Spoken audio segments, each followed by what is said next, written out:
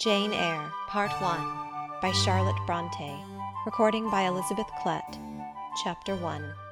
There was no possibility of taking a walk that day.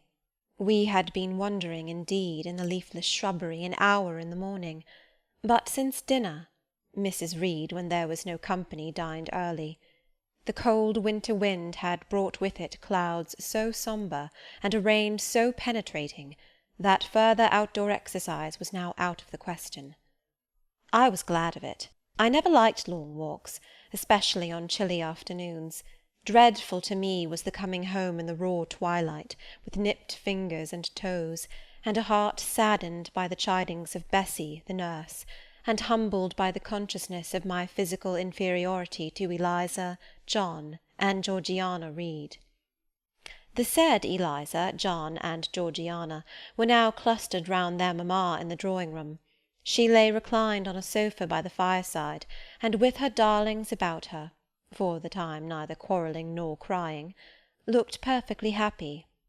Me she had dispensed from joining the group, saying, "She regretted to be under the necessity of keeping me at a distance, but that until she heard from Bessie, and could discover by her own observation that I was endeavouring in good earnest to acquire a more sociable and childlike disposition, a more attractive and sprightly manner, something lighter, franker, more natural, as it were, she really must exclude me from privileges intended only for contented, happy little children."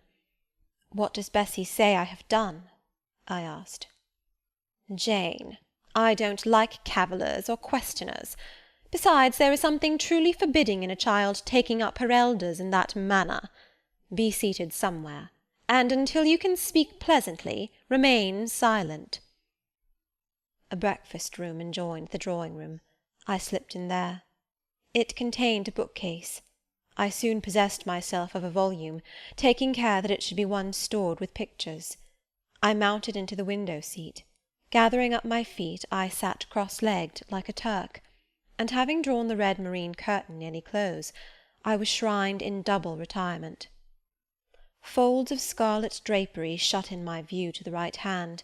To the left were clear panes of glass, protecting but not separating me from the drear November day. At intervals, while turning over the leaves of my book, I studied the aspect of that winter afternoon. Afar, it offered a pale blank of mist and cloud, near a scene of wet lawn and storm-beat shrub, with ceaseless rain sweeping away wildly before a long and lamentable blast. I returned to my book, Bewick's History of British Birds. The letterpress thereof I cared little for, generally speaking, and yet there were certain introductory pages that, child as I was, I could not pass quite as a blank. They were those which treat of the haunts of sea-fowl, of the solitary rocks and promontories, by them only inhabited, of the coast of Norway, studded with isles from its southern extremity, the Lindness or Naze, to the North Cape, where the northern ocean in vast whirls boils round the naked melancholy isles of farthest Thule, and the Atlantic surge pours in among the stormy Hebrides. Nor could I pass unnoticed the suggestion of the bleak shores of Lapland, Siberia, Spitzbergen, Nova Zembla, Iceland, Greenland, with the vast sweep of the Arctic zone, and those forlorn regions of dreary space, that reservoir of frost and snow, where firm fields of ice, the accumulation of centuries of winters, glazed in alpine heights above heights, surround the pole, and concentrate the multiplied rigours of extreme cold. Of these death-white realms I formed an idea of my own, shadowy, like all the half-comprehended notions that float dim through children's brains, but strangely impressive. The words in these introductory pages connected themselves with the succeeding vignettes, and gave significance to the rock standing at Boulogne in a sea of billow and spray, to the broken boat stranded on a desolate coast, to the cold and ghastly moon glancing through bars of cloud at a wreck just sinking. I cannot tell what sentiment haunted the quite solitary churchyard, with its inscribed headstone, its gate, its 2 trees, its low horizon, girdled by a broken wall, and its newly risen crescent attesting the hour of eventide. The two ships becalmed on a torpid sea I believed to be marine phantoms. The fiend pinning down the thief's pack behind him I passed over quickly. It was an object of terror. So was the black horned thing, seated aloof on a rock, surveying a distant crowd surrounding a gallows. Each picture told a story, mysterious often to my undeveloped understanding and imperfect feelings, yet ever profoundly interesting, as interesting as the tales Bessie sometimes narrated on winter evenings when she chanced to be in a good humour, and when, having brought her ironing-table to the nursery hearth, she allowed us to sit about it, and while she got up Mrs. Reed's lace frills and crimped her nightcap borders, fed our eager attention with passages of love and adventure taken from old fairy tales and other ballads. Or, as at a later period I discovered, from the pages of Pamela and Henry, Earl of Morland. With Buick on my knee I was then happy at least in my way. I feared nothing but interruption, and that came too soon. The breakfast-room door opened. "Bo! Madam Mope!" cried the voice of John Reed. Then he paused. He found the room apparently empty. "Where the dickens is she?" he continued. "Lizzie! Georgie!" calling to his sisters. "Joan is not here. Tell mamma she has run out into the rain. Bad animal!" It is well I drew the curtain, thought I, and I wished fervently he might not discover my hiding-place. Nor would John Reed have found it out himself. He was not quick either of vision or conception. But Eliza just put her head in at the door and said at once, "She is in the window-seat, to be sure, Jack." And I came out immediately, for I trembled at the idea of being dragged forth by the said Jack. "What do you want?" I asked with awkward diffidence. "Say, what do you want, Master Reed?" was the answer. "I want you to come here." And seating himself in an arm-chair, he intimated by a gesture that I was to approach and stand before him. John Reed was a schoolboy of 14 years old, 4 years older than I, for I was but 10, large and stout for his age, with a dingy and unwholesome skin, thick lineaments in a spacious visage, heavy limbs, and large extremities. He gorged himself habitually at table, which made him bilious, and gave him a dim and bleared eye and flabby cheeks. He ought now to have been at school, but his mamma had taken him home for a month or two, on account of his delicate health. Mr. Miles, the master, affirmed that he would do very well if he had fewer cakes and sweetmeats sent him from home. But the mother's heart turned from an opinion so harsh, and inclined rather to the more refined idea that John's sallowness was owing to over-application, and perhaps to pining after home. John had not much affection for his mother and sisters, and an antipathy to me. He bullied and punished me, not 2 or 3 times in the week, nor once or twice in the day, but continually. Every nerve I had feared him, and every morsel of flesh in my bones shrank when he came near. There were moments when I was bewildered by the terror he inspired, because I had no appeal whatever against either his menaces or his inflictions. The servants did not like to offend their young master by taking my part against him, and Mrs. Reed was blind and deaf on the subject. She never saw him strike or heard him abuse me, though he did both now and then in her very presence, more frequently, however, behind her back. Habitually obedient to John, I came up to his chair. He spent some 3 minutes in thrusting out his tongue at me as far as he could without damaging the roots. I knew he would soon strike, and while dreading the blow, I mused on the disgusting and ugly appearance of him who would presently deal it. I wonder if he read that notion in my face, for all at once, without speaking, he struck suddenly and strongly. I tottered, and on regaining my equilibrium retired back a step or 2 from his chair. "That is for your impudence in answering mamma a while since," said he, "and for your sneaking way of getting behind curtains, and for the look you had in your eyes 2 minutes since, you rat." Accustomed to John Reed's abuse, I never had an idea of replying to it. My care was how to endure the blow which would certainly follow the insult. "What were you doing behind the curtain?" he asked. "I was reading." "Show the book." I returned to the window and fetched it thence. "You have no business to take our books. You are a dependent, mamma says. You have no money. Your father left you none. You ought to beg, and not to live here with gentlemen's children like us, and eat the same meals we do, and wear clothes at our mamma's expense. Now I'll teach you to rummage my bookshelves, for they are mine. All the house belongs to me, or will do in a few years. Go and stand by the door out of the way of the mirror and windows." I did so, not at first aware what was his intention. But when I saw him lift and poise the book and stand in act to hurl it, I instinctively started aside with a cry of alarm. Not soon enough, however. The volume was flung, it hit me, and I fell, striking my head against the door and cutting it.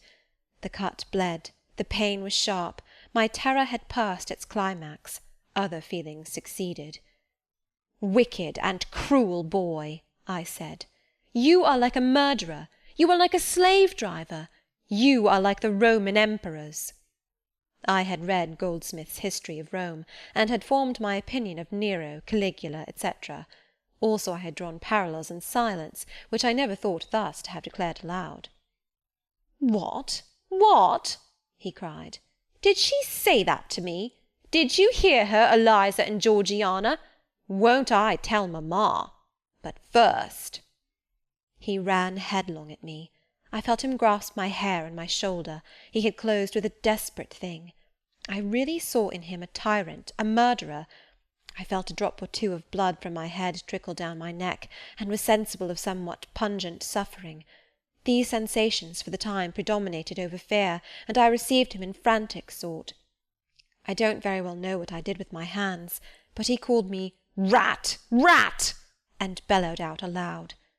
Aid was near him.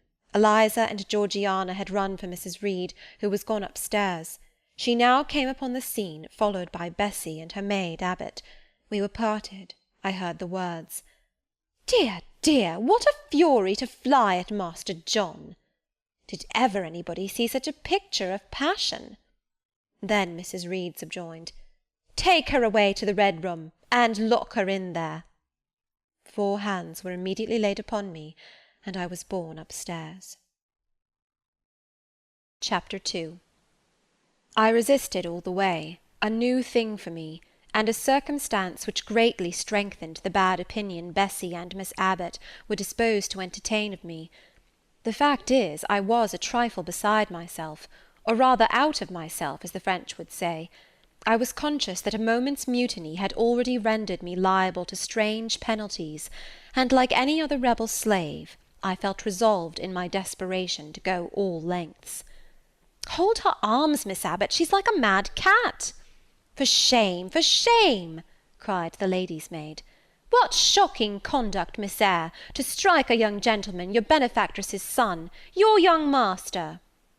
"Master? How is he my master? Am I a servant?" "No, you are less than a servant, for you do nothing for your keep. There, sit down and think over your wickedness." They had got me by this time into the apartment indicated by Mrs. Reed, and had thrust me upon a stool. My impulse was to rise from it like a spring. Their 2 pair of hands arrested me instantly. "If you don't sit still, you must be tied down," said Bessy. "Miss Abbot, lend me your garters. She would break mine directly." Miss Abbot turned to divest a stout leg of the necessary ligature. This preparation for bonds, and the additional ignominy it inferred, took a little of the excitement out of me. "Don't take them off," I cried. "I will not stir." In guarantee whereof I attached myself to my seat by my hands. "Mind you don't," said Bessy, and when she had ascertained that I was really subsiding, she loosened her hold of me. Then she and Miss Abbot stood with folded arms, looking darkly and doubtfully on my face, as incredulous of my sanity. "She never did so before," at last said Bessy, turning to Abigail. "But it was always in her," was the reply. I've told Mrs. often my opinion about the child, and Mrs. agreed with me. She's an underhand little thing. I never saw a girl of her age with so much cover." Bessy answered not, but ere long addressing me, she said, "You ought to be aware, miss, that you are under obligations to Mrs. Reed. She keeps you. If she were to turn you off, you would have to go to the poor-house." I had nothing to say to these words. They were not new to me. My very first recollections of existence included hints of the same kind. This reproach of my dependence had become a vague sing-song in my ear, very painful and crushing, but only half intelligible. Miss Abbot joined in. "And you ought not to think yourself on an equality with the Mrs. Reed and Master Reed, because Mrs. kindly allows you to be brought up with them. They will have a great deal of money, and you will have none. It is your place to be humble, and to try to make yourself agreeable to them." "What we tell you is for your good," added Bessy in no harsh voice. "You should try to be useful and pleasant, then perhaps you would have a home here. But if you become passionate and rude, Mrs. will send you away, I am sure." "Besides," said Miss Abbot, "God will punish her. He might strike her dead in the midst of her tantrums, and then where would she go? Come, Bessy, we will leave her. I wouldn't have her heart for anything. Say your prayers, Miss Eyre, when you are by yourself, for if you don't repent, something bad might be permitted to come down the chimney and fetch you away." They went, shutting the door and locking it behind them. The Red Room was a square chamber, very seldom slept in, I might say never, indeed, unless when a chance influx of visitors at Gateshead Hall rendered it necessary to turn to account all the accommodation it contained. Yet it was one of the largest and stateliest chambers in the mansion. A bed supported on massive pillars of mahogany, hung with curtains of deep red damask, stood out like a tabernacle in the centre. The two large windows, with their blinds always drawn down, were half shrouded in festoons and falls of similar drapery. The carpet was red. The table at the foot of the bed was covered with a crimson cloth. The walls were a soft fawn colour with a blush of pink in it. The wardrobe, the toilet table, the chairs were of darkly polished old mahogany. Out of these deep surrounding shades rose high, and glared white, the piled-up mattresses and pillows of the bed, spread with a snowy Marseille counterpane. Scarcely less prominent was an ample cushioned easy-chair near the head of the bed, also white, with a footstool before it, and looking, as I thought, like a pale throne. This room was chill, because it seldom had a fire. It was silent, because remote from the nursery and kitchen; solemn, because it was known to be so seldom entered. The housemaid alone came here on Saturdays, to wipe from the mirrors and the furniture a week's quiet dust, and Mrs. Reed herself, at far intervals, visited it to review the contents of a certain secret drawer in the wardrobe, where were stored divers parchments, her jewel casket, and a miniature of her deceased husband. And in those last words lies the secret of the Red Room, the spell which kept it so lonely in spite of its grandeur. Mr. Reed had been dead 9 years. It was in this chamber he breathed his last. Here he lay in state, hence his coffin was borne by the undertaker's men, and since that day a sense of dreary consecration had guarded it from frequent intrusion. My seat, to which Bessy and the bitter Miss Abbot had left me riveted, was a low ottoman near the marble chimney-piece. The bed rose before me. To my right hand there was the high dark wardrobe, with subdued broken reflections varying the gloss of its panels. To my left were muffled windows. A great looking-glass between them repeated the vacant majesty of the bed and room. I was not quite sure whether they had locked the door, and when I dared move I got up and went to see. Alas! Yes, no jail was ever more secure. Returning, I had to cross before the looking-glass. My fascinated glance involuntarily explored the depth it revealed. All looked colder and darker in that visionary hollow than in reality. And the strange little figure there gazing at me, with a white face and arms specking the gloom, and glittering eyes of fear moving where all else was still, had the effect of a real spirit. I thought it like one of the tiny phantoms, half fairy, half imp, Bessy's evening stories represented as coming out of lone ferny dells and moors, and appearing before the eyes of belated travellers. I returned to my stool. Superstition was with me at that moment, but it was not yet her hour for complete victory. My blood was still warm, the mood of the revolted slave was still bracing me with its bitter vigour. I had to stem a rapid rush of retrospective thought before I quailed to the dismal present. All John Reed's violent tyrannies, all his sister's proud indifference, all his mother's aversion, all the servants' partiality, turned up in my disturbed mind like a dark deposit in a turbid well. Why was I always suffering, always browbeaten, always accused, for ever condemned? Why could I never please? Why was it useless to try to win anyone's favour? Eliza, who was headstrong and selfish, was respected. Georgiana, who had a spoiled temper, a very acrid spite, a captious and insolent carriage, was universally indulged. Her beauty, her pink cheeks and golden curls, seemed to give delight to all who looked at her, and to purchase indemnity for every fault. John no one thwarted, much less punished, though he twisted the necks of the pigeons, killed the little pea-chicks, set the dogs at the sheep, stripped the hothouse vines of their fruit, and broke the buds off the choicest plants in the conservatory. He called his mother old girl, too, sometimes reviled her for her dark skin, similar to his own, bluntly disregarded her wishes, not unfrequently tore and spoiled her silk attire, and he was still her own darling. I dared commit no fault, I strove to fulfil every duty, and I was termed naughty and tiresome, sullen and sneaking, from morning to noon, and from noon to night. My head still ached and bled with the blow and fall I had received. No one had reproved John for wantonly striking me, and because I had turned against him to avert farther irrational violence, I was loaded with general opprobrium. Unjust, unjust, said my reason, forced by the agonizing stimulus into precocious though transitory power, and resolve, equally wrought up, instigated some strange expedient to achieve escape from insupportable oppression, as running away, or, if that could not be effected, never eating or drinking more, and letting myself die. What a consternation of soul was mine that dreary afternoon! How all my brain was in tumult, and all my heart in insurrection! Yet in what darkness, what dense ignorance, was the mental battle fought! I could not answer the ceaseless inward question, why I thus suffered, now at the distance of, I will not say how many years. I see it clearly.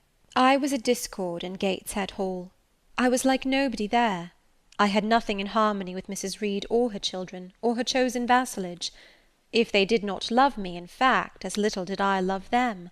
They were not bound to regard with affection a thing that could not sympathize with one amongst them, a heterogeneous thing, opposed to them in temperament, in capacity, in propensities, a useless thing, incapable of serving their interest or adding to their pleasure, a noxious thing, cherishing the germs of indignation at their treatment, of contempt of their judgment. I know that had I been a sanguine, brilliant, careless, exacting, handsome, romping child, though equally dependent and friendless, Mrs. Reed would have endured my presence more complacently. Her children would have entertained for me more of the cordiality of fellow-feeling, the servants would have been less prone to make me the scapegoat of the nursery. Daylight began to forsake the Red Room. It was past 4 o'clock, and the beclouded afternoon was tending to drear twilight. I heard the rain still beating continuously on the staircase window, and the wind howling in the grove behind the hall. I grew by degrees cold as a stone, and then my courage sank. My habitual mood of humiliation, self-doubt, forlorn depression, fell damp on the embers of my decaying ire. All said I was wicked, and perhaps I might be so. What thought had I been but just conceiving of starving myself to death? That certainly was a crime, and was I fit to die? Or was the vault under the chancel of Gateshead Church an inviting bourne? In such vault, I had been told, did Mr. Reed lie buried, and, led by this thought to recall his idea, I dwelt on it with gathering dread. I could not remember him, but I knew that he was my own uncle, my mother's brother, that he had taken me when a parentless infant to his home, and that in his last moments he had required a promise of Mrs. Reed that she would rear and maintain me as one of her own children. Mrs. Reed probably considered she had kept this promise, and so she had, I dare say, as well as her nature would permit her. But how could she really like an interloper not of her race, and unconnected with her, after her husband's death, by any tie? It must have been most irksome to find herself bound by a hard-wrung pledge to stand in the stead of a parent to a strange child she could not love, and see an uncongenial alien permanently intruded on her own family group. A singular notion dawned upon me.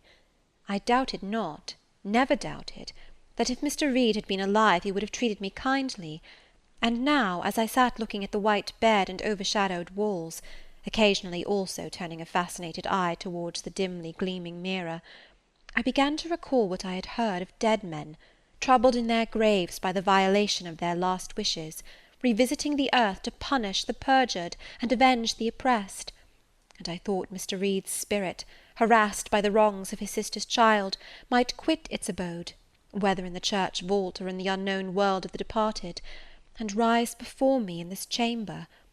I wiped my tears and hushed my sobs, fearful lest any sign of violent grief might waken a preternatural voice to comfort me, or elicit from the gloom some haloed face, bending over me with strange pity. This idea, consolatory in theory, I felt would be terrible if realized. With all my might I endeavoured to stifle it, I endeavoured to be firm. Shaking my hair from my eyes, I lifted my head and tried to look boldly round the dark room. At this moment a light gleamed on the wall. Was it, I asked myself, a ray from the moon penetrating some aperture in the blind? No, moonlight was still, and this stirred. While I gazed, it glided up to the ceiling and quivered over my head. I can now conjecture readily that this streak of light was, in all likelihood, a gleam from a lantern carried by some one across the lawn. But then, prepared as my mind was for horror, shaken as my nerves were by agitation, I thought the swift darting beam was a herald of some coming vision from another world. My heart beat thick, my head grew hot, a sound filled my ears which I deemed the rushing of wings, something seemed near me, I was oppressed, suffocated, endurance broke down. I rushed to the door and shook the lock in desperate effort. Steps came running along the outer passage. The key turned. Bessie and Abbot entered. "Miss Eyre, are you ill?" said Bessie. "What a dreadful noise! It went quite through me," exclaimed Abbot. "Take me out! Let me go into the nursery!" was my cry. "What for? Are you hurt? Have you seen something?" again demanded Bessie. "Oh, I saw a light, and I thought a ghost would come." I had now got hold of Bessie's hand, and she did not snatch it from me. "She has screamed out on purpose," declared Abbot in some disgust. "And what a scream! If she had been in great pain, one would have excused it, but she only wanted to bring us all here. I know her naughty tricks." "What is all this?"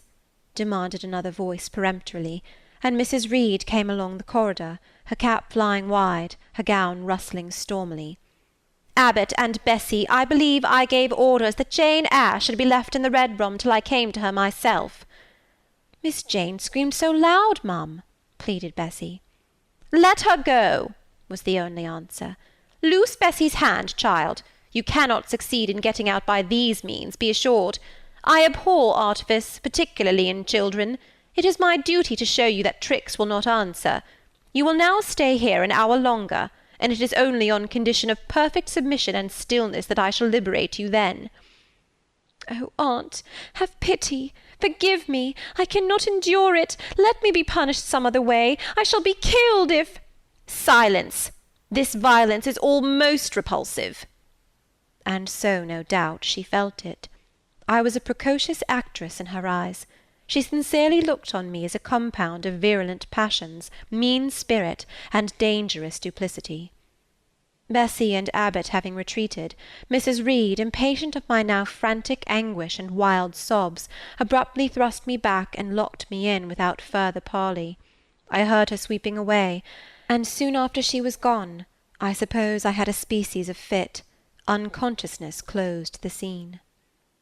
Chapter 3. The next thing I remember is waking up with a feeling as if I had had a frightful nightmare, and seeing before me a terrible red glare, crossed with thick black bars. I heard voices, too, speaking with a hollow sound, and as if muffled by a rush of wind or water.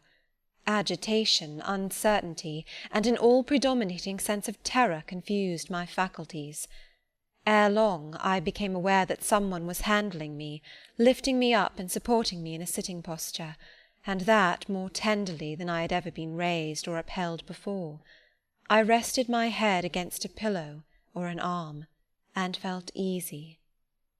In 5 minutes more the cloud of bewilderment dissolved. I knew quite well that I was in my own bed, and that the red glare was the nursery fire. It was night. A candle burnt on the table. Bessie stood at the bed-foot with a basin in her hand, and a gentleman sat in a chair near my pillow, leaning over me.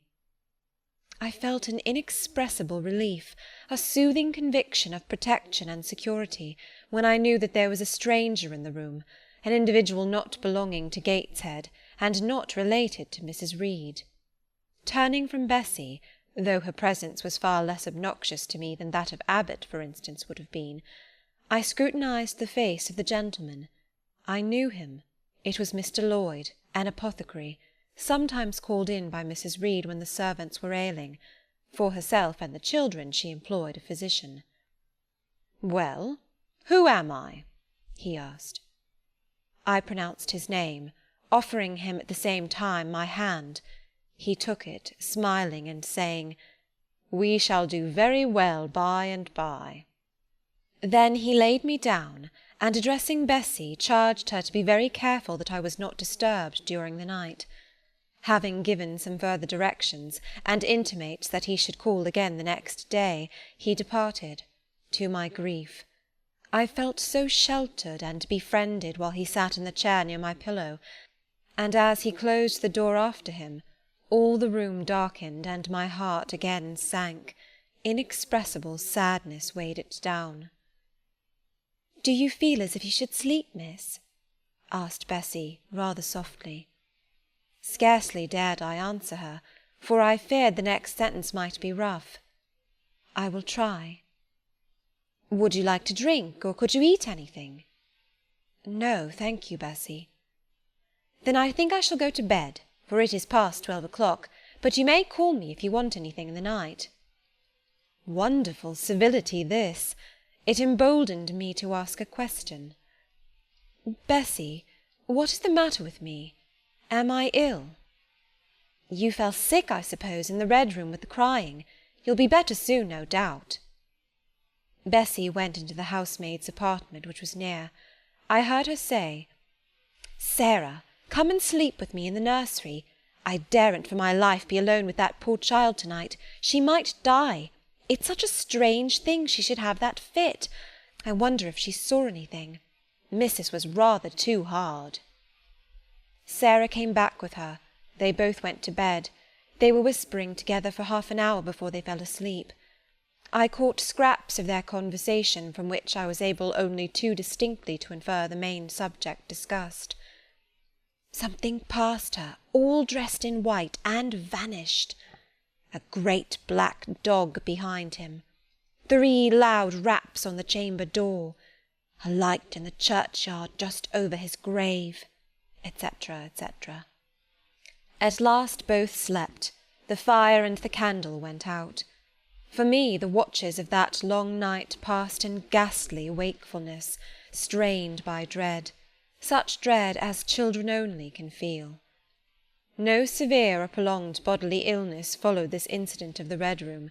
It only gave my nerves a shock, of which I feel the reverberation to this day. Yes, Mrs. Reed, to you I owe some fearful pangs of mental suffering, but I ought to forgive you, for you knew not what you did. While rending my heartstrings, you thought you were only uprooting my bad propensities. Next day by noon I was up and dressed, and sat wrapped in a shawl by the nursery hearth. I felt physically weak and broken down, but my worst ailment was an unutterable wretchedness of mind, a wretchedness which kept drawing from me silent tears. No sooner had I wiped one salt drop from my cheek than another followed. Yet, I thought, I ought to have been happy, for none of the Reeds were there, They were all gone out in the carriage with their mamma. Abbot, too, was sewing in another room, and Bessy, as she moved hither and thither, putting away toys and arranging drawers, addressed to me every now and then a word of unwonted kindness. This state of things should have been to me a paradise of peace, accustomed as I was to a life of ceaseless reprimand and thankless fagging. But in fact my racked nerves were now in such a state that no calm could soothe, and no pleasure excite them agreeably. Bessy had been down into the kitchen, and she brought up with her a tart on a certain brightly painted china plate, whose bird of paradise, nestling in a wreath of convolvuli and rosebuds, had been wont to stir in me a most enthusiastic sense of admiration, and which plate I had often petitioned to be allowed to take in my hand in order to examine it more closely, but had always hitherto been deemed unworthy of such a privilege. This precious vessel was now placed on my knee, and I was cordially invited to eat the circlet of delicate pastry upon it. Vain favour! Coming, like most other favours, long deferred, and often wished for, too late. I could not eat the tart, and the plumage of the bird, the tints of the flowers, seemed strangely faded. I put both plate and tart away. Bessy asked if I would have a book. The word book acted as a transient stimulus, and I begged her to fetch Gulliver's Travels from the library. This book I had again and again perused with delight. I considered it a narrative of facts, and discovered in it a vein of interest deeper than what I found in fairy tales. For as to the elves, having sought them in vain among foxglove leaves and bells, under mushrooms, and beneath the ground ivy mantling old wall-nooks, I had at length made up my mind to the sad truth, that they were all gone out of England to some savage country, where the woods were wilder and thicker, and the population more scant. Whereas Lilliput and Brobdignag being, in my creed, solid parts of the earth's surface, I doubted not that I might one day, by taking a long voyage, see with my own eyes the little fields, houses, and trees, the diminutive people, the tiny cows, sheep, and birds of the one realm, and the cornfields forest high, the mighty mastiffs, the monster cats, the tower-like men and women of the other. Yet, when this cherished volume was now placed in my hand, when I turned over its leaves and sought in its marvellous pictures the charm I had, till now, never failed to find, all was eerie and dreary. The giants were gaunt goblins, the pygmies malevolent and fearful imps, Gulliver a most desolate wanderer in most dread and dangerous regions. I closed the book, which I dared no longer peruse, and put it on the table beside the untasted tart. Bessy had now finished dusting and tidying the room, and having washed her hands, she opened a certain little drawer, full of splendid shreds of silk and satin, and began making a new bonnet for Georgiana's doll. Meantime she sang. Her song was, "In the days when we went gypsying, a long time ago." I had often heard the song before, and always with lively delight, for Bessy had a sweet voice. At least I thought so. But now, though her voice was still sweet, I found in its melody an indescribable sadness. Sometimes, preoccupied with her work, she sang the refrain very low, very lingeringly. "A long time ago" came out like the saddest cadence of a funeral hymn. She passed into another ballad, this time a really doleful one. "My feet they are sore, and my limbs they are weary. Long is the way, and the mountains are wild. Soon will the twilight close moonless and dreary over the path of the poor orphan child. Why did they send me so far and so lonely, up where the moors spread and grey rocks are piled? Men are hard-hearted, and kind angels only watch o'er the steps of a poor orphan child. Yet distant and soft the night breeze is blowing, clouds there are none, and clear stars beam mild. God in his mercy protection is showing, comfort and hope to the poor orphan child. Even should I fall o'er the broken bridge passing, or stray in the marshes by false lights beguiled, still will my Father with promise and blessing take to his bosom the poor orphan child. There is a thought that for strength should avail me, though both of shelter and kindred despoiled. Heaven is a home, and a rest will not fail me. God is a friend to the poor orphan child. "Come, Miss Jane, don't cry," said Bessie as she finished. She might as well have said to the fire, "Don't burn," but how could she divine the morbid suffering to which I was a prey? In the course of the morning Mr. Lloyd came again. "What, already up?" said he as he entered the nursery. "Well, nurse, how is she?" Bessie answered that I was doing very well. "Then she ought to look more cheerful. Come here, Miss Jane. Your name is Jane, is it not?" "Yes, sir, Jane Eyre." "Well, you have been crying, Miss Jane Eyre. Can you tell me what about? Have you any pain?" "No, sir." "Oh, I dare say she is crying because she could not go out with Missus in the carriage," interposed Bessie. "Surely not. Why, she is too old for such pettishness."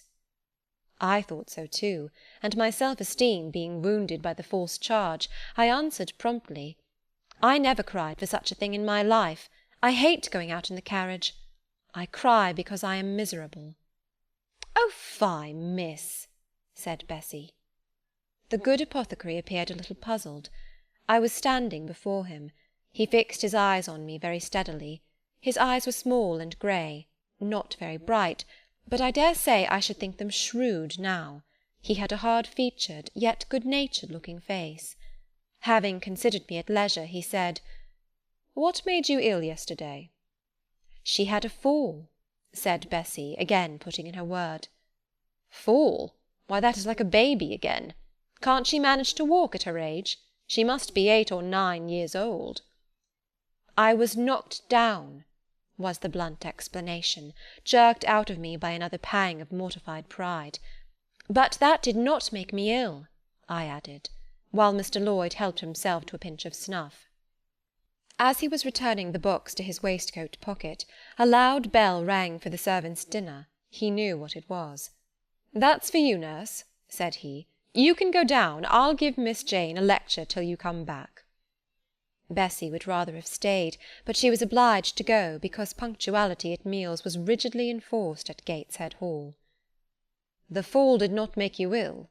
What did then?" pursued Mr. Lloyd when Bessie was gone.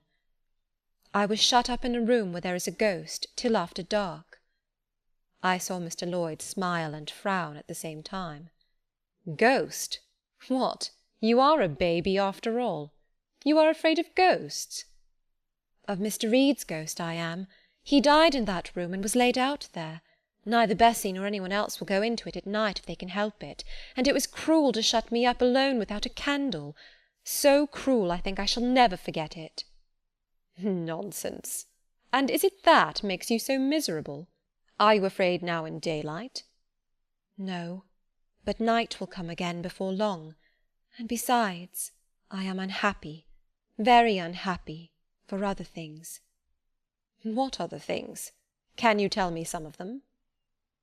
How much I wished to reply fully to this question! How difficult it was to frame any answer! Children can feel, but they cannot analyse their feelings, and if the analysis is partially effected in thought, they know not how to express the result of the process in words. Fearful, however, of losing this first and only opportunity of relieving my grief by imparting it, I, after a disturbed pause, contrived to frame a meagre, though, as far as it went, true response. "For one thing, I have no father or mother, brothers or sisters." "You have a kind aunt and cousins." Again I paused, then bunglingly announced, "But John Reed knocked me down, and my aunt shut me up in the Red Room." Mr. Lloyd second time produced his snuff-box. "Don't you think Gateshead Hall a very beautiful house?" asked he. "Are you not very thankful to have such a fine place to live at?" "It is not my house, sir, and Abbot says I have less right to be here than a servant." "Pooh! You can't be silly enough to wish to leave such a splendid place." "If I had anywhere else to go, I should be glad to leave it, but I can never get away from Gateshead till I am a woman."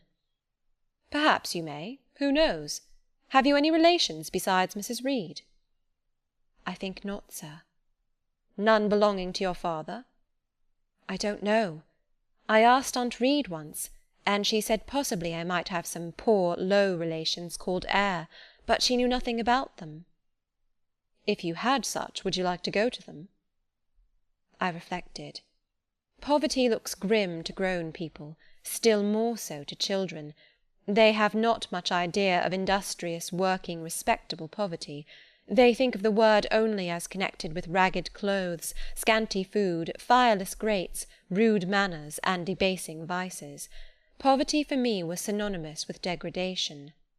"No, I should not like to belong to poor people," was my reply. "Not even if they were kind to you?" I shook my head. I could not see how poor people had the means of being kind. And then to learn to speak like them, to adopt their manners, to be uneducated, to grow up like one of the poor women I saw sometimes nursing their children or washing their clothes at the cottage doors of the village of Gateshead. No, I was not heroic enough to purchase liberty at the price of caste. "But are your relatives so very poor? Are they working people?" "I cannot tell. Aunt Reed says if I have any they must be a beggarly set. I should not like to go a-begging." "Would you like to go to school?" Again I reflected. I scarcely knew what school was. Bessie sometimes spoke of it as a place where young ladies sat in the stocks, wore backboards, and were expected to be exceedingly genteel and precise. John Reed hated his school, and abused his master. But John Reed's tastes were no rule for mine, and if Bessie's accounts of school discipline, gathered from the young ladies of a family where she had lived before coming to Gateshead, were somewhat appalling, her details of certain accomplishments attained by these same young ladies were, I thought, equally attractive. She boasted of beautiful paintings of landscapes and flowers by them executed, of songs they could sing and pieces they could play, of purses they could net, of French books they could translate, till my spirit was moved to emulation as I listened. Besides, school would be a complete change. It implied a long journey, an entire separation from Gateshead, an entrance into a new life. "I should indeed like to go to school," was the audible conclusion of my musings. "Well, well, who knows what may happen?" said Mr. Lloyd as he got up. "The child ought to have a change of air and scene," he said, speaking to himself. "Nerves not in a good state." Bessie now returned. At the same moment the carriage was heard rolling up the gravel walk. "Is that your mistress, nurse?" asked Mr. Lloyd. "I should like to speak to her before I go." Bessie invited him to walk into the breakfast-room, and led the way out. In the interview which followed between him and Mrs. Reed, I presume, from after occurrences, that the apothecary ventured to recommend my being sent to school, and the recommendation was no doubt readily enough adopted, for, as Abbot said in discussing the subject with Bessie, when both sat sewing in the nursery one night, after I was in bed, and, as they thought, asleep, Mrs. was, she dared say, glad enough to get rid of such a tiresome, ill-conditioned child, who always looked as if she were watching everybody, and scheming plots underhand. Abbot, I think, gave me credit for being a sort of infantine Guy Fawkes. On that same occasion I learned, for the first time, from Miss Abbot's communications to Bessie, that my father had been a poor clergyman, that my mother had married him against the wishes of her friends, who considered the match beneath her, that my grandfather Reed was so irritated at her disobedience, he cut her off without a shilling, that after my mother and father had been married a year, the latter caught the typhus fever while visiting among the poor of a large manufacturing town where his curacy was situated, and where that disease was then prevalent, that my mother took the infection from him, and both died within a month of each other. Bessie, when she heard this narrative, sighed and said, "Poor Miss Jane is to be pitied too, Abbot." "Yes," responded Abbot, "if she were a nice pretty child, one might compassionate her forlornness, but one really cannot care for such a little toad as that." "Not a great deal, to be sure," agreed Bessie. At any rate, a beauty like Miss Georgiana would be more moving in the same condition." "Oh, yes, I dote on Miss Georgiana," cried the fervent abbot. "Little darling, with her long curls and her blue eyes, and such a sweet colour as she has, just as if she were painted. Bessie, I could fancy a Welsh rabbit for supper." "So could I, with a roast onion. Come, we'll go down." They went. Chapter 4. From my discourse with Mr. Lloyd, and from the above reported conference between Bessie and Abbot, I gathered enough of hope to suffice as a motive for wishing to get well. A change seemed near. I desired and waited it in silence. It tarried, however. Days and weeks passed. I had regained my normal state of health, but no new allusion was made to the subject over which I brooded. Mrs. Reed surveyed me at times with a severe eye, but seldom addressed me. Since my illness she had drawn a more marked line of separation than ever between me and her own children, appointing me a small closet to sleep in by myself, condemning me to take my meals alone, and pass all my time in the nursery, while my cousins were constantly in the drawing-room. Not a hint, however, did she drop about sending me to school. Still I felt an instinctive certainty that she would not long endure me under the same roof with her, for her glance now more than ever, when turned on me, expressed an insuperable and rooted aversion. Eliza and Georgiana, evidently acting according to orders, spoke to me as little as possible. John thrust his tongue in his cheek whenever he saw me, and once attempted chastisement. But as I instantly turned against him, roused by the same sentiment of deep ire and desperate revolt which had stirred my corruption before, he thought it better to desist, and ran from me tittering execrations, and vowing I had burst his nose. I had, indeed, levelled at that prominent feature as hard a blow as my knuckles could inflict, and when I saw that either that or my look daunted him, I had the greatest inclination to follow up my advantage to purpose, but he was already with his mamma. I heard him in a blubbering tone commence the tale of how "that nasty Jane Eyre" had flown at him like a mad cat. He was stopped rather harshly. "Don't talk to me about her, John.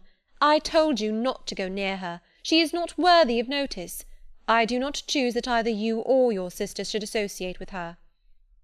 Here, leaning over the banister, I cried out suddenly, and without at all deliberating on my words, "They are not fit to associate with me."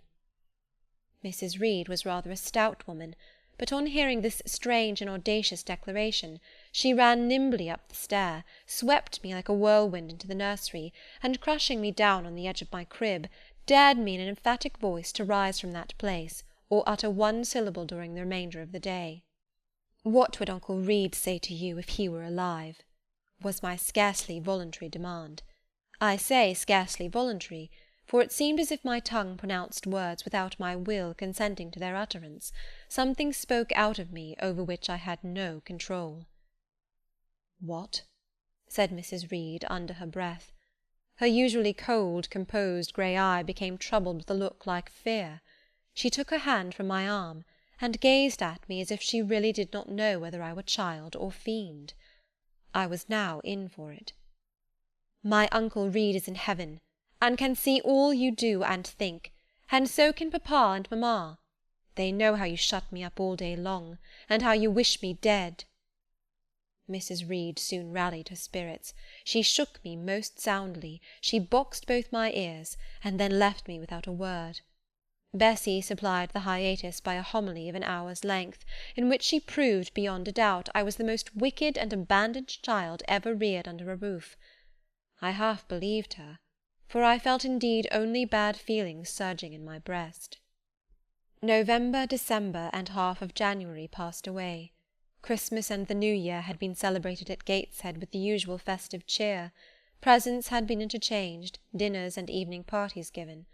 From every enjoyment I was, of course, excluded. My share of the gaiety consisted in witnessing the daily apparelling of Eliza and Georgiana, and seeing them descend to the drawing-room, dressed out in thin muslin frocks and scarlet sashes, with hair elaborately ringleted, and afterwards in listening to the sound of the piano or the harp played below, to the passing to and fro of the butler and footman, to the jingling of glass and china as refreshments were handed, to the broken hum of conversation as the drawing-room door opened and closed. When tired of this occupation, I would retire from the stair-head to the solitary and silent nursery. There, though somewhat sad, I was not miserable. To speak truth, I had not the least wish to go into company, for in company I was very rarely noticed, and if Bessy had but been kind and companionable, I should have deemed it a treat to spend the evenings quietly with her, instead of passing them under the formidable eyes of Mrs. Reed, in a room full of ladies and gentlemen. But Bessy, as soon as she had dressed her young ladies, used to take herself off to the lively regions of the kitchen and the housekeeper's room, generally bearing the candle along with her. I then sat with my doll on my knee till the fire got low, glancing round occasionally to make sure that nothing worse than myself haunted the shadowy room, and when the embers sank to a dull red, I undressed hastily, tugging at knots and strings as I best might, and sought shelter from cold and darkness in my crib. To this crib I always took my doll. Human beings must love something, and in the dearth of worthier objects of affection, I contrived to find a pleasure in loving and cherishing a faded graven image, shabby as a miniature scarecrow. It puzzles me now to remember with what absurd sincerity I doted on this little toy, half fancying it alive and capable of sensation. I could not sleep unless it was folded in my nightgown, and when it lay there safe and warm, I was comparatively happy, believing it to be happy likewise. Long did the hours seem while I waited the departure of the company, and listened for the sound of Bessy's step on the stairs. Sometimes she would come up in the interval to seek her thimble or her scissors, or perhaps to bring me something by way of supper, a bun or a cheesecake. Then she would sit on the bed while I ate it, and when I had finished she would tuck the clothes round me, and twice she kissed me and said, "Good night, Miss Jane." When thus gentle, Bessy seemed to me the best, prettiest, kindest being in the world, and I wished most intensely that she would be always so pleasant and amiable, and never push me about, or scold, or task me unreasonably, as she was too often wont to do. Bessy Lee must, I think, have been a girl of good natural capacity, for she was smart in all she did, and had a remarkable knack of narrative. So at least I judge from the impression made on me by her nursery tales. She was pretty, too, if my recollections of her face and person are correct. I remember her as a slim young woman, with black hair, dark eyes, very nice features, and good clear complexion, but she had a capricious and a hasty temper, and indifferent ideas of principle or justice. Still, such as she was, I preferred her to any one else at Gateshead Hall. It was the 15th of January, about 9 o'clock in the morning. Bessy was gone down to breakfast. My cousins had not yet been summoned to their mamma. Eliza was putting on her bonnet and warm garden coat to go and feed her poultry, an occupation of which she was fond, and not less so of selling the eggs to the housekeeper and hoarding up the money she thus obtained. She had a turn for traffic, and a marked propensity for saving, shown not only in the vending of eggs and chickens, but also in driving hard bargains with the gardener about flower roots, seeds, and slips of plants, that functionary having orders from Mrs. Reed to buy of his young lady all the products of her parterre she wished to sell, and Eliza would have sold the hair off her head if she could have made a handsome profit thereby. As to her money, she first secreted it in odd corners, wrapping it in a rag or an old curl paper, but some of these hoards having been discovered by the housemaid, Eliza, fearful of one day losing her valued treasure, consented to entrust it to her mother, at a usurious rate of interest, 50 or 60%, which interest she exacted every quarter, keeping her accounts in a little book with anxious accuracy. Georgiana sat on a high stool, dressing her hair at the glass, and interweaving her curls with artificial flowers and faded feathers, of which she had found a store in a drawer in the attic. I was making my bed, having received strict orders from Bessy to get it arranged before she returned, for Bessy now frequently employed me as a sort of under-nursery maid, to tidy the room, dust the chairs, etc. Having spread the quilt and folded my night-dress, I went to the window-seat to put in order some picture-books and doll's-house furniture scattered there. An abrupt command from Georgiana to let her playthings alone, for the tiny chairs and mirrors, the fairy plates and cups were her property, stopped my proceedings, and then, for lack of other occupation, I fell to breathing on the frost flowers with which the window was fretted, and thus clearing a space in the glass through which I might look out on the grounds, where all was still and petrified under the influence of a hard frost. From this window were visible the porter's lodge and the carriage road, and just as I had dissolved so much of the silver-white foliage veiling the panes as left room to look out, I saw the gates thrown open and a carriage roll through. I watched it ascending the drive with indifference. Carriages often came to Gateshead, but none ever brought visitors in whom I was interested. It stopped in front of the house, the door-bell rang loudly, the newcomer was admitted. All this being nothing to me, my vacant attention soon found livelier attraction in the spectacle of a hungry little robin, which came and chirruped on the twigs of the leafless cherry-tree nailed against the wall near the casement. The remains of my breakfast of bread and milk stood on the table, and having crumbled a morsel of roll, I was tugging at the sash to put out the crumbs on the window-sill, when Bessie came running upstairs to the nursery. "Miss Jane, take off your pinafore. What are you doing there? Have you washed your hands and face this morning?" I gave another tug before I answered, for I wanted the bird to be secure of its bread. The sash yielded, I scattered the crumbs, some on the stone-sill, some on the cherry-tree bough. Then, closing the window, I replied, "No, Bessie, I have only just finished dusting." "Oh, troublesome, careless child! And what are you doing now? You look quite red, as if you had been about some mischief. What were you opening the window for?" I was spared the trouble of answering, for Bessie seemed in too great a hurry to listen to explanations. She hauled me to the washstand, inflicted a merciless but happily brief scrub on my face and hands with soap, water, and a coarse towel, disciplined my head with a bristly brush, denuded me of my pinafore, and then hurrying me to the top of the stairs, bid me go down directly, as I was wanted in the breakfast-room. I would have asked who wanted me. I would have demanded if Mrs. Reed was there, but Bessie was already gone, and had closed the nursery door upon me. I slowly descended. For nearly 3 months I had never been called to Mrs. Reed's presence. Restricted so long to the nursery, the breakfast, dining, and drawing-rooms were become for me awful regions, on which it dismayed me to intrude. I now stood in the empty hall. Before me was the breakfast-room door, and I stopped, intimidated and trembling. What a miserable little poltroon had fear, engendered of unjust punishment, made of me in those days! I feared to return to the nursery, and feared to go forward to the parlour. 10 minutes I stood in agitated hesitation. The vehement ringing of the breakfast-room bell decided me. I must enter. Who could want me? I asked inwardly, as with both hands I turned the stiff door-handle, which for a second or two resisted my efforts. What should I see besides Aunt Reed in this apartment, a man or a woman? The handle turned, the door unclosed, and passing through and curtsying low, I looked up at a black pillar. Such at least appeared to me at first sight, the straight, narrow, sable-clad shape standing erect on the rug. The grim face at the top was like a carved mask, placed above the shaft by way of capital. Mrs. Reed occupied her usual seat by the fireside. She made a signal to me to approach. I did so, and she introduced me to the stony stranger with the words, "This is the little girl respecting whom I applied to you."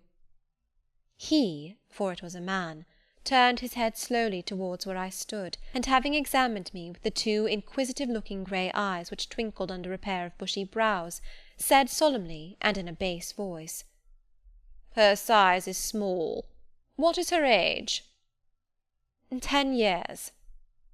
"So much," was the doubtful answer, and he prolonged his scrutiny for some minutes. Presently he addressed me. "Your name, little girl?" "Jane Eyre, sir." In uttering these words I looked up. He seemed to me a tall gentleman, but then I was very little. His features were large, and they and all the lines of his frame were equally harsh and prim. "Well, Jane Eyre, and are you a good child?" Impossible to reply to this in the affirmative. My little world held a contrary opinion. I was silent. Mrs. Reed answered for me by an expressive shake of the head, adding soon, "Perhaps the less said on that subject the better, Mr. Brocklehurst." "Sorry indeed to hear it. She and I must have some talk." and bending from the perpendicular, he installed his person in the armchair opposite Mrs. Reed's. "Come here," he said. I stepped across the rug. He placed me square and straight before him. What a face he had, now that it was almost on a level with mine! What a great nose, and what a mouth, and what large prominent teeth! "No sight so sad as that of a naughty child," he began, "especially a naughty little girl. Do you know where the wicked go after death?" "They go to hell," was my ready and orthodox answer. "And what is hell? Can you tell me that?" "A pit full of fire." "And should you like to fall into that pit, and then be burning there for ever?" "No, sir." "What must you do to avoid it?" I deliberated a moment. My answer, when it did come, was objectionable. "I must keep in good health, and not die." "How can you keep in good health? Children younger than you die daily. I buried a little child of 5 years old only a day or two since, a good little child, whose soul is now in heaven. It is to be feared the same could not be said of you, were you to be called hence."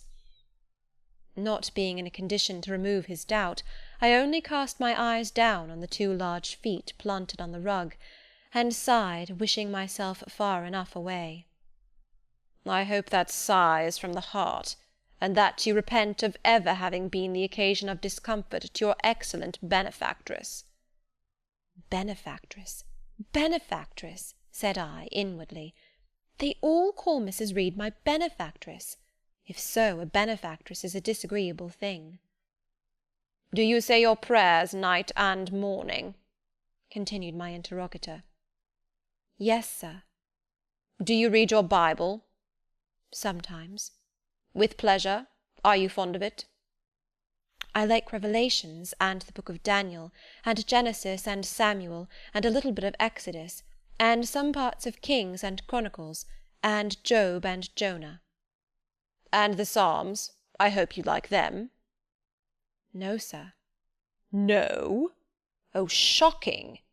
I have a little boy younger than you who knows 6 Psalms by heart, and when you ask him which he would rather have, a gingerbread nut to eat, or a verse of Psalm to learn, he says, 'Oh, the verse of a Psalm! Angels sing Psalms,' says he. 'I wish to be a little angel here below.' He then gets 2 nuts in recompense for his infant piety." "Psalms are not interesting," I remarked. "That proves you have a wicked heart, and you must pray to God to change it, to give you a new and clean one, to take away your heart of stone and give you a heart of flesh." I was about to propound a question, touching the manner in which that operation of changing my heart was to be performed, when Mrs. Reed interposed, telling me to sit down. She then proceeded to carry on the conversation herself. "Mr. Brocklehurst, I believe I intimated in the letter which I wrote to you 3 weeks ago, that this little girl has not quite the character and disposition I could wish. Should you admit her into Lowood School, I should be glad if the superintendent and teachers were requested to keep a strict eye on her, and above all to guard her against her worst fault, a tendency to deceit. I mention this in your hearing, Jane, that you may not attempt to impose on Mr. Brocklehurst." Well might I dread, well might I dislike Mrs. Reed, for it was her nature to wound me cruelly. Never was I happy in her presence. However carefully I obeyed, however strenuously I strove to please her, my efforts were still repulsed and repaid by such sentences as the above. Now, uttered before a stranger, the accusation cut me to the heart. I dimly perceived that she was already obliterating hope from the new phase of existence which she destined me to enter. I felt, though I could not have expressed the feeling, that she was sowing aversion and unkindness along my future path. I saw myself transformed under Mr. Brocklehurst's eye into an artful, noxious child, and what could I do to remedy the injury? Nothing, indeed, thought I, as I struggled to repress a sob, and hastily wiped away some tears, the impotent evidences of my anguish. "Deceit is, indeed, a sad fault in a child," said Mr. Brocklehurst. "It is akin to falsehood, and all liars will have their portion in the lake burning with fire and brimstone. She shall, however, be watched, Mrs. Reed. I will speak to Miss Temple and the teachers." "I should wish her to be brought up in a manner suiting her prospects," continued my benefactress, "to be made useful, to be kept humble. As for the vacations, she will, with your permission, spend them always at Lowood." "Your decisions are perfectly judicious, madam," returned Mr. Brocklehurst. "Humility is a Christian grace, and one peculiarly appropriate to the pupils of Lowood. I, therefore, direct that especial care shall be bestowed on its cultivation amongst them. I have studied how best to mortify in them the worldly sentiment of pride, and only the other day I had a pleasing proof of my success. My second daughter, Augusta, went with her mamma to visit the school, and on her return she exclaimed, "Oh dear, papa, how quiet and plain all the girls at Lowood look, with their hair combed behind their ears, and their long pinafores, and the little holland pockets outside their frocks. They are almost like poor people's children. And," said she, "they looked at my dress and mamma's as if they had never seen a silk gown before." "This is the state of things I quite approve," returned Mrs. Reed. "Had I sought all England over, I could scarcely have found a system more exactly fitting a child like Jane Eyre. Consistency, my dear Mr. Brocklehurst. I advocate consistency in all things." "Consistency, madam, is the first of Christian duties, and it has been observed in every arrangement connected with the establishment of Lowood. Plain fare, simple attire, unsophisticated accommodations, hardy and active habits. Such is the order of the day in the house and its inhabitants." "Quite right, sir. I may then depend upon this child being received as a pupil at Lowood, and there being trained in conformity to her position and prospects?" "Madam, you may. She shall be placed in that nursery of chosen plants, and I trust she will show herself grateful for the inestimable privilege of her election."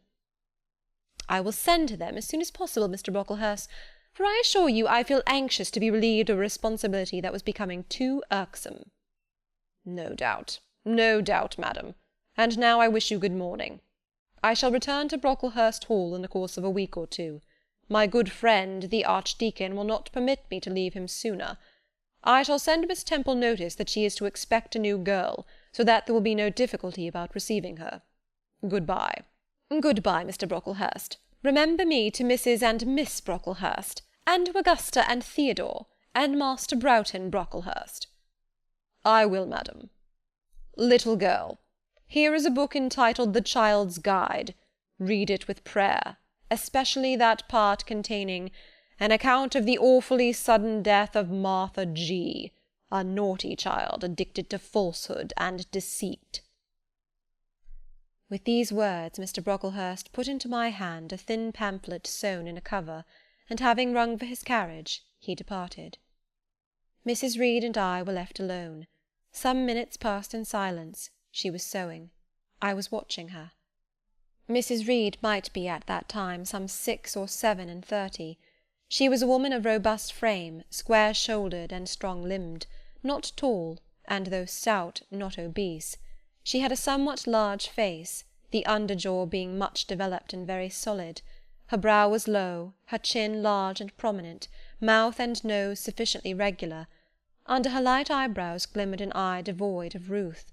Her skin was dark and opaque, her hair nearly flaxen. Her constitution was sound as a bell. Illness never came near her. She was an exact, clever manager. Her household and tenantry were thoroughly under her control. Her children only at times defied her authority and laughed to scorn. She dressed well, and had a presence and port calculated to set off handsome attire. Sitting on a low stool a few yards from her armchair, I examined her figure, I perused her features. In my hand I held the tract containing the sudden death of the liar, to which narrative my attention had been pointed as to an appropriate warning. What had just passed, what Mrs. Reed had said concerning me to Mr. Brocklehurst, the whole tenor of their conversation, was recent, raw, and stinging in my mind.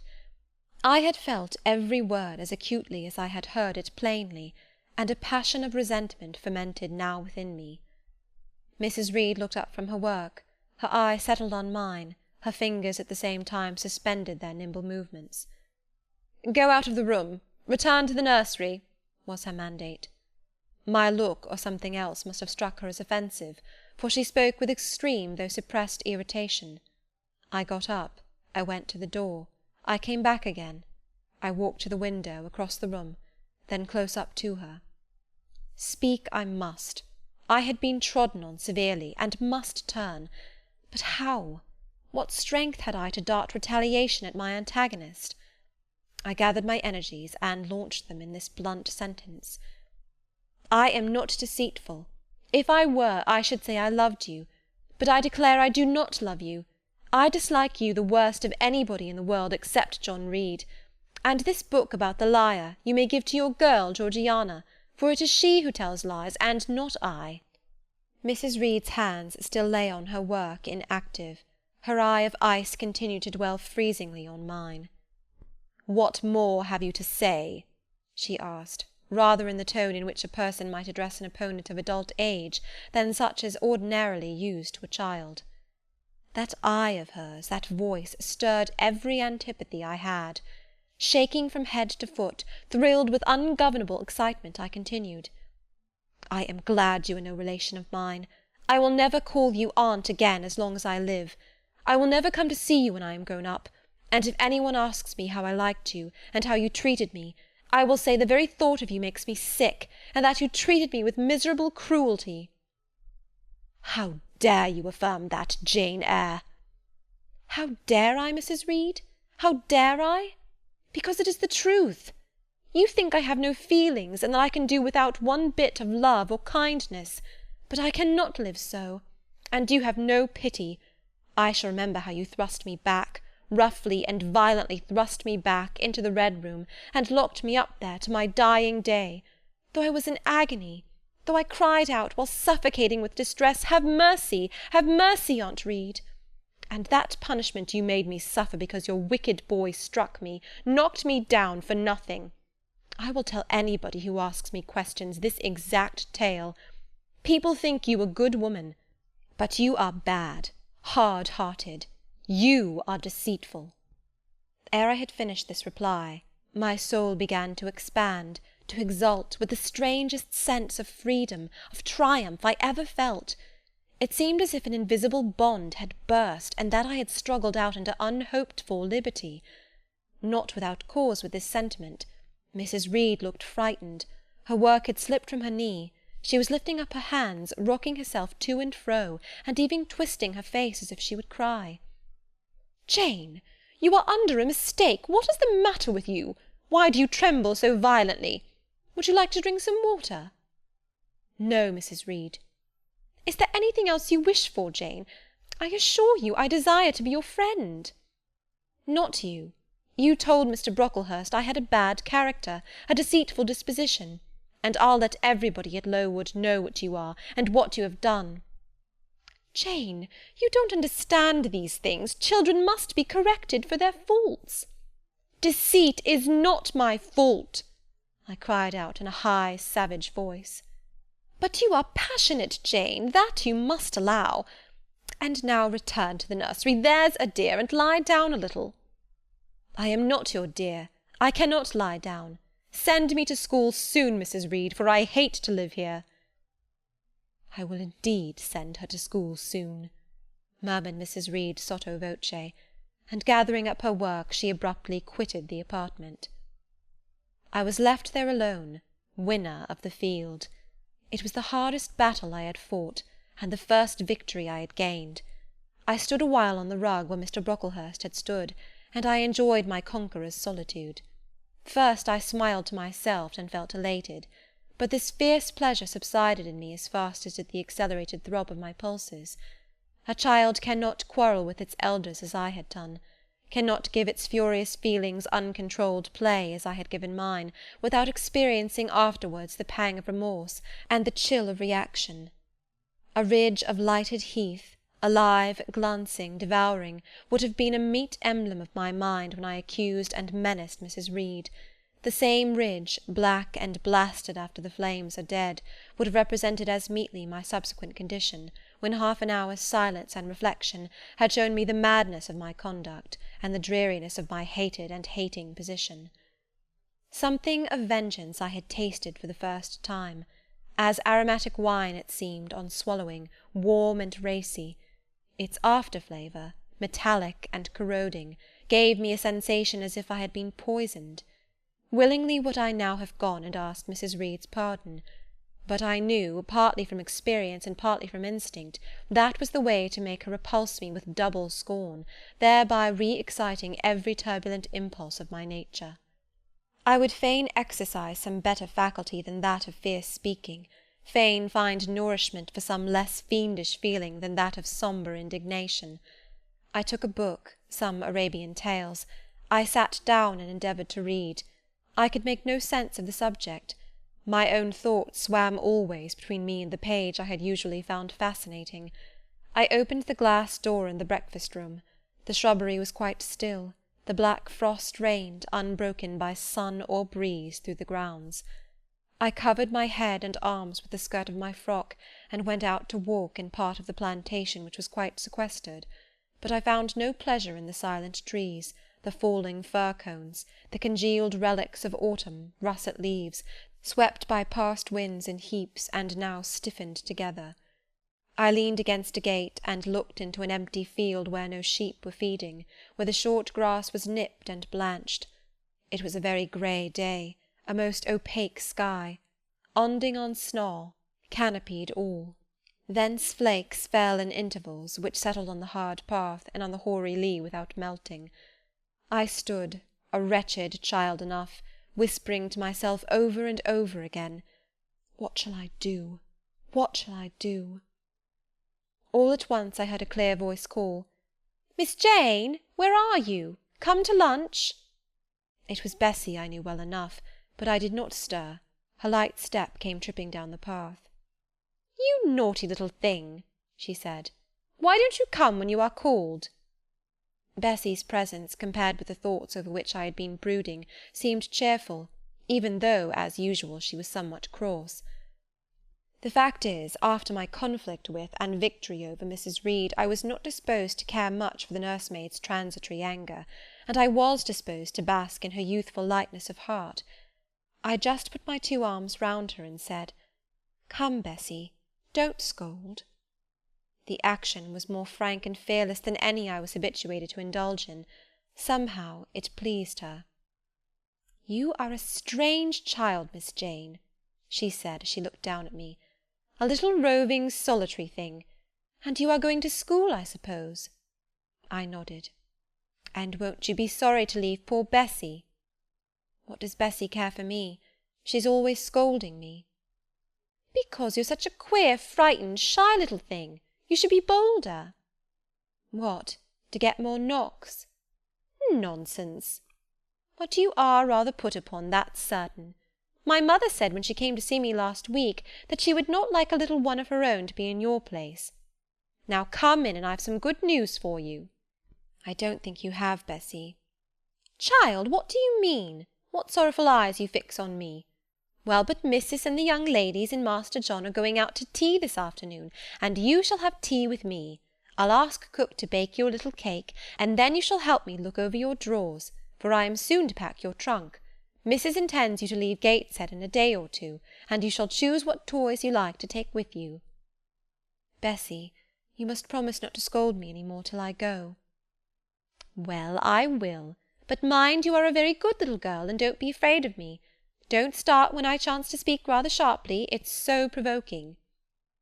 "I don't think I shall ever be afraid of you again, Bessie, because I have got used to you, and I shall soon have another set of people to dread." "If you dread them, they'll dislike you." "As you do, Bessie."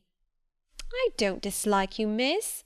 I believe I am fonder of you than of all the others." "You don't show it."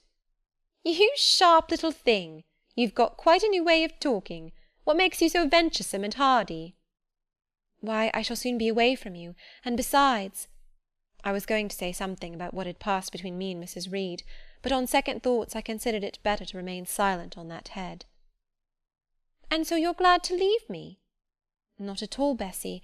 Indeed, just now I'm rather sorry." "Just now, and rather.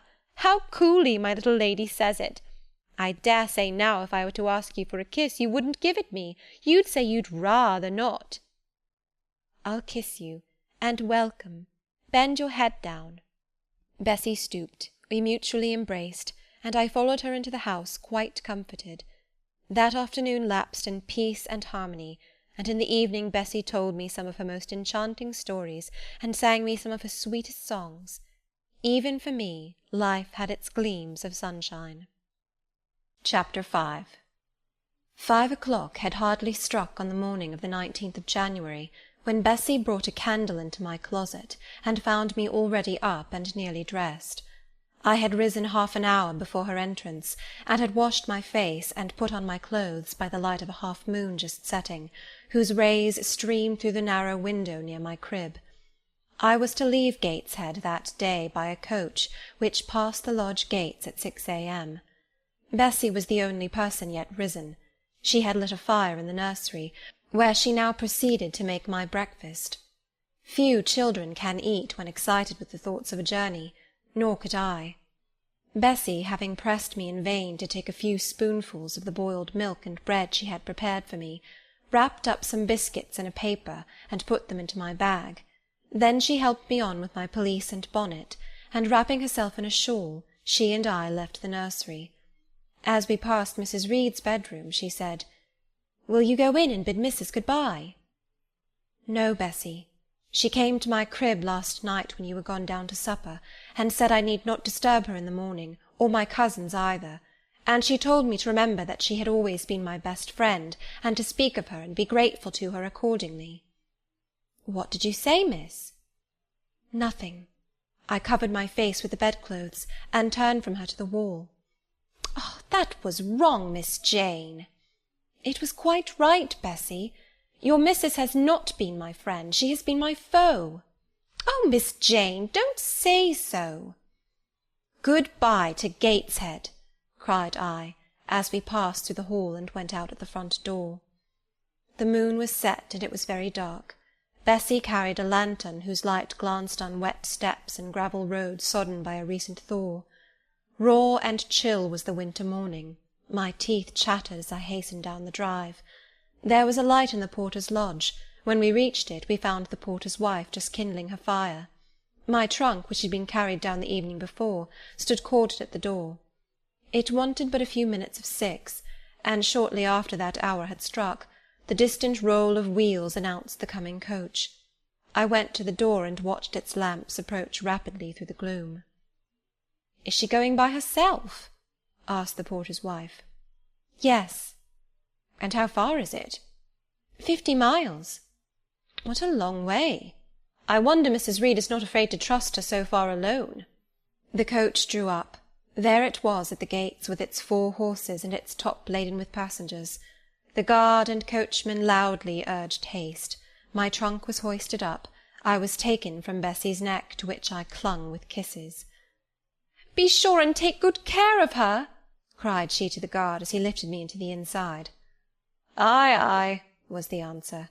The door was slapped to, a voice exclaimed, "All right," and on we drove. Thus was I severed from Bessie and Gateshead, thus whirled away to unknown, and, as I then deemed, remote and mysterious regions. I remember but little of the journey. I only know that the day seemed to me of a preternatural length, and that we appeared to travel over hundreds of miles of road. We passed through several towns, and in one, a very large one, the coach stopped. The horses were taken out, and the passengers alighted to dine. I was carried into an inn, where the guard wanted me to have some dinner, but as I had no appetite, he left me in an immense room with a fireplace at each end, a chandelier pendant from the ceiling, and a little red gallery high up against the wall filled with musical instruments. Here I walked about for a long time, feeling very strange, and mortally apprehensive of some one coming in and kidnapping me, for I believed in kidnappers, their exploits having frequently figured in Bessie's fireside chronicles. At last the guard returned. Once more I was stowed away in the coach. My protector mounted his own seat, sounded his hollow horn, and away we rattled over the stony street of L. The afternoon came on wet and somewhat misty, As it waned into dusk, I began to feel that we were getting very far indeed from Gateshead. We ceased to pass through towns, the country changed, great grey hills heaved up round the horizon.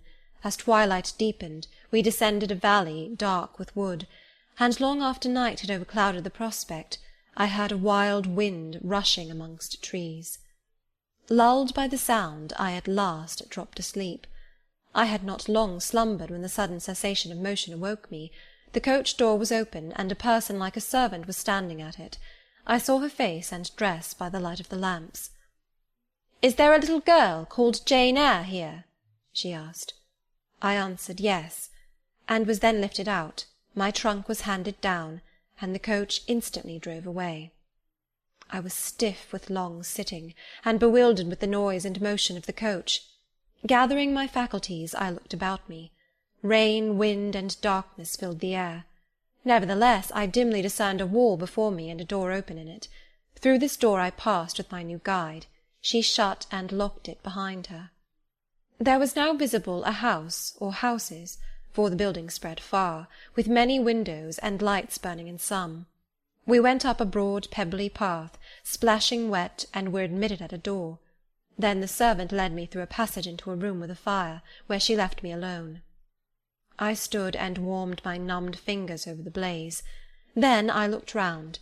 There was no candle, but the uncertain light from the hearth showed, by intervals, papered walls, carpet, curtains, shining mahogany furniture. It was a parlour, not so spacious or splendid as the drawing-room at Gateshead, but comfortable enough. I was puzzling to make out the subject of a picture on the wall, when the door opened, and an individual carrying a light entered. Another followed close behind. The first was a tall lady with dark hair, dark eyes, and a pale and large forehead. Her figure was partly enveloped in a shawl. Her countenance was grave, her bearing erect. "The child is very young to be sent alone," said she, putting her candle down on the table. She considered me attentively for a minute or two, then further added, "She had better be put to bed soon. She looks tired. Are you tired?" she asked, placing her hand on my shoulder. "A little, mum." "And hungry too, no doubt. Let her have some supper before she goes to bed, Miss Miller. Is this the first time you have left your parents to come to school, my little girl?" I explained to her that I had no parents. She inquired how long they had been dead, then how old I was, what was my name, whether I could read, write, and sew a little. Then she touched my cheek gently with her forefinger, and saying, she hoped I should be a good child, dismissed me along with Miss Miller. The lady I had left might be about 29. The one who went with me appeared some years younger. The first impressed me by her voice, look, and air. Miss Miller was more ordinary, ruddy in complexion, though of a careworn countenance, hurried in gait and action, like one who had always a multiplicity of tasks on hand. She looked, indeed, what I afterwards found she really was, an under-teacher. Led by her, I passed from compartment to compartment, from passage to passage, of a large and irregular building, till, emerging from the total and somewhat dreary silence pervading that portion of the house we had traversed, we came upon the hum of many voices, and presently entered a wide long room, with great deal tables, 2 at each end, on each of which burnt a pair of candles, and seated all round on benches, a congregation of girls of every age, from 9 or 10 to 20. Seen by the dim light of the dips, their number to me appeared countless, though not in reality exceeding 80. They were uniformly dressed in brown stuff frocks of quaint fashion, and long Holland pinafores. It was the hour of study. They were engaged in conning over their to-morrow's task, and the hum I had heard was the combined result of their whispered repetitions. Miss Miller signed to me to sit on a bench near the door. Then, walking up to the top of the long room, she cried out, "Monitors, collect the lesson books and put them away." 4 tall girls arose from different tables, and going round, gathered the books and removed them. Miss Miller again gave the word of command. "Monitors, fetch the supper trays." The tall girls went out and returned presently, each bearing a tray with portions of something, I knew not what, arranged thereon, and a pitcher of water and mug in the middle of each tray. The portions were handed round. Those who liked took a draught of the water, the mug being common to all. When it came to my turn, I drank, for I was thirsty, but did not touch the food, excitement and fatigue rendering me incapable of eating. I now saw, however, that it was a thin oaten cake shared into fragments.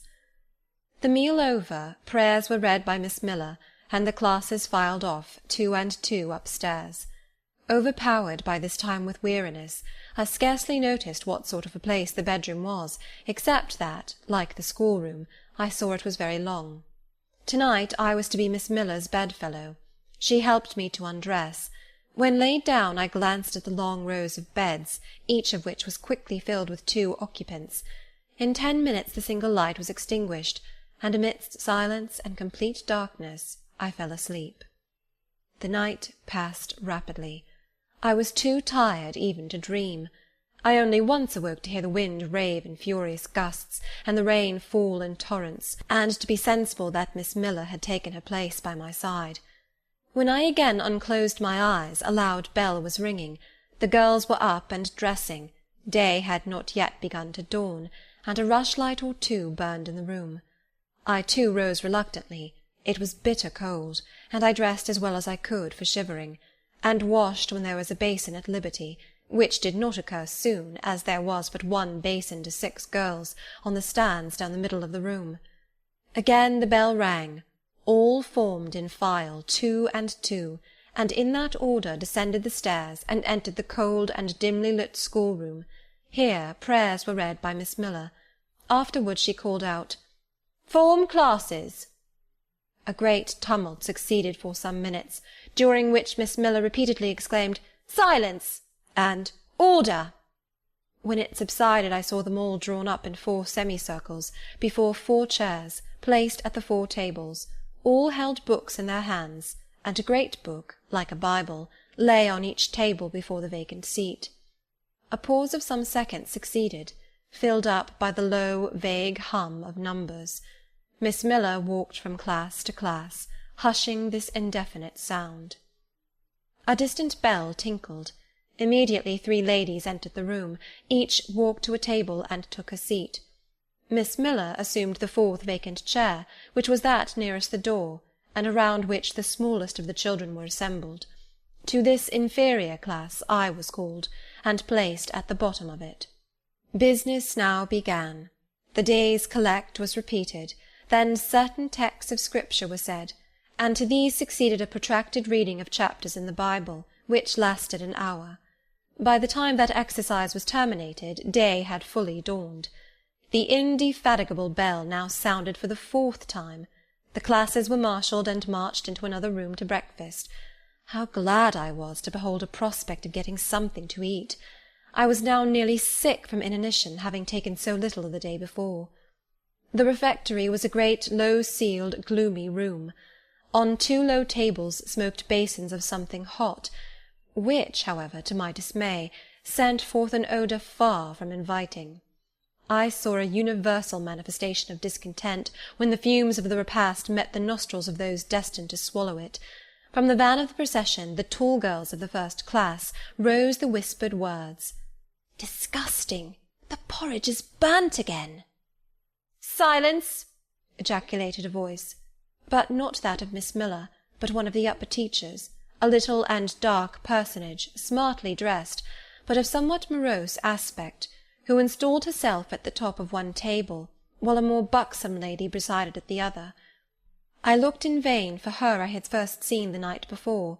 She was not visible. Miss Miller occupied the foot of the table where I sat, and a strange, foreign-looking, elderly lady, the French teacher, as I afterwards found, took the corresponding seat at the other board. A long grace was said, and a hymn sung. Then a servant brought in some tea for the teachers, and the meal began. Ravenous, and now very faint, I devoured a spoonful or 2 of my portion without thinking of its taste. But the first edge of hunger blunted, I perceived I had got in hand a nauseous mess. Burnt porridge is almost as bad as rotten potatoes. Famine itself soon sickens over it. The spoons were moved slowly. I saw each girl taste her food and try to swallow it. but in most cases the effort was soon relinquished. Breakfast was over, and none had breakfasted. Thanks being returned for what we had not got, and a second hymn chanted, the refectory was evacuated for the schoolroom. I was one of the last to go, and in passing the tables I saw one teacher take a basin of the porridge and taste it. She looked at the others, all their countenances expressed displeasure, and one of them, the stout one, whispered, "Abominable stuff! How shameful!" A quarter of an hour passed before lessons again began, during which the schoolroom was in glorious tumult. For that space of time it seemed to be permitted to talk loud and more freely, and they used their privilege. The whole conversation ran on the breakfast, which one and all abused roundly. Poor things! It was the sole consolation they had. Miss Miller was now the only teacher in the room. A group of great girls standing about her spoke with serious and sullen gestures. I heard the name of Mr. Brocklehurst pronounced by some lips, at which Miss Miller shook her head disapprovingly, but she made no great effort to check the general wrath. Doubtless she shared in it. A clock in the schoolroom struck 9. Miss Miller left her circle, and standing in the middle of the room, cried, "Silence! To your seats!" Discipline prevailed. In 5 minutes the confused throng was resolved into order, and comparative silence quelled the babbled clamour of tongues. The upper teachers now punctually resumed their posts, but still all seemed to wait. Ranged on benches down the sides of the room, the 80 girls sat motionless and erect. A quaint assemblage they appeared, all with plain locks combed from their faces, not a curl visible, in brown dresses, made high and surrounded by a narrow tucker about the throat, with little pockets of holland, shaped something like a Highlander's purse, tied in front of their frocks, and destined to serve the purpose of a work-bag, all too wearing woollen stockings and country-made shoes, fastened with brass buckles. About 20 of those clad in this costume were full-grown girls, or rather young women. It suited them ill, and gave an air of oddity even to the prettiest. I was still looking at them, and also at intervals examining the teachers, none of whom precisely pleased me, for the stout one was a little coarse, the dark one not a little fierce, the foreigner harsh and grotesque, and Miss Miller, poor thing, looked purple, weather-beaten, and overworked. When, as my eye wandered from face to face, the whole school rose simultaneously, as if moved by a common spring. What was the matter? I had heard no order given. I was puzzled. Ere I had gathered my wits, the classes were again seated, but as all eyes were now turned to one point, mine followed the general direction, and encountered the personage who had received me last night. She stood at the bottom of the long room, on the hearth, for there was a fire at each end. She surveyed the 2 rows of girls silently and gravely. Miss Miller, approaching, seemed to ask her a question, and having received her answer, went back to her place, and said aloud, "Monitor of the first class, fetch the globes." While the direction was being executed, the lady consulted moved slowly up the room. I suppose I have a considerable organ of veneration, for I retain yet the sense of admiring awe with which my eyes traced her steps. Seen now in broad daylight, she looked tall, fair, and shapely. Brown eyes with benignant light in their irids, and a fine pencilling of long lashes round, relieved the whiteness of her large front. On each of her temples her hair, of a very dark brown, was clustered in round curls, according to the fashion of those times, when neither smooth bands nor long ringlets were in vogue. Her dress, also in the mode of the day, was of purple cloth, relieved by a sort of Spanish trimming of a black velvet.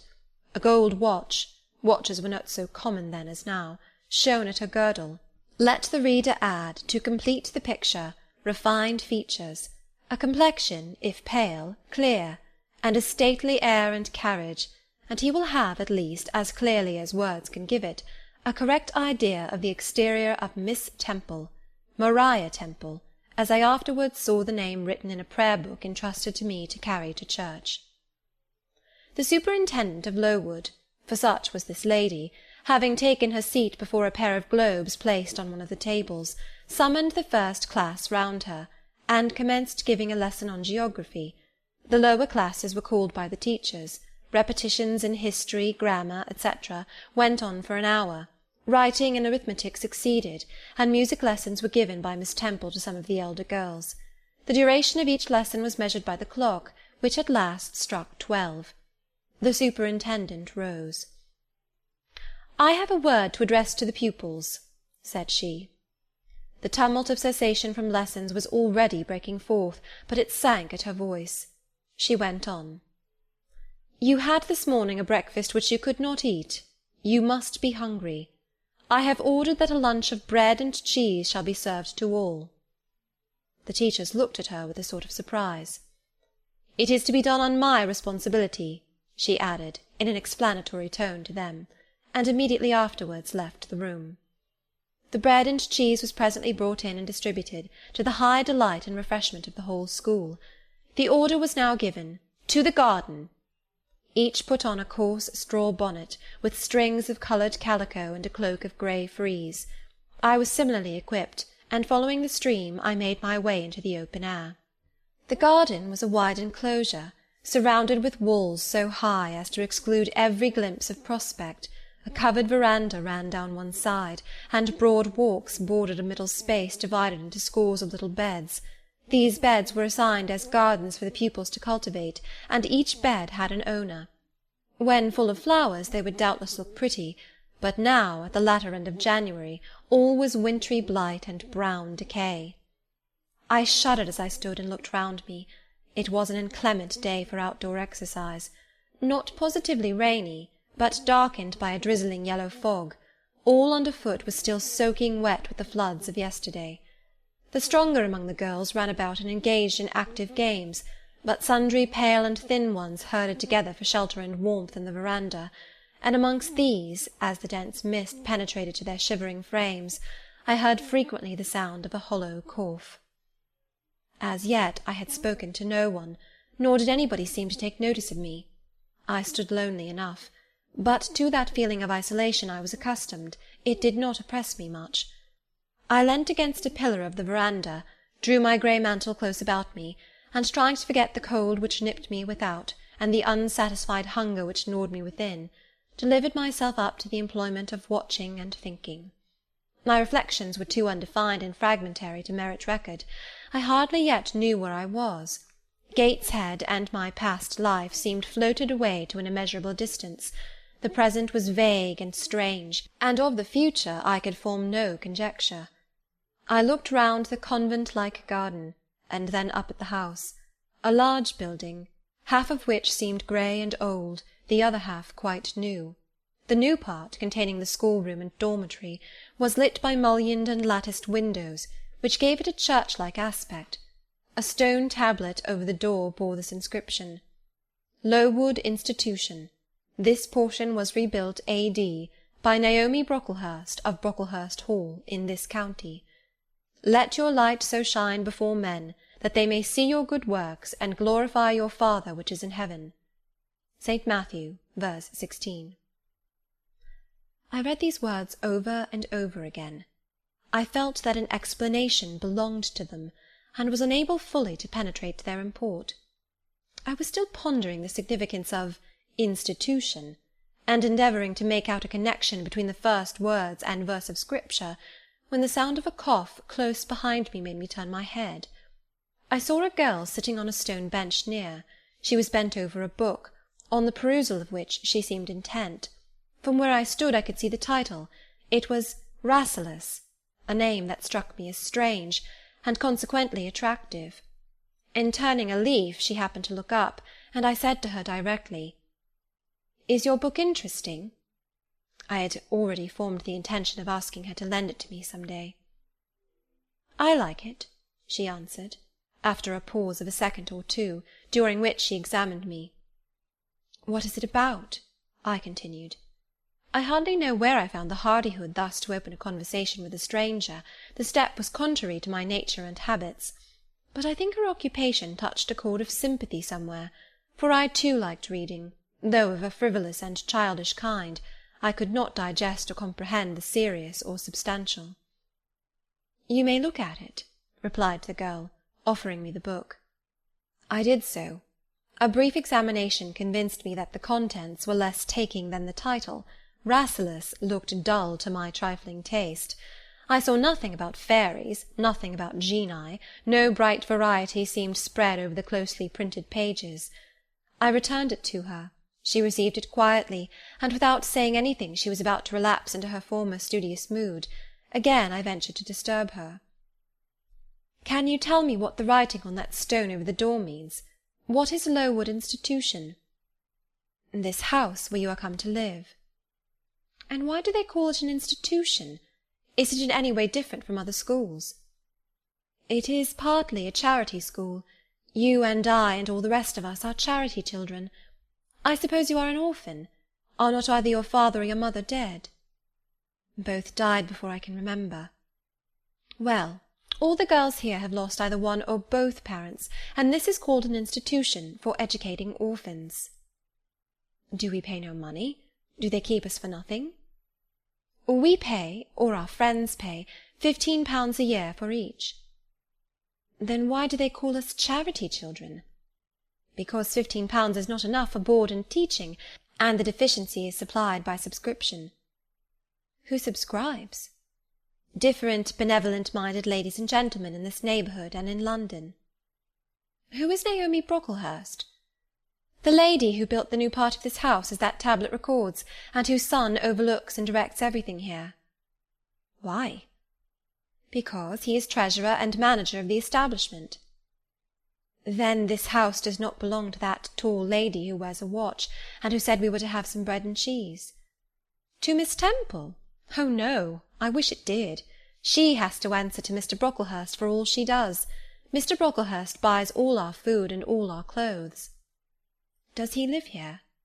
"No, 2 miles off at a large hall." "Is he a good man?" "He is a clergyman, and is said to do a great deal of good." "Did you say that tall lady was called Miss Temple?" "Yes." "And what are the other teachers called?" "The one with red cheeks is called Miss Smith. She attends to the work, and cuts out, for we make our own clothes, our frocks and pelisses, and everything. And the little one with black hair is Miss Scatcherd. She teaches history and grammar, and hears the second-class repetitions. And the one who wears a shawl, and has a pocket-handkerchief tied to her side with a yellow ribbon, is Madame Pirot. She comes from Lille, in France, and teaches French." "Do you like the teachers?" "Well enough." "Do you like the little black one and the Madame— I cannot pronounce her name as you do. Miss Scatcherd is hasty. You must take care not to offend her. Madame Pirot is not a bad sort of person." "But Miss Temple is the best, isn't she?" "Miss Temple is very good and very clever. She is above the rest, because she knows far more than they do." "Have you been long here?" 2 years. "Are you an orphan?" "My mother is dead." "Are you happy here?" "You ask rather too many questions. I have given you enough answers for the present. Now I want to read." But at that moment the summons sounded for dinner. All re-entered the house. The odour which now filled the refectory was scarcely more appetizing than that which had regaled our nostrils at breakfast. The dinner was served in 2 huge tin-plated vessels, whence rose a strong steam redolent of rancid fat. I found the mess to consist of indifferent potatoes and strange shreds of rusty meat, mixed and cooked together. Of this preparation a tolerably abundant plateful was apportioned to each pupil. I ate what I could, and wondered within myself whether every day's fare would be like this. After dinner we immediately adjourned to the schoolroom. Lessons recommenced, and were continued till 5 o'clock. The only marked event of the afternoon was, that I saw the girl with whom I had conversed in the veranda dismissed and disgraced by Miss Scatcherd from a history class, and sent to stand in the middle of the large schoolroom. The punishment seemed to me in high degree ignominious, especially for so great a girl. She looked 13 or upwards. I expected she would show signs of great distress and shame, but to my surprise she neither wept nor blushed. Composed, though grave, she stood, the central mark of all eyes. "How can she bear it so quietly, so firmly?" I asked myself. Were I in her place, it seems to me I should wish the earth to open and swallow me up. She looks as if she were thinking of something beyond her punishment, beyond her situation, of something not round her, nor before her. I have heard of daydreams. Is she in a daydream now? Her eyes are fixed on the floor, but I am sure they do not see it. Her sight seems turned in, gone down into her heart. She is looking at what she can remember, I believe, not at what is really present. I wonder what sort of a girl she is, whether good or naughty. Soon after 5 p.m. we had another meal, consisting of a small mug of coffee and half a slice of brown bread. I devoured my bread and drank my coffee with relish, but I should have been glad of as much more. I was still hungry. Half an hour's recreation succeeded, then study, then the glass of water and the piece of oat-cake, prayers, and bed. Such was my first day at Lowood. Chapter 6. The next day commenced as before, getting up and dressing by rushlight, but this morning we were obliged to dispense with the ceremony of washing. The water in the pitchers was frozen. A change had taken place in the weather the preceding evening, and a keen north-east wind, whistling through the crevices of our bedroom windows all night long, had made us shiver in our beds, and turned the contents of the ewers to ice. Before the long hour and a half of prayers and Bible-reading was over, I felt ready to perish with cold. Breakfast-time came at last, and this morning the porridge was not burnt. The quality was eatable, the quantity small.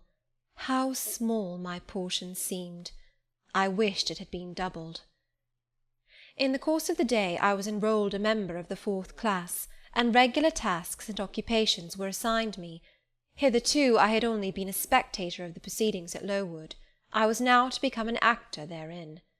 At first, being little accustomed to learn by heart, the lessons appeared to me both long and difficult.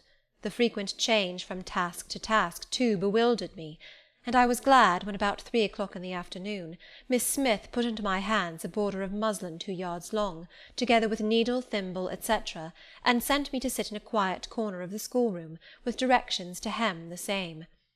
At that hour most of the others were sewing likewise, but one class still stood round Miss Scatcherd's chair reading, and as all was quiet, the subject of their lessons could be heard, together with the manner in which each girl acquitted herself, and the animadversions or commendations of Miss Scatcherd on the performance. It was English history. Among the readers I observed my acquaintance of the veranda. At the commencement of the lesson, her place had been at the top of the class, but for some error of pronunciation, or some inattention to stops, she was suddenly sent to the very bottom. Even in that obscure position, Miss Scatcherd continued to make her an object of constant notice. She was continually addressing to her such phrases as the following: "Burns," such it seems was her name. The girls here were all called by their surnames, as boys are elsewhere. "Burns, you are standing on the side of your shoe. Turn your toes out immediately." "Burns, you poke your chin most unpleasantly. Draw it in." "Burns, I insist on your holding your head up. I will not have you before me in that attitude," etc., etc. A chapter having been read through twice, the books were closed and the girls examined. The lesson had comprised part of the reign of Charles I, and there were sundry questions about tonnage and poundage and ship money, which most of them appeared unable to answer. Still, every little difficulty was solved instantly when it reached Burns. Her memory seemed to have retained the substance of the whole lesson, and she was ready with answers on every point. I kept expecting that Miss Scatcherd would praise her attention, but instead of that she suddenly cried out, "You dirty, disagreeable girl! You have never cleaned your nails this morning." Burns made no answer. I wondered at her silence. Why, thought I, does she not explain that she could neither clean her nails nor wash her face, as the water was frozen? My attention was now called off by Miss Smith desiring me to hold a skein of thread while she was winding it. She talked to me from time to time, asking whether I had ever been at school before, whether I could mark, stitch, knit, etc. Till she dismissed me, I could not pursue my observations on Miss Scatcherd's movements. When I returned to my seat, that lady was just delivering an order of which I did not catch the import, but Burns immediately left the class, and going into the small inner room where the books were kept, returned in half a minute, carrying in her hand a bundle of twigs tied together at one end. This ominous tool she presented to Miss Scatcherd with a respectful courtesy. Then she quietly, and without being told, unloosed her pinafore, and the teacher instantly and sharply inflicted on her neck a dozen strokes with a bunch of twigs. Not a tear rose to Burns's eye, and while I paused from my sewing, because my fingers quivered at this spectacle with a sentiment of unavailing and impotent anger, not a feature of her pensive face altered its ordinary expression. "Hardened girl!" exclaimed Miss Scatcherd. "Nothing can correct you of your slatternly habits. Carry the rod away." Burns obeyed. I looked at her narrowly as she emerged from the book-closet. She was just putting back her handkerchief into her pocket, and the trace of a tear glistened on her thin cheek. The play hour in the evening I thought the pleasantest fraction of the day at Lowood. The bit of bread, the draught of coffee swallowed at 5 o'clock had revived vitality, if it had not satisfied hunger. The long restraint of the day was slackened. The schoolroom felt warmer than in the morning, its fires being allowed to burn a little more brightly, to supply, in some measure, the place of candles not yet introduced. The ruddy gloaming, the licensed uproar, the confusion of many voices gave one a welcome sense of liberty. On the evening of the day on which I had seen Miss Scatcherd flog her pupil, Burns, I wandered as usual among the forms and tables and laughing groups without a companion, yet not feeling lonely. When I passed the windows, I now and then lifted a blind and looked out. It snowed fast. A drift was already forming against the lower panes. Putting my ear close to the window, I could distinguish from the gleeful tumult within the disconsolate moan of the wind outside. Probably, if I had lately left a good home and kind parents, this would have been the hour when I should have most keenly regretted the separation. That wind would then have saddened my heart. This obscure chaos would have disturbed my peace. As it was, I derived from both a strange excitement, and reckless and feverish I wished the wind to howl more wildly, the gloom to deepen to darkness, and the confusion to rise to clamour. Jumping over forms and creeping under tables, I made my way to one of the fireplaces. There, kneeling by the high wire fender, I found Burns, absorbed, silent, abstracted from all round her by the companionship of a book, which she read by the dim glare of the embers. "Is it still Rasselas?" I asked, coming behind her. "Yes," she said, "and I have just finished it." And in 5 minutes more she shut it up. I was glad of this. Now, thought I can perhaps get her to talk. I sat down by her on the floor. "What is your name besides Burns?" "Helen." "Do you come a long way from here?" "I come from a place farther north, quite on the borders of Scotland." "Will you ever go back?" "I hope so, but nobody can be sure of the future." "You must wish to leave Lowood." "No, why should I? I was sent to Lowood to get an education, and it would be of no use going away until I have attained that object." "But that teacher, Miss Scatcherd, is so cruel to you." "Cruel? Not at all. She is severe. She dislikes my faults." "And if I were in your place I should dislike her. I should resist her. If she struck me with that rod I should get it from her hand. I should break it under her nose." "Probably you would do nothing of the sort. But if you did, Mr. Brocklehurst would expel you from the school. That would be a great grief to your relations. It is far better to endure patiently a smart which nobody feels but yourself, than to commit a hasty action whose evil consequences will extend to all connected with you. And besides, the Bible bids us return good for evil." "But then it seems disgraceful to be flogged, and to be sent to stand in the middle of a room full of people. And you are such a great girl. I am far younger than you, and I could not bear it." "Yes, it would be your duty to bear it, if you could not avoid it. It is weak and silly to say you cannot bear what it is your fate to be required to bear." I heard her with wonder. I could not comprehend this doctrine of endurance, and still less could I understand or sympathize with the forbearance she expressed for her chastiser. Still I felt that Helen Burns considered things by a light invisible to my eyes. I suspected she might be right and I wrong, but I would not ponder the matter deeply. Like Felix, I put it off to a more convenient season. "You say you have faults, Helen. What are they? To me you seem very good." "Then learn from me not to judge by appearances. I am, as Miss Scatcherd said, slatternly. I seldom put and never keep things in order. I am careless, I forget rules, I read when I should learn my lessons, I have no method, and I sometimes say, like you, I cannot bear to be subjected to systematic arrangements. This is all very provoking to Miss Scatcherd, who is naturally neat, punctual, and particular. And cross and cruel, I added, but Helen Burns would not admit my addition. She kept silence. Is Miss Temple as severe to you as Miss Scatcherd? At the utterance of Miss Temple's name a soft smile flitted over her grave face. Miss Temple is full of goodness. It pains her to be severe to anyone, even the worst in the school. She sees my errors and tells me of them gently, and if I do anything worthy of praise, she gives me my meed liberally. One strong proof of my wretchedly defective nature is, that even her expostulations, so mild, so rational, have not influence to cure me of my faults, and even her praise, though I value it most highly, cannot stimulate me to continued care and foresight. That is curious, said I. It is so easy to be careful. For you, I have no doubt it is. I observed you in your class this morning, and saw you were closely attentive. Your thoughts never seemed to wander while Miss Miller explained the lesson and questioned you. Now mine continually rove away. When I should be listening to Miss Scatcherd and collecting all she says with assiduity, often I lose the very sound of her voice. I fall into a sort of dream. Sometimes I think I am in Northumberland, and that the noises I hear round me are the bubbling of a little brook which runs through Deepton near our house.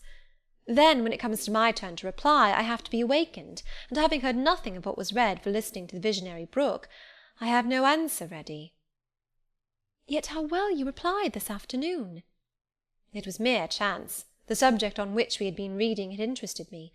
This afternoon, instead of dreaming of Deepton, I was wondering how a man who wished to do right could act so unjustly and unwisely as Charles I sometimes did, and I thought what a pity it was that, with his integrity and conscientiousness, he could see no farther than the prerogatives of the crown. If he had but been able to look to a distance, and see how what they call the spirit of the age was tending. Still, I like Charles. I respect him. I pity him, poor murdered king. Yes, his enemies were the worst. They shed blood they had no right to shed. How dared they kill him? Helen was talking to herself now. She had forgotten I could not very well understand her, that I was ignorant, or nearly so, of the subject she discussed. I recalled her to my level. And when Miss Temple teaches you, do your thoughts wander then? No, certainly not often. Because Miss Temple has generally something to say which is newer than my own reflections, her language is singularly agreeable to me, and the information she communicates is often just what I wish to gain. Well, then, with Miss Temple you are good. Yes, in a passive way. I make no effort. I follow as inclination guides me. There is no merit in such goodness. A great deal. You are good to those who are good to you. It is all I ever desire to be. If people were always kind and obedient to those who are cruel and unjust, the wicked people would have it all their own way. They would never feel afraid, and so they would never alter, but would grow worse and worse. When we are struck at without a reason, we should strike back again very hard. I am sure we should, so hard as to teach the person who struck us never to do it again. You will change your mind, I hope, when you grow older. As yet you are but a little untaught girl. But I feel this, Helen. I must dislike those who, whatever I do to please them, persist in disliking me. I must resist those who punish me unjustly. It is as natural as that I should love those who show me affection, or submit to punishment when I feel it is deserved. Heathens and savage tribes hold that doctrine, but Christians and civilized nations disown it. How? I don't understand. It is not violence that best overcomes hate, nor vengeance that most certainly heals injury. What then? Read the New Testament, and observe what Christ says, and how he acts. Make his word your rule, and his conduct your example. What does he say? Love your enemies, bless them that curse you, do good to them that hate you and despitefully use you. Then I should love Mrs. Reed, which I cannot do. I should bless her son John, which is impossible.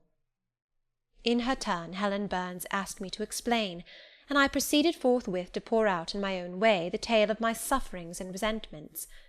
Bitter and truculent when excited, I spoke as I felt, without reserve or softening. Helen heard me patiently to the end. I expected she would then make a remark, but she said nothing. "Well," I asked impatiently, "is not Mrs. Reed a hard-hearted, bad woman?" "She has been unkind to you, no doubt, because, you see, she dislikes your cast of character, as Miss Scatcherd does mine. But how minutely you remember all she has done and said to you! What a singularly deep impression her injustice seems to have made on your heart! No ill usage so brands its record on my feelings. Would you not be happier if you tried to forget her severity, together with the passionate emotions it excited? Life appears to me too short to be spent in nursing animosity or registering wrongs. We are, and must be, one and all, burdened with faults in this world, but the time will soon come when, I trust, we shall put them off in putting off our corruptible bodies, when debasement and sin will fall from us with this cumbrous frame of flesh, and only the spark of the spirit will remain, the impalpable principle of light and thought, pure as when it left the Creator to inspire the creature. Whence it came, it will return, perhaps again to be communicated to some being higher than man, perhaps to pass through gradations of glory, from the pale human soul to brighten to the seraph. Surely it will never, on the contrary, be suffered to degenerate from man to fiend. No, I cannot believe that. I hold another creed, which no one ever taught me, and which I seldom mention, but in which I delight, and to which I cling, for it extends hope to all, it makes eternity a rest, a mighty home, not a terror and an abyss. Besides, with this creed I can so clearly distinguish between the criminal and his crime, I can so sincerely forgive the first while I abhor the last. With this creed revenge never worries my heart, degradation never too deeply disgusts me, injustice never crushes me too low. I live in calm, looking to the end. Helen's head, always drooping, sank a little lower as she finished this sentence. I saw by her look she wished no longer to talk to me, but rather to converse with her own thoughts. She was not allowed much time for meditation. A monitor, a great rough girl, presently came up, exclaiming in a strong Cumberland accent, "Helen Burns, if you don't go and put your drawer in order and fold up your work this minute, I'll tell Miss Scatcherd to come and look at it." Helen sighed as her reverie fled, and getting up, obeyed the monitor without reply as without delay. Chapter 7.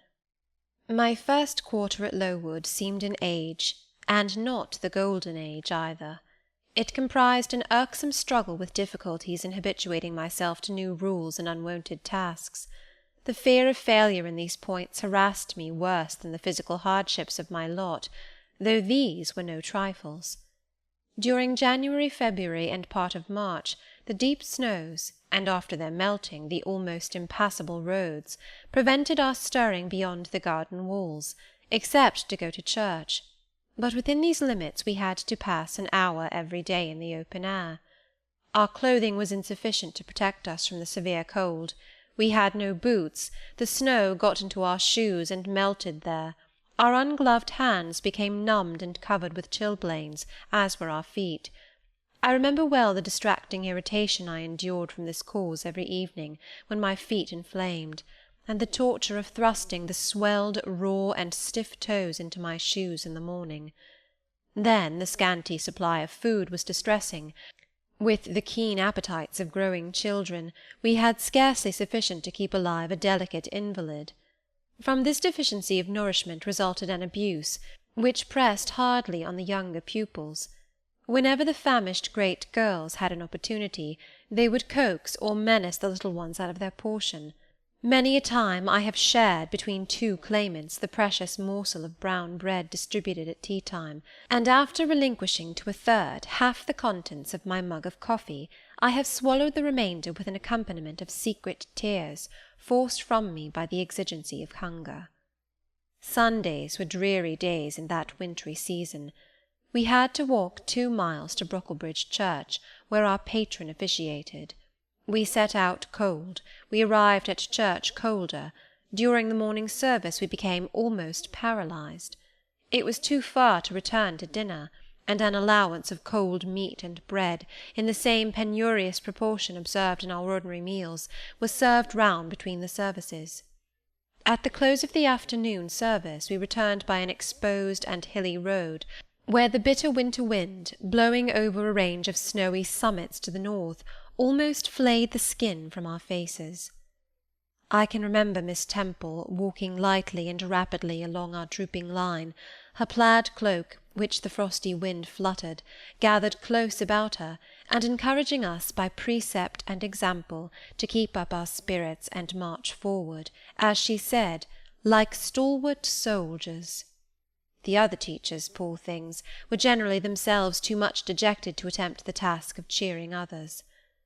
How we longed for the light and heat of a blazing fire when we got back! But to the little ones at least this was denied. Each hearth in the schoolroom was immediately surrounded by a double row of great girls, and behind them the younger children crouched in groups, wrapping their starved arms in their pinafores. A little solace came at tea-time in the shape of a double ration of bread, a whole instead of a half slice, with the delicious addition of a thin scrape of butter. It was the hebdomadal treat to which we all looked forward from Sabbath to Sabbath. I generally contrived to reserve a moiety of this bounteous repast for myself, but the remainder I was invariably obliged to part with. The Sunday evening was spent in repeating by heart the church catechism, and the 5th, 6th, and 7th chapters of St. Matthew, and in listening to a long sermon read by Miss Miller, whose irrepressible yawns attested her weariness. A frequent interlude of these performances was the enactment of the part of Eutychus by some half-dozen of little girls, who, overpowered with sleep, would fall down, if not out of the 3rd loft, yet off the 4th form, and be taken up half dead. The remedy was to thrust them forward into the centre of the schoolroom, and oblige them to stand there till the sermon was finished. Sometimes their feet failed them, and they sank together in a heap. They were then propped up with the monitor's high stools. I have not yet alluded to the visits of Mr. Brocklehurst, and indeed that gentleman was from home during the great part of the first month after my arrival, perhaps prolonging his stay with his friend the Archdeacon. His absence was a relief to me. I need not say that I had my own reasons for dreading his coming, but come he did at last. One afternoon, I had then been 3 weeks at Lowood, as I was sitting with a slate in my hand, puzzling over a sum in long division, my eyes, raised in abstraction to the window, caught sight of a figure just passing. I recognised almost instinctively that gaunt outline, and when, 2 minutes after, all the school, teachers included, rose en masse, it was not necessary for me to look up in order to ascertain whose entrance they thus greeted. A long stride measured the schoolroom, and presently beside Miss Temple, who had herself risen, stood the same black column which had frowned on me so ominously from the hearthrug of Gateshead. I now glanced sideways at this piece of architecture. Yes, I was right.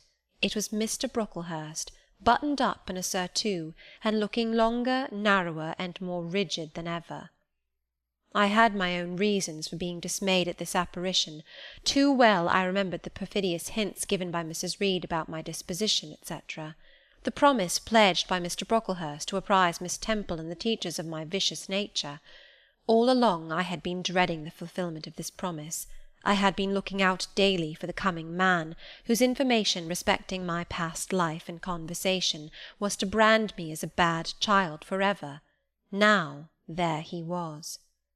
He stood at Miss Temple's side. He was speaking low in her ear. I did not doubt he was making disclosures of my villainy, and I watched her eye with painful anxiety, expecting every moment to see its dark orb turn on me a glance of repugnance and contempt. I listened too, and as I happened to be seated quite at the top of the room, I caught most of what he said. Its import relieved me from immediate apprehension.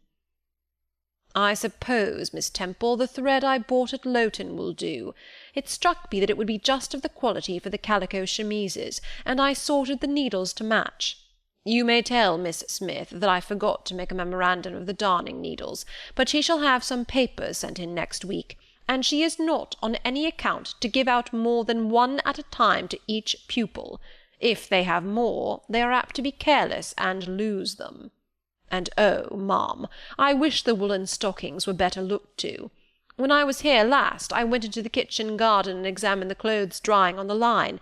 There was a quantity of black hose in a very bad state of repair. From the size of the holes in them, I was sure they had not been well mended from time to time. He paused. "Your directions shall be attended to, sir," said Miss Temple.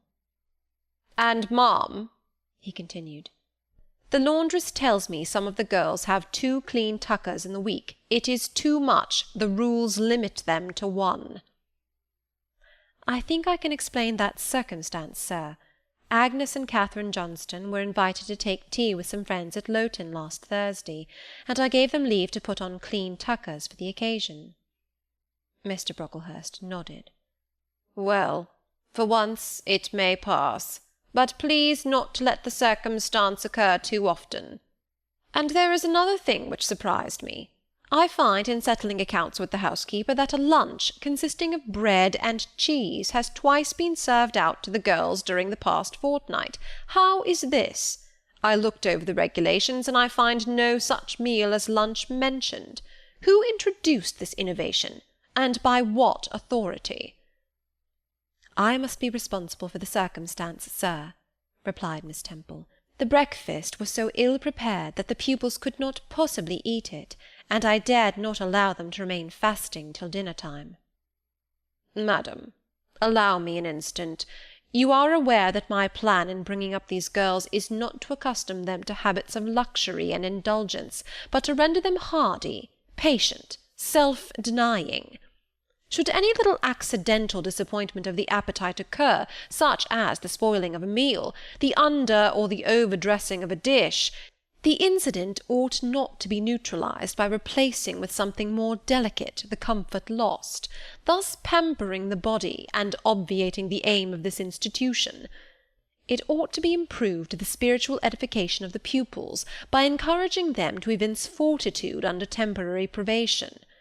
A brief address on those occasions would not be mistimed, wherein a judicious instructor would take the opportunity of referring to the sufferings of the primitive Christians, to the torments of martyrs, to the exhortations of our blessed Lord himself, calling upon his disciples to take up their cross and follow him, to his warnings that man shall not live by bread alone, but by every word that proceedeth out of the mouth of God, to his divine consolations.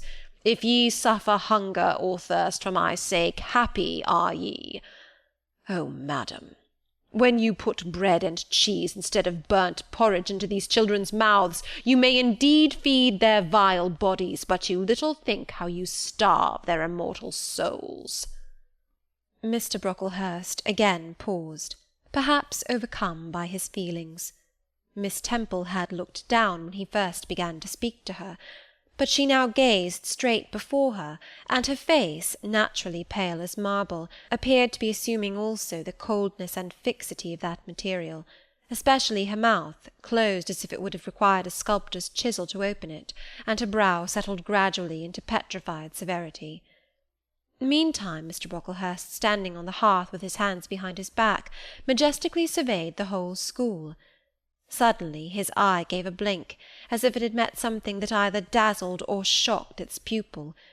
Turning, he said in more rapid accents than he had hitherto used, Miss Temple, what is that girl with curled hair? Red hair, ma'am, curled all over?"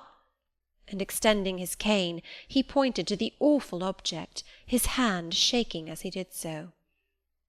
"It is Julius Seven," replied Miss Temple very quietly. "Julius Seven, ma'am?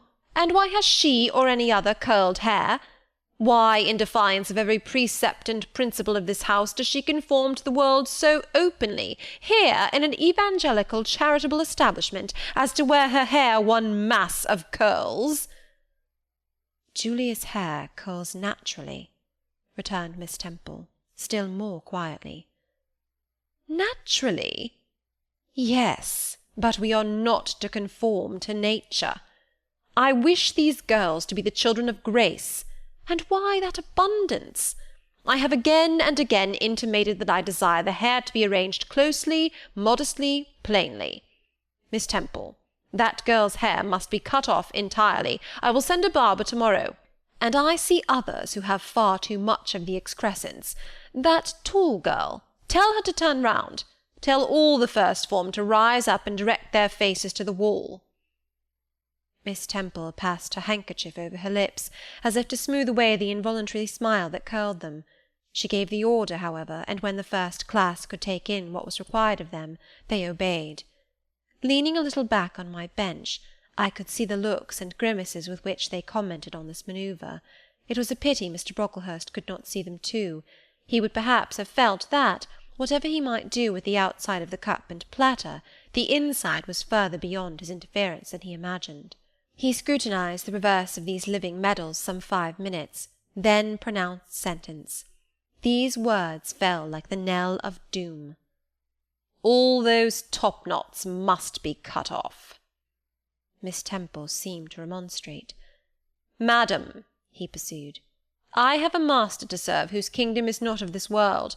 My mission is to mortify in these girls the lusts of the flesh, to teach them to clothe themselves with shamefacedness and sobriety, not with braided hair and costly apparel. And each of the young persons before us has a string of hair twisted in plaits, which vanity itself might have woven. These, I repeat, must be cut off. Think of the time wasted of—" Mr. Brocklehurst was here interrupted. 3 other visitors, ladies, now entered the room. They ought to have come a little sooner to have heard his lecture on dress, for they were splendidly attired in velvet, silk, and furs. The 2 younger of the trio, fine girls of 16 and 17, had grey beaver hats, then in fashion, shaded with ostrich plumes, and from under the brim of this graceful headdress fell a profusion of light tresses, elaborately curled. The elder lady was enveloped in a costly velvet shawl, trimmed with ermine, and she wore a false front of French curls. These ladies were deferentially received by Miss Temple as Mrs. and the Misses Brocklehurst, and conducted to seats of honour at the top of the room. It seems they had come in the carriage with their reverend relative, and had been conducting a rummaging scrutiny of the rooms upstairs, while he transacted business with the housekeeper, questioned the laundress, and lectured the superintendent. They now proceeded to address divers remarks and reproofs to Miss Smith, who was charged with the care of the linen and inspection of the dormitories, but I had no time to listen to what they said. Other matters called off and enchanted my attention. Hitherto, while gathering up the discourse of Mr. Brocklehurst and Miss Temple, I had not at the same time neglected precautions to secure my personal safety, which I thought would be effected if I could only elude observation. To this end I had sat well back on the form, and while seeming to be busy with my sum, had held my slate in such a manner as to conceal my face. I might have escaped notice, had not my treacherous slate somehow happened to slip from my hand, and falling with an obtrusive crash, directly drawn every eye upon me. I knew it was all over now, and as I stooped to pick up the 2 fragments of slate, I rallied my forces for the worst. It came. "A careless girl," said Mr. Brocklehurst, and immediately after, "It is the new pupil, I perceive." And before I could draw breath, "I must not forget I have a word to say respecting her." Then aloud, how loud it seemed to me, "Let the child who broke her slate come forward." Of my own accord I could not have stirred. I was paralysed. But the 2 great girls who sit on each side of me set me on my legs and pushed me towards the dread judge, and then Miss Temple gently assisted me to his very feet, and I caught her whispered counsel. "Don't be afraid, Jane. I saw it was an accident. You shall not be punished." The kind whisper went to my heart like a dagger. Another minute, and she will despise me for a hypocrite, thought I. And an impulse of fury against Reed, Brocklehurst and Company bounded in my pulses at the conviction. I was no Helen Burns. "Fetch that stool," said Mr. Brocklehurst, pointing to a very high one from which a monitor had just risen. It was brought. "Place the child upon it." And I was placed there, by whom I don't know. I was in no condition to note particulars.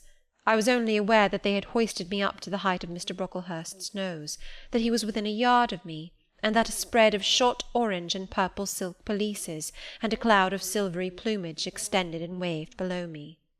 Mr. Brocklehurst hemmed. "Ladies," said he, turning to his family, "Miss Temple, teachers, and children, you all see this girl?" Of course they did, for I felt their eyes directed like burning glasses against my scorched skin. "You see she is yet young. You observe she possesses the ordinary form of childhood. God has graciously given her the shape that he has given to all of us. No signal deformity points her out as a marked character. Who would think that the evil one had already found a servant and agent in her? Yet such, I grieve to say, is the case." A pause, in which I began to steady the palsy of my nerves, and to feel that the Rubicon was passed, and that the trial no longer to be shirked must be firmly sustained. "My dear children," pursued the black marble clergyman with pathos, "this is a sad, a melancholy occasion, for it becomes my duty to warn you that this girl, who might be one of God's own lambs, is a little castaway, not a member of the true flock, but evidently an interloper and an alien. You must be on your guard against her. You must shun her example. If necessary, avoid her company, exclude her from your sports, and shut her out from your converse. Teachers, you must watch her. Keep your eyes on her movements, weigh well her words, scrutinize her actions, punish her body to save her soul, if indeed such salvation be possible, for, my tongue falters while I tell it, this girl, this child, the native of a Christian land, worse than many a little heathen who says its prayers to Brahma and kneels before Juggernaut, this girl is a liar." Now came a pause of 10 minutes, during which I, by this time in perfect possession of my wits, observed all the female Brocklehursts produce their pocket-handkerchiefs and apply them to their optics, while the elderly lady swayed herself to and fro, and the 2 younger ones whispered, "How shocking!" Mr. Brocklehurst resumed. "This I learned from her benefactress, from the pious and charitable lady who adopted her in her orphan state, reared her as her own daughter, and whose kindness, whose generosity the unhappy girl repaid by an ingratitude so bad, so dreadful, that at last her excellent patroness was obliged to separate her from her own young ones, fearful lest her vicious example should contaminate their purity. She has sent her here to be healed, even as the Jews of old sent their disease to the troubled pool of Bethesda. And teachers, superintendent, I beg of you not to allow the waters to stagnate round her." With this sublime conclusion, Mr. Brocklehurst adjusted the top button of his surtout, muttered something to his family, who rose, bowed to Miss Temple, and then all of the great people sailed in state from the room. Turning at the door, my judge said, "Let her stand half an hour longer on that stool, and let no one speak to her during the remainder of the day." There was I, then, mounted aloft. I, who had said I could not bear the shame of standing on my natural feet in the middle of the room, was now exposed to general view on a pedestal of infamy. What my sensations were, no language can describe, but just as they all rose, stifling my breath and constricting my throat, a girl came up and passed me. In passing she lifted her eyes. What a strange light inspired them! What an extraordinary sensation that ray sent through me! How the new feeling bore me up! It was as if a martyr, a hero, had passed a slave or victim, and imparted strength in the transit. I mastered the rising hysteria, lifted up my head, and took a firm stand on the stool. Helen Burns asked some slight question about her work of Miss Smith, was chidden for the triviality of the inquiry, returned to her place, and smiled at me again as she went by. What a smile! I remember it now, and I know that it was the effluence of fine intellect, of true courage. It lit up her marked lineaments, her thin face, her sunken grey eye, like a reflection from the aspect of an angel. Yet at that moment Helen Burns wore on her arm the untidy badge, Scarcely an hour ago I had heard her condemned by Miss Scatcherd to a dinner of bread and water on the morrow, because she had blotted an exercise in copying it out. Such is the imperfect nature of man. Such spots are there on the disk of the clearest planet, and eyes like Miss Scatcherd's can only see those minute defects, and are blind to the full brightness of the orb. Chapter 8. Ere the half-hour ended, 5 o'clock struck. School was dismissed, and all were gone into the refectory to tea. I now ventured to descend. It was deep dusk. I retired into a corner and sat down on the floor. The spell by which I had been so far supported began to dissolve. Reaction took place, and soon so overwhelming was the grief that seized me, I sank prostrate with my face to the ground. Now I wept. Helen Burns was not here. Nothing sustained me. Left to myself, I abandoned myself, and my tears watered the boards. I had meant to be so good, and to do so much at Lowood, to make so many friends, to earn respect and win affection. Already I had made visible progress. That very morning I had reached the head of my class. Miss Miller had praised me warmly. Miss Temple had smiled approbation. She had promised to teach me drawing, and to let me learn French, if I continued to make similar improvement 2 months longer. And then I was well received by my fellow pupils, treated as an equal by those of my own age, and not molested by any. Now, here I lay again, crushed and trodden on, and could I ever rise more? Never, I thought, and ardently I wished to die. While sobbing out this wish in broken accents, some one approached. I started up. Again Helen Burns was near me. The fading fires just showed her coming up the long vacant room. She brought my coffee and bread. "Come, eat something," she said. But I put both away from me, feeling as if a drop or a crumb would have choked me in my present condition. Helen regarded me, probably with surprise. I could not now abate my agitation, though I tried hard. I continued to weep aloud. She sat down on the ground near me, embraced her knees with her arms, and rested her head upon them. In that attitude she remained silent as an Indian. I was the first who spoke. "Helen, why do you stay with a girl whom everybody believes to be a liar?" "Everybody, Jane? Why, there are only 80 people who have heard you called so, and the world contains hundreds of millions." "But what have I to do with millions? The 80 I know despise me."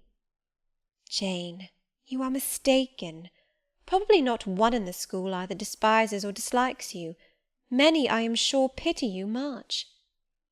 "How can they pity me after what Mr. Brocklehurst has said?"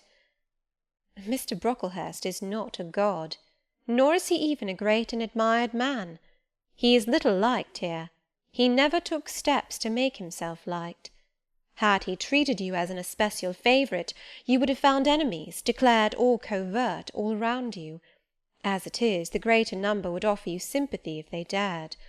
Teachers and pupils may look coldly on you for a day or two, but friendly feelings are concealed in their hearts, and if you persever in doing well, these feelings will ere long appear so much the more evidently for their temporary suppression.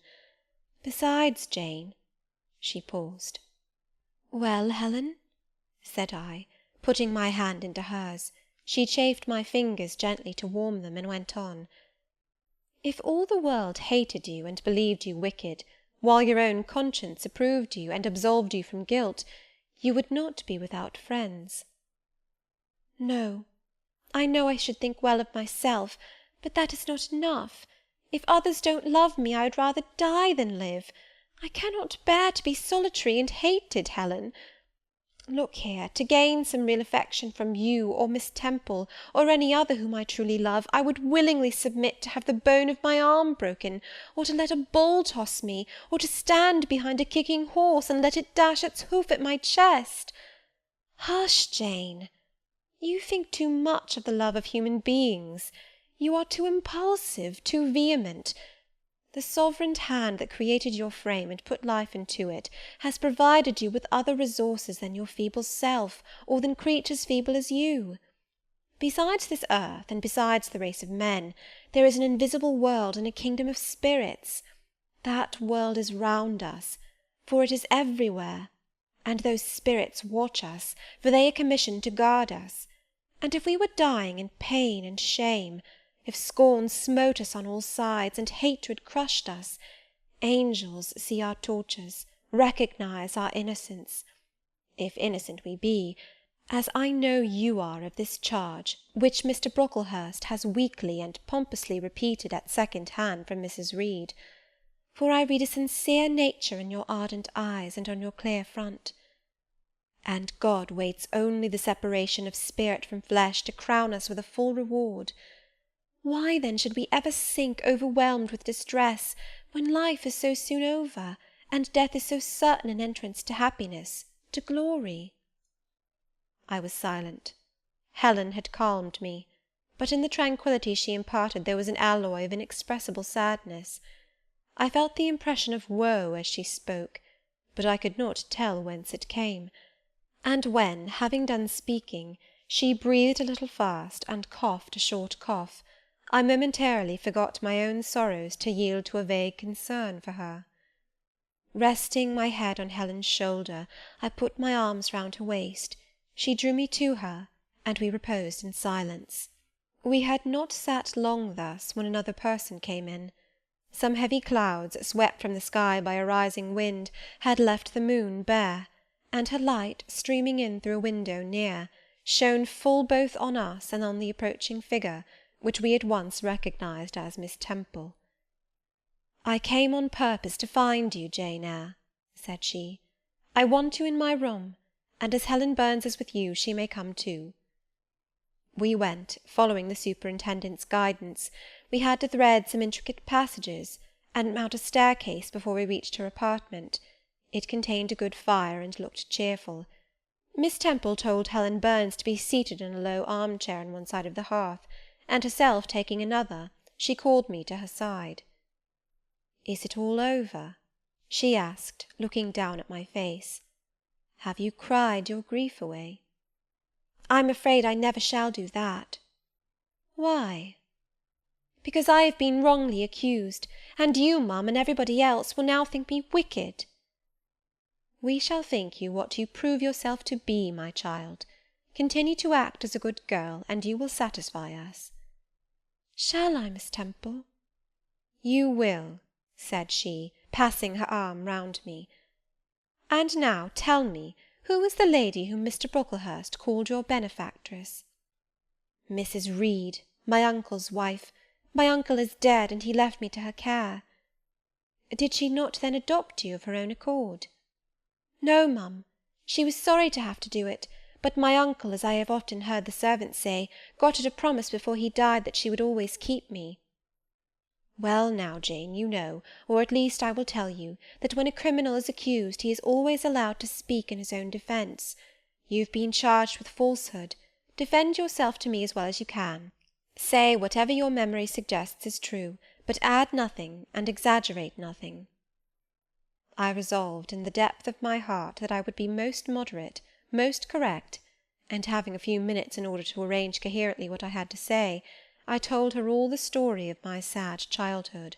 Exhausted by emotion, my language was more subdued than it generally was when it developed that sad theme, and mindful of Helen's warnings against the indulgence of resentment, I infused into the narrative far less of gall and wormwood than ordinary. Thus restrained and simplified, it sounded more credible. I felt as I went on that Miss Temple fully believed me. In the course of the tale I had mentioned Mr. Lloyd as having come to see me after the fit. I never forgot the, to me, frightful episode of the Red Room, in detailing which my excitement was sure in some degree to break bounds, for nothing could soften in my reflection the spasm of agony which clutched my heart when Mrs. Reed spurned my wild supplication for pardon, and locked me a second time in the dark and haunted chamber. I had finished. Miss Temple regarded me a few minutes in silence. She then said, "I know something of Mr. Lloyd. I shall write to him. If his reply agrees with your statement, you shall be publicly cleared from every imputation. To me, Jane, you are clear now." She kissed me, and still keeping me at her side, where I was well contented to stand, for I derived a child's pleasure from the contemplation of her face, her dress, her one or two ornaments, her white forehead, her clustered and shining curls, and beaming dark eyes. She proceeded to address Helen Burns. "How are you to-night, Helen? Have you coughed much to-day?" "Not quite so much, I think, ma'am." "And the pain in your chest?" "It is a little better." Miss Temple got up, took her hand, and examined her pulse. Then she returned to her own seat. As she resumed it, I heard her sigh low. She was pensive a few minutes, then rousing herself, she said cheerfully, "But you two are my visitors to-night. I must treat you as such." She rang her bell. "Barbara," she said to the servant who answered it, "I have not yet had tea. Bring the tray, and place cups for these two young ladies." And a tray was soon brought. How pretty, to my eyes, did the china cups and bright teapot look, placed on the little round table near the fire! How fragrant was the steam of the beverage, and the scent of the toast! Of which, however, I, to my dismay, for I was beginning to be hungry, discerned only a very small portion. Miss Temple discerned it too. "Barbara," said she, "can you not bring a little more bread and butter? There is not enough for 3. Barbara went out. She returned soon. "Madam, Mrs. Harden says she has sent up the usual quantity." Mrs. Harden, be it observed, was the housekeeper, a woman after Mr. Brocklehurst's own heart, made up of equal parts of whalebone and iron. "Oh, very well," returned Miss Temple. "We must make it do, Barbara, I suppose." As the girl withdrew, she added, smiling, "Fortunately, I have it in my power to supply deficiencies for this once." Having invited Helen and me to approach the table, and placed before each of us a cup of tea with one delicious but thin morsel of toast, she got up, unlocked a drawer, and taking from it a parcel wrapped in paper, disclosed presently to our eyes a good-sized seed-cake. "I meant to give each of you some of this to take with you," said she, "but as there is so little toast, you must have it now." And she proceeded to cut slices with a generous hand. We feasted that evening as on nectar and ambrosia, and not the least delight of the entertainment was the smile of gratification with which our hostess regarded us, as we satisfied our famished appetites on the delicate fare she liberally supplied. Tea over, and the tray removed, she again summoned us to the fire. We sat one on each side of her, and now a conversation followed between her and Helen, which it was indeed a privilege to be admitted to hear. Miss Temple had always something of serenity in her air, of state in her mien, of refined propriety in her language, which precluded deviation into the ardent, the excited, the eager; something which chastened the pleasure of those who looked on her and listened to her, by a controlling sense of awe, and such was my feeling now. But as to Helen Burns, I was struck with wonder. The refreshing meal, the brilliant fire, the presence and kindness of her beloved instructress, or perhaps, more than all these, something in her own unique mind, had roused her powers within her. They woke, they kindled. First they glowed in the bright tint of her cheek, which till this hour I had never seen but pale and bloodless. Then they shone in the liquid lustre of her eyes, which had suddenly acquired a beauty more singular than that of Miss Temple's, a beauty neither of fine colour, nor long eyelash, nor pencilled brow, but of meaning, of movement, of radiance. Then her soul sat on her lips, and language flowed, from what source I cannot tell. Has a girl of 14 a heart large enough, vigorous enough, to hold the swelling spring of pure, full, fervid eloquence? Such was the characteristic of Helen's discourse on that, to me, memorable evening. Her spirit seemed hastening to live within a very brief span as much as many live during a protracted existence. They conversed of things I had never heard of nations and times past, of countries far away, of secrets of nature discovered or guessed at.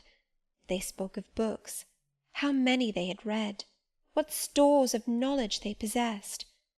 Then they seemed so familiar with French names and French authors, but my amazement reached its climax when Miss Temple asked Helen if she sometimes snatched a moment to recall the Latin her father had taught her, and, taking a book from a shelf, bade her read and construe a page of Virgil.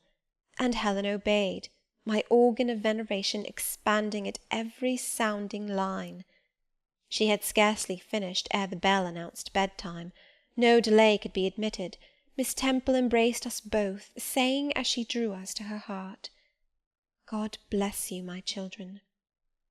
Helen she held a little longer than me. She let her go more reluctantly. It was Helen her eye followed to the door. It was for her she a second time breathed a sad sigh. For her she wiped a tear from her cheek. On reaching the bedroom, we heard the voice of Miss Scatcherd. She was examining drawers. She had just pulled out Helen Burns, and when we entered, Helen was greeted with a sharp reprimand, and told that to-morrow she should have half a dozen of untidily folded articles pinned to her shoulder. "My things were indeed in shameful disorder," murmured Helen to me in a low voice. "I intended to have arranged them, but I forgot." Next morning Miss Scatcherd wrote in conspicuous characters on a piece of pasteboard the word "slattern," and bound it like a phylactery around Helen's large, mild, intelligent, and benign-looking forehead. She wore it till evening, patient, unresentful, regarding it as deserved punishment. The moment Miss Scatcherd withdrew after afternoon school, I ran to Helen, tore it off, and thrust it into the fire. The fury of which she was incapable had been burning in my soul all day, and tears, hot and large, had continually been scalding my cheek, for the spectacle of her sad resignation gave me an intolerable pain at the heart. About a week subsequently to the incidents above narrated, Miss Temple, who had written to Mr. Lloyd, received his answer. It appeared that what he said went to corroborate my account. Miss Temple, having assembled the whole school, announced that inquiry had been made into the charges alleged against Jane Eyre, and that she was most happy to be able to pronounce her completely cleared from every imputation. The teachers then shook hands with me and kissed me, and a murmur of pleasure ran through the ranks of my companions. Thus relieved of a grievous load, I from that hour set to work afresh, resolved to pioneer my way through every difficulty. I toiled hard, and my success was proportionate to my efforts. My memory, not naturally tenacious, improved with practice. Exercise sharpened my wits. In a few weeks I was promoted to a higher class. In less than 2 months I was allowed to commence French and drawing. I learned the first 2 tenses of the verb être, and sketched my first cottage, whose walls, by the by, outrivalled in slope those of the Leaning Tower of Pisa, on the same day. That night, on going to bed, I forgot to prepare in imagination the Barmecide supper of hot roast potatoes, or white bread and new milk, with which I was wont to amuse my inward cravings.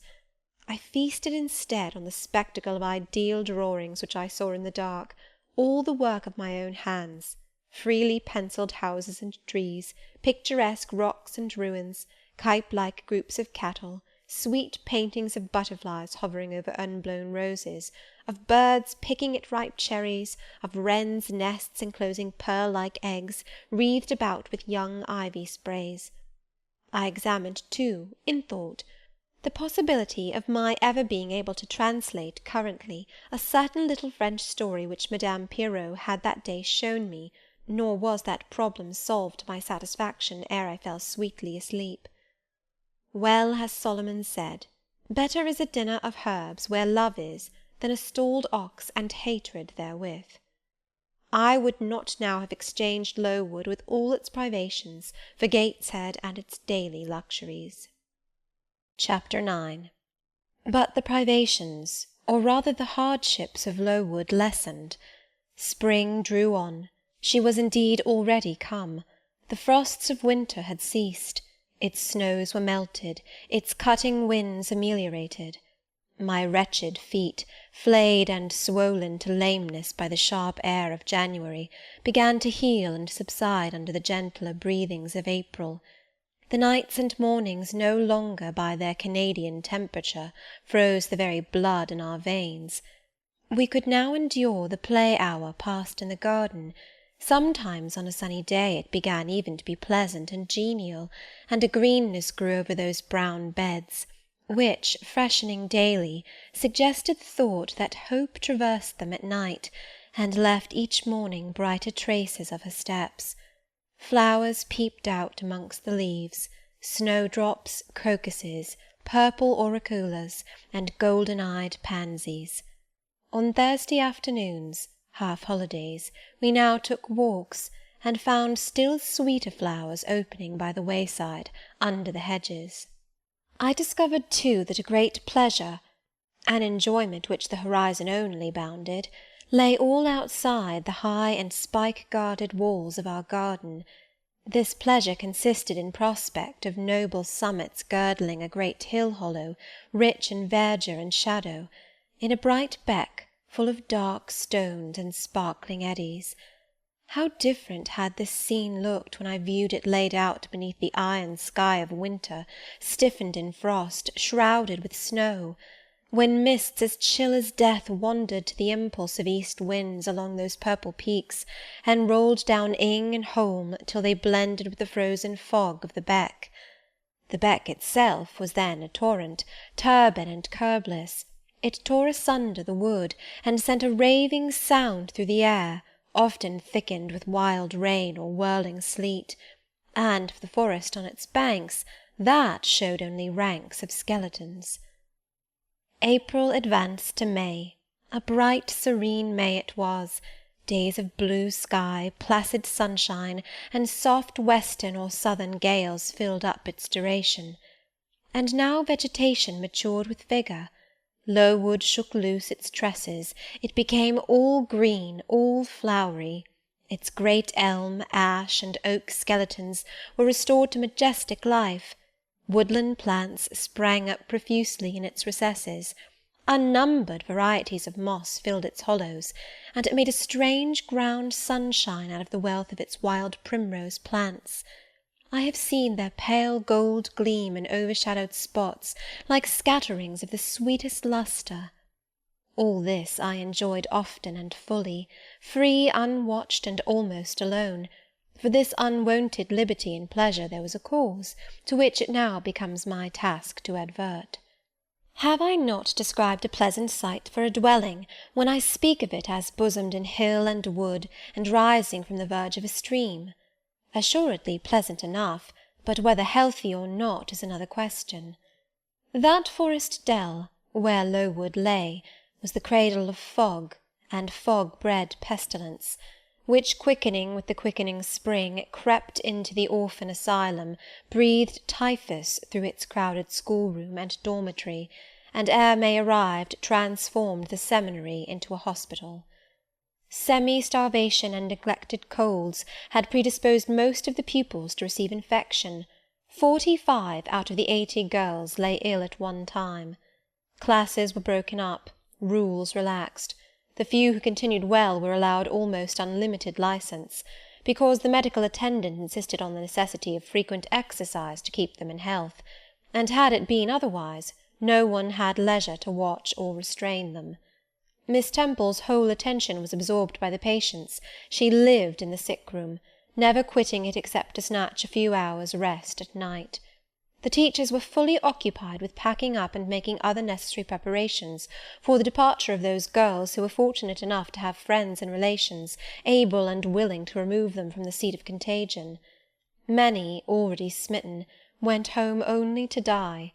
Some died at the school, and were buried quietly and quickly, the nature of the malady forbidding delay. While disease had thus become an inhabitant of Lowood, and death its frequent visitor, while there was gloom and fear within its walls, while its rooms and passages steamed with hospital smells, the drug and the pastille striving vainly to overcome the effluvia of mortality, that bright May shone unclouded over the bold hills and beautiful woodland out of doors. Its garden, too, glowed with flowers.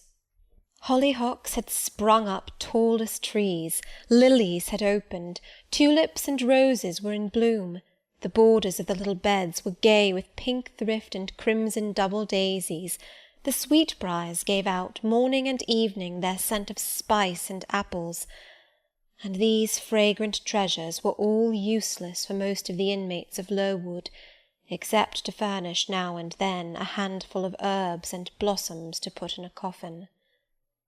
But I, and the rest who continued well, enjoyed fully the beauties of the scene and season. They let us ramble in the wood, like gipsies, from morning till night. We did what we liked, went where we liked. We lived better too. Mr. Brocklehurst and his family never came near Lowood now. Household matters were not scrutinized into. The cross housekeeper was gone, driven away by the fear of infection. Her successor, who had been matron at the Lowton dispensary, unused to the ways of her new abode, provided with comparative liberality. Besides, there were fewer to feed. The sick could eat little. Our breakfast basins were better filled. When there was no time to prepare a regular dinner, which happened often, she would give us a large piece of cold pie, or a thick slice of bread and cheese, and this we carried away with us to the wood, where we each chose the spot we liked best, and dined sumptuously. My favourite seat was a smooth and broad stone, rising white and dry from the very middle of the beck, and only to be got at by wading through the water, a feat I accomplished barefoot. The stone was just broad enough to accommodate, comfortably, another girl and me, at that time my chosen comrade, one Mary Ann Wilson, a shrewd, observant personage, whose society I took pleasure in, partly because she was witty and original, and partly because she had a manner which set me at my ease. Some years older than I, she knew more of the world, and could tell me many things I liked to hear. With her my curiosity found gratification. To my faults also she gave ample indulgence, never imposing curb or rein on anything I said. She had a turn for narrative, I for analysis. She liked to inform, I to question. So we got on swimmingly together, deriving much entertainment, if not much improvement, from our mutual intercourse. And where, meantime, was Helen Burns? Why did I not spend these sweet days of liberty with her? Had I forgotten her? Or was I so worthless as to have grown tired of her pure society? Surely the Mary Ann Wilson I have mentioned was inferior to my first acquaintance. She could only tell me amusing stories, and reciprocate any racy and pungent gossip I chose to indulge in, while, if I have spoken truth of Helen, she was qualified to give those who enjoyed the privilege of her converse a taste of far higher things. True, reader, and I knew and felt this. And though I am a defective being, with many faults and few redeeming points, yet I never tired of Helen Burns, nor ever ceased to cherish for her a sentiment of attachment, as strong, tender, and respectful as any that ever animated my heart. How could it be otherwise, when Helen, at all times and under all circumstances, evinced for me a quiet and faithful friendship, which ill humour never soured, nor irritation never troubled? But Helen was ill at present. For some weeks she had been removed from my sight to I knew not what room upstairs. She was not, I was told, in the hospital portion of the house with the fever patients, for her complaint was consumption, not typhus, and by consumption I, in my ignorance, understood something mild, which time and care would be sure to alleviate. I was confirmed in this idea by the fact of her once or twice coming downstairs on very warm sunny afternoons, and being taken by Miss Temple into the garden. But on these occasions I was not allowed to go and speak to her. I only saw her from the schoolroom window, and then not distinctly, for she was much wrapped up, and sat at a distance under the veranda. One evening, in the beginning of June, I had stayed out very late with Mary Ann in the wood. We had, as usual, separated ourselves from the others, and had wandered far, so far that we lost our way, and had to ask it at a lonely cottage, where a man and woman lived who looked after a herd of half-wild swine that fed on the mast in the wood. When we got back, it was after moonrise. A pony, which we knew to be the surgeon's, was standing at the garden door. Mary Ann remarked that she supposed some one must be very ill, as Mr. Bates had been sent for at that time of the evening. She went into the house. I stayed behind a few minutes to plant in my garden a handful of roots I had dug up in the forest, and which I feared would wither if I left them till the morning. This done, I lingered yet a little longer. The flowers smelt so sweet as the dew fell. It was such a pleasant evening, so serene, so warm.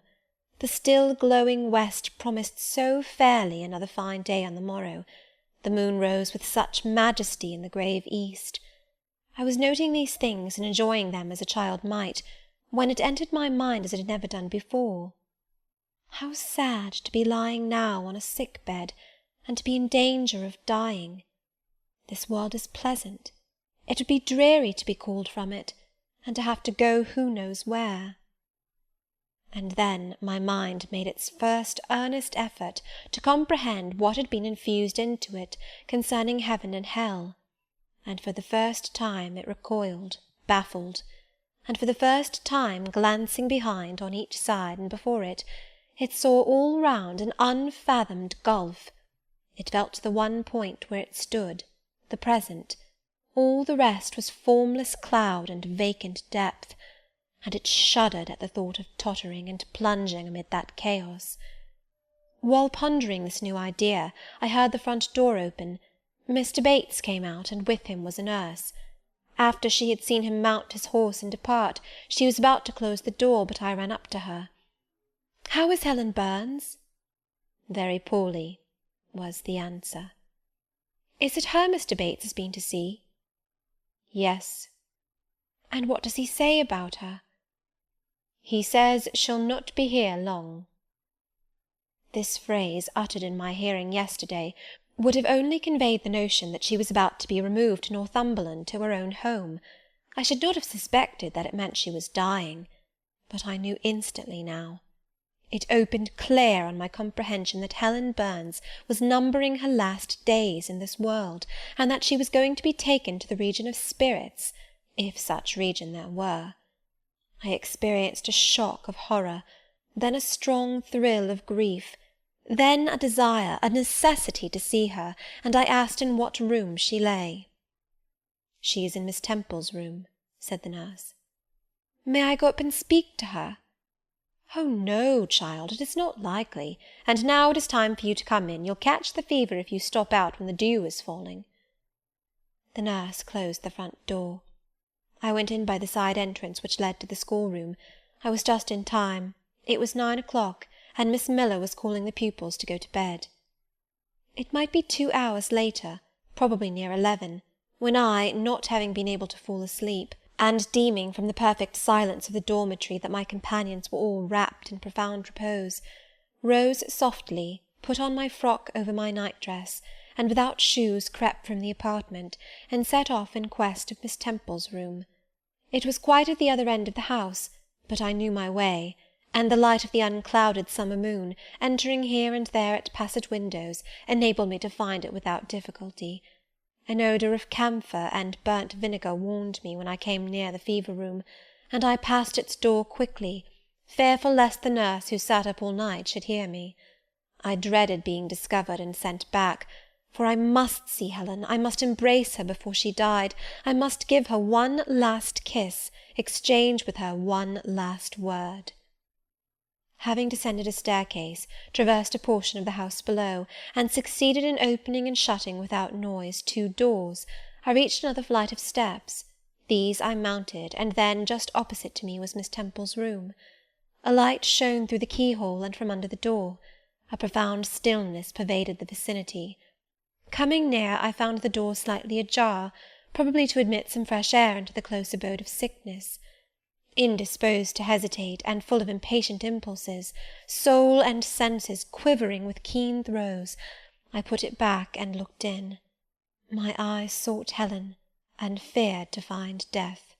Close by Miss Temple's bed, and half covered with its white curtains, there stood a little crib. I saw the outline of a form under the clothes, but the face was hid by the hangings. The nurse I had spoken to in the garden sat in an easy-chair asleep. An unsnuffed candle burnt dimly on the table. Miss Temple was not to be seen. I knew afterwards that she had been called to a delirious patient in the fever-room. I advanced, then paused by the crib's side. My hand was on the curtain, but I preferred speaking before I withdrew it. I still recoiled at the dread of seeing a corpse. "Helen," I whispered softly, "are you awake?" She stirred herself, put back the curtain, and I saw her face, pale, wasted, but quite composed. She looked so little changed that my fear was instantly dissipated. "Can it be you, Jane?" she asked, in her own gentle voice. "Oh," I thought, "she is not going to die. They are mistaken. She could not speak and look so calmly if she were." I got under her crib and kissed her. Her forehead was cold, and her cheek both cold and thin, and so were her hand and wrist, but she smiled as of old. "Why are you come here, Jane? It is past 11 o'clock. I heard it strike some minutes since." "I came to see you, Helen. I heard you were very ill, and I could not sleep till I had spoken to you." "You came to bid me good-bye, then. You are just in time, probably." "Are you going somewhere, Helen? Are you going home?" "Yes, to my long home, my last home." "No, no, Helen!" I stopped, distressed. While I tried to devour my tears, a fit of coughing seized Helen. It did not, however, wake the nurse. When it was over, she lay some minutes exhausted. Then she whispered, "Jane, your little feet are bare. Lie down and cover yourself with my quilt." I did so. She put her arm over me, and I nestled close to her. After a long silence, she resumed, still whispering, "I am very happy, Jane, and when you hear that I am dead, you must be sure and not grieve. There is nothing to grieve about. We all must die one day, and the illness which is removing me is not painful. It is gentle and gradual. My mind is at rest. I leave no one to regret me much. I have only a father, and he is lately married and will not miss me. By dying young I shall escape great sufferings. I had not qualities or talents to make my way very well in the world. I should have been continually at fault." "But where are you going to, Helen? Can you see? Do you know?"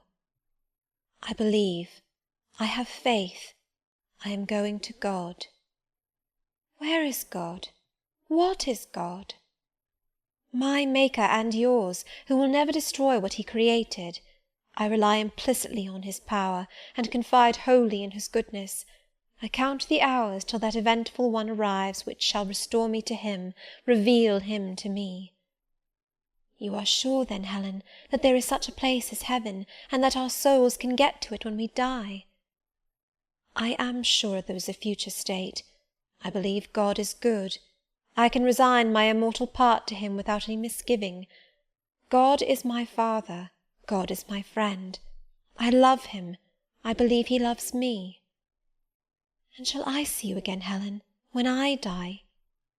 "You will come to the same region of happiness, be received by the same mighty universal parent, no doubt, dear Jane." Again I questioned, but this time only in thought. Where is that region? Does it exist? And I clasped my arms closer round Helen. She seemed dearer to me than ever. I felt as if I could not let her go.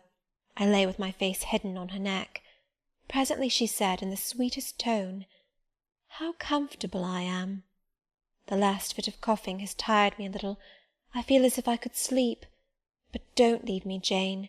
I like to have you near me." "I'll stay with you. Dear Helen, no one shall take me away."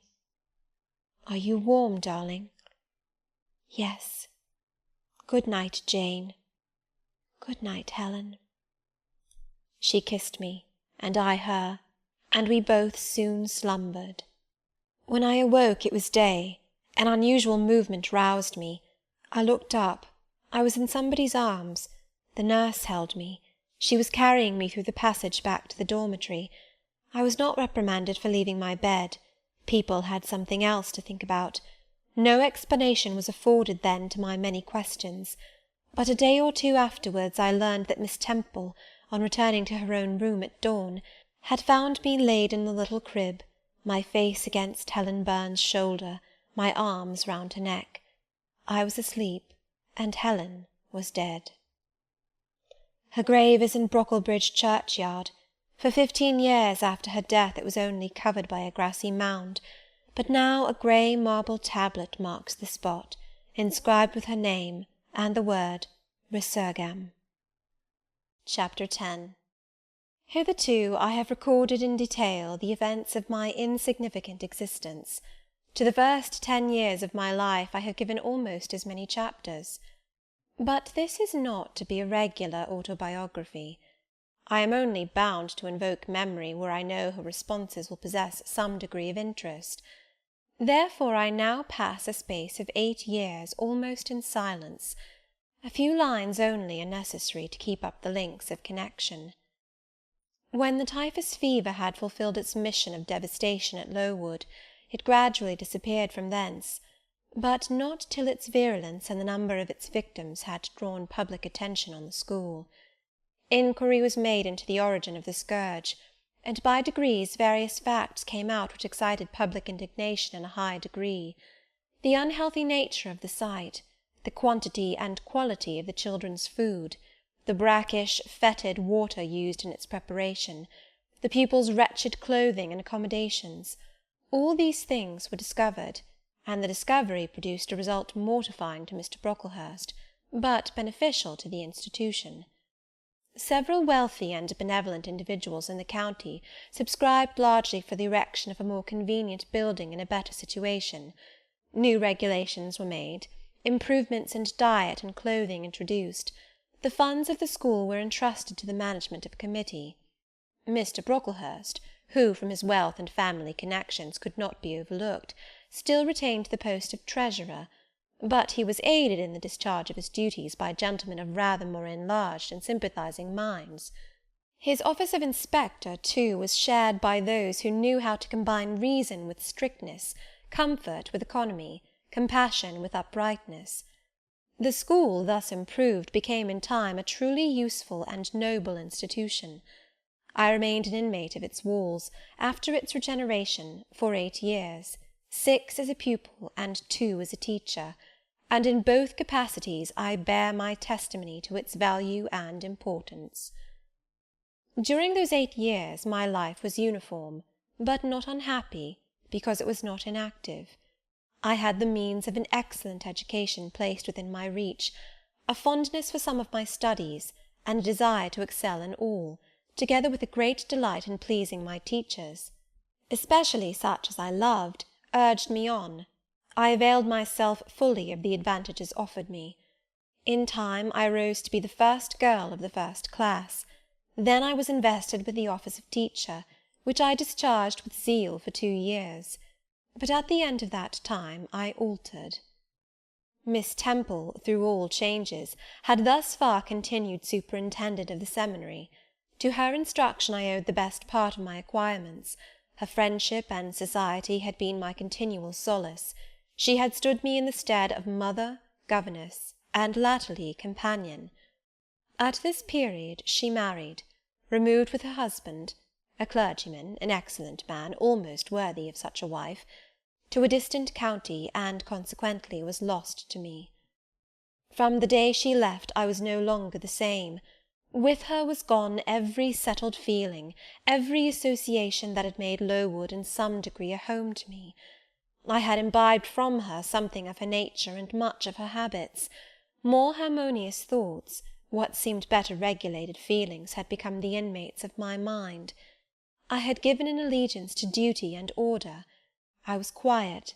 I believed I was content. To the eyes of others, usually even to my own, I appeared a disciplined and subdued character. But destiny, in the shape of the Reverend Mr. Nasmyth, came between me and Miss Temple. I saw her in her travelling dress step into a post-chaise, shortly after the marriage ceremony. I watched the chaise mount the hill and disappear beyond its brow, and then retired to my own room, and there spent in solitude the greatest part of the half-holiday granted in honour of the occasion. I walked about the chamber most of the time. I imagined myself only to be regretting my loss, and thinking how to repair it; but when my reflections were concluded, and I looked up and found that the afternoon was gone, and evening far advanced, another discovery dawned on me, namely, that in the interval I had undergone a transforming process, that my mind had put off all it had borrowed of Miss Temple, or rather that she had taken with her the serene atmosphere I had been breathing in her vicinity, and that now I was left in my natural element, and beginning to feel the stirring of old emotions. It did not seem as if a prop were withdrawn, but rather as if a motive were gone. It was not the power to be tranquil which had failed me, but the reason for tranquillity was no more. My world had for some years been in Lowood, my experience had been of its rules and systems.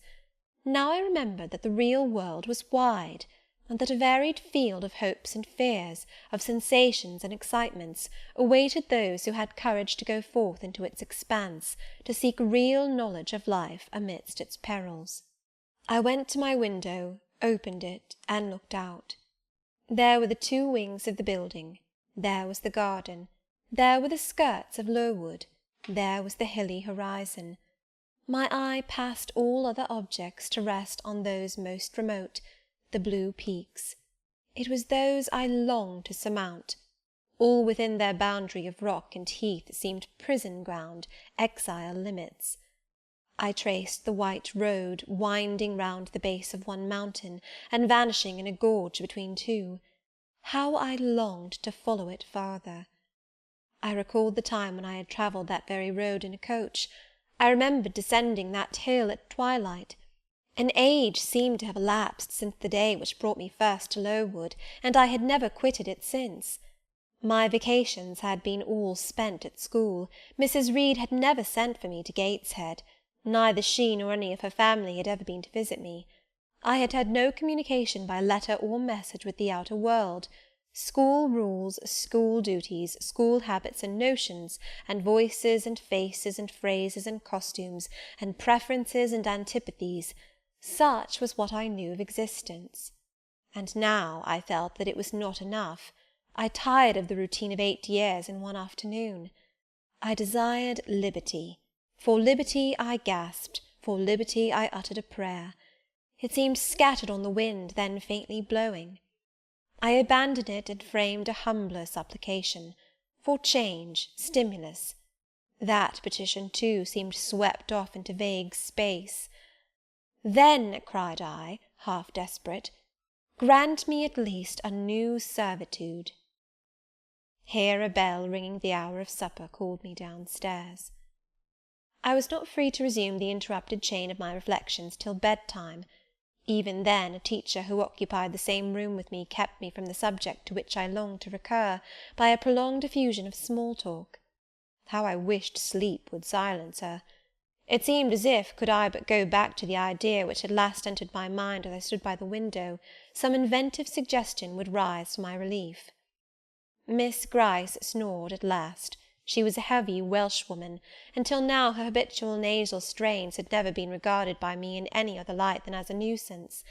To-night I hailed the first deep notes with satisfaction. I was debarrassed of interruption. My half-effaced thought instantly revived. A new servitude. There is something in that, I soliloquized. Mentally, be it understood, I did not talk aloud. I know there is, because it does not sound too sweet. It is not like such words as liberty, excitement, enjoyment. Delightful sounds, truly, but no more than sounds for me, and so hollow and fleeting that it is mere waste of time to listen to them. But servitude, that must be matter of fact. Any one may serve. I have served here 8 years. Now all I want is to serve elsewhere. Can I not get so much of my own will? Is not the thing feasible? Yes, yes, the end is not so difficult, if I had only a brain active enough to ferret out the means of attaining it. I sat up in bed by way of arousing this said brain. It was a chilly night. I covered my shoulders with a shawl, and then I proceeded to think again with all my might. What do I want? A new place, in a new house, amongst new faces, under new circumstances. I want this, because it is of no use wanting anything better. How do people do to get a new place? They apply to friends, I suppose. I have no friends. There are many others who have no friends, who must look about for themselves and be their own helpers. And what is their resource?" I could not tell. Nothing answered me. I then ordered my brain to find a response, and quickly. It worked and worked faster. I felt the pulses throb in my head and temples, but for nearly an hour it worked in chaos, and no result came of its efforts. Feverish with vain labour, I got up and took a turn in the room, undrew the curtains, noted a star or two, shivered with cold, and again crept to bed. A kind fairy in my absence had surely dropped the required suggestion on my pillow, for as I lay down it came quietly and naturally to my mind. Those who want situations advertise. You must advertise in the _shire Herald. How? I know nothing about advertising. Replies rose smooth and prompt now. You must enclose the advertisement and the money to pay for it under a cover directed to the editor of the Herald. You must put it, the first opportunity you have, into the post at Lowton. Answers must be addressed to J.E. at the post-office there. You can go and inquire in about a week after you send your letter, if any are come, and act accordingly. This scheme I went over twice, thrice. It was then digested in my mind. I had it in a clear, practical form. I felt satisfied, and fell asleep. With earliest day I was up. I had my advertisement written, enclosed, and directed before the bell rang to rouse the school. It ran thus: "A young lady accustomed to tuition (had I not been a teacher 2 years) is desirous of meeting with a situation in a private family where the children are under 14. I thought that as I was barely 18 it would not do to undertake the guidance of pupils nearer my own age. She is qualified to teach the usual branches of a good English education, together with French, drawing, and music. In those days, reader, this now narrow catalogue of accomplishments would have been held tolerably comprehensive. Address, J.E., Post Office, Lowton, shire." This document remained locked in my drawer all day. After tea I asked leave of the new superintendent to go to Lowton, in order to perform some small commissions for myself and 1 or 2 of my fellow teachers. Permission was readily granted. I went. It was a walk of 2 miles, and the evening was wet, but the days were still long. I visited a shop or 2, slipped the letter into the post-office, and came back through heavy rain, with streaming garments, but with a relieved heart. The succeeding week seemed long. It came to an end at last, however, like all sublunary things, and once more, towards the close of a pleasant autumn day, I found myself afoot on the road to Lowton. A picturesque track it was, by the way, lying along the side of the beck and through the sweetest curves of the dale. But that day I thought more of the letters that might or might not be awaiting me at the little burgh whither I was bound, than of the charms of lea and water. My ostensible errand on this occasion was to get measured for a pair of shoes, so I discharged that business first, and when it was done, I stepped across the clean and quiet little street from the shoemaker's to the post-office. It was kept by an old dame, who wore horn spectacles on her nose, and black mittens on her hands. "Are there any letters for J.E.?" I asked. She peered at me over her spectacles, and then she opened a drawer and fumbled among its contents for a long time, so long that my hopes began to falter. At last, having held a document before her glasses for nearly 5 minutes, she presented it across the counter, accompanying the act by another inquisitive and mistrustful glance. It was for J.E. "Is there only one?" I demanded. "There are no more," said she, and I put it in my pocket and turned my face homeward. I could not open it then. Rules obliged me to be back by 8, and it was already 7:30. Various duties awaited me on my arrival. I had to sit with the girls during their hour of study, then it was my turn to read prayers, to see them to bed. Afterwards I supped with the other teachers. Even when we finally retired for the night, the inevitable Miss Gryce was still my companion. We had only a short end of a candle in our candlestick, and I dreaded lest she should talk till it was all burnt out. Fortunately, however, the heavy supper she had eaten produced a soporific effect. She was already snoring before I had finished undressing. There still remained an inch of candle. I now took out my letter. The seal was an initial F. I broke it. The contents were brief. If J.E., who advertised in the Blankshire Herald of last Thursday, possesses the acquirements mentioned, and if she is in a position to give satisfactory references as to character and competency, a situation can be offered her where there is but one pupil, a little girl under 10 years of age, and where the salary is £30 per annum. J.E. is requested to send references, name, address, and all particulars to the direction Mrs. Fairfax, Thornfield, near Millcote, Blankshire. I examined the document long. The writing was old-fashioned, and rather uncertain, like that of an elderly lady. This circumstance was satisfactory. A private fear had haunted me, that in thus acting for myself and by my own guidance, I ran the risk of getting into some scrape, and above all things I wished the result of my endeavours to be respectable, proper, en règle. I now felt that an elderly lady was no bad ingredient in the business I had on hand.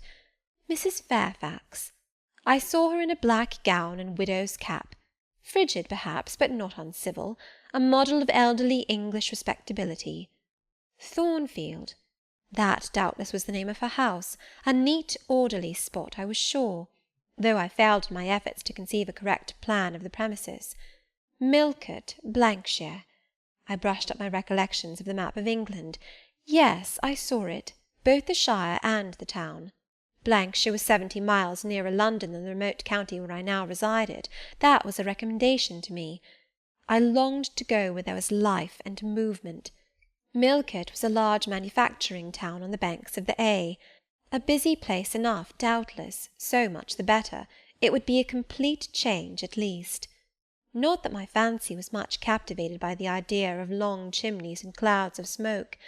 But, I argued, Thornfield will probably be a good way from the town.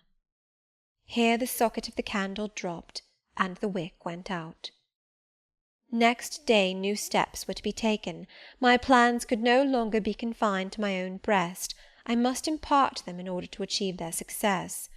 Having sought and obtained an audience of the superintendent during the noontide recreation, I told her I had a prospect of getting a new situation, where the salary would be double what I now received, for at Lowood I only got £15 per annum, and requested she would break the matter for me to Mr. Brocklehurst, or some of the committee, and ascertain whether they would permit me to mention them as references. She obligingly consented to act as mediatrix in the matter. The next day she laid the affair before Mr. Brocklehurst, who said that Mrs. Reed must be written to, as she was my natural guardian. A note was accordingly addressed to the lady, who returned for answer that I might do as I pleased, she had long relinquished all interference in my affairs. This note went the round of the committee, and at last, after what appeared to me most tedious delay, formal leave was given me to better my condition if I could, and an assurance added, that as I had always conducted myself well, both as teacher and pupil, at Lowood, a testimonial of character and capacity, signed by the inspectors of that institution, should forthwith be furnished me. This testimonial I accordingly received in about a month, forwarded a copy of it to Mrs. Fairfax, got that lady's reply, stating that she was satisfied, and fixing that day fortnight as the period for my assuming the post of governess in her house. I now busied myself in preparations. The fortnight passed rapidly. I had not a very large wardrobe, though it was adequate to my wants, and the last day sufficed to pack my trunk, the same I had brought with me 8 years ago from Gateshead. The box was corded, the card nailed on. In half an hour the carrier was to call for it to take it to Lowton, whither I myself was to repair at an early hour the next morning to meet the coach. I had brushed my black stuff travelling dress, prepared my bonnet, gloves, and muff, sought in all my drawers to see that no article was left behind, and now, having nothing more to do, I sat down and tried to rest. I could not. Though I had been on foot all day, I could not now repose an instant. I was much too excited. A phase of my life was closing to-night, a new one opening to-morrow. Impossible to slumber in the interval. I must watch feverishly while the change was being accomplished. "Miss," said a servant who met me in the lobby, where I was wandering like a troubled spirit, "a person below wishes to see you." The carrier, no doubt, I thought, and ran downstairs without inquiry. I was passing the back parlour or teacher's sitting-room, the door of which was half open, to go to the kitchen, when someone ran out. "It's her, I'm sure! I could have told her anywhere!" cried the individual who stopped my progress and took my hand. I looked. I saw a woman attired like a well-dressed servant, matronly, yet still young, very good-looking, with black hair and eyes, and lively complexion. "Well, who is it?" she asked, in a voice and with a smile I half recognised. "You've not quite forgotten me, I think, Miss Jane." In another second I was embracing and kissing her rapturously. "Bessy! Bessy! Bessy!" That was all I said, whereat she half laughed, half cried, and we both went into the parlour.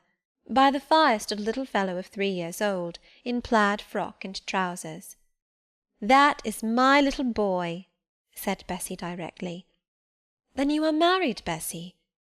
"Yes, nearly 5 years since, to Robert Levin, the coachman, and I've a little girl besides Bobby there, that I've christened Jane." "And you don't live at Gateshead?" "I live at the lodge. The old porter has left." "Well, and how do they all get on? Tell me everything about them, Bessy. But sit down first, and, Bobby, come and sit at my knee, will you?" But Bobby preferred sidling over to his mother. "You're not grown so very tall, Miss Jane, nor so very stout," continued Mrs. Levin. "I dare say they've not kept you too well at school. Miss Reed is the head and shoulders taller than you are, and Miss Georgiana would make 2 of you in breadth." "Georgiana is handsome, I suppose, Bessy?" "Very. She went up to London last winter with her mamma, and there everybody admired her, and a young lord fell in love with her, but his relations were against the match, and what do you think? He and Miss Georgiana made it up to run away, but they were found out and stopped. It was Miss Reed that found them out. I believe she was envious, and now she and her sister lead a cat-and-dog life together. They are always quarrelling." "Well, and what of John Reed?" "Oh, he is not doing so well as his mamma could wish. He went to college, and he got plucked, I think they call it, and then his uncles wanted him to be a barrister and study the law, but he is such a dissipated young man, they will never make much of him, I think." "What does he look like?" "He is very tall. Some people call him a fine-looking young man, but he has such thick lips." "And Mrs. Reed?" "Mrs. looks stout and well enough in the face, but I think she's not quite easy in her mind. Mr. John's conduct does not please her. He spends a great deal of money." "Did she send you here, Bessy?" "No, indeed. But I have long wanted to see you, and when I heard that there had been a letter from you, and that you were going to another part of the country, I thought I'd just set off and get a look at you before you were quite out of my reach." "I am afraid you are disappointed in me, Bessy." I said this laughing.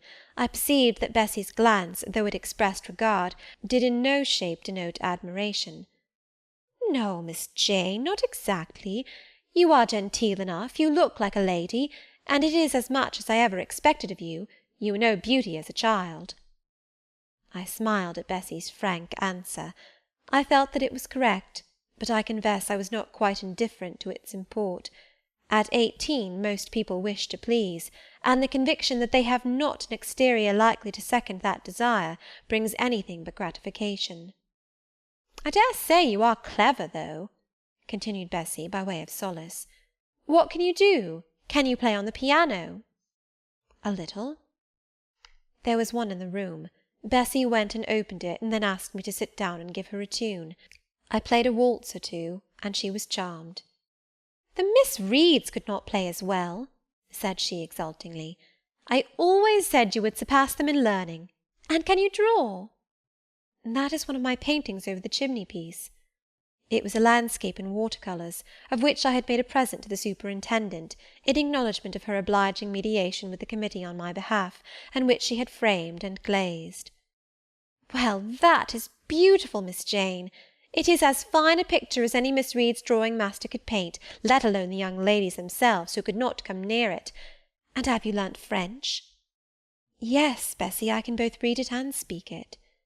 "And you can work on muslin and canvas?" "I can." "Oh, you are quite a lady, Miss Jane. I knew you would be. You will get on whether your relations notice you or not." "There was something I wanted to ask you. Have you ever heard anything from your father's kinsfolk, The Eyres?" "Never in my life." "Well, you know Missus always said they were poor and quite despicable. And they may be poor, but I believe they are as much gentry as the Reeds are, for one day nearly 7 years ago a Mr. Eyre came to Gateshead and wanted to see you. Missus said you were at school 50 miles off. He seemed so much disappointed, for he could not stay. He was going on a voyage to a foreign country, and the ship was to sail from London in a day or two. He looked quite a gentleman, and I believe he was your father's brother." "What foreign country was he going to, Bessy?" "An island thousands of miles off, where they make wine. The butler did tell me." "Madeira?" I suggested. "Yes, that is it, the very word." "So he went?" "Yes, he did not stay many minutes in the house. Missus was very high with him. She called him afterwards a sneaking tradesman. My Robert believes he was a wine merchant." "Very likely," I returned, "or perhaps clerk or agent to a wine merchant." Bessy and I conversed about old times an hour longer, and then she was obliged to leave me. I saw her again for a few minutes the next morning at Lowton, while I was waiting for the coach. We parted finally at the door of the Brocklehurst Arms there. Each went her separate way. She set off for the brow of Lowood Fell to meet the conveyance which was to take her back to Gateshead. I mounted the vehicle which was to bear me to new duties and a new life in the unknown environs of Millcote. Chapter 11. Part 1.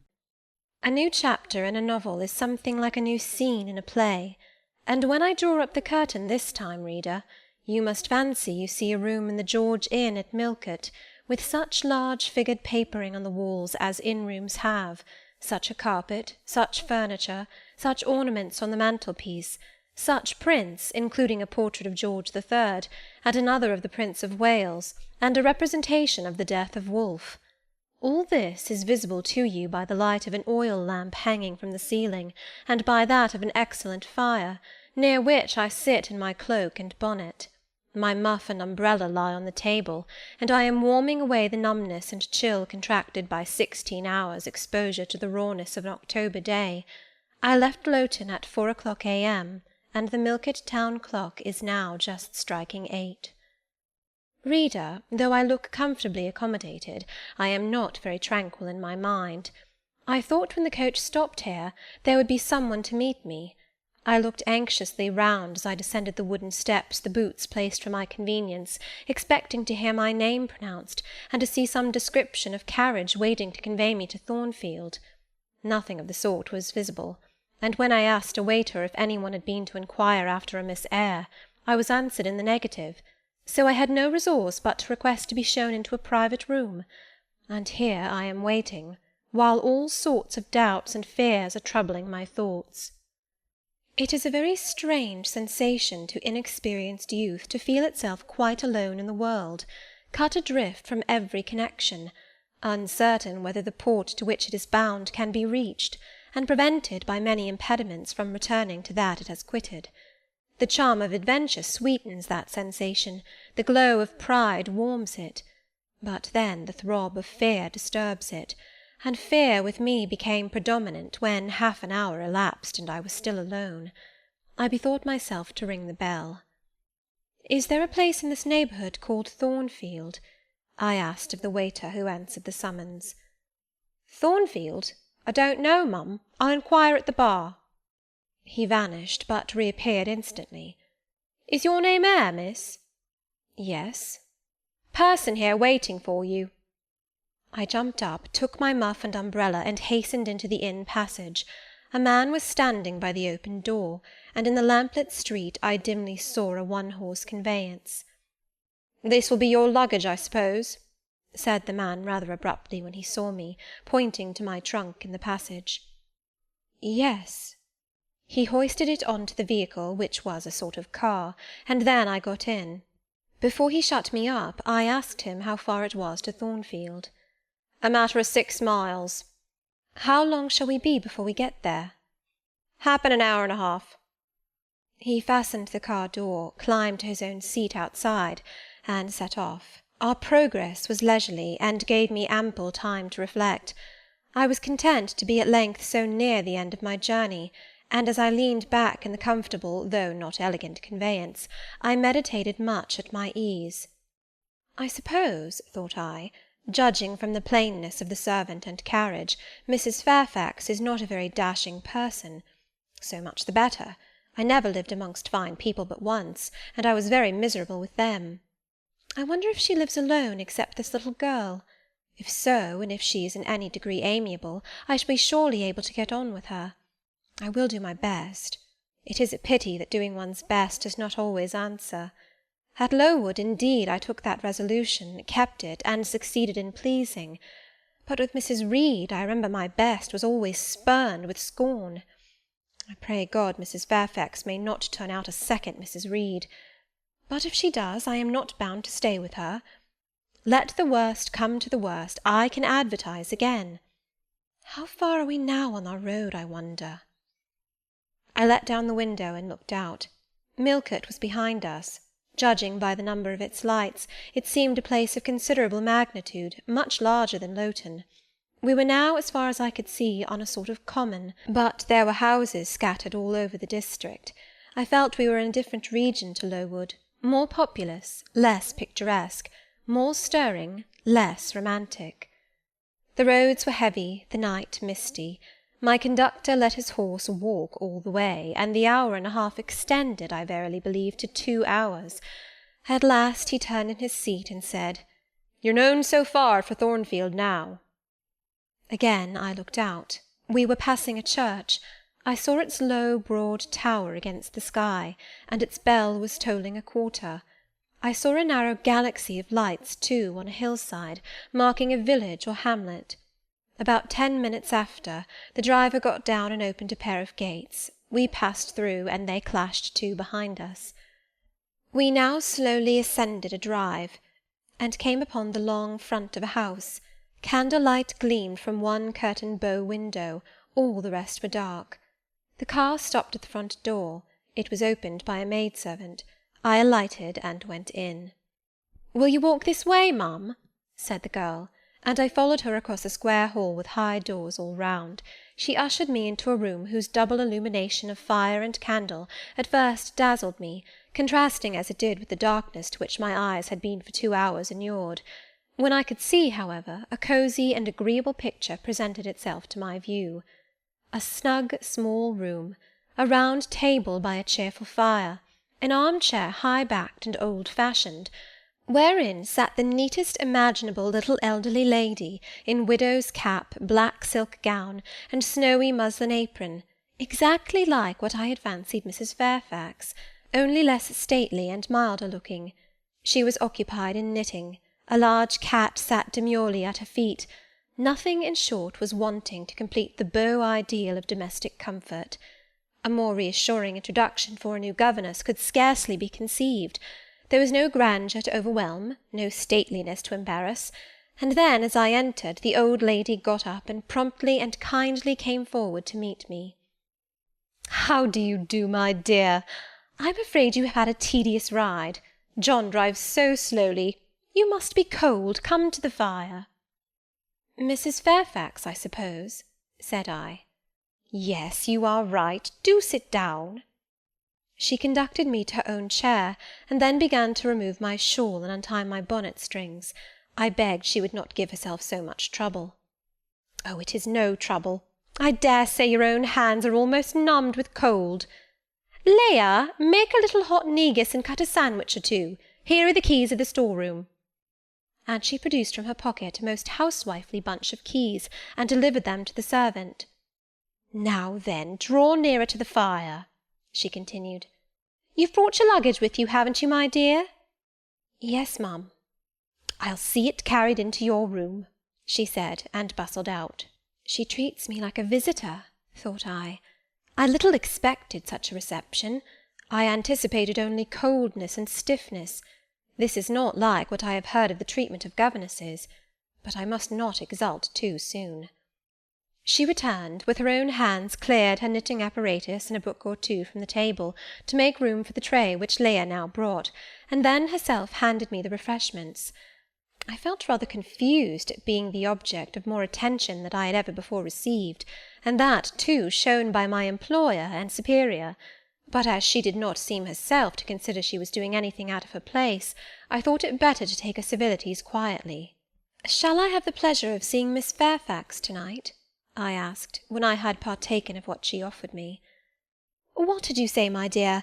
I am a little deaf," returned the good lady, approaching her ear to my mouth. I repeated the question more distinctly. "Miss Fairfax? Oh, you mean Miss Varenne. Varenne is the name of your future pupil." "Indeed? Then she is not your daughter?" "No, I have no family." I should have followed up my first inquiry by asking in what way Miss Varens was connected with her, but I recollected it was not polite to ask too many questions. Besides, I was sure to hear in time. "I am so glad," she continued, as she sat down opposite to me and took the cat on her knee. "I am so glad you are come. It will be quite pleasant living here now with a companion. To be sure it is pleasant at any time, for Thornfield is a fine old hall, rather neglected of late years, perhaps, but still it is a respectable place. Yet, you know, in winter-time one feels dreary quite alone in the best quarters. I say alone. Leah is a nice girl, to be sure, and John and his wife are very decent people, but then you see they are only servants, and one can't converse with them on terms of equality. One must keep them at due distance, for fear of losing one's authority. I'm sure last winter— it was a very severe one, if you recollect, and when it did not snow, it rained and blew. Not a creature but the butcher and the postman came to the house from November till February, and I really got quite melancholy with sitting night after night alone. I had Leah in to read to me sometimes, but I don't think the poor girl liked the task much. She felt it confining. In spring and summer one got on better. Sunshine and long days make such a difference. And then, just at the commencement of this autumn, little Adela Varens came and her nurse. A child makes a house alive all at once, and now you are here I shall be quite gay." My heart really warmed to the worthy lady as I heard her talk, and I drew my chair a little nearer to her, and expressed my sincere wish that she might find my company as agreeable as she anticipated. "But I'll not keep you sitting up late to-night," said she. "It is on the stroke of 12 now, and you have been travelling all day. You must feel tired. If you have got your feet well warmed, I'll show you your bedroom. I've had the room next to mine prepared for you. It is only a small apartment, but I thought you would like it better than one of the large front chambers. To be sure, they have finer furniture, but they are so dreary and solitary, I never sleep in them myself." I thanked her for her considerate choice, and as I really felt fatigued with my long journey, expressed my readiness to retire. She took her candle, and I followed her from the room. First she went to see if the hall door was fastened. Having taken the key from the lock, she led the way upstairs. The steps and banisters were of oak, the staircase window was high and latticed. Both it and the long gallery into which the bedroom doors open looked as if they belonged to a church rather than a house. A very chill and vault-like air pervaded the stairs and gallery, suggesting cheerless ideas of space and solitude, and I was glad, when finally ushered into my chamber, to find it of small dimensions and furnished in ordinary modern style. When Mrs. Fairfax had bidden me a kind good night, and I had fastened my door, gazed leisurely round, and in some measure effaced the eerie impression made by that wide hall, that dark and spacious staircase, and that long cold gallery, by the livelier aspect of my little room, I remembered that, after a day of bodily fatigue and mental anxiety, I was now at last in safe haven. The impulse of gratitude swelled my heart, and I knelt down at the bedside, and offered up thanks where thanks were due, not forgetting ere I rose to implore aid on my further path, and the power of meriting the kindness which seemed so frankly offered me before it was earned. My couch had no thorns in it that night, my solitary room no fears. At once weary and content, I slept soon and soundly. When I awoke, it was broad day. The chamber looked such a bright little place to me as the sun shone in between the gay blue chintz window curtains, showing papered walls and a carpeted floor, so unlike the bare planks and stained plaster of Lowood, that my spirits rose at the view. Externals have a great effect on the young. I thought that a fairer era of life was beginning for me, one that was to have its flowers and pleasures as well as its thorns and toils. My faculties, roused by the change of scene, the new field offered to hope, seemed all astir. I cannot precisely define what they expected, but it was something pleasant, not perhaps that day or that month, but at an indefinite future period. I rose. I dressed myself with care, obliged to be plain, for I had no article of attire that was not made with extreme simplicity. I was still by nature solicitous to be neat. It was not my habit to be disregardful of appearance or careless of the impression I made. On the contrary, I ever wished to look as well as I could, and to please as much as my want of beauty would permit. I sometimes regretted that I was not handsomer. I sometimes wished to have rosy cheeks, a straight nose, and a small cherry mouth. I desired to be tall, stately, and finely developed in figure. I felt it a misfortune that I was so little, so pale, and had features so irregular and so marked. And why had I these aspirations and these regrets? It would be difficult to say. I could not then distinctly say it to myself, yet I had a reason, and a logical, natural reason too. However, when I had brushed my hair very smooth, and put on my black frock, which, Quaker-like as it was, at least had the merit of fitting to a nicety, and adjusted my clean white tucker, I thought that I should do respectably enough to appear before Mrs. Fairfax, and that my new pupil would not at least recoil from me with antipathy. Having opened my chamber window, and seen that I left all things straight and neat on the toilet-table, I ventured forth. Traversing the long and matted gallery, I descended the slippery steps of oak. Then I gained the hall. I halted there a minute. I looked at some pictures on the walls. One, I remember, represented a grim man in a cuirass, and one a lady with powdered hair and a pearl necklace.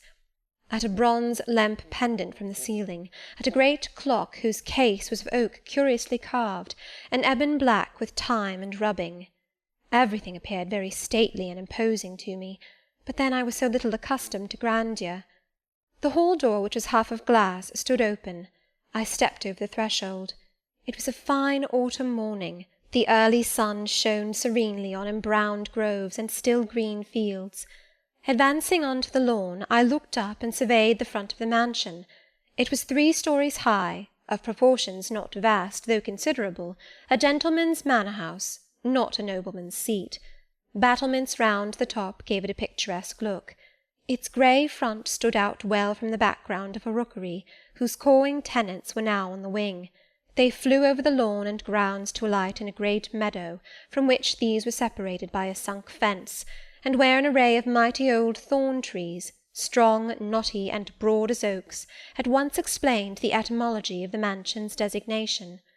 Farther off were hills, not so lofty as those round Lowood, nor so craggy, nor so like barriers of separation from the living world, but yet quiet and lonely hills enough, and seeming to embrace Thornfield with a seclusion I had not expected to find existent so near the stirring locality of Millcote. A little hamlet, whose roofs were blent with trees, straggled up the side of one of these hills. The church of the district stood nearer Thornfield. Its old tower-top looked over a knoll between the house and gates. I was yet enjoying the calm prospect and pleasant fresh air, yet listening with delight to the cawing of the rooks, yet surveying the wide hoary front of the hall, and thinking what a great place it was for one lonely little dame like Mrs. Fairfax to inhabit, when that lady appeared at the door. "What, out already?" said she. "I see you are an early riser."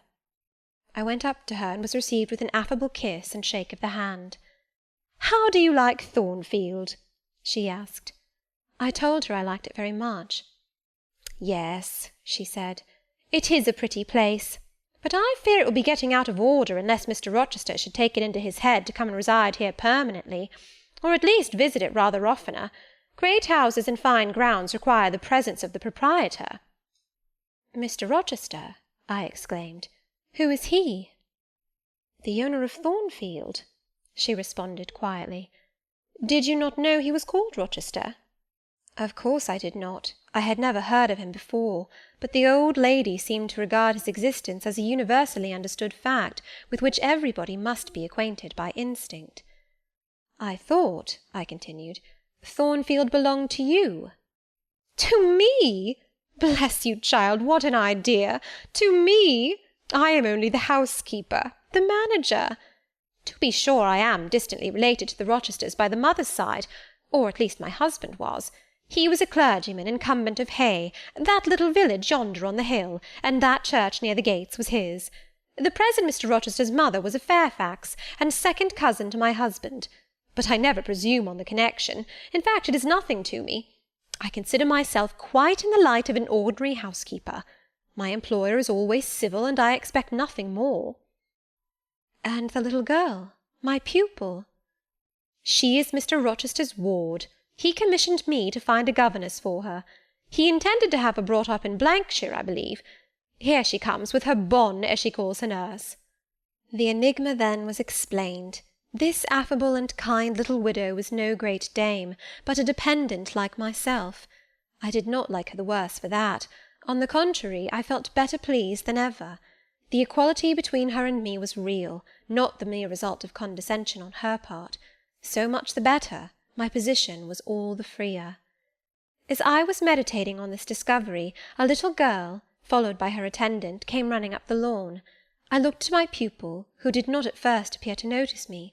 She was quite a child, perhaps 7 or 8 years old, slightly built, with a pale, small-featured face, and a redundancy of hair falling in curls to her waist. "Good morning, Miss Adela," said Mrs. Fairfax. "Come and speak to the lady who is to teach you, and to make you a clever woman some day." She approached.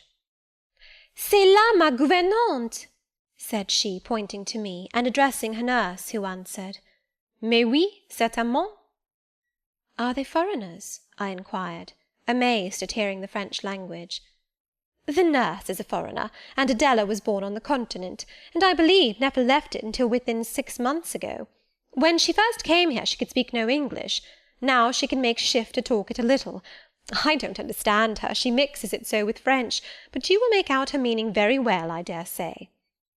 Fortunately, I had had the advantage of being taught French by a French lady, and as I had always made a point of conversing with Madame Pirot as often as I could, and had, besides, during the last 7 years, learnt a portion of French by heart daily, applying myself to take pains with my accent, and imitating as closely as possible the pronunciation of my teacher, I had acquired a certain degree of readiness and correctness in the language, and was not likely to be much at a loss with Mademoiselle Adela. She came and shook hands with me when she heard that I was her governess, and as I led her into breakfast, I addressed some phrases to her in her own tongue. She replied briefly at first, but after we were seated at the table, and she had examined me some 10 minutes with her large hazel eyes, she suddenly commenced chattering fluently. Chapter 11. Part 2. "Ah," cried she in French, "you speak my language as well as Mr. Rochester does. I can talk to you as I can to him, and so can Sophie. She will be glad. Nobody here understands her. Madame Fairfax is all English. Sophie is my nurse. She came with me over the sea in a great ship with a chimney that smoked. How it did smoke! And I was sick, and so was Sophie, and so was Mr. Rochester. Mr. Rochester lay down on a sofa in a pretty room called the salon, and Sophie and I had little beds in another place. I nearly fell out of mine. It was like a shelf. And Mademoiselle, what is your name?" "Eyre. Jane Eyre." "Eyre? Bah! I cannot say it. Well, our ship stopped in the morning, before it was quite daylight, at a great city, a huge city, with very dark houses, and all smoky, not at all like the pretty clean town I came from. And Mr. Rochester carried me in his arms over a plank to the land, and Sophie came after, and we all got into a coach, which took us to a beautiful large house, larger than this, and finer, called an hotel. We stayed there nearly a week. I and Sophie used to walk every day in a great green place full of trees, called the park, and there were many children there besides me, and a pond with beautiful birds in it that I fed with crumbs." "Can you understand her when she runs on so fast?" asked Mrs. Fairfax. I understood her very well, for I had been accustomed to the fluent tongue of Madame Pirot. "I wish," continued the good lady, "you would ask her a question or two about her parents. I wonder if she remembers them." "Adele," I inquired, "with whom did you live when you were in that pretty clean town you spoke of?" I lived long ago with mamma, but she is gone to the Holy Virgin.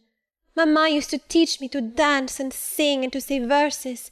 A great many gentlemen and ladies came to see mamma, and I used to dance before them or to sit on their knees and sing to them. I liked it. Shall I let you hear me sing now?" She had finished her breakfast, so I permitted her to give a specimen of her accomplishments.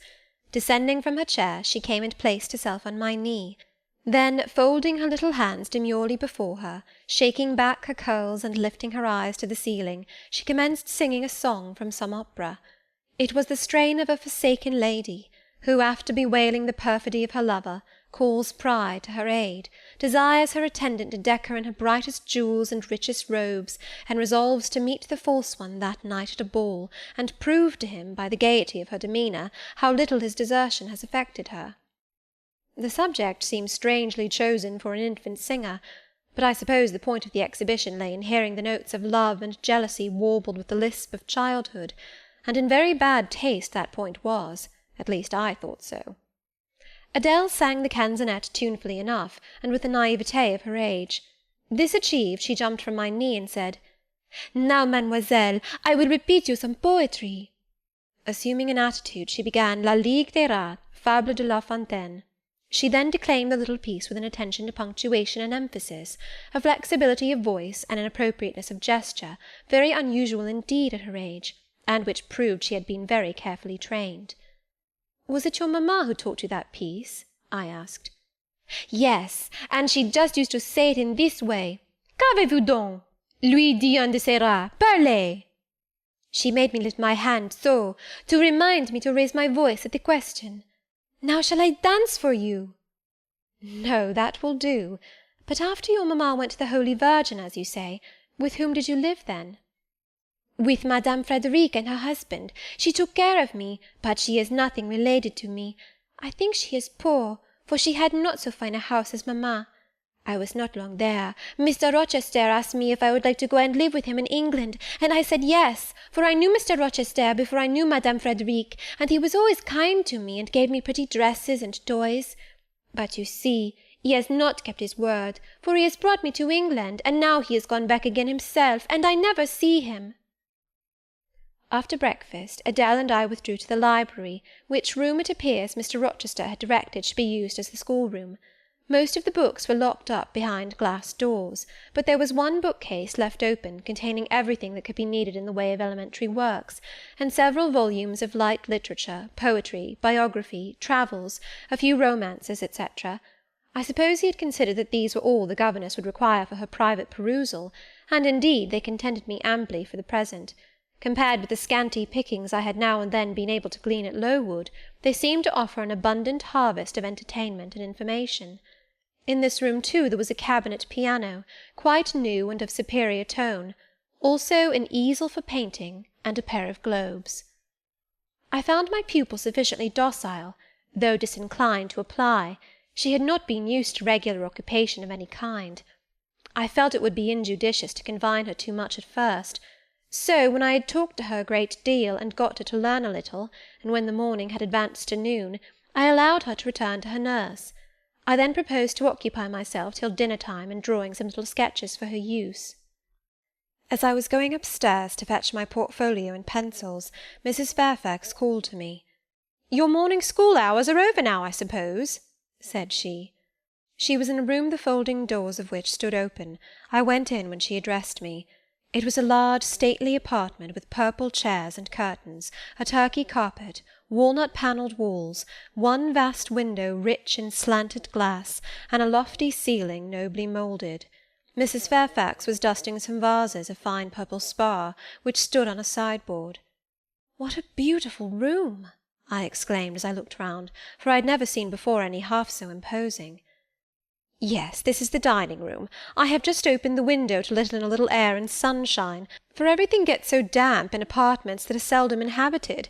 The drawing-room yonder feels like a vault." She pointed to a wide arch corresponding to the window, and hung like it with Tyrian-dyed curtain, now looped up. Mounting to it by two broad steps, and looking through, I thought I caught a glimpse of a fairy place, so bright to my novice eyes appeared the view beyond. Yet it was merely a very pretty drawing-room, and within it a boudoir, both spread with white carpets, on which seemed laid brilliant garlands of flowers, both sealed with snowy mouldings of white grapes and vine leaves, beneath which glowed in rich contrast crimson couches and ottomans, while the ornaments on the pale Parian mantelpiece were of sparkling Bohemian glass, ruby red, and between the windows large mirrors repeated the general blending of snow and fire. "In what order you keep these rooms, Mrs. Fairfax," said I. "No dust, no canvas coverings. Except that the air feels chilly, one would think they were inhabited daily." "Why, Miss Eyre, though Mr. Rochester's visits here are rare, they are always sudden and unexpected, and as I observed that it put him out to find everything swathed up, and to have a bustle of arrangement on his arrival, I thought it best to keep the rooms in readiness." "Is Mr. Rochester an exacting, fastidious sort of man?" "Not particularly so, but he has a gentleman's tastes and habits, and he expects to have things managed in conformity to them." "Do you like him? Is he generally liked?" "Oh, yes. The family have always been respected here. Almost all the land in this neighbourhood, as far as you can see, has belonged to the Rochesters time out of mind." "Well, but leaving his land out of the question, do you like him? Is he liked for himself?" "I have no cause to do otherwise than like him, and I believe he is considered a just and liberal landlord by his tenants. But he has never lived much amongst them." "But he has no peculiarities?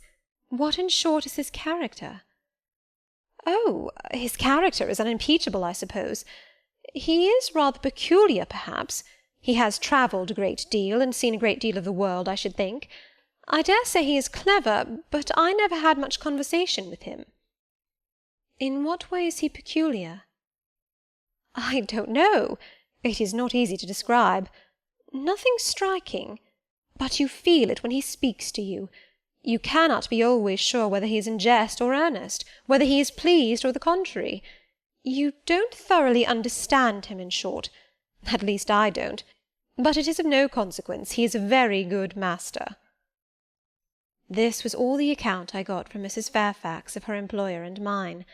There are people who seem to have no notion of sketching a character, or observing and describing salient points, either in persons or things. The good lady evidently belonged to this class. My queries puzzled, but did not draw her out. Mr. Rochester was Mr. Rochester in her eyes, a gentleman, a landed proprietor, nothing more. She inquired and searched no further, and evidently wondered at my wish to gain a more definite notion of his identity. When we left the dining-room, she proposed to show me over the rest of the house, and I followed her upstairs and downstairs, admiring as I went, for all was well arranged and handsome. The large front chambers I thought especially grand, and some of the third-story rooms, though dark and low, were interesting from their air of antiquity. The furniture once appropriated to the lower apartments had from time to time been removed here, as fashion changed, and the imperfect light entering by their narrow casement showed bedsteads of 100 years old, chests in oak or walnut, looking, with their strange carvings of palm branches and cherubs' heads, like types of the Hebrew ark. Rows of venerable chairs, high-backed and narrow, stools still more antiquated, on whose cushioned tops were yet apparent traces of half-effaced embroideries, wrought by fingers that for 2 generations had been coffin-dust. All these relics gave to the third story of Thornfield Hall the aspect of a home of the past, a shrine of memory. I liked the hush, the gloom, the quaintness of these retreats in the day, but I by no means coveted a night's repose on one of those wide and heavy beds, shut in, some of them with doors of oak, shaded others with wrought old English hangings crusted with thick work, portraying effigies of strange flowers, and stranger birds, and strangest human beings, all which would have looked strange indeed by the pallid gleam of moonlight. "Do the servants sleep in these rooms?" I asked. "No, they occupy a range of smaller apartments to the back. No one ever sleeps here. One would almost say that, if there were a ghost at Thornfield Hall, this would be its haunt." "So I think. You have no ghost, then?" "None that I ever heard of," returned Mrs. Fairfax, smiling. "Nor any traditions of one? No legends or ghost stories?" "I believe not. And yet it is said the Rochesters have been rather a violent than a quiet race in their time. Perhaps, though, that's the reason they rest tranquilly in their graves now. Yes, after life's fitful fever they sleep well, I muttered. Where are you going now, Mrs. Fairfax? For she was moving away. On to the Leads. Will you come and see the view from thence? I followed still, up a very narrow staircase to the attics, and thence by a ladder and through a trap-door to the roof of the hall.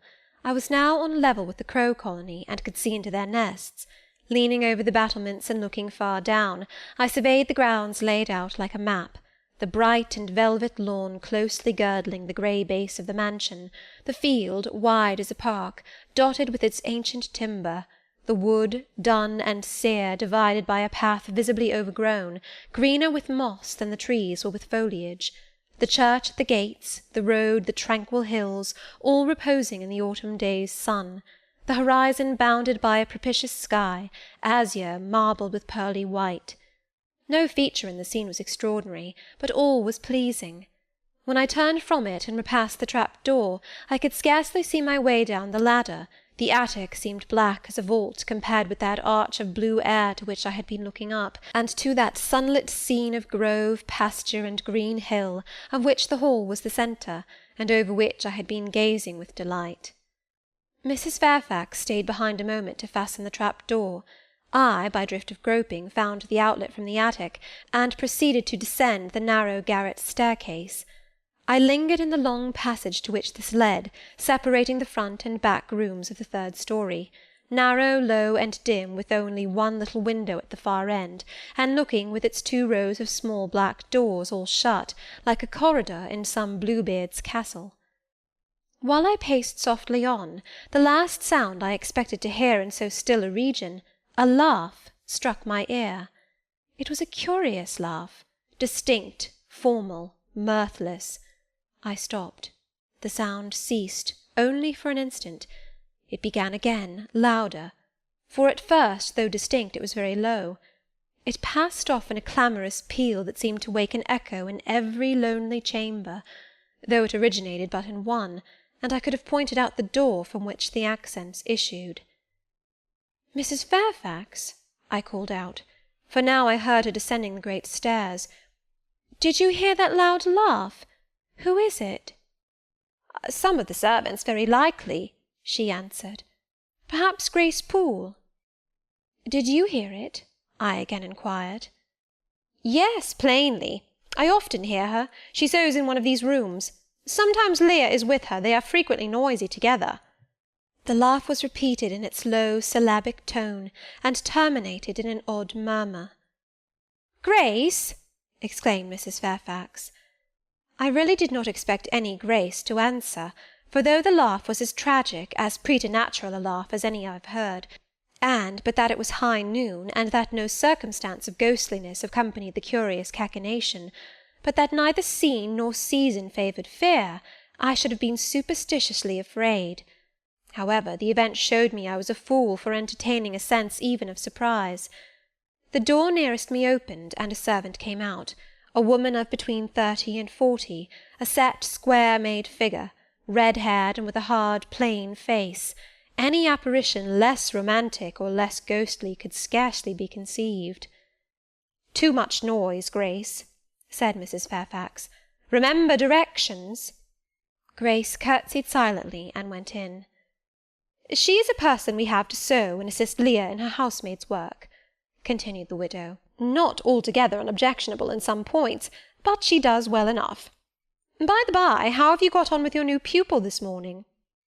The conversation, thus turned on Adele, continued till we reached the light and cheerful region below. Adele came running to meet us in the hall, exclaiming, "Mesdames, vous êtes servies!" adding, "J'ai bien faim, moi!" We found dinner ready, and waiting for us in Mrs. Fairfax's room. Chapter 12. The promise of a smooth career, which my first calm introduction to Thornfield Hall seemed to pledge, was not belied on a longer acquaintance with the place and its inmates. Mrs. Fairfax turned out to be what she appeared, a placid-tempered, kind-natured woman, of competent education and average intelligence. My pupil was a lively child, who had been spoilt and indulged, and therefore was sometimes wayward, But as she was committed entirely to my care, and no injudicious interference from any quarter ever thwarted my plans for her improvement, she soon forgot her little freaks, and became obedient and teachable. She had no great talents, no marked traits of character, no peculiar development of feeling or taste which raised her 1 inch above the ordinary level of childhood, but neither had she any deficiency or vice which sunk her below it. She made reasonable progress, entertained for me a vivacious, though perhaps not very profound, affection, and by her simplicity, gay prattle, and efforts to please, inspired me, in return, with a degree of attachment sufficient to make us both content in each other's society. This, par parenthèse, will be thought cool language by persons who entertain solemn doctrines about the angelic nature of children, and the duty of those charged with their education to conceive for them an idolatrous devotion. But I am not writing to flatter parental egotism, to echo cant, or prop up humbug. I am merely telling the truth. I felt a conscientious solicitude for Adèle's welfare and progress, and a quiet liking for her little self, just as I cherished towards Mrs. Fairfax a thankfulness for her kindness, and a pleasure in her society proportionate to the tranquil regard she had for me, and the moderation of her mind and character. Anybody may blame me who likes, when I add further, that now and then, when I took a walk by myself in the grounds, when I went down to the gates and looked through them along the road, or when, while Adèle played with her nurse, and Mrs. Fairfax made jellies in the store-room, I climbed the 3 staircases, raised the trap-door of the attic, and having reached the leads, looked out afar over sequestered field and hill and long dim sky-line, that then I longed for a power of vision which might overpass that limit, which might reach the busy world, towns, regions full of life I had heard of but never seen; that then I desired more of practical experience than I possessed, more of intercourse with my kind, of acquaintance with variety of character, than was here within my reach.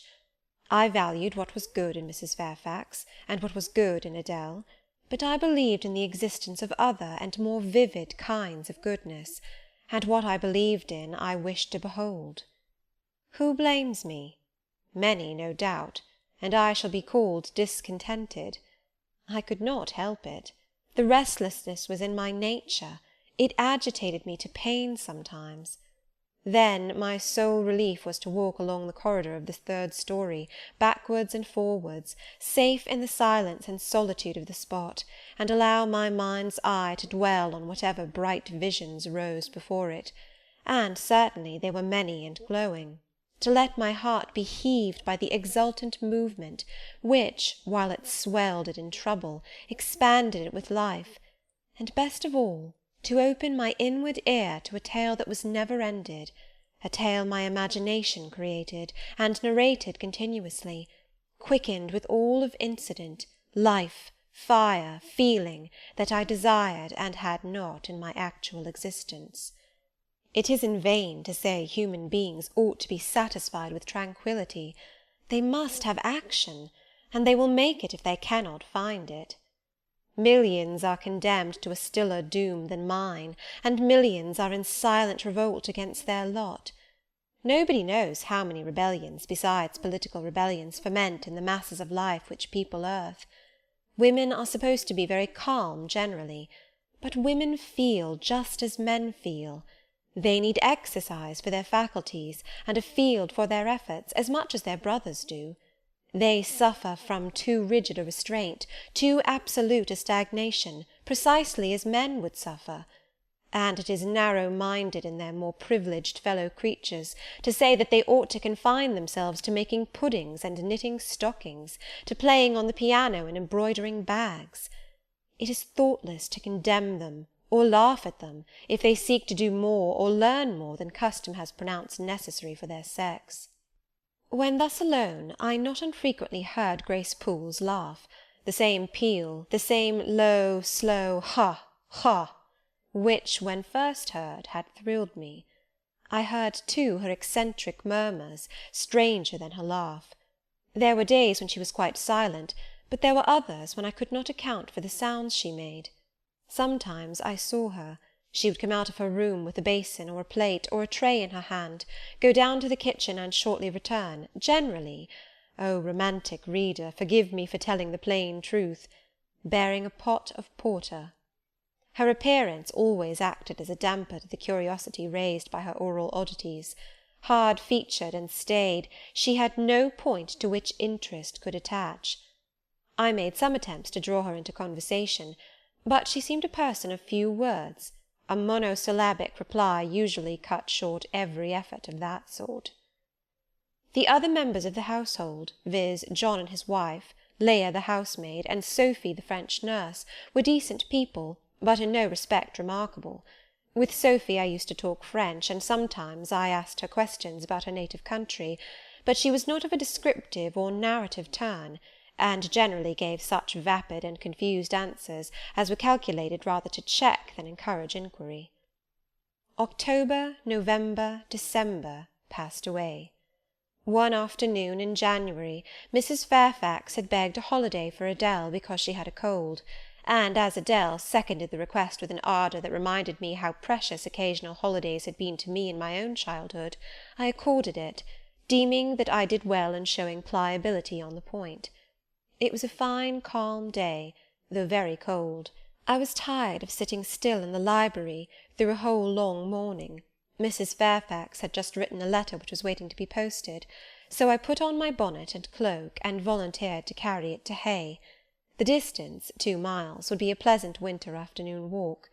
Having seen Adele comfortably seated in her little chair by Mrs. Fairfax's parlour fireside, and given her best wax doll, which I usually kept enveloped in a silver paper in a drawer, to play with, and a story-book for change of amusement, and having replied to her, "Revenez bientôt, mon bon ami, ma chère Mademoiselle Jeannette," with a kiss, I set out. The ground was hard, the air was still, my road was lonely. I walked fast till I got warm, and then I walked slowly to enjoy and analyse the species of pleasure brooding for me in the hour and situation. It was 3 o'clock. The church bell tolled as I passed under the belfry. The charm of the hour lay in its approaching dimness, in the low gliding and pale beaming sun. I was a mile from Thornfield, in a lane noted for wild roses in summer, for nuts and blackberries in autumn, and even now possessing a few coral treasures and hips and haws, but whose best winter delight lay in its utter solitude and leafless repose. If a breath of air stirred, it made no sound here, for there was not a holly, not an evergreen to rustle, and the stripped hawthorn and hazel bushes were as still as the white, worn stones which causewayed the middle of the path. Far and wide on each side there were only fields, where no cattle now browsed, and the little brown birds, which stirred occasionally in the hedge, looked like single russet leaves that had forgotten to drop. This lane inclined uphill all the way to Hay. Having reached the middle, I sat down on a stile which led thence into a field. Gathering my mantle about me, and sheltering my hands in my muff, I did not feel the cold, though it froze keenly, as was attested by a sheet of ice covering the causeway, where a little brooklet, now congealed, had overflowed after a rapid thaw some days since. From my seat I could look down on Thornfield. The grey and battlemented hall was the principal object in the vale below me, its woods and dark rookery rose against the west. I lingered till the sun went down amongst the trees, and sank crimson and clear behind them. I then turned eastward. On the hill-top above me sat the rising moon. Pale yet as a cloud, but brightening momentarily, she looked over Hay, which, half lost in trees, sent up a blue smoke from its few chimneys. It was yet a mile distant, but in the absolute hush I could hear plainly its thin murmurs of life. My ear, too, felt the flow of currents. In what dales and depths I could not tell, but there were many hills beyond Hay, and doubtless many becks threading their passes. That evening calm betrayed alike the tinkle of the nearest streams, the sough of the most remote. A rude noise broke on these fine ripplings and whisperings, at once so far away and so clear, a positive tramp, tramp, a metallic clatter, which effaced the soft wave wanderings, as, in a picture, the solid mass of a crag, or the rough boles of a great oak, drawn in dark and strong on the foreground, efface the aerial distance of azure hill, sunny horizon, and blended clouds, where tint melts into tint. The din was on the causeway. A horse was coming. The windings of the lane yet hid it, but it approached. I was just leaving the stile, yet, as the path was narrow, I sat still to let it go by. In those days I was young, and all sorts of fancies, bright and dark, tenanted my mind. The memories of nursery stories were there amongst other rubbish, and when they recurred, maturing youth added to them a vigour and vividness beyond what childhood could give. As this horse approached, and as I watched for it to appear through the dusk, I remembered certain of Bessy's tales, wherein figured a north of England spirit called a Gytrash, which, in the form of a horse, mule, or large dog, haunted solitary ways, and sometimes came upon belated travellers, as this horse was now coming upon me. It was very near, but not yet in sight, when, in addition to the tramp, tramp, I heard a rush under the hedge, and close down by the hazel stems glided a great dog, whose black and white colour made him a distinct object against the trees. It was exactly one form of Bessy's Gytrash, a lion-like creature, with long hair and a huge head. It passed me, however, quietly enough, not staying to look up, with strange pretercanine eyes, in my face, as I half expected it would. The horse followed, a tall steed, and on its back a rider. The man, the human being, broke the spell at once. Nothing ever rode the Gytrash. It was always alone. And goblins, to my notions, though they might tenant the dumb carcasses of beasts, could scarce covet shelter in the commonplace human form. No Gytrash was this, only a traveller taking the short cut to Millcote. He passed, and I went on. A few steps, and I turned. A sliding sound, and an exclamation of "What the deuce is to do now?" and a clattering tumble arrested my attention. Man and horse were down. They had slipped on the sheet of ice which glazed the causeway. The dog came bounding back, and seeing his master in a predicament, and hearing the horse groan, barked till the evening hills echoed the sound, which was deep in proportion to his magnitude. He snuffed round the prostrate group, and then he ran up to me. It was all he could do. There was no other help at hand to summon. I obeyed him, and walked down to the traveller, by this time struggling himself free of his steed. His efforts were so vigorous, I thought he could not be much hurt, but I asked him the question, "Are you injured, sir?" I think he was swearing, but I am not certain. However, he was pronouncing some formula which prevented him from replying to me directly. "Can I do anything?" I asked again. "You must just stand on one side," he answered as he rose, first to his knees, and then to his feet. I did, whereupon began a heaving, stamping, clattering process, accompanied by a barking and baying which removed me effectually some yards' distance, but I would not be driven quite away till I saw the event. This was finally fortunate. The horse was re-established, and the dog was silenced with a "Down, Pilot!" The traveller, now stooping, felt his foot and leg, as if trying whether they were sound. Apparently something ailed them, for he halted to the stile whence I had just risen, and sat down. I was in the mood for being useful, or at least officious, I think, for I now drew near him again.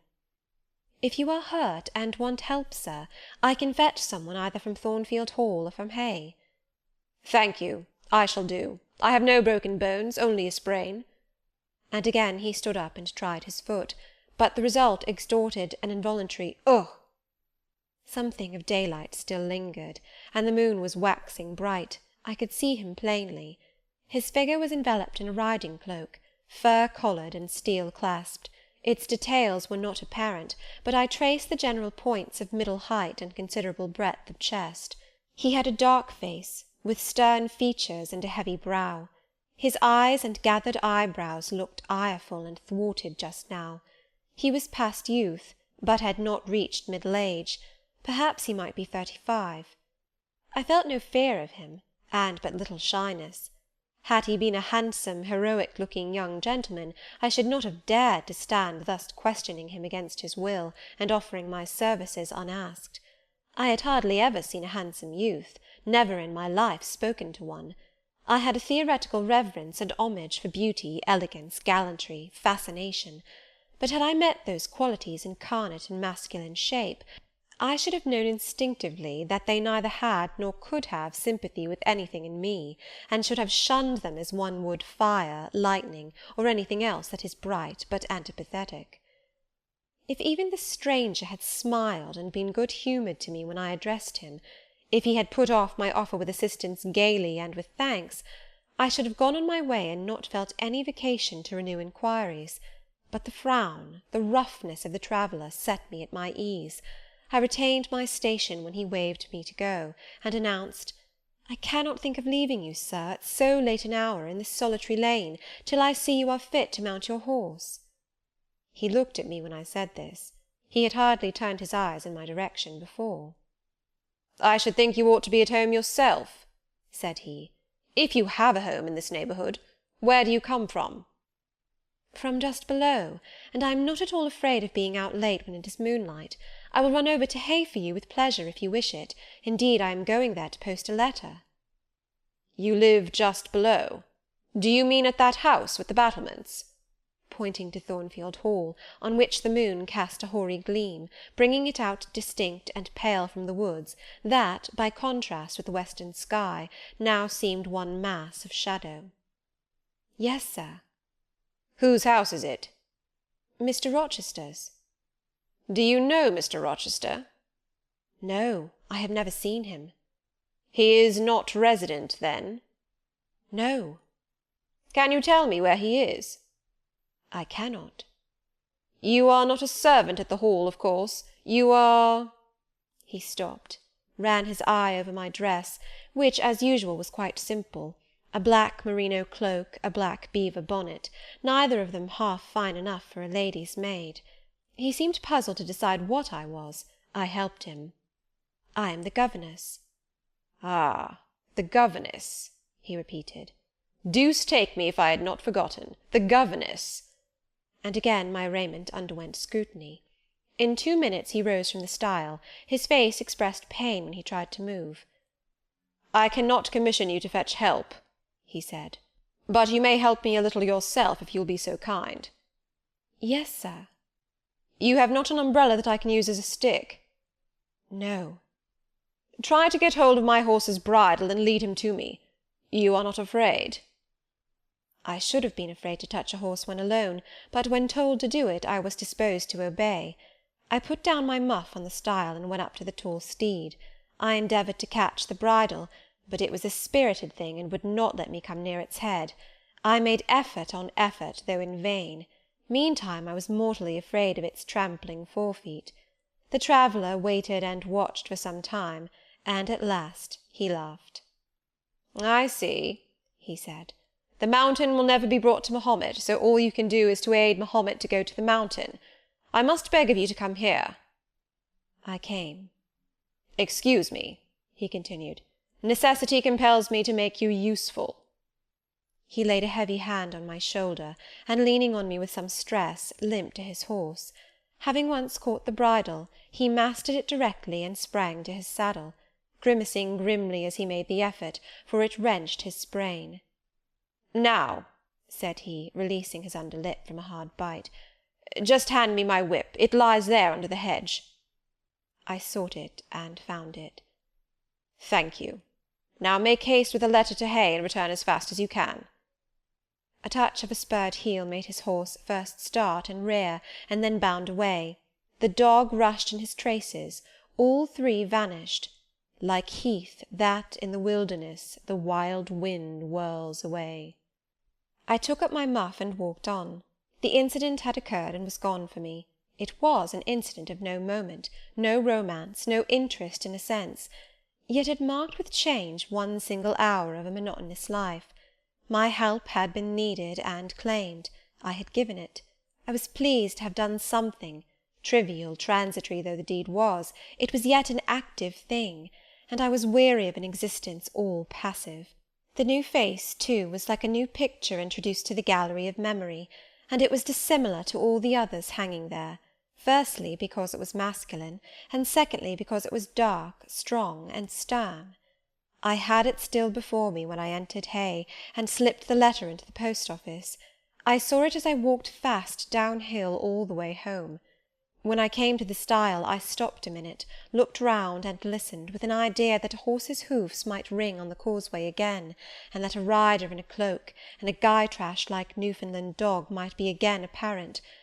I saw only the hedge and a pollard willow before me, rising up still and straight to meet the moonbeams. I heard only the faintest waft of wind roaming fitful among the trees round Thornfield a mile distant, and when I glanced down in the direction of the murmur, my eye, traversing the hall front, caught a light kindling in a window. It reminded me that I was late, and I hurried on. I did not like re-entering Thornfield. To pass its threshold was to return to stagnation, to cross the silent hall, to ascend the darksome staircase, to seek my own lonely little room, and then to meet tranquil Mrs. Fairfax, and spend the long winter evening with her, and her only, was to quell wholly the faint excitement wakened by my walk, to slip again over my faculties the viewless fetters of a uniform and too still existence, of an existence whose very privileges of security and ease I was becoming incapable of appreciating. What good it would have done me at that time to have been tossed in the storms of an uncertain, struggling life, and to have been taught by rough and bitter experience to long for the calm amidst which I now repined. Yes, just as much good as it would do a man tired of sitting still in a too-easy chair to take a long walk, and just as natural was the wish to stir, under my circumstances, as it would be under his. I lingered at the gates. I lingered on the lawn. I paced backwards and forwards on the pavement. The shutters of the glass door were closed. I could not see into the interior, and both my eyes and spirit seemed drawn from the gloomy house, from the grey hollow filled with rayless cells, as it appeared to me, to that sky expanded before me, a blue sea absolved from taint of cloud, the moon ascending it in solemn march, her orbs seeming to look up as she left the hill-tops, from behind which she had come, far and farther below her, and aspired to the zenith, midnight dark in its fathomless depth and measureless distance, and for those trembling stars that followed her course, they made my heart tremble, my veins glow when I viewed them. Little things recall us to earth. The clock struck in the hall. That sufficed. I turned from moon and stars, opened a side door, and went in. The hall was not dark, nor yet was it lit, only by the high-hung bronze lamp. A warm glow suffused both it and the lower steps of the oak staircase. This ruddy shine issued from the great dining-room, whose two-leaved door stood open, and showed a genial fire in the grate, glancing on marble hearth and brass fire-irons, and revealing purple draperies and polished furniture, in the most pleasant radiance. It revealed, too, a group near the mantelpiece. I had scarcely caught it, and scarcely become aware of a cheerful mingling of voices, amongst which I seemed to distinguish the tones of Adele, when the door closed. I hastened to Mrs. Fairfax's room. There was a fire there too, but no candle, and no Mrs. Fairfax. Instead, all alone, sitting upright on the rug, and gazing with gravity at the blaze, I beheld a great black and white long-haired dog, just like the Gytrash of the lane. It was so like it that I went forward and said, "Pilot?" and the thing got up and came to me and snuffed me. I caressed him, and he wagged his great tail, but he looked an eerie creature to be alone with, and I could not tell whence he had come. I rang the bell, for I wanted a candle, and I wanted, too, to get an account of this visitant. Leah entered. "What dog is this?" "He came with master." "With whom?" "With master, Mr. Rochester. He's just arrived." "Indeed? And is Mrs. Fairfax with him?" "Yes, and Miss Adele. They are in the dining-room, and John has gone for a surgeon, for master has had an accident. His horse fell, and his ankle is sprained." "Did the horse fall in Hay Lane?" "Yes, coming downhill. It slipped on some ice."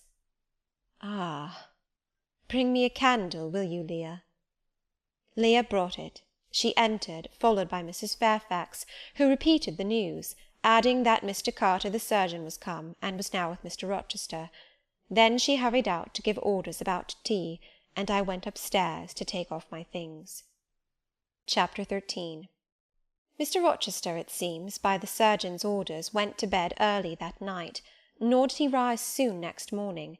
When he did come down, it was to attend to business. His agent and some of his tenants were arrived, and waiting to speak with him.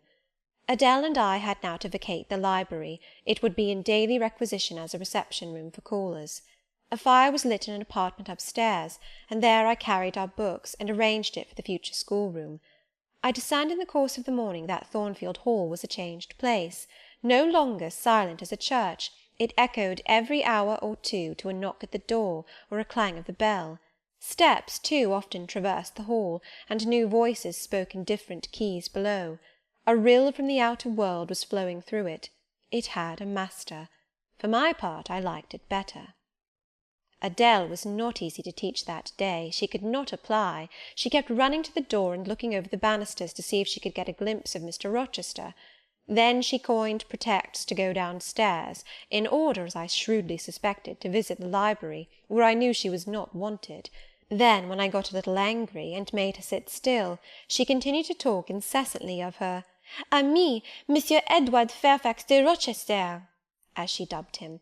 I had not before heard his praenomens, and to conjecture what presents he had brought her, for it appears he had intimated the night before, that when his luggage came from Millcote, there would be found amongst it a little box in whose contents she had an interest. Et cela doit signifier, said she, qu'il y aura là-dedans un cadeau pour moi, et peut-être pour vous aussi, mademoiselle. Monsieur a parlé de vous, il m'a demandé le nom de ma gouvernante, et si elle n'était pas une petite personne, assez mince, et un peu pâle. J'ai dit que oui, car c'est vrai, n'est-ce pas, mademoiselle? I and my pupil dined as usual in Mrs. Fairfax's parlour. The afternoon was wild and snowy, and we passed it in the schoolroom. At dark I allowed Adele to put away books and work, and to run downstairs, for, from the comparative silence below, and from the cessation of appeals to the door-bell, I conjectured that Mr. Rochester was now at liberty. Left alone, I walked to the window, but nothing was to be seen thence. Twilight and snowflakes together thickened the air, and hid the very shrubs on the lawn. I let down the curtain, and went back to the fireside. In the clear embers I was tracing a view, not unlike a picture I remembered to have seen of the castle of Heidelberg on the Rhine, when Mrs. Fairfax came in, breaking up by her entrance the fiery mosaic I had been piecing together, and scattering too some heavy unwelcome thoughts that were beginning to throng on my solitude. "Mr. Rochester would be glad if you and your pupil would take tea with him in the drawing-room this evening," said she. "He has been so much engaged all day that he could not ask to see you before." "When is his tea-time?" I inquired. "Oh, at 6 o'clock. He keeps early hours in the country. You had better change your frock now. I will go with you and fasten it. Here is a candle." "Is it necessary to change my frock?" "Yes, you had better. I always dress for the evening when Mr. Rochester is here." This additional ceremony seemed somewhat stately. However, I repaired to my room, and, with Mrs. Fairfax's aid, replaced my black stuff dress by one of black silk, the best and the only additional one I had, except one of light grey, which, in my Lowood notions of the toilet, I thought too fine to be worn, except on first-rate occasions. "You want a brooch," said Mrs. Fairfax. I had a single little pearl ornament which Miss Temple gave me as a parting keepsake.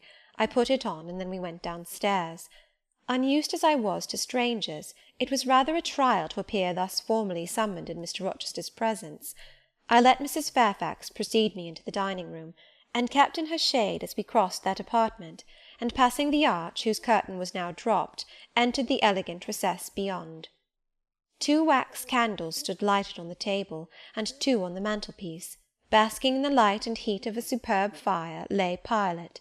Adele knelt near him. Half reclined on a couch appeared Mr. Rochester, his foot supported by the cushion. He was looking at Adele and the dog. The fire shone full on his face. I knew my traveller, with his broad and jetty eyebrows, his square forehead, made squarer by the horizontal sweep of his black hair. I recognized his decisive nose, more remarkable for character than beauty, his full nostrils, denoting, I thought, choler, his grim mouth, chin, and jaw. Yes, all 3 were very grim, and no mistake. His shape, now divested of cloak, I perceived harmonized in squareness with his physiognomy.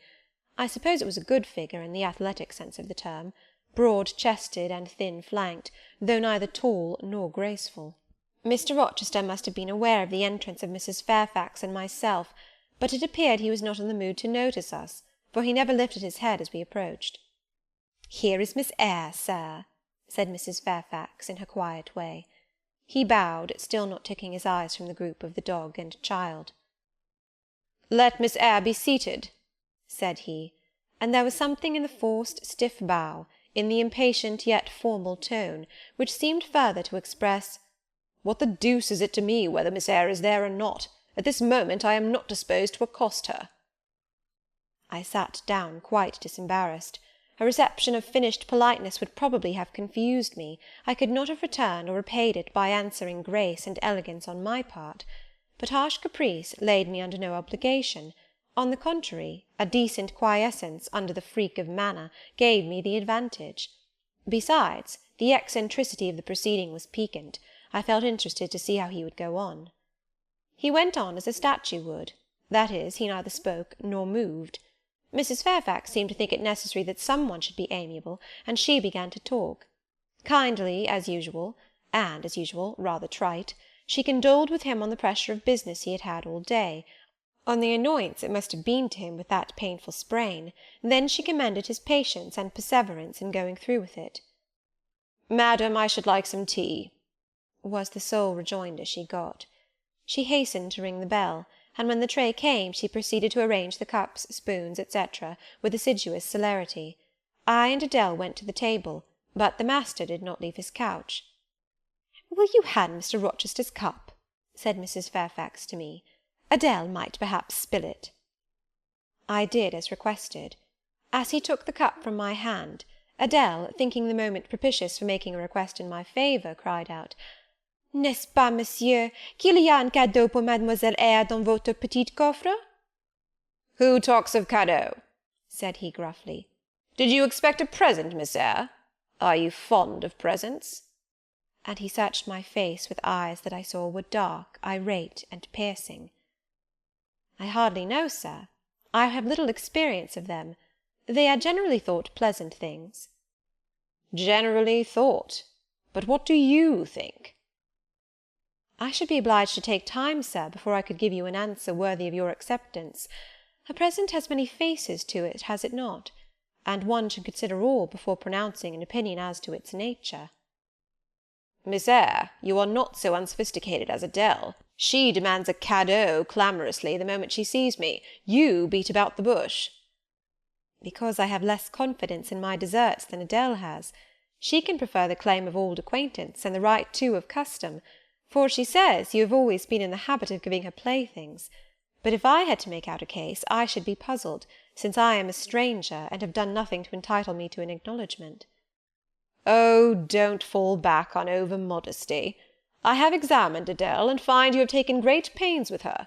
She is not bright, she has no talents, yet in a short time she has made much improvement."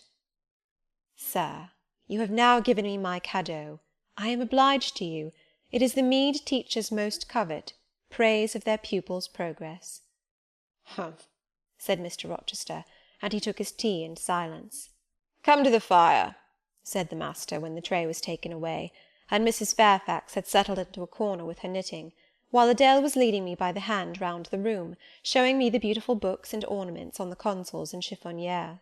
We obeyed as in duty bound. Adele wanted to take a seat on my knee, but she was ordered to amuse herself with Pilot. "You have been resident in my house 3 months?" "Yes, sir." "And you came from—" "From Lowood School, in —shire." "Ah, a charitable concern. How long were you there?" 8 years. 8 years. You must be tenacious of life. I thought half the time in such a place would have done up any constitution. No wonder you have rather the look of another world. I marvelled where you had got that sort of face. When you came on me in Hay Lane last night, I thought unaccountably of fairy tales, and had half a mind to demand whether you had bewitched my horse. I am not sure yet. Who are your parents?" "I have none." "Nor ever had, I suppose. Do you remember them?" "No." "I thought not. And so you were waiting for your people when you sat on that stile?" For whom, sir? For the men in green. It was a proper moonlight evening for them. Did I break through one of your rings that you spread that damned ice on the causeway?" I shook my head. "The men in green all forsook England 100 years ago," said I, speaking as seriously as he had done, "and not even in Hay Lane, or the fields about it, could you find a trace of them. I don't think either summer or harvest, or winter moon will ever shine on their revels more." Mrs. Fairfax had dropped her knitting, and, with raised eyebrows, seemed wondering what sort of talk this was. "Well," resumed Mr. Rochester, "if you disown parents, you must have some sort of kinsfolk, uncles and aunts?" "No, none that I ever saw." "And your home?" "I have none." "Where do your brothers and sisters live?" "I have no brothers or sisters." "Who recommended you to come here?" "I advertised, and Mrs. Fairfax answered my advertisement." "Yes," said the good lady, who now knew what ground we were upon, "and I am daily thankful for the choice Providence led me to make. Miss Eyre has been an invaluable companion to me, and a kind and careful teacher to Adele." "Don't trouble yourself to give her a character," returned Mr. Rochester. "Eulogiums will not bias me. I shall judge for myself. She began by felling my horse." "Sir?" said Mrs. Fairfax. "I have her to thank for this sprain." The widow looked bewildered. "Miss Eyre, have you ever lived in a town?" "No, sir." "Have you seen much society?" "None but the pupils and teachers of Lowood, and now the inmates of Thornfield." "Have you read much?" "Only such books as came in my way, and they have not been numerous or very learned." "You have lived the life of a nun. No doubt you are well drilled in religious forms. Brocklehurst, who I understand directs Lowood, is a parson, is he not?" "Yes, sir." "And you girls probably worshipped him, as a convent full of religieuses would worship their director." "Oh, no." "You are very cool. No? What? A novice not worship her priest? That sounds blasphemous."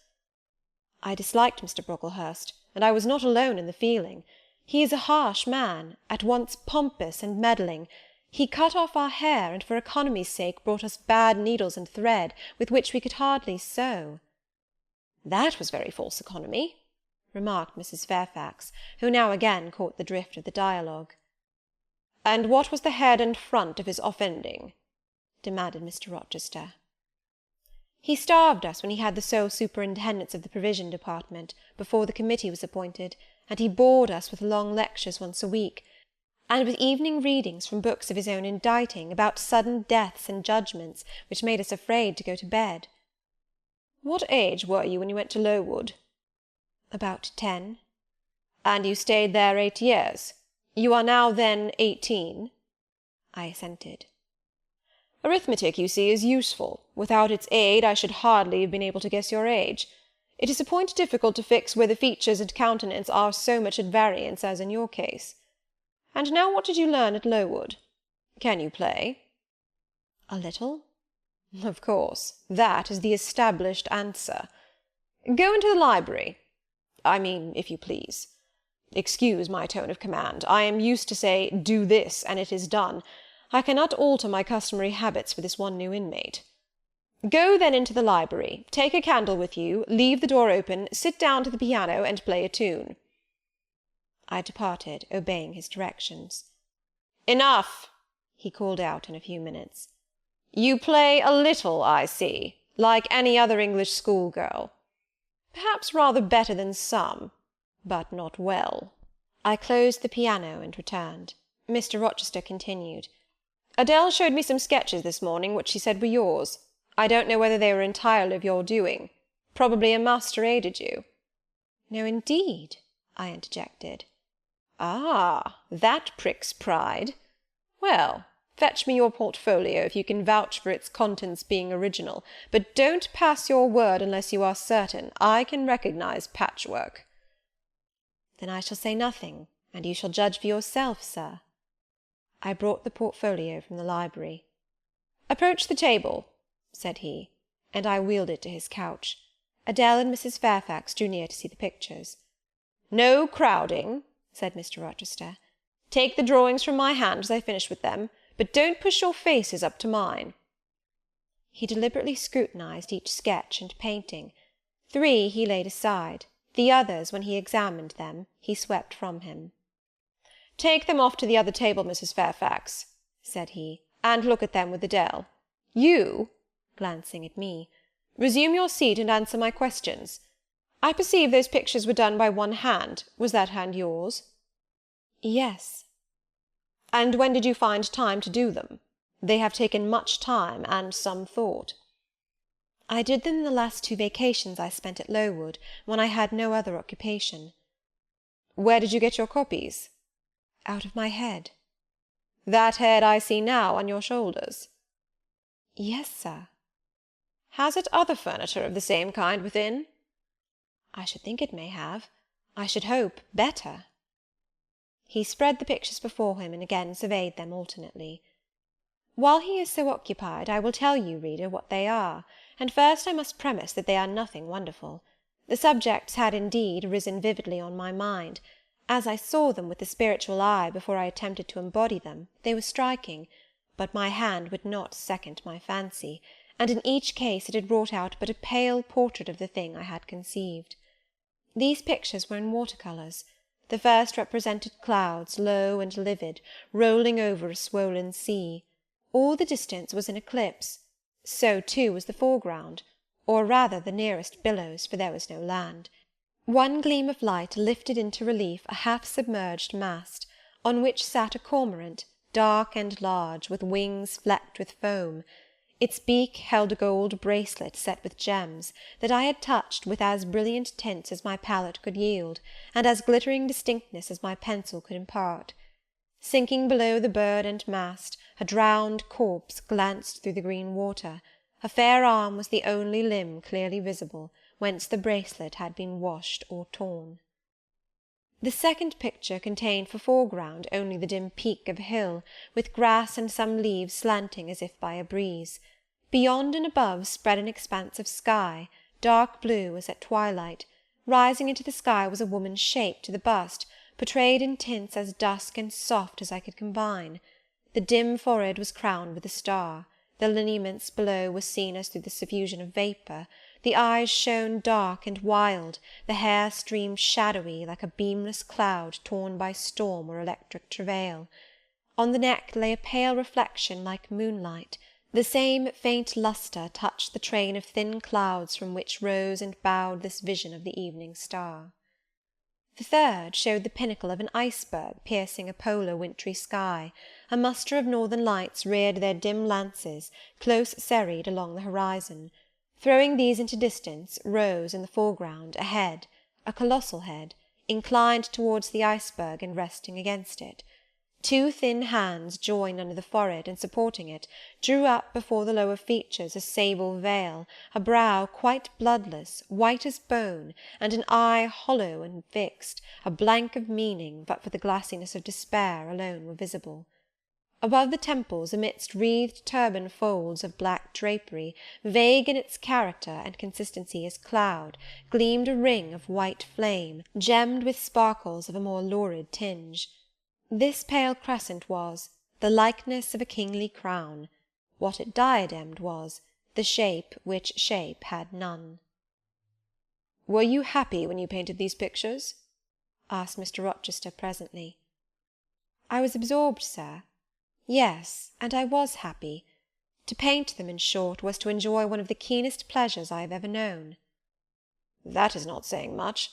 Your pleasures, by your own account, have been few. But I dare say you did exist in a kind of artist's dreamland while you blent and arranged these strange tints. Did you sit at them long each day?" "I had nothing else to do, because it was the vacation, and I sat at them from morning till noon, and from noon till night. The length of the midsummer days favoured my inclination to apply." "And you felt self-satisfied with the result of your ardent labours?" "Far from it. I was tormented by the contrast between my idea and my handiwork. In each case I had imagined something which I was quite powerless to realize." "Not quite. You have secured the shadow of your thought, but no more, probably. You had not enough of the artist's skill and science to give it full being. Yet the drawings are, for a schoolgirl, peculiar. As to the thoughts, they are elfish. These eyes in the evening star you must have seen in a dream. How could you make them look so clear, and yet not at all brilliant? For the planet above quells their rays. And what meaning is that in their solemn depth? And who taught you to paint wind? There is a high gale in that sky, and on this hill-top. Where did you see Latmos? For that is Latmos. There, put the drawings away." I had scarce tied the strings of the portfolio, when, looking at his watch, he said abruptly, "It is 9 o'clock. What are you about, Miss Eyre, to let Adele sit up so long? Take her to bed." Adele went to kiss him before quitting the room. He endured the caress, but scarcely seemed to relish it more than Pilot would have done, nor so much. "I wish you all good night now," said he, making a movement of the hand towards the door, in token that he was tired of our company and wished to dismiss us. Mrs. Fairfax folded up her knitting. I took my portfolio. We curtsied to him, received a frigid bow in return, and so withdrew. "You said Mr. Rochester was not strikingly peculiar, Mrs. Fairfax," I observed when I rejoined her in her room, after putting Adele to bed. "Well, is he?" "I think so. He is very changeful and abrupt." "True. No doubt he may appear so to a stranger, but I am so accustomed to his manner I never think of it, and then if he has peculiarities of temper, allowance should be made." "Why?" "Partly because it is his nature, and we can none of us help our nature, and partly because he has painful thoughts, no doubt, to harass him and make his spirits unequal." "What about?" "Family troubles, for one thing." "But he has no family." "Not now, but he has had, or at least relatives. He lost his elder brother a few years since." "His elder brother?" "Yes, the present Mr. Rochester has not been very long in possession of the property, only about 9 years." "9 years is a tolerable time. Was he so very fond of his brother as to be still inconsolable for his loss?" "Why, no, perhaps not. I believe there was some misunderstanding between them. Mr. Rowland Rochester was not quite just to Mr. Edward, and perhaps he prejudiced his father against him. The old gentleman was fond of money, and anxious to keep the family estate together. He did not like to diminish the property by division, and yet he was anxious that Mr. Edward should have wealth too, to keep up the consequence of the name. And soon after he was of age, some steps were taken that were not quite fair, and made a great deal of mischief. Old Mr. Rochester and Mr. Rowland combined to bring Mr. Edward into what he considered a painful position, for the sake of making his fortune. What the precise nature of that position was, I never clearly knew, but his spirit could not brook what he had to suffer in it. He is not very forgiving. He broke with his family, and now for many years he has led an unsettled kind of life. I don't think he has ever been resident at Thornfield for a fortnight together, since the death of his brother without a will left him master of the estate, and indeed no wonder he shuns the old place." "Why should he shun it?" "Perhaps he thinks it gloomy." The answer was evasive. I should have liked something clearer, but Mrs. Fairfax either could not or would not give me more explicit information of the origin and nature of Mr. Rochester's trials. She averred they were a mystery to herself, and that what she knew was chiefly from conjecture. It was evident, indeed, that she wished me to drop the subject, which I did accordingly. Chapter 14. For several subsequent days I saw little of Mr. Rochester. In the mornings he seemed much engaged with business, and in the afternoon gentlemen from Millcote or the neighbourhood called, and sometimes stayed to dine with him. When his sprain was well enough to admit of horse exercise, he rode out a good deal, probably to return these visits, as he generally did not come back till late at night. During this interval, even Adele was seldom sent for to his presence, and all my acquaintance with him was confined to an occasional rencontre in the hall, on the stairs, or in the gallery, when he would sometimes pass me haughtily and coldly, just acknowledging my presence by a distant nod or a cool glance, and sometimes bow and smile with gentlemanlike affability. His changes of mood did not offend me, because I saw that I had nothing to do with their alternation. The ebb and flow depended on causes quite disconnected with me. One day he had had company to dinner, and had sent for my portfolio, in order, doubtless, to exhibit its contents. The gentleman went away early to attend a public meeting at Millcote, as Mrs. Fairfax informed me; but the night being wet and inclement, Mr. Rochester did not accompany them. Soon after they were gone, he rang the bell. A message came that I and Adele were to go downstairs. I brushed Adele's hair and made her neat, and having ascertained that I was myself in my usual Quaker trim, where there was nothing to retouch, all being too close and plain, braided locks included, to admit of disarrangement, we descended. Adele, wondering whether the petit coffre was at length come, for, owing to some mistake, its arrival had hitherto been delayed. She was gratified. There it stood, a little carton, on the table when we entered the dining-room. She appeared to know it by instinct. "Ma boîte! Ma boîte!" exclaimed she, running towards it. "Yes, there is your boîte at last. Take it into a corner, you genuine daughter of Paris, and amuse yourself with disemboweling it," said the deep and rather sarcastic voice of Mr. Rochester, proceeding from the depths of an immense easy-chair at the fireside. "And mind," he continued, "don't bother me with any details of the anatomical process, or any notice of the condition of the entrails. Let your operation be conducted in silence. Tiens-toi tranquille, enfant, comprends-tu?" Adele seemed scarcely to need the warning. She had already retired to a sofa with her treasure, and was busy untying the cord which secured the lid. Having removed this impediment, and lifted certain silvery envelopes of tissue paper, she merely exclaimed, "Oh, ciel, que c'est beau!" and then remained absorbed in ecstatic contemplation. "Is Miss Eyre there?" now demanded the master, half rising from his seat to look round to the door, near which I still stood. "Ah! Well, come forward. Be seated here." He drew a chair near his own. "I am not fond of the prattle of children," he continued. "For, old bachelor as I am, I have no pleasant associations connected with their lisp. It would be intolerable to me to pass a whole evening tête-à-tête with a brat. Don't draw that chair farther off, Miss Eyre. Sit down exactly where I placed it. If you please, that is. Confound these civilities! I continually forget them. Nor do I particularly affect simple-minded old ladies. By the by, I must have mine in mind. It won't do to neglect her. She is a Fairfax, or wed to one, and blood is said to be thicker than water." He rang, and dispatched an invitation to Mrs. Fairfax, who soon arrived, knitting basket in hand.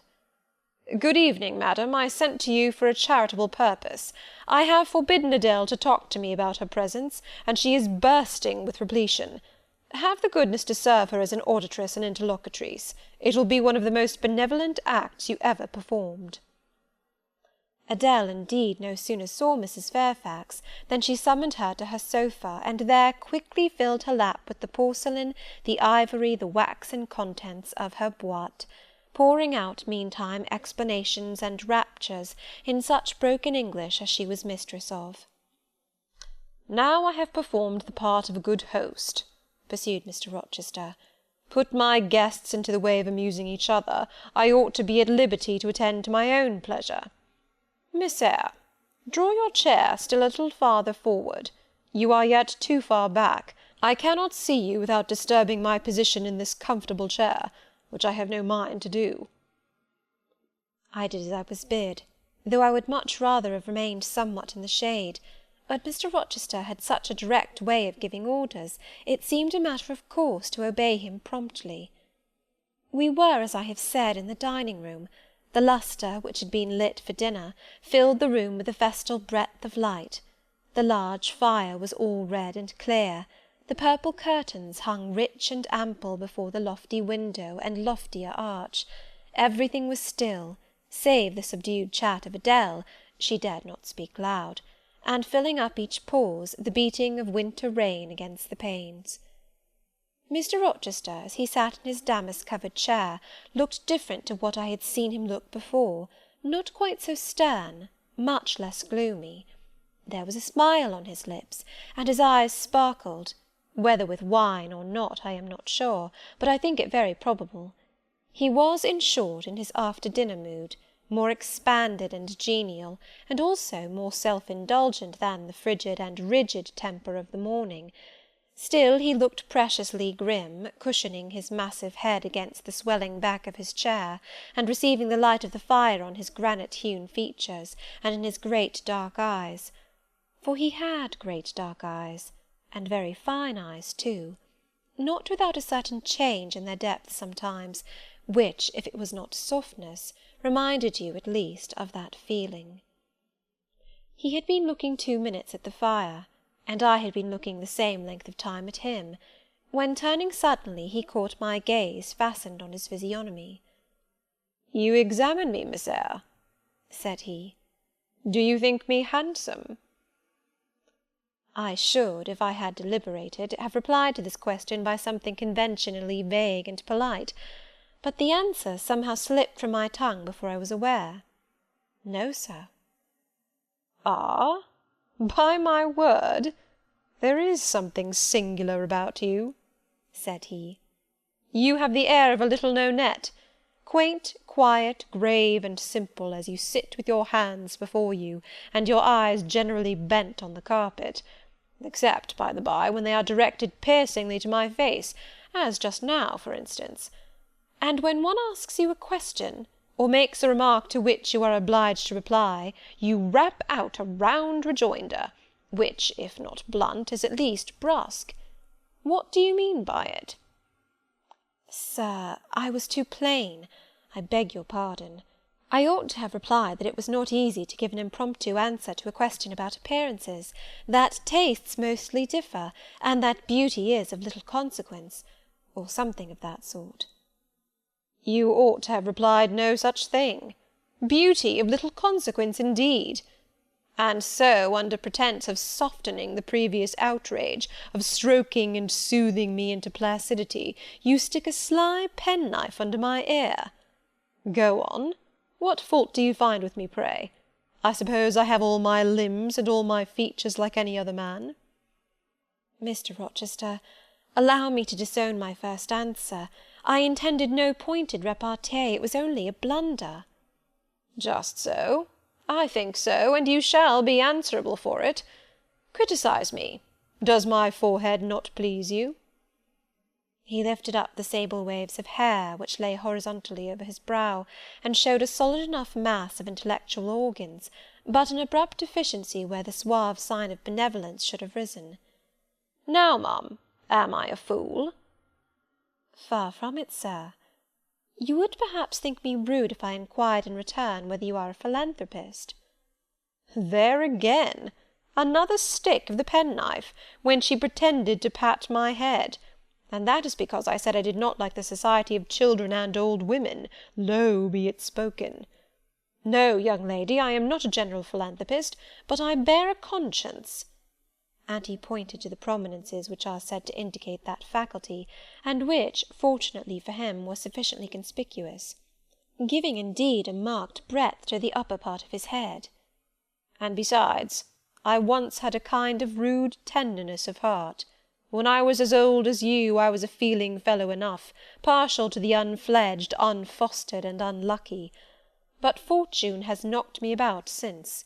She has even kneaded me with her knuckles, and now I flatter myself I am as hard and tough as an india-rubber ball, pervious, though, through a chink or two still, and with one sentient point in the middle of the lump. Yes, does that leave hope for me?" "Hope of what, sir?" "Of my final re-transformation from india-rubber back to flesh." Decidedly he has had too much wine, I thought, and I did not know what answer to make to his queer question. How could I tell whether he was capable of being re-transformed? "You look very much puzzled, Miss Eyre, and though you are not pretty any more than I am handsome, yet a puzzled air becomes you. Besides, it is convenient, for it keeps those searching eyes of yours away from my physiognomy, and busies them with the worsted flowers of the rug. So puzzle on. Young lady, I am disposed to be gregarious and communicative to-night." With this announcement he rose from his chair, and stood, leaning his arm on the marble mantelpiece. In this attitude his shape was seen plainly, as well as his face, his unusual breadth of chest, disproportionate almost to his length of limb. I am sure most people would have thought him an ugly man, yet there was so much unconscious pride in his port, so much ease in his demeanour, such a look of complete indifference to his own external appearance, so haughty a reliance on the power of other qualities, intrinsic or adventitious, to atone for the lack of mere personal attractiveness, that in looking at him one inevitably shared the indifference, and even in a blind imperfect sense put faith in the confidence. "I am disposed to be gregarious and communicative to-night," he repeated, "and that is why I sent for you. The fire and the chandelier were not sufficient company for me, nor would Pilot have been, for none of these can talk. Adele is a degree better, but still far below the mark. Mrs. Fairfax, ditto. You, I am persuaded, can suit me if you will. You puzzled me the first evening I invited you down here. I have almost forgotten you since. Other ideas have driven yours from my head. But to-night I am resolved to be at ease, to dismiss what importunes and recall what pleases. It would now please me to draw you out, to learn more of you. Therefore speak." Instead of speaking, I smiled, and not a very complacent or submissive smile either. "Speak," he urged. "What about, sir?" "Whatever you like. I leave both the choice of subject and the manner of treating it entirely to yourself." Accordingly I sat and said nothing. If he expects me to talk for the mere sake of talking and showing off, he will find he has addressed himself to the wrong person, I thought. "You are dumb, Miss Eyre." I was dumb still. He bent his head a little towards me, and with a single hasty glance seemed to dive into my eyes. "Stubborn?" he said. "And annoyed? Ah, it is consistent. I put my request in an absurd, almost insolent form. Miss Eyre, I beg your pardon. The fact is, once for all, I don't wish to treat you as an inferior. That is," correcting himself, "I claim only such superiority as must result from 20 years' difference in age and a century's advance in experience. This is legitimate, et j'y tiens, as Adele would say. And it is by virtue of this superiority, and this alone, that I desire you to have the goodness to talk to me a little now, and divert my thoughts, which are galled with dwelling on one point, cankering as a rusty nail." He had deigned an explanation, almost an apology, and I did not feel insensible to his condescension, and would not seem so. "I am willing to amuse you if I can, sir, quite willing, but I cannot introduce a topic, because how do I know what will interest you? Ask me questions, and I will do my best to answer them." "Then, in the first place, do you agree with me that I have a right to be a little masterful, abrupt, perhaps exacting sometimes, on the grounds I stated, namely, that I am old enough to be your father, and that I have battled through a varied experience with many men of many nations, and roamed over half the globe, while you have lived quietly with one settled people in one house?" "Do as you please, sir." "That is no answer. Or rather it is very irritating, because a very evasive one. Reply clearly." "I don't think, sir, you have a right to command me, merely because you are older than I, or because you have seen more of the world than I have. Your claim to superiority depends on the use you have made of your time and experience." Promptly spoken. But I won't allow that, seeing it would never suit my case, as I have made an indifferent, not to say a bad, use of both advantages. Leaving superiority out of the question, then, you must still agree to receive my orders now and then, without being piqued or hurt by the tone of command. Will you?" I smiled. I thought to myself, Mr. Rochester is peculiar. He seems to forget that he pays me £30 per annum for receiving his orders.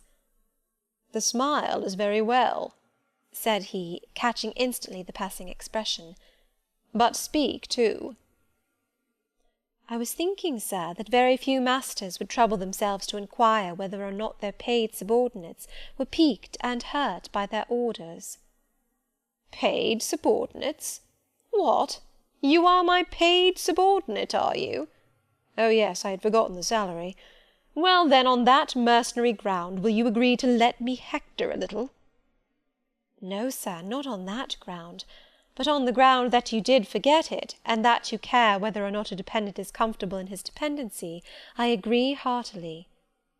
"And will you consent to dispense with a great many conventional forms and phrases, without thinking that the omission arises from insolence?" "I am sure, sir, I should never mistake informality for insolence. One I rather like, the other nothing free-born would submit to, even for a salary." "Humbug! Most things free-born will submit to anything for a salary. Therefore keep to yourself, and don't venture on generalities of which you are intensely ignorant. However, I mentally shake hands with you for your answer, despite its inaccuracy, and as much for the manner in which it was said as for the substance of the speech. The manner was frank and sincere. One does not often see such a manner. No, on the contrary, affectation or coldness or stupid, coarse-minded misapprehension of one's meaning are the usual rewards of candour. Not 3 in 3,000 raw schoolgirl governesses would have answered me as you have just done. But I don't mean to flatter you. If you are cast in a different mould to the majority, it is no merit of yours. Nature did it. And then, after all, I go too fast in my conclusions. For what I yet know, you may be no better than the rest. You may have intolerable defects to counterbalance your few good points." "And so may you," I thought. My eye met his as the idea crossed my mind. He seemed to read the glance, answering as if its import had been spoken as well as imagined. "Yes, yes, you are right," said he. "I have plenty of faults of my own. I know it, and I don't wish to palliate them, I assure you. God wot, I need not be too severe about others. I have a past experience, a series of deeds, a colour of life to contemplate within my own breast, which I might well call my sneers and censures from my neighbours to myself. I started, or rather, for like other defaulters, I like to lay half the blame on ill fortune and adverse circumstances, was thrust on to a wrong tack at the age of 21, and have never recovered the right course since. But I might have been very different. I might have been as good as you, wiser, almost as stainless. I envy you your peace of mind, your clean conscience, your unpolluted memory. Little girl, a memory without blot or contamination must be an exquisite treasure, an inexhaustible source of pure refreshment, is it not?" "How was your memory when you were 18, sir?" "All right then. Limpid, salubrious. No gush of bilge water had turned it to fetid puddle. I was your equal at 18, quite your equal. Nature meant me to be, on the whole, a good man, Miss Eyre, one of the better kind, and you see I am not so. You would say you don't see it, at least I flatter myself I read as much in your eye. Beware, by the by, what you express with that organ. I am quick at interpreting its language. Then take my word for it, I am not a villain, you are not to suppose that.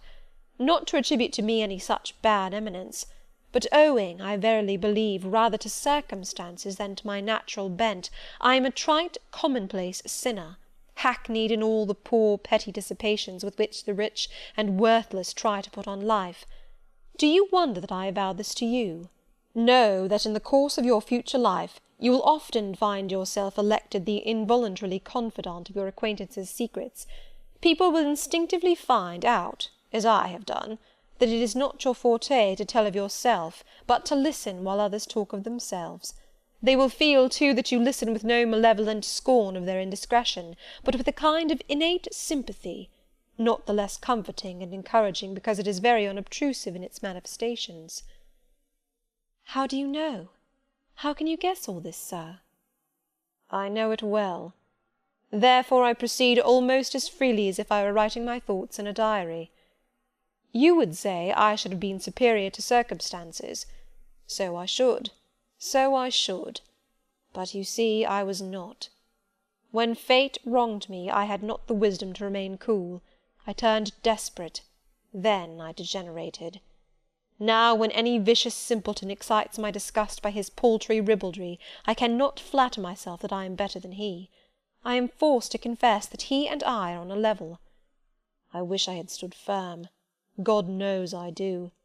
Dread remorse when you are tempted to err, Miss Eyre. Remorse is the poison of life. Repentance is said to be its cure, sir. It is not its cure. Reformation may be its cure, and I could reform. I have strength yet for that. But where is the use of thinking of it, hampered, burdened, cursed as I am? Besides, since happiness is irrevocably denied me, I have a right to get pleasure out of life, and I will get it, cost what it may. Then you will degenerate still more, sir. Possibly. Yet why should I, if I can get sweet, fresh pleasure? And I may get it as sweet and fresh as the wild honey the bee gathers on the moor. It will sting. It will taste bitter, sir. How do you know? You never tried it. How very serious, how very solemn you look! And you are as ignorant of the matter as this cameo head," taking one from the mantelpiece. "You have no right to preach to me, you neophyte, that have not passed the porch of life, and are absolutely unacquainted with its mysteries." "I only remind you of your own words, sir. You said error brought remorse, and you pronounced remorse the poison of existence." "And who talks of error now? I scarcely think the notion that flitted across my brain was an error. I believe it was an inspiration rather than a temptation. It was very genial, very soothing. I know that. Here it comes again. It is no devil, I assure you. Or if it be, it has put on the robes of an angel of light. I think I must admit so fair a guest when it asks entrance to my heart." "Distrust it, sir.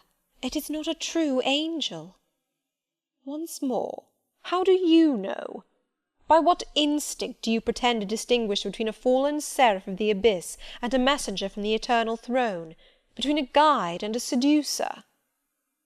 "I judge by your countenance, sir, which was troubled when you said the suggestion had returned upon you. I feel sure it will work you more misery if you listen to it." "Not at all. It bears the most gracious message in the world.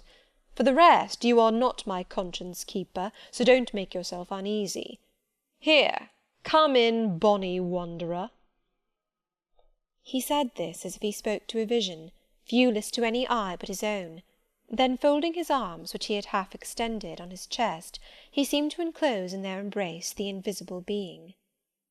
"Now," he continued, again addressing me, "I have received the pilgrim, a disguised deity, as I verily believe. Already it has done me good. My heart was a sort of charnel. It will now be a shrine." "To speak truth, sir, I don't understand you at all. I cannot keep up the conversation because it has got out of my depth. Only one thing I know. You said you were not as good as you should like to be, and that you regretted your own imperfection. One thing I can comprehend. You intimated that to have a sullied memory was a perpetual bane. It seems to me that if you tried hard, you would in time find it possible to become what you yourself would approve, and that if from this day you began with resolution to correct your thoughts and actions, you would in a few years have laid up a new and stainless store of recollections, to which you might revert with pleasure." "Justly thought, rightly said, Miss Eyre, and at this moment I am paving hell with energy." "Sir?"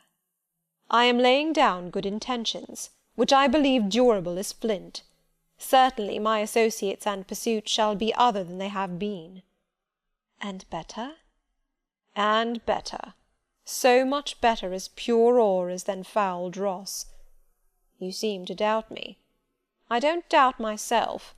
I know what my aim is, what my motives are, and at this moment I pass a law, unalterable as that of the Medes and Persians, that both are right." "They cannot be, sir, if they require a new statute to legalize them."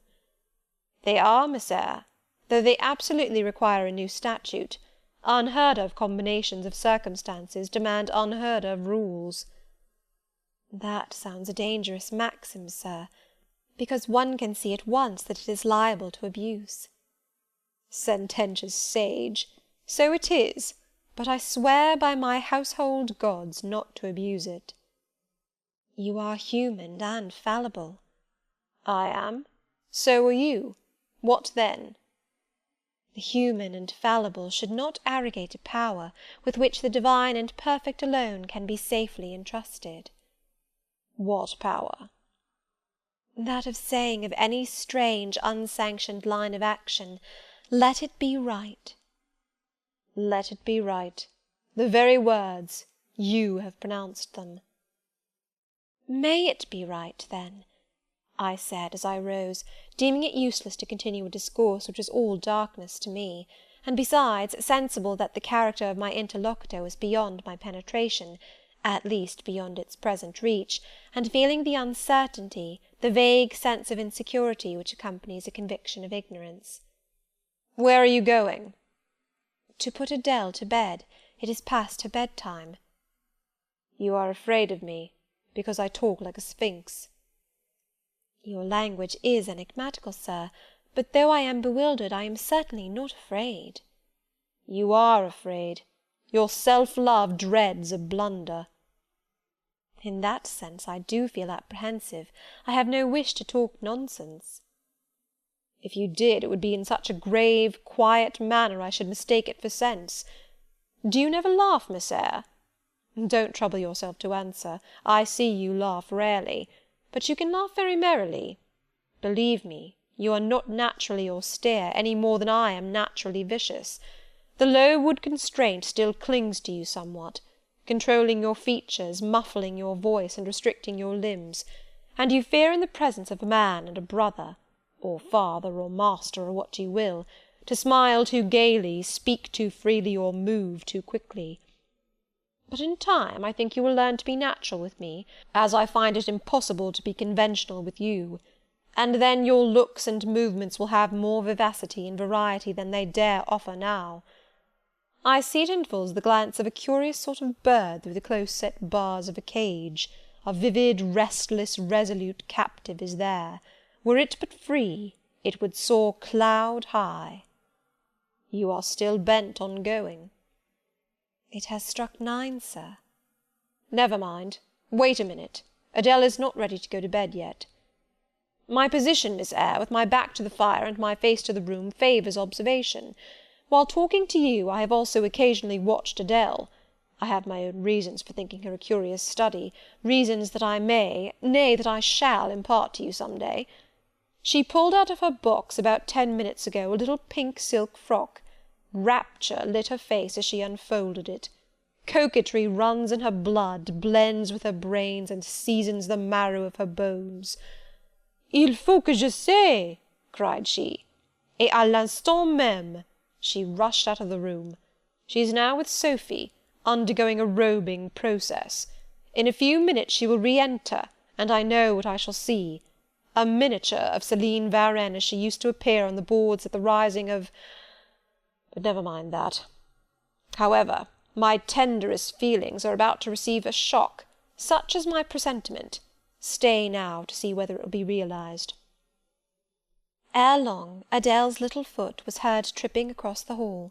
She entered, transformed as her guardian had predicted.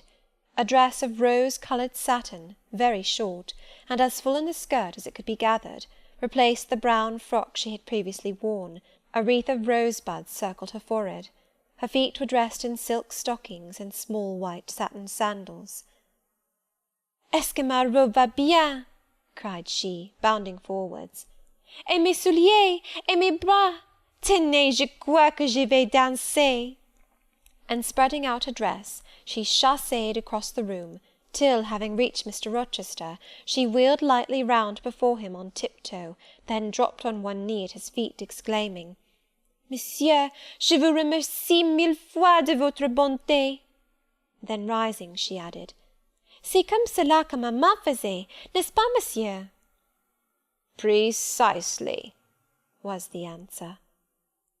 "And comme cela she charmed my English gold out of my British breeches pocket. I have been green too, Miss Eyre. Ay, grass-green. Not a more vernal tint freshens you now than once freshened me. My spring is gone, however, but it has left me that French floweret on my hands, which in some moods I would fain be rid of. not valuing now the root whence it sprang, having found that it was of a sort which nothing but gold dust could manure.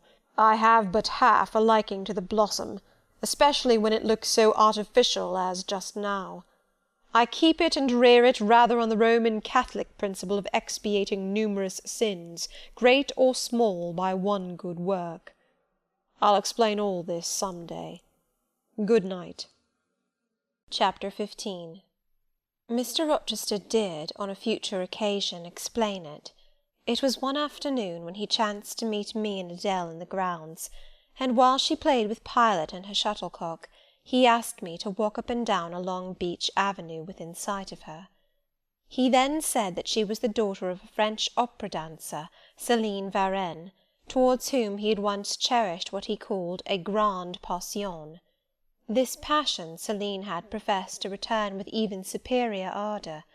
He thought himself her idol, ugly as he was. He believed, as he said, that she preferred his taille d'athlète to the elegance of the Apollo Belvedere. And so, Miss Eyre, so much was I flattered by this preference of the Gallic sylph for her British gnome, that I installed her in hotel. I gave her a complete establishment of servants, a carriage, cashmeres, diamonds, dentelle, etc. In short, I began the process of ruining myself in the received style, like any other spoony. I had not, it seemed, the originality to chalk out a new road to shame and destruction, but trode the old track with stupid exactness not to deviate an inch from the beaten centre. I had, as I deserved to have, the fate of all other spoonies. Happening to call one evening when Céline did not expect me, I found her out, but it was a warm night, and I was tired with strolling through Paris, so I sat down in her boudoir, happy to breathe the air consecrated so lately by her presence. No, I exaggerate. I never thought that there was any consecrating virtue about her. It was rather a sort of pastille perfume she had left, a scent of musk and amber than an odour of sanctity. I was just beginning to stifle with the fumes of conservatory flowers and sprinkled essences, when I bethought myself to open the window and step out on to the balcony. It was moonlight and gaslight besides, and very still and serene. The balcony was furnished with a chair or two. I sat down and took out a cigar. I will take one now, if you will excuse me. Here ensued a pause, filled up by the producing and lighting of a cigar. Having placed it to his lips, and breathed a trail of Havana incense on the freezing and sunless air, he went on.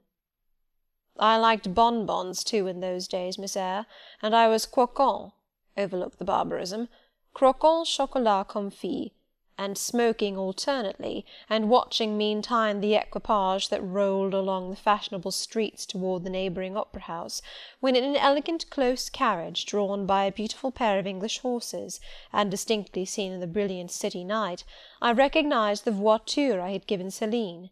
She was returning. Of course my heart thumped with impatience against the iron rails I leant upon.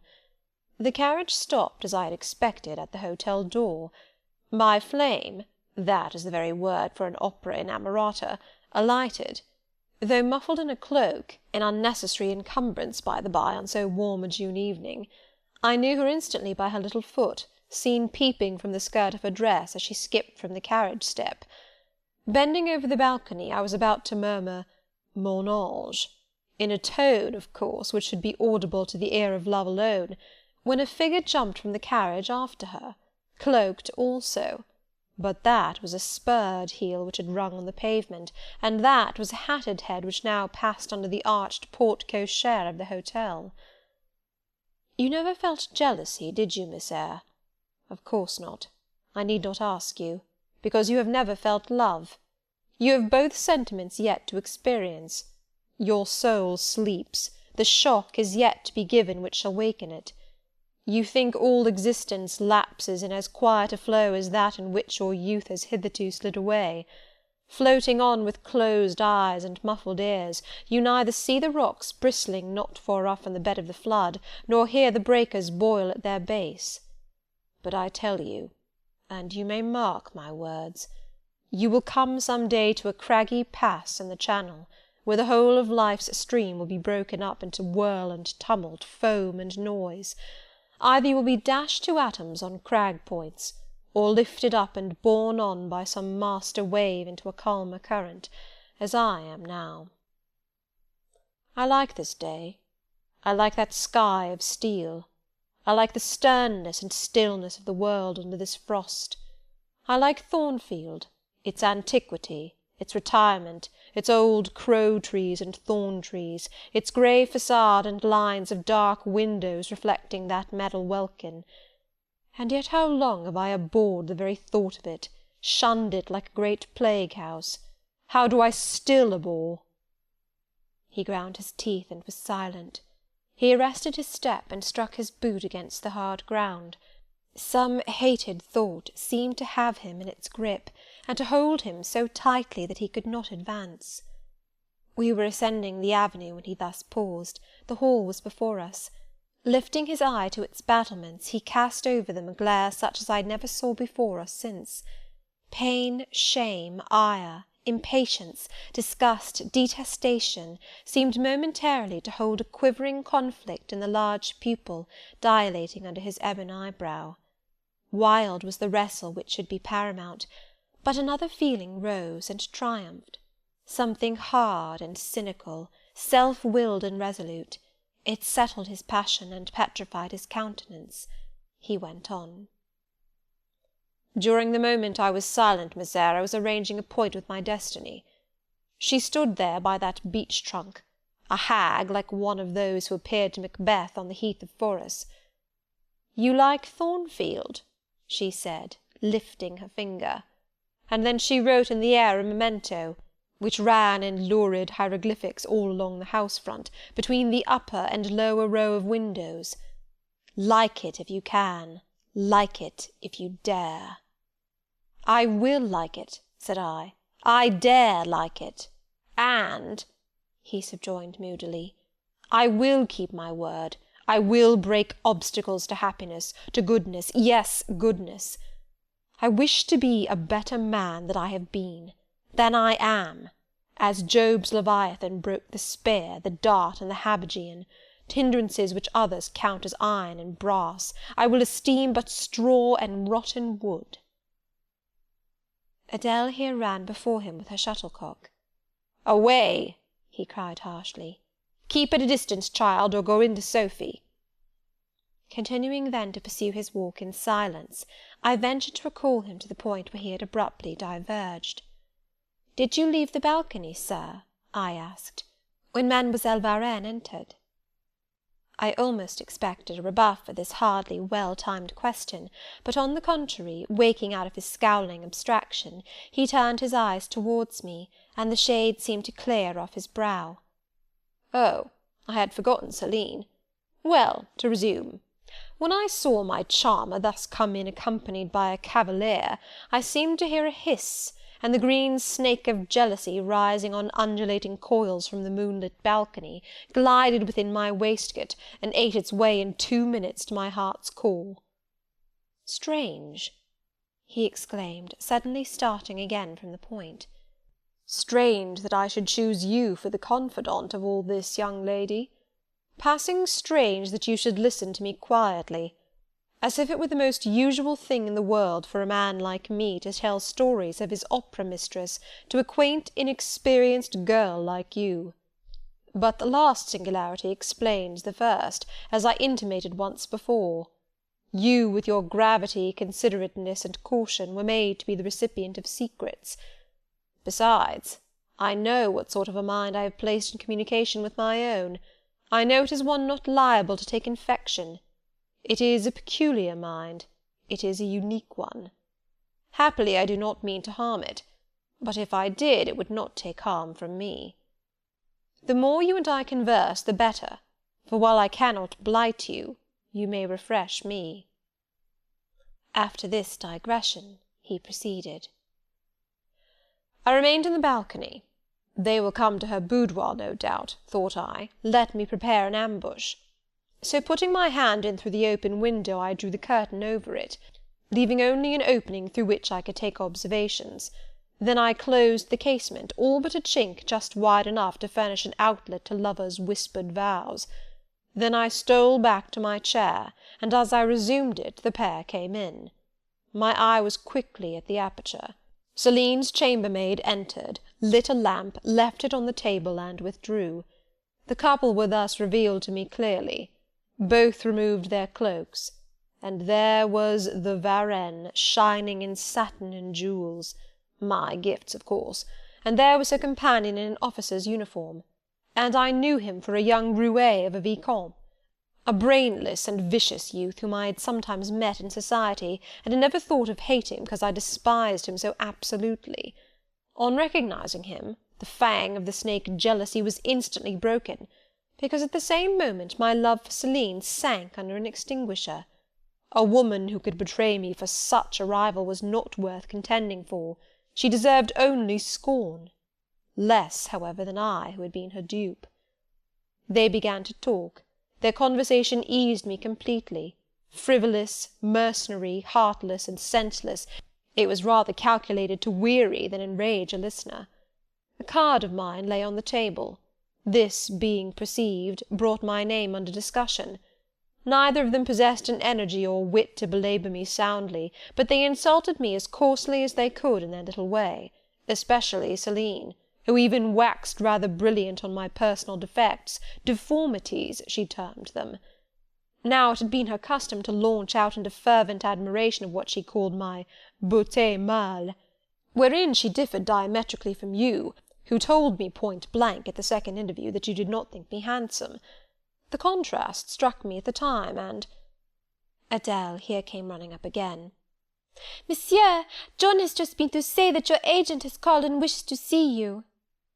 Ah, in that case I must abridge. Opening the window, I walked in upon them, liberated Celine from my protection, gave her notice to vacate her hotel, offered her a purse for immediate exigencies, disregarded screams, hysterics, prayers, protestations, convulsions, made an appointment with the Vicomte for a meeting at the Bois de Boulogne. Next morning I had the pleasure of encountering him, left a bullet in one of his poor etiolated arms, feeble as the wing of a chicken in the pip, and then thought I had done with the whole crew. But unluckily the Varenne, 6 months before, had given me this fillette Adele, who, she affirmed, was my daughter. And perhaps she may be, though I see no proofs of such grim paternity written in her countenance. Pilot is more like me than she. Some years after I had broken with the mother, she abandoned her child, and ran away to Italy with a musician or singer. I acknowledged no natural claim, on Adele's part, to be more supported by me, nor do I now acknowledge any, for I am not her father, but hearing that she was quite destitute, I e'en took the poor thing out of the slime and mud of Paris, and transplanted it here, to grow up clean in the wholesome soil of an English country garden. Mrs. Fairfax found you to train it, but now you know that it is the illegitimate offspring of a French opera girl, you will perhaps think differently of your post and protégé. You will be coming to me some day with notice that you have found another place, that you beg me to look out for a new governess, etc. Eh? No, Adele is not answerable for either her mother's faults or yours. I have a regard for her, and now that I know she is, in a sense, parentless, forsaken by her mother and disowned by you, sir, I shall cling closer to her than before. How could I possibly prefer the spoilt pet of a wealthy family, who would hate her governess as a nuisance, to a lonely little orphan, who leans towards her as a friend? Oh, that is the light in which you view it. Well, I must go in now, and you too. It darkens. But I stayed out a few minutes longer with Adele and Pilot, ran a race with her, and played a game of battledore and shuttlecock. When we went in, and I had removed her bonnet and coat, I took her on my knee, kept her there an hour, allowing her to prattle as she liked, not rebuking even some little freedoms and trivialities into which she was apt to stray when much noticed, and which betrayed in her a superficiality of character, inherited probably from her mother, hardly congenial to an English mind. Still she had her merits, and I was disposed to appreciate all that was good in her to the utmost. I sought in her countenance and features a likeness to Mr. Rochester, but found none. No trait, no turn of expression announced relationship. It was a pity. If she could but have been proved to resemble him, he would have thought more of her. It was not till after I had withdrawn to my own chamber for the night that I steadily reviewed the tale Mr. Rochester had told me. As he had said, there was probably nothing at all extraordinary in the substance of the narrative itself. A wealthy Englishman's passion for a French dancer, and her treachery to him, were everyday matters enough, no doubt, in society; but there was something decidedly strange in the paroxysm of emotion which had suddenly seized him when he was in the act of expressing the present contentment of his mood, and his newly revived pleasure in the old hall and its environs. I meditated wonderingly on this incident, but gradually quitting it, as I found it for the present inexplicable, I turned to the consideration of my master's manner to myself. The confidence he had thought fit to repose in me seemed a tribute to my discretion. I regarded and accepted it as such. His deportment had now for some weeks been more uniform towards me than at the first. I never seemed in his way, he did not take fits of chilling hauteur; when he met me unexpectedly, the encounter seemed welcome. He had always a word and sometimes a smile for me. When summoned by formal invitation to his presence, I was honoured by a cordiality of reception that made me feel I really possessed the power to amuse him, and that these evening conferences were sought as much for his pleasure as for my benefit. I indeed talked comparatively little, but I heard him talk with relish. It was his nature to be communicative. He liked to open to a mind unacquainted with the world glimpses of its scenes and ways. I do not mean its corrupt scenes and wicked ways, but such as derived their interest from the great scale on which they were acted, the strange novelty by which they were characterized.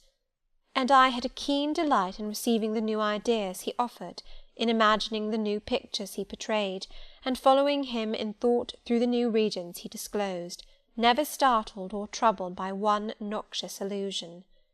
The ease of his manner freed me from painful restraint. The friendly frankness, as correct as cordial, with which he treated me, drew me to him. I felt at times as if he were my relation rather than my master. Yet he was imperious sometimes still, but I did not mind that. I saw it was his way. So happy, so gratified did I become with this new interest added to life, that I ceased to pine after kindred. My thin crescent destiny seemed to enlarge, the blanks of existence were filled up, my bodily health improved, I gathered flesh and strength. And was Mr. Rochester now ugly in my eyes? No, reader. Gratitude and many associations, all pleasurable and genial, made his face the object I best liked to see. His presence in a room was more cheering than the brightest fire. Yet I had not forgotten his faults. Indeed I could not, for he brought them frequently before me. He was proud, sardonic, harsh to inferiority of every description. In my secret soul I knew that his great kindness to me was balanced by unjust severity to many others. He was moody too, unaccountably so. I more than once, when sent for to read to him, found him sitting in his library alone, with his head bent on his folded arms, and when he looked up, a morose, almost a malignant scowl blackened his features. But I believed that his moodiness, his harshness, and his former faults of morality, I say former, for now he seemed corrected of them, had their source in some cruel cross of fate. I believed he was naturally a man of better tendencies, higher principles, and purer taste than such as circumstances had developed, education instilled, or destiny encouraged. I thought there were excellent materials in him, though for the present they hung together somewhat spoiled and tangled. I cannot deny that I grieved for his grief, whatever that was, and would have given much to assuage it. Though I had now extinguished my candle and was laid down in bed, I could not sleep for thinking of his look when he paused in the avenue, and told how his destiny had risen up before him, and dared him to be happy at Thornfield. Why not? I asked myself. What alienates him from the house? Will he leave it again soon? Mrs. Fairfax said he seldom stayed here longer than a fortnight at a time, and he has now been resident 8 weeks. If he does go, the change will be doleful. Suppose he should be absent spring, summer, and autumn, how joyless sunshine and fine days will seem! I hardly know whether I had slept or not after this musing. At any rate, I started wide awake on hearing a vague murmur, peculiar and lugubrious, which sounded, I thought, just above me. I wished I had kept my candle burning. The night was drearily dark. My spirits were depressed. I rose and sat up in bed, listening. The sound was hushed. I tried again to sleep, but my heart beat anxiously. My inward tranquillity was broken. The clock, far down in the hall, struck 2. Just then it seemed my chamber door was touched, as if fingers had swept the panels and groping away along the dark gallery outside. I said, "Who is there?" Nothing answered. I was chilled with fear. All at once I remembered that it might be Pilot, who, when the kitchen door chanced to be left open, not unfrequently found his way up to the threshold of Mr. Rochester's chamber. I had seen him lying there myself in the mornings. The idea calmed me somewhat. I lay down. Silence composes the nerves, and as an unbroken hush now reigned again through the whole house, I began to feel the return of slumber. But it was not fated that I should sleep that night. A dream had scarcely approached my ear, when it fled affrighted, scared by a marrow-freezing incident enough. This was a demonic laugh, low, suppressed, and deep, uttered as it seemed at the very keyhole of my chamber door. The head of my bed was near the door, and I thought at first the goblin laugher stood at my bedside, or rather crouched by my pillow. But I rose, looked round, and could see nothing, while as I still gazed, the unnatural sound was reiterated, and I knew it came from behind the panels.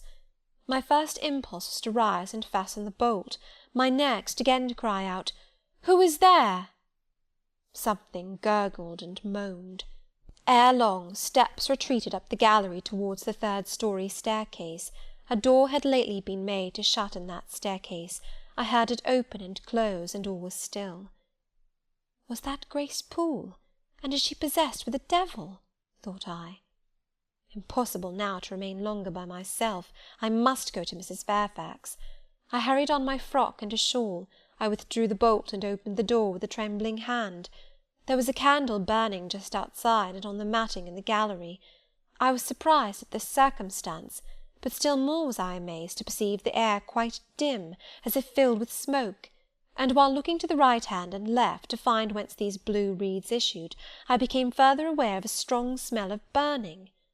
Something creaked. It was a door ajar, and that door was Mr. Rochester's, and the smoke rushed in a cloud from thence. I thought no more of Mrs. Fairfax. I thought no more of Grace Poole or the laugh. In an instant I was within the chamber. Tongues of flame darted round the bed. The curtains were on fire. In the midst of blaze and vapour, Mr. Rochester lay stretched motionless in deep sleep. "Wake! Wake!" I cried. I shook him, but he only murmured and turned. The smoke had stupefied him. Not one moment could be lost. The very sheets were kindling. I rushed to his basin and ewer. Fortunately one was wide and the other deep, and both were filled with water. I heaved them up, deluged the bed and its occupant, flew back to my own room, brought my own water-jug, baptized the couch afresh, and by God's aid succeeded in extinguishing the flames which were devouring it. The hiss of the quenched element, the breakage of a pitcher which I flung from my hand when I had emptied it, and above all the splash of the shower-bath I had liberally bestowed, roused Mr. Rochester at last. Though it was now dark, I knew he was awake, because I heard him fulminating strange anathemas at finding himself lying in a pool of water. "Is there a flood?" he cried. "No, sir," I answered, "but there has been a fire. Get up, do. You are quenched now. I will fetch you a candle." "In the names of all the elves in Christendom, is that Jane Eyre?" he demanded. "What have you done with me? Witch? Sorceress? Who was in the room besides you? Have you plotted to drown me?" "I will fetch you a candle, sir, and in heaven's name get up. Somebody has plotted something. You cannot too soon find out who and what it is." "There, I am up now, but at your peril you fetch a candle yet. Wait 2 minutes till I get into some dry garments, if any dry there be. Yes, here is my dressing-gown. Now run!" I did run. I brought the candle which still remained in the gallery. He took it from my hand, held it up, and surveyed the bed, all blackened and scorched, the sheets drenched, the carpet round swimming in water. "What is it? And who did it?" he asked. I briefly related to him what had transpired, the strange laugh I had heard in the gallery, the step ascending to the third story, the smoke, the smell of fire which had conducted me to his room, in what state I had found matters there, and how I had deluged him with all the water I could lay hands on. He listened very gravely. His face, as I went on, expressed more concern than astonishment. He did not immediately speak when I had concluded. "Shall I call Mrs. Fairfax?" I asked. "Mrs. Fairfax? No. What the deuce would you call her for? What can she do? Let her sleep unmolested." "Then I will fetch Leah, and wake John and his wife." "Not at all. Just be still. You have a shawl on. If you are not warm enough, you may take my cloak yonder. Wrap it about you, and sit down in the arm-chair. There, I will put it on. Now place your feet on the stool to keep them out of the wet. I am going to leave you a few minutes. I shall take the candle. Remain where you are till I return. Be as still as a mouse. I must pay a visit to the second story. Don't move, remember, or call any one." He went. I watched the light withdraw. He passed up the gallery very softly, unclosed the staircase door with as little noise as possible, shut it after him, and the last ray vanished. I was left in total darkness. I listened for some noise, but heard nothing. A very long time elapsed. I grew weary. It was cold in spite of the cloak, and then I did not see the use of staying, as I was not to rouse the house. I was at the point of risking Mr. Rochester's displeasure by disobeying his orders, when the light once more gleamed dimly on the gallery wall, and I heard his unshod feet tread the matting. I hope it is he, thought I, and not something worse. He re-entered, pale and very gloomy. "I have found it all out," said he, setting his candle down on the washstand. "It is as I thought." "How, sir?" He made no reply, but stood with his arms folded, looking at the ground. At the end of a few minutes he inquired in rather a peculiar tone, "I forget whether you said you saw anything when you opened your chamber door."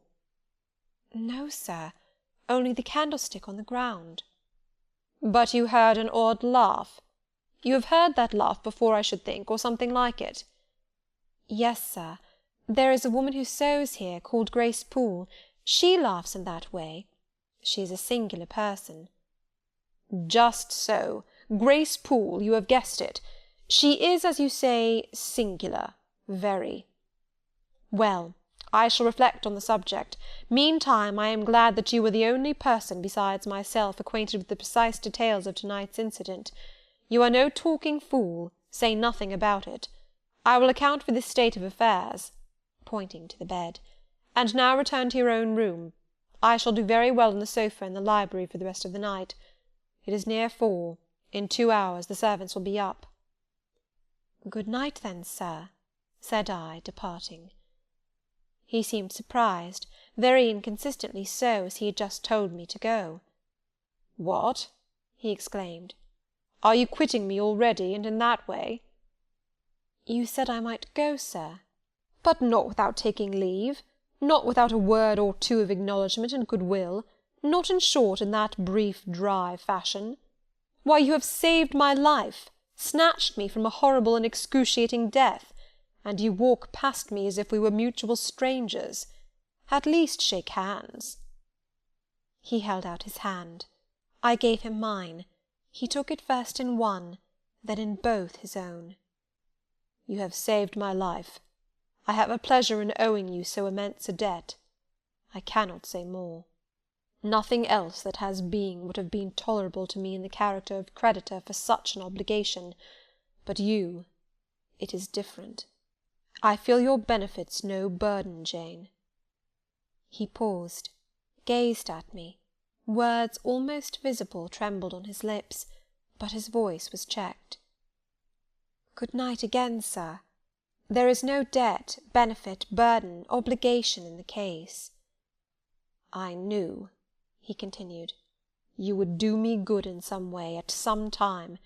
I saw it in your eyes when I first beheld you. Their expression and smile did not—" Again he stopped. "Did not," he proceeded hastily, "strike delight to my very inmost heart so for nothing. People talk of natural sympathies. I have heard of good Jane Eyre. There are grains of truth in the wildest fable. My cherished preserver, good night." Strange energy was in his voice, strange fire in his look. "I am glad I happened to be awake," I said, and then I was going. "What? You will go?" "I am cold, sir." "Cold?" "Yes, and standing in a pool. Go then, Jane, go." But still he retained my hand, and I could not free it. I bethought myself an expedient. "I think I hear Mrs. Fairfax move, sir," said I. "Well, leave me." He relaxed his fingers, and I was gone. I regained my couch, but never thought of sleep.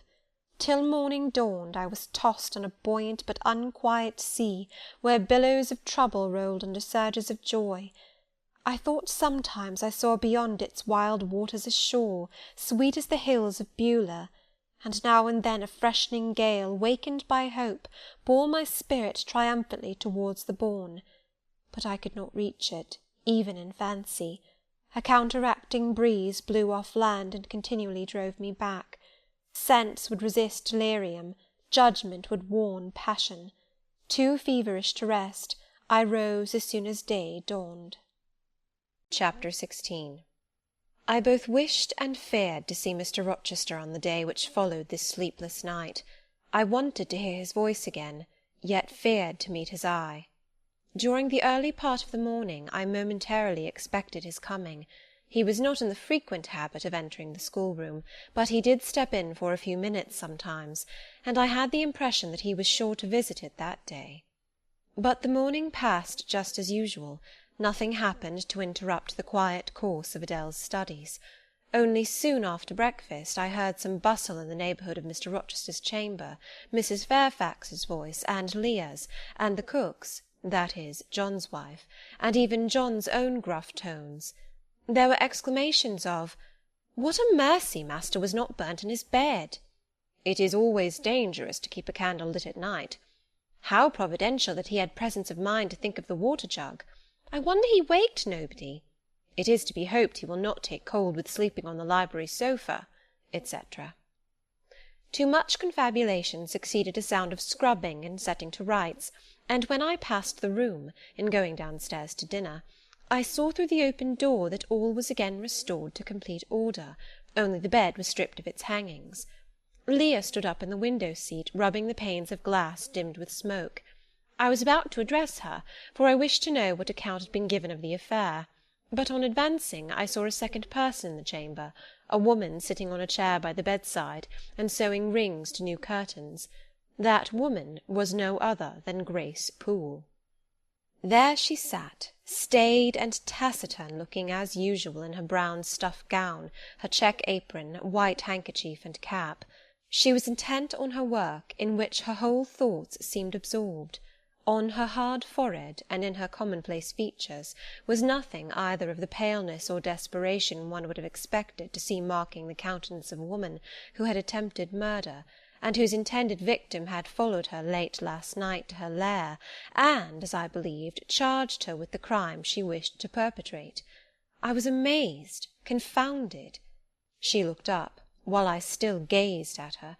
No start, no increase or failure of colour betrayed emotion, consciousness of guilt, or fear of detection.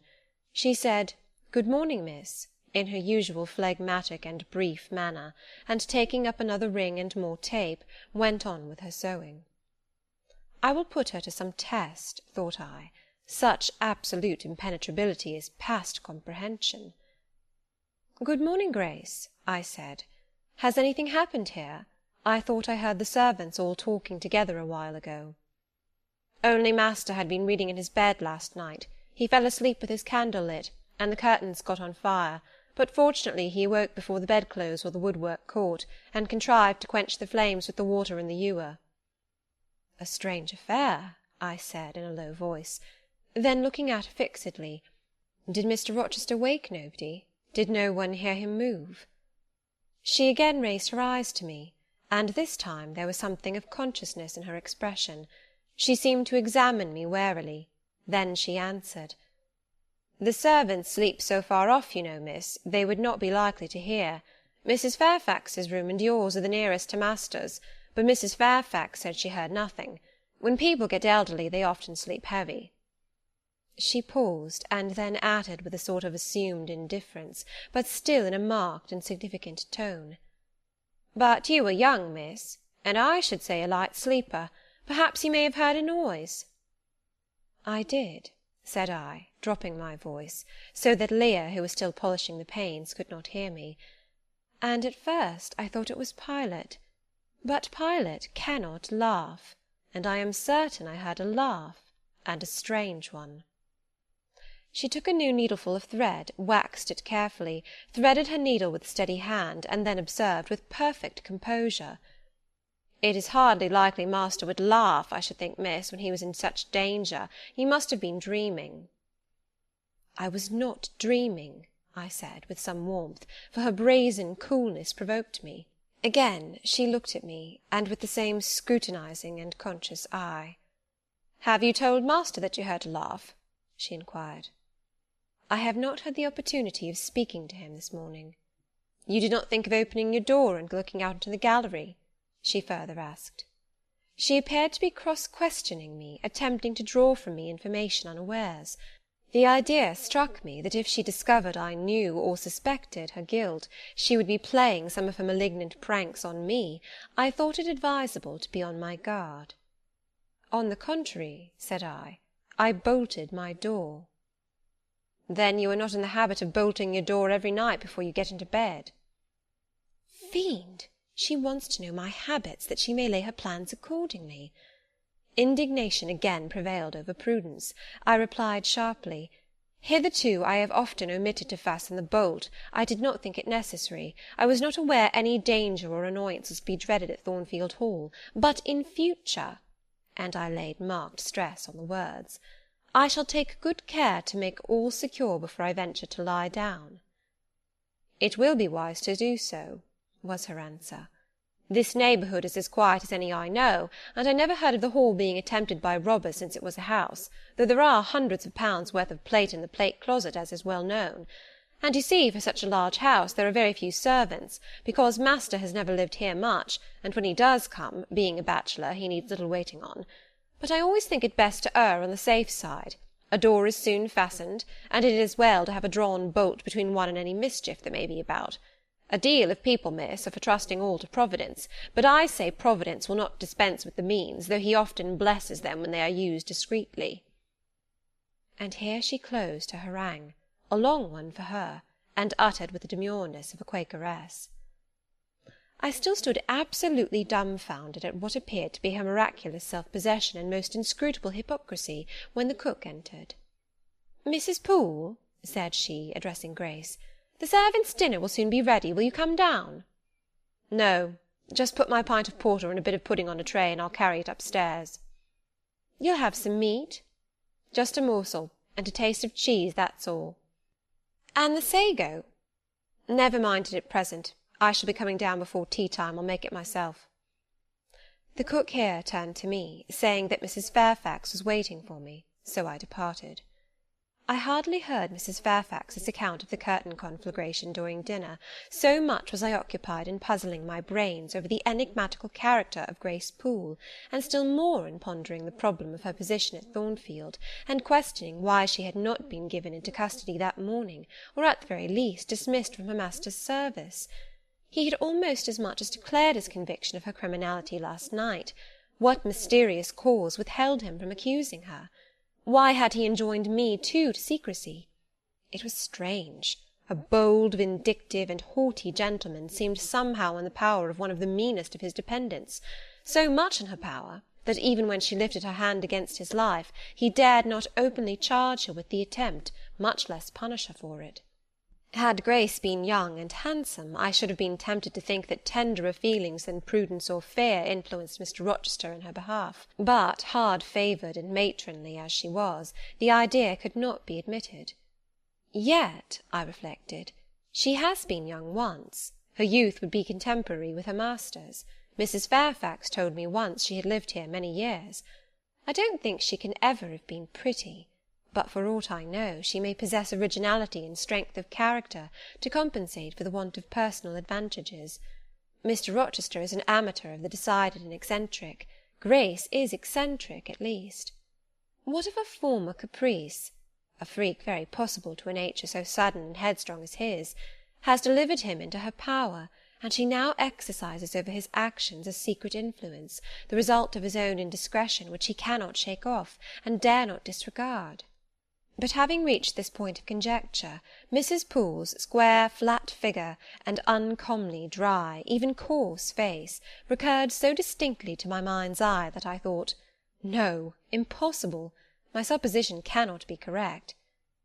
Yet, suggested the secret voice which talks to us in our own hearts, you are not beautiful either, and perhaps Mr. Rochester approves you. At any rate, you have often felt as if he did, and last night, remember his words, remember his look, remember his voice. I well remembered all. Language, glance, and tone seemed at the moment vividly renewed. I was now in the schoolroom. Adele was drawing. I bent over her and directed her pencil. She looked up with a sort of start. "Qu'avez-vous, mademoiselle?" said she. "Vos doigts tremblent comme la feuille, et vos joues sont rouges, mais rouges comme des cerises." "I am hot, Adele, with stooping." She went on sketching. I went on thinking. I hastened to drive from my mind the hateful notion I had been conceiving respecting Grace Poole. It disgusted me. I compared myself with her, and found we were different. Bessie Leaven had said I was quite a lady, and she spoke truth. I was a lady. And now I looked much better than I did when Bessie saw me. I had more colour and more flesh, more life, more vivacity, because I had brighter hopes and keener enjoyments. "Evening approaches," said I, as I looked towards the window. I had never heard Mr. Rochester's voice or step in the house to-day, but surely I shall see him before night. I feared the meeting in the morning. Now I desire it, because expectation has been so long baffled that it has grown impatient. When dusk actually closed, and when Adele left me to go and play in the nursery with Sophie, I did most keenly desire it. I listened for the bell to ring below. I listened for Leah coming up with a message. I fancied sometimes I heard Mr. Rochester's own tread, and I turned to the door expecting it to open and admit him. The door remained shut. Darkness only came in through the window. Still it was not late. He often sent for me at 7 and 8 o'clock, and it was yet but 6. Surely I should not be wholly disappointed to-night, when I had so many things to say to him. I wanted again to introduce the subject of Grace Poole, and to hear what he would answer. I wanted to ask him plainly if he really believed it was she who had made last night's hideous attempt, and if so, why he kept her wickedness a secret. It little mattered whether my curiosity irritated him. I knew the pleasure of vexing and soothing him by turns. It was one I chiefly delighted in, and a sure instinct always prevented me from going too far. Beyond the verge of provocation I never ventured. On the extreme brink I liked well to try my skill. Retaining every minute form of respect, every propriety of my station, I could still meet him in argument without fear or uneasy restraint. This suited both him and me. A tread creaked on the stairs at last. Leah made her appearance, but it was only to intimate that tea was ready in Mrs. Fairfax's room. Thither I repaired, glad at least to go downstairs, for that brought me, I imagined, nearer to Mr. Rochester's presence. "You must want your tea," said the good lady, as I joined her. "You ate so little at dinner. I am afraid," she continued, "you are not well to-day. You look flushed and feverish." "Oh, quite well. I never felt better." "Then you must prove it by evincing a good appetite. Will you fill the teapot while I knit off this needle?" Having completed her task, she rose to draw down the blind, which she had hitherto kept up, by way, I suppose, of making the most of daylight, though dusk was now fast deepening into total obscurity. "It is fair to-night," said she, as she looked through the panes, "though not starlight. Mr. Rochester has, on the whole, had a favourable day for his journey." "Journey? Is Mr. Rochester gone anywhere? I did not know he was out." "Oh, he set off the moment he had breakfasted. He is gone to the Lees, Mr. Eshton's place, 10 miles on the other side Millcote. I believe there is quite a party assembled there. Lord Ingram, Sir George Lynn, Colonel Dent, and others." "Do you expect him back to-night?" "No, nor to-morrow either. I should think he is very likely to stay a week or more. With these fine, fashionable people get together, they are so surrounded by elegance and gaiety, so well provided with all that can please and entertain, they are in no hurry to separate. Gentlemen especially are often in request on such occasions, and Mr. Rochester is so talented and so lively in society, that I believe he is a general favourite. The ladies are very fond of him, though you would not think his appearance calculated to recommend him particularly in their eyes. But I suppose his acquirements and abilities, perhaps his wealth and good blood, make amends for any little fault of look." "Are there ladies at the Lees?" "There are Mrs. Eshton and her 3 daughters, very elegant young ladies indeed, and there are the Honourable Blanche and Mary Ingram, most beautiful women, I suppose. Indeed, I have seen Blanche, 6 or 7 years since, when she was a girl of 18. She came here to a Christmas ball and party Mr. Rochester gave. You should have seen the dining-room that day, how richly it was decorated, how brilliantly lit up. I should think there were 50 ladies and gentlemen present, all of the first county families, and Miss Ingram was considered the belle of the evening." "You saw her, you say, Mrs. Fairfax. What was she like?" "Oh, yes, I saw her. The dining-room doors were thrown open, and as it was Christmas time, the servants were allowed to assemble in the hall, to hear some of the ladies sing and play. Mr. Rochester would have me to come in, and I sat down in a quiet corner and watched them. I never saw a most splendid scene. The ladies were magnificently dressed. Most of them, at least most of the younger ones, looked handsome, but Miss Ingram was certainly the queen." "And what was she like?" "Tall, fine bust, sloping shoulders, long, graceful neck, olive complexion, dark and clear, noble features, eyes rather like Mr. Rochester's, large and black, and as brilliant as her jewels. And then she had such a fine head of hair, raven black, and so becomingly arranged, a crown of thick plaits behind, and in front the longest, the glossiest curls I ever saw. She was dressed in pure white. An amber-coloured scarf was passed over her shoulders and across her breast, tied at the side, and descending in a long fringed end below her knee. She wore an amber-coloured flower, too, in her hair. It contrasted well with the jetty mass of her curls." "She was greatly admired, of course?" "Yes, indeed, and not only for her beauty, but for her accomplishments. She was one of the ladies who sang. A gentleman accompanied her on the piano. She and Mr. Rochester sang a duet." "Mr. Rochester? I was not aware he could sing." "Oh, he has a fine bass voice, and an excellent taste for music." "And Miss Ingram, what sort of a voice had she?" "A very rich and powerful one. She sang delightfully. It was a treat to listen to her, and she played afterwards.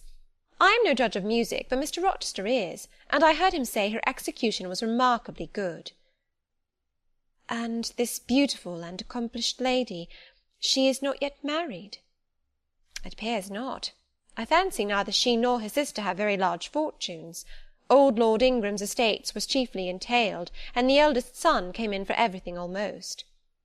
"But I wonder no wealthy nobleman or gentleman has taken a fancy to her. Mr. Rochester, for instance. He is rich, is he not?" "Oh, yes. But you see there is a considerable difference in age. Mr. Rochester is nearly 40. She is but 25. "What of that? More unequal matches are made every day." "True. Yet I should scarcely fancy Mr. Rochester would entertain an idea of the sort. But you eat nothing. You have scarcely tasted since you began tea." "No, I am too thirsty to eat. Will you let me have another cup?" I was about again to revert to the probability of a union between Mr. Rochester and the beautiful Blanche, but Adele came in, and the conversation was turned into another channel. When once more alone, I reviewed the information I had got, looked into my heart, examined its thoughts and feelings, and endeavoured to bring back with a strict hand such as had been straying through imagination's boundless and trackless waste into the safe fold of common sense. Arraigned at my own bar, memory, having given her evidence of the hopes, wishes, sentiments I had been cherishing since last night, of the general state of mind in which I had indulged for nearly a fortnight past, reason having come forward and told, in her own quiet way, a plain, unvarnished tale, showing how I had rejected the real and rabidly devoured the ideal, I pronounced judgment to this effect: that a greater fool than Jane Eyre had never breathed the breath of life, that a more fantastic idiot had never surfeited herself on sweet lies, and swallowed poison as if it were nectar.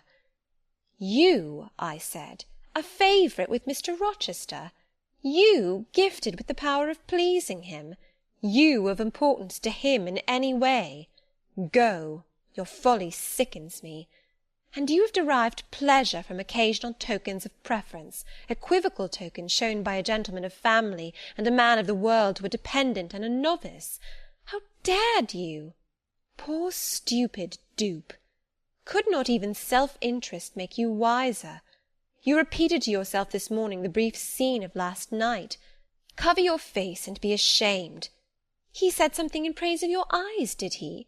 Blind puppy! Open their bleared lids, and look on your own accursed senselessness. It does good to no woman to be flattered by her superior, who cannot possibly intend to marry her, and it is madness in all women to let a secret love kindle within them, which, if unreturned and unknown, must devour the life that feeds it, and, if discovered and responded to, must lead, ignis fatuus-like, into miry wilds whence there is no extrication. Listen, then, Jane Eyre, to your sentence. To-morrow, place the glass before you, and draw in chalk your own picture, faithfully, without softening one defect, omit no harsh line, smooth away no displeasing irregularity, write under it, Portrait of a Governess, disconnected, poor, and plain. Afterwards, take a piece of smooth ivory, you have one prepared in your drawing-box, take your palette, mix your freshest, finest, clearest tints, choose your most delicate camel-hair pencils, delineate carefully the loveliest face you can imagine, paint it in your softest shades and sweetest lines, according to the description given by Mrs. Fairfax of Blanche Ingram. Remember the raven ringlets, the oriental eye. What, you revert to Mr. Rochester as a model? Order, no snivel, no sentiment, no regret. I will endure only sense and resolution. Recall the august yet harmonious lineaments, the Grecian neck and bust. Let the round and dazzling arm be visible, and the delicate hand. Omit neither diamond ring nor gold bracelet. Portray faithfully the attire, aerial lace and glistening satin, graceful scarf and golden rose. Call it Blanche, an accomplished lady of rank. Whenever, in future, you should chance to fancy Mr. Rochester thinks well of you, take out these two pictures and compare them. Say, Mr. Rochester might probably win that noble lady's love, if he chose to strive for it. Is it likely he would waste a serious thought on this indigent and insignificant plebeian? I'll do it, I resolved, and having framed this determination, I grew calm and fell asleep. I kept my word. An hour or two sufficed to sketch my own portrait in crayons, and in less than a fortnight I had completed an ivory miniature of an imaginary Blanche Ingram. It looked a lovely face enough, and when compared with the real head in chalk, the contrast was as great as self-control could desire. I derived benefit from the task. It had kept my head and hands employed, and had given force and fixedness to the new impressions I wished to stamp indelibly on my heart. Ere long I had reason to congratulate myself on the course of wholesome discipline to which I had thus forced my feelings to submit. Thanks to it, I was able to meet subsequent occurrences with a decent calm, which, had they found me unprepared, I should probably have been unequal to maintain, even externally. Chapter 17, Part 1. A week passed, and no news arrived of Mr. Rochester. 10 days, and still he did not come. Mrs. Fairfax said she should not be surprised if he were to go straight from the Leas to London, and thence to the Continent, and not show his face again at Thornfield for a year to come. He had not unfrequently quitted it in a manner quite as abrupt and unexpected. When I heard this, I was beginning to feel a strange chill and failing at the heart. I was actually permitting myself to experience a sickening sense of disappointment. But rallying my wits and recollecting my principles, I at once called my sensations to order, and it was wonderful how I got over the temporary blunder, how I cleared up the mistake of supposing Mr. Rochester's movements a matter in which I had any cause to take a vital interest. Not that I humbled myself by a slavish notion of inferiority. On the contrary, I just said, "You have nothing to do with the master of Thornfield, further than to receive the salary he gives you for teaching his protégé, and to be grateful for such respectful and kind treatment as, if you do your duty, you have a right to expect at his hands. Be sure that is the only tie he seriously acknowledges between you and him, so don't make him the object of your fine feelings. Your raptures, agonies, and so forth. He is not of your order. Keep to your caste, and be too self-respecting to lavish the love of the whole heart, soul, and strength, where such a gift is not wanted and would be despised." I went on with my day's business tranquilly, but ever and anon vague suggestions kept wandering across my brain of reasons why I should quit Thornfield, and I kept involuntarily framing advertisements, and pondering conjectures about new situations. These thoughts I did not think to check. They might germinate and bear fruit if they could. Mr. Rochester had been absent upwards of a fortnight, when the post brought Mrs. Fairfax a letter. "It is from the master," said she, as she looked at the direction. "Now I suppose we shall know whether we are to expect his return or not." And while she broke the seal and perused the document, I went on taking my coffee. We were at breakfast. It was hot, and I attributed to that circumstance a fiery glow which suddenly rose to my face. Why my hand shook, and why I involuntarily spilt half the contents of my cup into my saucer, I did not choose to consider. "Well, I sometimes think we are too quiet, but we run a chance of being busy enough now, for a little while at least," said Mrs. Fairfax, still holding the note before her spectacles. Ere I permitted myself to request an explanation, I tied the string of Adèle's pinafore, which happened to be loose. Having helped her also to another bun, and refilling her mug with milk, I said nonchalantly, "Mr. Rochester is not likely to return soon, I suppose?" "Indeed he is. In 3 days, he says. That will be next Thursday, and not alone either. I don't know how many of the fine people at the Leas are coming with him. He sends directions for all the best bedrooms to be prepared, and the library and drawing-rooms are to be cleaned out.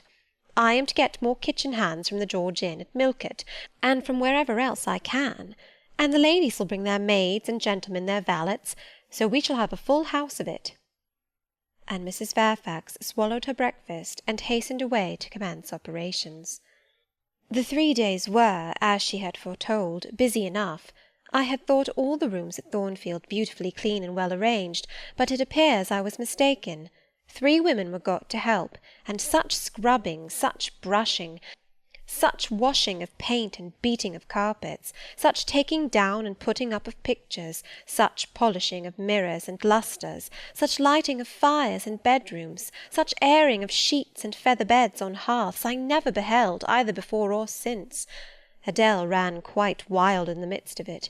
The preparations for company and the prospect of their arrival seemed to throw her into ecstasies. She would have Sophie to look over all her toilette, as she called frocks, to furbish up any that were passé, and to air and arrange the new. For herself, she did nothing but caper about in the front chambers, jump on and off the bedstead, and lie on the mattresses and piled up bolsters and pillows before the enormous fires roaring in the chimneys. From school duty she was exonerated. Mrs. Fairfax had pressed me into her service, and I was all day in the store-room, helping, or hindering, her and the cook, learning to make custards and cheesecakes and French pastry, to truss game and garnish dessert dishes. The party were expected to arrive on Thursday afternoon in time for dinner at 6. During the intervening period I had no time to nurse chimeras, and I believe I was as active and gay as anybody, Adèle excepted. Still, now and then I received a damping check to my cheerfulness, and was, in spite of myself, thrown back on the region of doubts and portents, and dark conjectures. This was when I chanced to see the third-story staircase door, which of late had always been kept locked, open slowly, and give passage to the form of Grace Poole, in prim cap, white apron, and handkerchief, when I watched her glide along the gallery, her quiet tread muffled in a list slipper, when I saw her look into the bustling, topsy-turvy bedrooms, just say a word, perhaps, to the charwoman about the proper way to polish a grate, or clean a marble mantelpiece, or take stains from papered walls, and then pass on. She would thus descend to the kitchen once a day, eat her dinner, smoke a moderate pipe on the hearth, and go back, carrying her pot of porter with her, for her private solace, in her own gloomy upper haunt.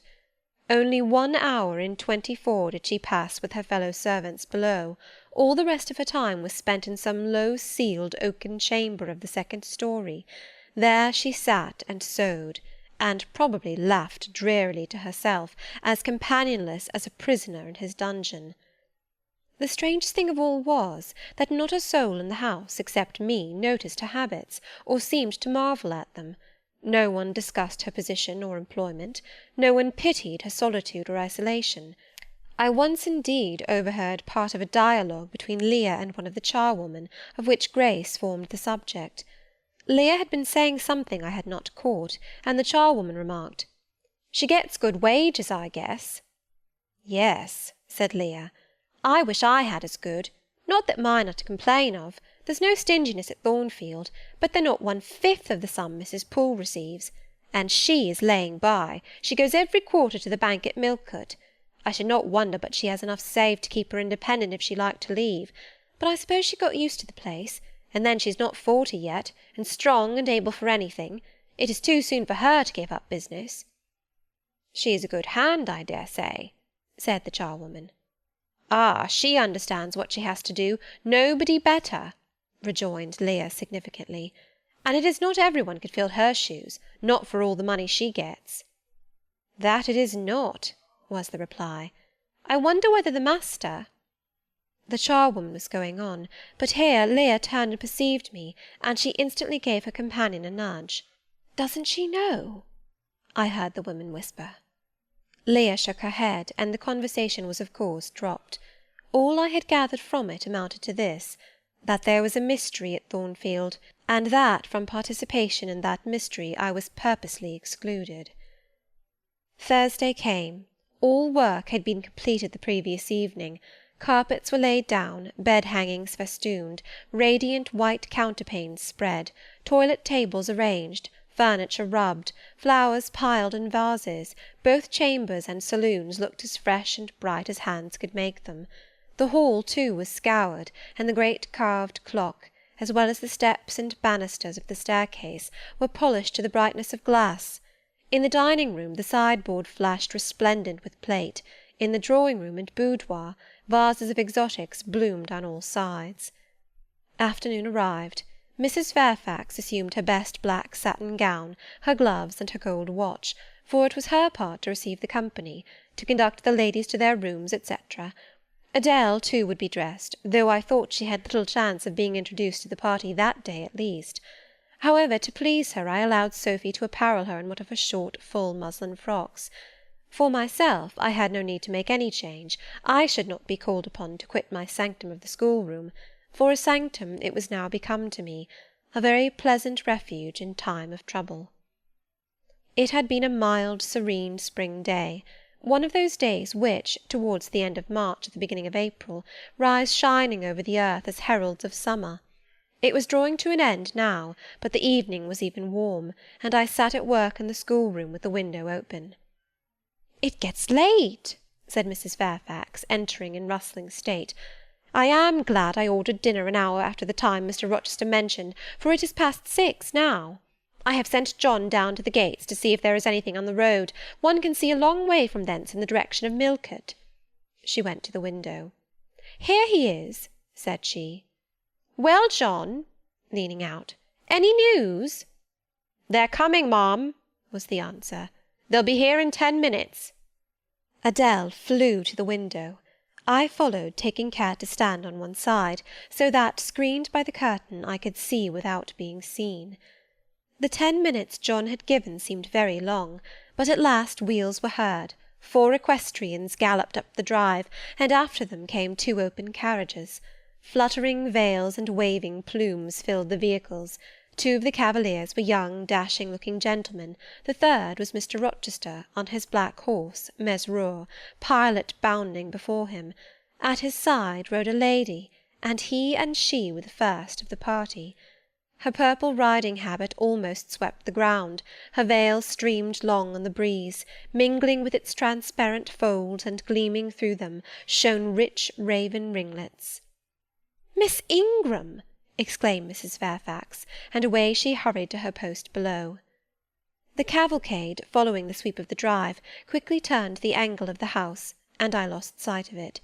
Adele now petitioned to go down, but I took her on my knee, and gave her to understand that she must not on any account think of venturing in sight of the ladies, either now or at any other time, unless expressly sent for, that Mr. Rochester would be very angry, etc. Some natural tears she shed on being told this, but as I began to look very grave, she consented at last to wipe them. A joyous stir was now audible in the hall. Gentlemen's deep tones and ladies' silvery accents blent harmoniously together, and distinguishable above all, though not loud, was the sonorous voice of the master of Thornfield Hall, welcoming his fair and gallant guests under his roof. Then light steps ascended the stairs, and there was a tripping through the gallery, and soft cheerful laughs, and opening and closing doors, and for a time a hush. "Elle change de toilette," said Adele, who, listening attentively, had followed every movement, and she sighed. "Chez maman," said she, "quand il y avait du monde, je le suivais partout, au salon et à la chambre. Souvent, je regardais les femmes de chambre coiffer et habiller les dames, et c'était si amusant. Comme cela on apprend." "Don't you feel hungry, Adele?" "Mais oui, mademoiselle, voilà 5 ou 6 heures que nous n'avons pas mangé." "Well now, while the ladies are in their rooms, I will venture down and get you something to eat." And issuing from my asylum with precaution, I sought a back stairs which conducted directly to the kitchen. All in that region was fire and commotion. The soup and fish were in the last stage of projection, and the cook hung over her crucibles in a frame of mind and body threatening spontaneous combustion.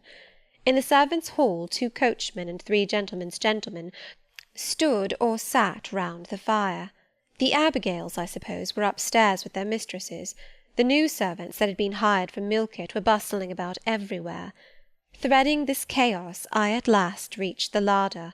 There I took possession of a cold chicken, a roll of bread, some tarts, a plate or 2, and a knife and fork. With this booty I made a hasty retreat. I had regained the gallery, and was just shutting the back door behind me, when an accelerated hum warned me that the ladies were about to issue from their chambers. I could not proceed to the schoolroom without passing some of their doors, and running the risk of being surprised with my cargo of victuallage. So I stood still at this end, which, being windowless, was dark, quite dark now, for the sun was set and twilight gathering. Presently the chambers gave up their fair tenants one after another. Each came out gaily and airily, with dresses that gleamed lustrous through the dark. For a moment they stood grouped together at the other extremity of the gallery, conversing in a key of sweet subdued vivacity. They then descended the staircase almost as noiselessly as a bright mist rolls down a hill. Their collective appearance had left on me an impression of high-born elegance, such as I had never before received. I found Adele peeping through the schoolroom door, which she held ajar. "What beautiful ladies!" cried she in English. "Oh, I wish I might go to them! Do you think Mr. Rochester will send for us by and by after dinner?" "No, indeed, I don't. Mr. Rochester has something else to think about. Never mind the ladies to-night. Perhaps you will see them tomorrow. Here is your dinner." She was really hungry, so the chicken and tarts served to divert her attention for a time. It was well I secured this forage, or both she and I, and Sophy, to whom I conveyed a share of our repast, would have run a chance of getting no dinner at all. Every one downstairs was too much engaged to think of us. The dessert was not carried out till after 9, and at 10 footmen were still running to and fro with trays and coffee-cups. I allowed Adele to sit up much later than usual, for she declared she could not possibly go to sleep while the doors kept opening and shutting below, and people bustling about. Besides, she added, a message might possibly come from Mr. Rochester when she was undressed. Et alors, quel dommage! I told her stories as long as she would listen to them, and then for a change I took her out into the gallery. The hall lamp was now lit, and it amused her to look over the balustrade and watch the servants passing backwards and forwards. When the evening was far advanced, a sound of music issued from the drawing-room, whither the piano had been removed. Adele and I sat down on the top step of the stairs to listen. Presently a voice blent with the rich tones of the instrument. It was a lady who sang, and very sweet her notes were. The solo over, a duet followed, and then a glee. A joyous conversational murmur filled up the intervals. I listened long. Suddenly I discovered that my ear was wholly intent on analysing the mingled sounds, and trying to discriminate amidst the confusion of accents those of Mr. Rochester, and when it caught them, which it soon did, it found a further task in framing the tones, rendered by distance inarticulate, into words. The clock struck 11. I looked at Adele, whose head leant against my shoulder. Her eyes were waxing heavy, so I took her up in my arms and carried her off to bed.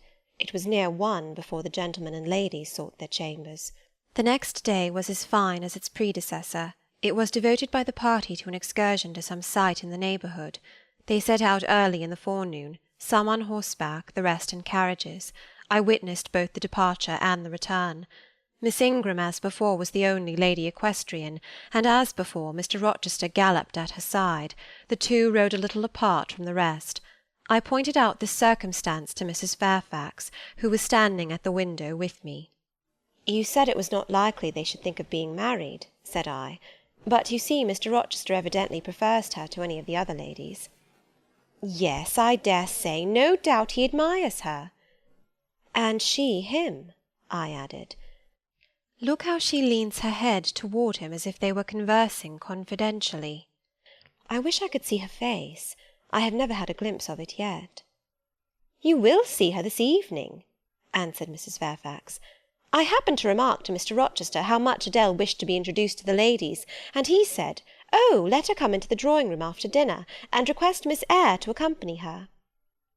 "Yes, he said that from mere politeness. I need not go, I am sure," I answered. "Well, I observed to him that as you were unused to company, I did not think you would like appearing before so gay a party, all strangers. And he replied in his quick way, 'Nonsense! If she objects, tell her it is my particular wish, and if she resists, say I shall come and fetch her in case of contumacy.'" "I will not give him that trouble," I answered. "I will go, if no better may be, but I don't like it. Shall you be there, Mrs. Fairfax?" "No, I pleaded off, and he admitted my plea. I'll tell you how to manage so as to avoid the embarrassment of making a formal entrance, which is the most disagreeable part of the business. You must go into the drawing-room while it is empty, before the ladies leave the dinner-table. Choose your seat in any quiet nook you like. You need not stay long after the gentlemen come in, unless you please. Just let Mr. Rochester see you are there, and slip away. Nobody will notice you." "Will these people remain long, do you think?" "Perhaps 2 or 3 weeks, certainly not more. After the Easter recess, Sir George Lynn, who is lately elected member for Millcote, will have to go up to town and take his seat. I dare say Mr. Rochester will accompany him. It surprises me that he has already made so protracted a stay at Thornfield." It was with some trepidation that I perceived the hour approach when I was to repair with my charge to the drawing-room. Adele had been in a state of ecstasy all day, after hearing she was to be presented to the ladies in the evening, and it was not till Sophy commenced the operation of dressing her that she sobered down. Then the importance of the process quickly steadied her, and by the time she had her curls arranged in well-smoothed, drooping clusters, her pink satin frock put on, her long sash tied, and her lace mittens adjusted, she looked as grave as any judge. No need to warn her not to disarrange her attire. When she was dressed, she sat demurely down in her little chair, taking care previously to lift up the satin skirt, for fear she should crease it, and assured me she would not stir thence till I was ready. This I quickly was. My best dress, the silver grey one, purchased for Miss Temple's wedding, and never worn since, was soon put on, my hair was soon smoothed, my sole ornament, the pearl brooch, soon assumed. We descended. Fortunately there was another entrance to the drawing-room than that through the saloon where they were all seated at dinner. We found the apartment vacant, a large fire burning silently on the marble hearth, and wax candles shining in bright solitude amid the exquisite flowers with which the tables were adorned. The crimson curtain hung before the arch, slight as was the separation this drapery formed from the party in the adjoining saloon. They spoke in so low a key that nothing of their conversation could be distinguished beyond a soothing murmur. Adele, who appeared to be still under the influence of most solemnizing impression, sat down without a word on the footstool I pointed out to her. I retired to a window-seat, and taking a book from a table near, endeavoured to read. Adele brought her stool to my feet. Ere long she touched my knee. "What is it, Adele?" "Est-ce que je ne puis pas prendre une seule de ces fleurs magnifiques, mademoiselle, seulement pour compléter ma toilette?" "You think too much of your toilette, Adele, but you may have a flower." And I took a rose from a vase and fastened it in her sash. She sighed a sigh of ineffable satisfaction, as if her cup of happiness were now full. I turned my face away to conceal a smile I could not suppress.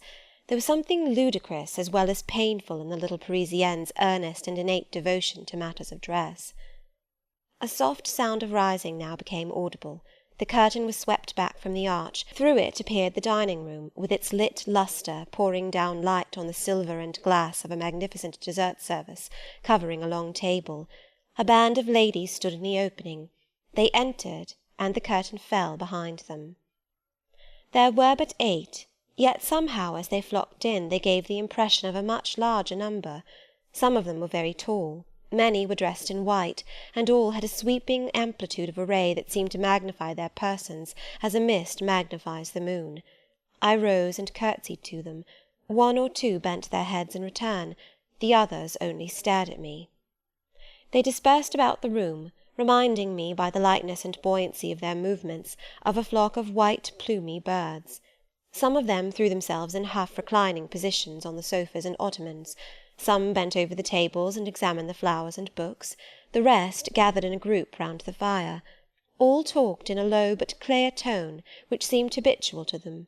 I knew their names afterwards, and may as well mention them now. First there was Mrs. Eshton and 2 of her daughters. She had evidently been a handsome woman, and was well preserved still. Of her daughters, the eldest, Amy, was rather little, naive and childlike in face and manner, and piquant in form. Her white muslin dress and blue sash became her very well. The second, Louisa, was taller and more elegant in figure, with a very pretty face, of that order the French term minois chiffonnier. Both sisters were fair as lilies. Lady Lynn was a stout and large personage of about 40, very erect, very haughty-looking, richly dressed in a satin robe of changeful sheen. Her dark hair shone glossily under the shade of an azure plume, and within the circlet of a band of gems. Mrs. Colonel Dent was less showy, but I thought more ladylike. She had a slight figure, a pale, gentle face, and fair hair. Her black satin dress, her scarf of rich foreign lace, and her pearl ornaments pleased me better than the rainbow radiance of the titled dame. But the 3 most distinguished, partly perhaps because the tallest figures of the band, were the Dowager Lady Ingram and her daughters, Blanche and Mary. They were all 3 of the loftiest stature of women. The Dowager might be between 40 and 50. Her shape was still fine. Her hair, by candlelight at least, was still black. Her teeth, too, were still apparently perfect. Most people would have termed her a splendid woman of her age, and so she was, no doubt, physically speaking. But then there was an expression of almost insupportable haughtiness in her bearing and countenance. She had Roman features and a double chin, disappearing into a throat like a pillar. These features appeared to me not only inflated and darkened, but even furrowed with pride, and the chin was sustained by the same principle, in a position of almost preternatural erectness. She had, likewise, a fierce and a hard eye. It reminded me of Mrs. Reed's. She mouthed her words in speaking. Her voice was deep, its inflections very pompous, very dogmatical, very intolerable, in short. A crimson velvet robe and a shawl turban of some gold-wrought Indian fabric invested her, I suppose she thought, with a truly imperial dignity. Blanche and Mary were of equal stature, straight and tall as poplars. Mary was too slim for her height, but Blanche was moulded like a Dian. I regarded her, of course, with special interest. First, I wished to see whether her appearance accorded with Mrs. Fairfax's description; secondly, whether it at all resembled the fancy miniature I had painted of her; and thirdly, it will out, whether it was such as I should fancy likely to suit Mr. Rochester's taste. As far as person went, she answered point for point, both to my picture and Mrs. Fairfax's description. The noble bust, the sloping shoulders, the graceful neck, the dark eyes and black ringlets were all there. But her face was like her mother's, her youthful unfurrowed likeness, the same low brow, the same high features, the same pride. It was not, however, so saturnine a pride. She laughed continually. Her laugh was satirical, and so was the habitual expression of her arched and haughty lip. Chapter 17, Part 2. Genius is said to be self-conscious. I cannot tell whether Miss Ingram was a genius, but she was self-conscious, remarkably self-conscious indeed. She entered into a discourse on botany with the gentle Mrs. Dent. It seemed Mrs. Dent had not studied that science, though, as she said, she liked flowers, especially wild ones. Miss Ingram had, and she ran over its vocabulary with an air. I presently perceived she was, what is vernacularly termed, trailing Mrs. Dent, that is, playing on her ignorance. Her trail might be clever, but it was decidedly not good-natured. She played, her execution was brilliant, she sang, her voice was fine, she talked French apart to her mamma, and she talked it well, with fluency and with a good accent. Mary had a milder and more open countenance than Blanche, softer features too, and a skin some shades fairer. Miss Ingram was as dark as a Spaniard, but Mary was deficient in life, her face lacked expression, her eye lustre. She had nothing to say, and having once taken her seat, remained fixed like a statue in its niche. The sisters were both attired in spotless white. And did I now think Miss Ingram such a choice as Mr. Rochester would be likely to make? I could not tell. I did not know his taste in female beauty. If he liked the majestic, she was the very type of majesty. Then she was accomplished, sprightly. Most gentlemen would admire her, I thought, and that he did admire her I already seemed to have obtained proof. To remove the last shade of doubt, it remained but to see them together. You are not to suppose, reader, that Adèle has all this time been sitting motionless on the stool at my feet. No, when the ladies entered, she rose, advanced to meet them, made a stately reverence, and said with gravity, "Bonjour, mesdames." And Miss Ingram had looked down at her with a mocking air, and exclaimed, "Oh, what a little puppet!" Lady Lynn had remarked, "It is Mr. Rochester's ward, I suppose, the little French girl he was speaking of." Mrs. Dent had kindly taken her hand, and given her a kiss. Amy and Louisa Eshton had cried out simultaneously, "What a love of a child!" And then they had called her to a sofa, where she now sat, ensconced between them, chattering alternately in French and broken English, absorbing not only the young lady's attention, but that of Mrs. Eshton and Lady Lynn, and getting spoilt to her heart's content. At last coffee is brought in, and the gentlemen are summoned. I sit in the shade, if any shade there be in this brilliantly lit apartment. The window curtain half hides me. Again the arch yawns. They come. The collective appearance of the gentlemen, like that of the ladies, is very imposing. They are all costumed in black. Most of them are tall, some young. Henry and Frederick Lynn are very dashing sparks indeed, and Colonel Dent is a fine soldierly man. Mr. Eshton, the magistrate of the district, is gentlemanlike. His hair is quite white, his eyebrows and whiskers still dark, which gives him something of the appearance of a père noble de théâtre. Lord Ingram, like his sisters, is very tall. Like them also, he is handsome, but he shares Mary's apathetic and listless look. He seems to have more length of limb than vivacity of blood or vigour of brain. And where is Mr. Rochester? He comes in last. I am not looking at the arch, yet I see him enter. I try to concentrate my attention on those netting needles, on the measures of the purse I am forming. I wish to think only of the work I have in my hands, to see only the silver beads and silk threads that lie in my lap.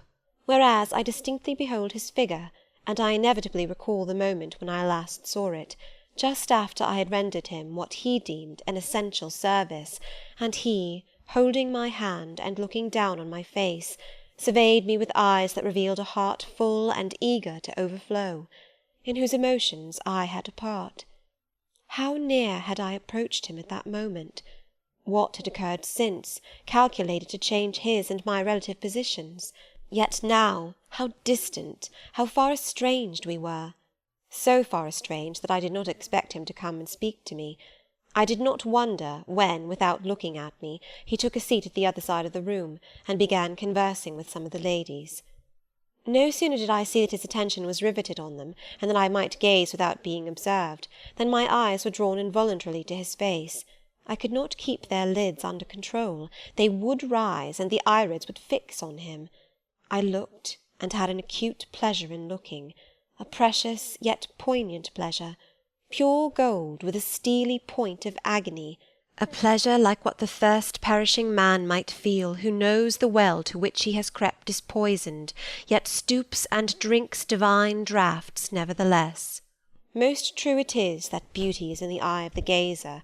My master's colourless olive face, square massive brow, broad and jetty eyebrows, deep eyes, strong features, firm grim mouth, all energy, decision, will, were not beautiful, according to rule, but they were more than beautiful to me. They were full of an interest, an influence that quite mastered me, that took my feelings from my own power and fettered them in his. I had not intended to love him. The reader knows I had wrought hard to extirpate from my soul the germs of love there detected, and now, at the first renewed view of him, they spontaneously arrived, green and strong. He made me love him without looking at me. I compared him with his guests. What was the gallant grace of the Lynns, the languid elegance of Lord Ingram, even the military distinction of Colonel Dent, contrasted with his look of native pith and genuine power?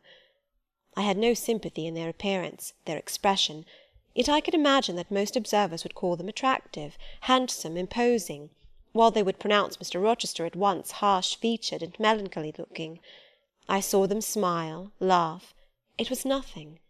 The light of the candles had as much soul in it as their smile, the tinkle of the bell as much significance as their laugh. I saw Mr. Rochester smile. His stern features softened. His eye grew both brilliant and gentle, its ray both searching and sweet. He was talking at the moment to Louisa and Amy Eshton. I wondered to see them receive with calm that look which seemed to me so penetrating. I expected their eyes to fall, their colour to rise under it, yet I was glad when I found they were in no sense moved. He is not to them what he is to me, I thought. He is not of their kind.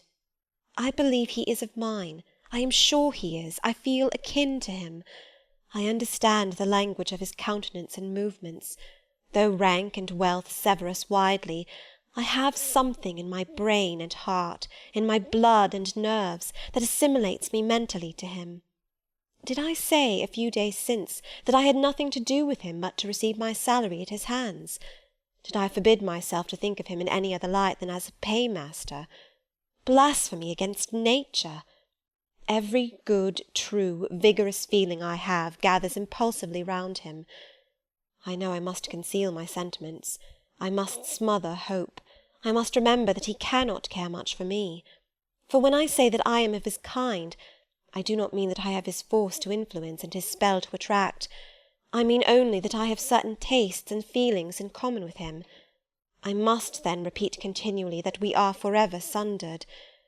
And yet, while I breathe and think, I must love him. Coffee is handed. The ladies, since the gentlemen entered, have become lively as larks. Conversation waxes brisk and merry. Colonel Dent and Mr. Eshton argue on politics. Their wives listen.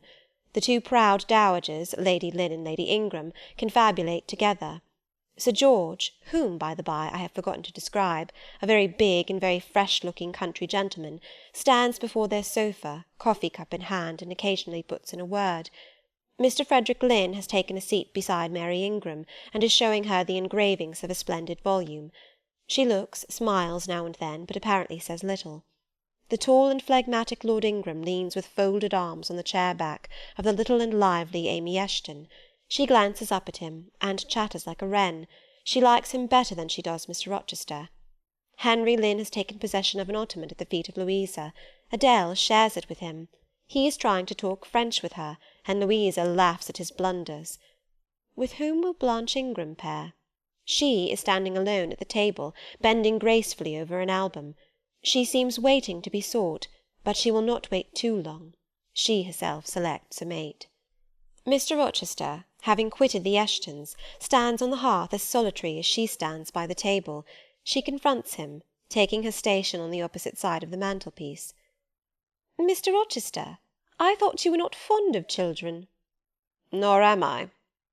"Then what induced you to take charge of such a little doll as that?" pointing to Adele. "Where did you pick her up?" "I did not pick her up. She was left on my hands." "You should have sent her to school." "I could not afford it. Schools are so dear." "Why, I suppose you have a governess for her. I saw a person with her just now. Is she gone? Oh, no, there she is still, behind the window-curtain. You pay her, of course. I should think it quite as expensive, more so, for you have them both to keep in addition." I feared, or should I say hoped, the allusion to me would make Mr. Rochester glance my way, and I involuntarily shrank further into the shade, but he never turned his eyes. "I have not considered the subject," said he indifferently, looking straight before him. "No, you men never do consider economy and common sense. You should hear mamma on the chapter of governesses. Mary and I have had, I should think, a dozen at least in our day. Half of them detestable, and the rest ridiculous, and all incubi. Were they not, mamma?" "Did you speak, my own?" The young lady, thus claimed as the dowager's special property, reiterated her question with an explanation. "My dearest, don't mention governesses. The word makes me nervous. I have suffered a martyrdom from their incompetency and caprice. I thank heaven I have now done with them." Mrs. Dent here bent over to the pious lady and whispered something in her ear. I suppose, from the answer elicited, it was a reminder that one of the anathematized race was present. "Tant pis," said her ladyship. "I hope it may do her good." Then, in a lower tone, but still loud enough for me to hear, "I noticed her. I am a judge of physiognomy, and in hers I see all the faults of her class." "What are they, madam?" inquired Mr. Rochester aloud. "I will tell you in your private ear," replied she, wagging her turban 3 times with portentous significancy. "But my curiosity will be past its appetite. It craves food now." "Ask Blanche. She is nearer you than I." "Oh, don't refer him to me, mamma. I have just one word to say of the whole tribe. They are a nuisance. Not that I ever suffered much from them. I took care to turn the tables. What tricks Theodore and I used to play on Miss Wilsons, and Mrs. Greys, and Madame Joubert. Mary was always too sleepy to join in a plot with spirit. The best fun was with Madame Joubert. Miss Wilson was a poor sickly thing, lachrymose and low-spirited, not worth the trouble of vanquishing, in short. And Mrs. Grey was coarse and insensible. No blow took effect on her. But poor Madame Joubert! I see her yet in her raging passions when we had driven her to extremities, spilt our tea, crumbled our bread and butter, tossed our books up to the ceiling, and played a charivari with the ruler and desk, the fender and fire-irons. Theodore, do you remember those merry days?" "Yes, to be sure I do," drawled Lord Ingram. "And the poor old stick used to cry out, 'Oh, you villain Giles!' And then we sermonized her on the presumption of attempting to teach such clever blades as we were, when she herself was so ignorant." "We did. And Teddo, you know, I helped you in prosecuting, or persecuting, your tutor, whey-faced Mr. Vining, the parson in the pip, as we used to call him. He and Miss Wilson took the liberty of falling in love with each other.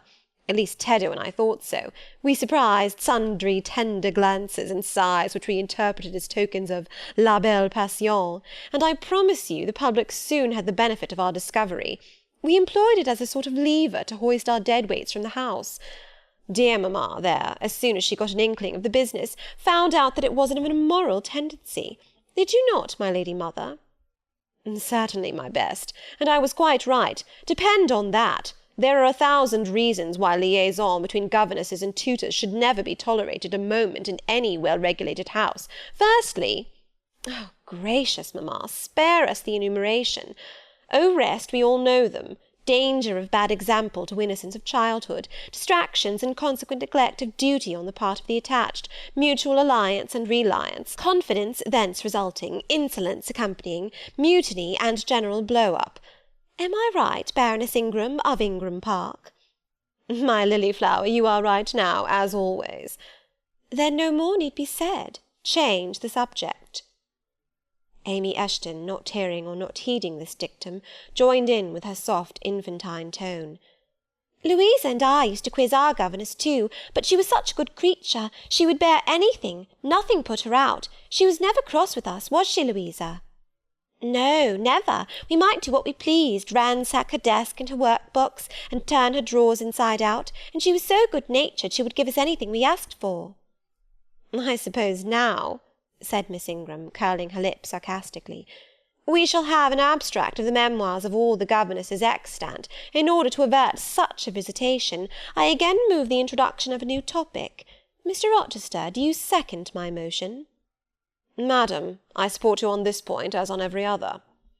Then on me be the onus of bringing it forward.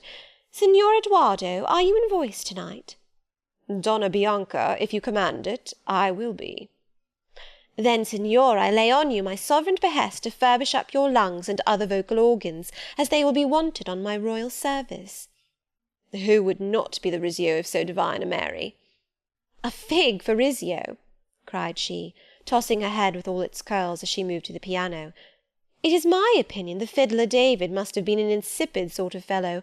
I like Black Bothwell better.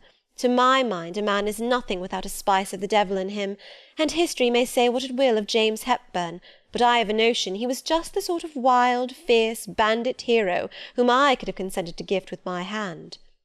Gentlemen, you hear. Now which of you most resembles Bothwell? cried Mr. Rochester. I should say the preference lies with you, responded Colonel Dent. On my honour, I am much obliged to you, was the reply.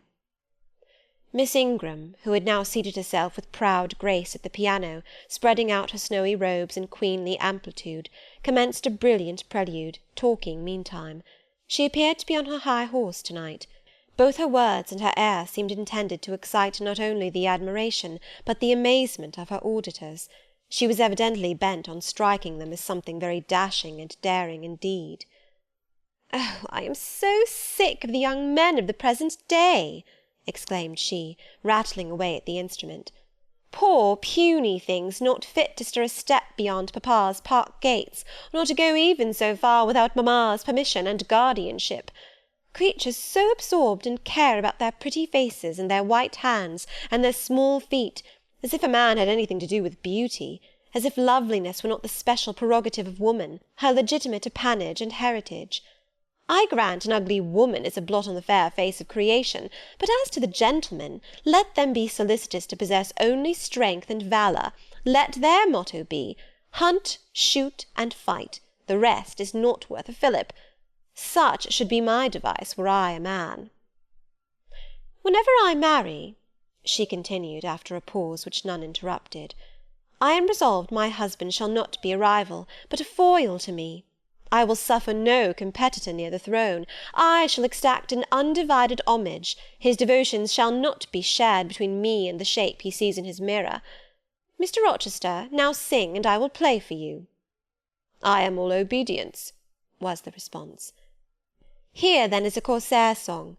Know that I dote on Corsairs, and for that reason sing it con spirito. Commands from Miss Ingram's lips would put spirit into a mug of milk and water. Take care, then. If you don't please me, I will shame you by showing how such things should be done. That is offering a premium on incapacity. I shall now endeavour to fail. Gardez-vous-en bien. If you err willingly, I shall devise a proportionate punishment. Miss Ingram ought to be clement, for she has it in her power to inflict a chastisement beyond mortal endurance. Ha! Explain, commanded the lady. Pardon me, madam, no need of explanation. Your own fine sense must inform you that one of your own frowns would be sufficient substitute for capital punishment. Sing, said she, and again touching the piano, she commenced an accompaniment in spirited style. Now is my time to slip away, thought I, but the tones that then severed the air arrested me. Mrs. Fairfax had said Mr. Rochester possessed a fine voice. He did, a mellow, powerful bass, into which he threw his own feeling, his own force, finding a way through the ear to the heart, and there waking sensations strangely. I waited till the last deep and full vibration had expired, till the tide of talk, checked an instant, had resumed its flow. I then quitted my sheltered corner and made my exit by the side door, which was fortunately near. Thence a narrow passage led into the hall. In crossing it, I perceived my sandal was loose. I stopped to tie it, kneeling for that purpose on the mat at the foot of the staircase. I heard the dining-room door unclose. A gentleman came out. Rising hastily, I stood face to face with him. It was Mr. Rochester. "How do you do?" he asked. "I am very well, sir." "Why did you not come and speak to me in the room?" I thought I might have retorted the question on him who put it, but I would not take that freedom. I answered, "I did not wish to disturb you, as you seemed engaged, sir." "What have you been doing during my absence?" "Nothing particular. Teaching Adele, as usual." "And getting a good deal paler than you were, as I saw at first sight. What is the matter?" "Nothing at all, sir." "Did you take any cold that night you half drowned me?" "Not the least." "Return to the drawing-room. You are deserting too early." "I am tired, sir." He looked at me for a minute. "And a little depressed?" he said. "What about? Tell me." "Nothing, nothing, sir. I am not depressed." "But I affirm that you are. So much depressed that a few more words would bring tears to your eyes. Indeed, they are there now, shining and swimming, and a bead has slipped from the lash and fallen on to the flag. If I had time, and was not in mortal dread of some prating prig of a servant passing, I would know what all this means. Well, to-night I excuse you. But understand that so long as my visitors stay, I expect you to appear in the drawing-room every evening. It is my wish. Don't neglect it. Now go and send Sophy for Adele. Good night, my—" He stopped, bit his lip, and abruptly left me. Chapter 18. Merry days were these at Thornfield Hall, and busy days too. How different from the first 3 months of stillness, monotony, and solitude I had passed beneath its roof. All sad feelings seemed now driven from the house, all gloomy associations forgotten. There was life everywhere, movement all day long. You could not now traverse the gallery, once so hushed, nor enter the front chambers, once so tenantless, without encountering a smart lady's maid or a dandy valet. The kitchen, the butler's pantry, the servants' hall, the entrance hall were equally alive, and the saloons were only left void and still when the blue sky and halcyon sunshine of the genial spring weather called their occupants out into the grounds. Even when that weather was broken, and continuous rain set in for some days, no damp seemed cast over enjoyment. Indoor amusements only became more lively and varied, in consequence of the stop put to outdoor gaiety. I wondered what they were going to do the first evening a change of entertainment was proposed. They spoke of playing charades, but in my ignorance I did not understand the term. The servants were called in, the dining-room tables wheeled away, the lights otherwise disposed, the chairs placed in a semicircle opposite the arch. While Mr. Rochester and the other gentlemen directed these alterations, the ladies were running up and down stairs ringing for their maids. Mrs. Fairfax was summoned to give information respecting the resources of the house in shawls, dresses, draperies of any kind, and certain wardrobes of the third story were ransacked, and their contents, in the shape of brocaded and hooped petticoats, satin sacks, black modes, lace lappets, etc., were brought down in armfuls by the Abigails. Then a selection was made, and such things as were chosen were carried to the boudoir within the drawing-room. Meantime Mr. Rochester had again summoned the ladies round him, and was selecting certain of their number to be of his party. "Miss Ingram is mine, of course," said he. Afterwards he named the two Mrs. Eshton and Mrs. Dent. He looked at me. I happened to be near him, as I had been fastening the clasp of Mrs. Dent's bracelet, which had got loose. "Will you play?" he asked. I shook my head. He did not insist, which I rather feared he would have done. He allowed me to return quietly to my usual seat. He and his aides now withdrew behind the curtain. The other party, which was headed by Colonel Dent, sat down on the crescent of chairs. One of the gentlemen, Mr. Eshton, observing me, seemed to propose that I should be asked to join them, but Lady Ingram instantly negatived the notion. "No," I heard her say, "she looks too stupid for any game of the sort." Ere long a bell tinkled, and the curtain drew up. Within the arch, the bulky figure of Sir George Lynn, whom Mr. Rochester had likewise chosen, was seen enveloped in a white sheet. Before him on a table lay open a large book, and at his side stood Amy Eshton, draped in Mr. Rochester's cloak and holding a book in her hand. Somebody unseen rang the bell merrily. Then Adele, who had insisted on being one of her guardian's party, bounded forward, scattering round her the contents of a basket of flowers she carried on her arm. Then appeared the magnificent figure of Miss Ingram, clad in white, with a long veil on her head, and a wreath of roses round her brow. By her side walked Mr. Rochester, and together they drew near the table. They knelt, while Mrs. Dent and Louisa Eshton, dressed also in white, took up their stations behind them. A ceremony followed in dumb show, in which it was easy to recognise the pantomime of a marriage. At its termination, Colonel Dent and his party consulted in whispers for 2 minutes. Then the Colonel called out, "Bride!" Mr. Rochester bowed, and the curtain fell. A considerable interval elapsed before it again rose. Its second rising displayed a more elaborately prepared scene than the last. The drawing-room, as I have observed before, was raised 2 steps above the dining-room, and on the top of the upper step, placed a yard or 2 back within the room, appeared a large marble basin, which I recognised as an ornament of the conservatory, where it usually stood, surrounded by exotics and tenanted by goldfish, and whence it must have been transported with some trouble, on account of its size and weight. Seated on the carpet, by the side of this basin, was seen Mr. Rochester, costumed in shawls, with a turban on his head. His dark eyes and swarthy skin and Paynim features suited the costume exactly. He looked the very model of an Eastern emir, an agent or a victim of the bowstring. Presently advanced into view Miss Ingram. She too was attired in Oriental fashion, a crimson scarf tied sash-like round the waist, an embroidered handkerchief knotted about her temples, her beautifully moulded arms bare, one of them upraised in the act of supporting a pitcher, poised gracefully on her head. Both her cast of form and feature, her complexion and general air, suggested the idea of some Israelitish princess of the patriarchal days, and such was doubtless the character she intended to represent. She approached the basin, and bent over it as if to fill her pitcher. She again lifted it to her head. The personage on the well-brink now seemed to accost her, to make some request. She hasted, let down her pitcher on her hand, and gave him to drink. From the bosom of his robe he then produced a casket, opened it, and showed magnificent bracelets and earrings. She acted astonishment and admiration. Kneeling, he laid the treasure at her feet. Incredulity and delight were expressed by her looks and gestures. The stranger fastened the bracelets on her arms and the rings in her ears. It was Eliza and Rebecca. The camels only were wanting. The divining party again laid their heads together. Apparently they could not agree about the word or syllable the scene illustrated. Colonel Dent, their spokesman, demanded the tableau of the whole, whereupon the curtain again descended.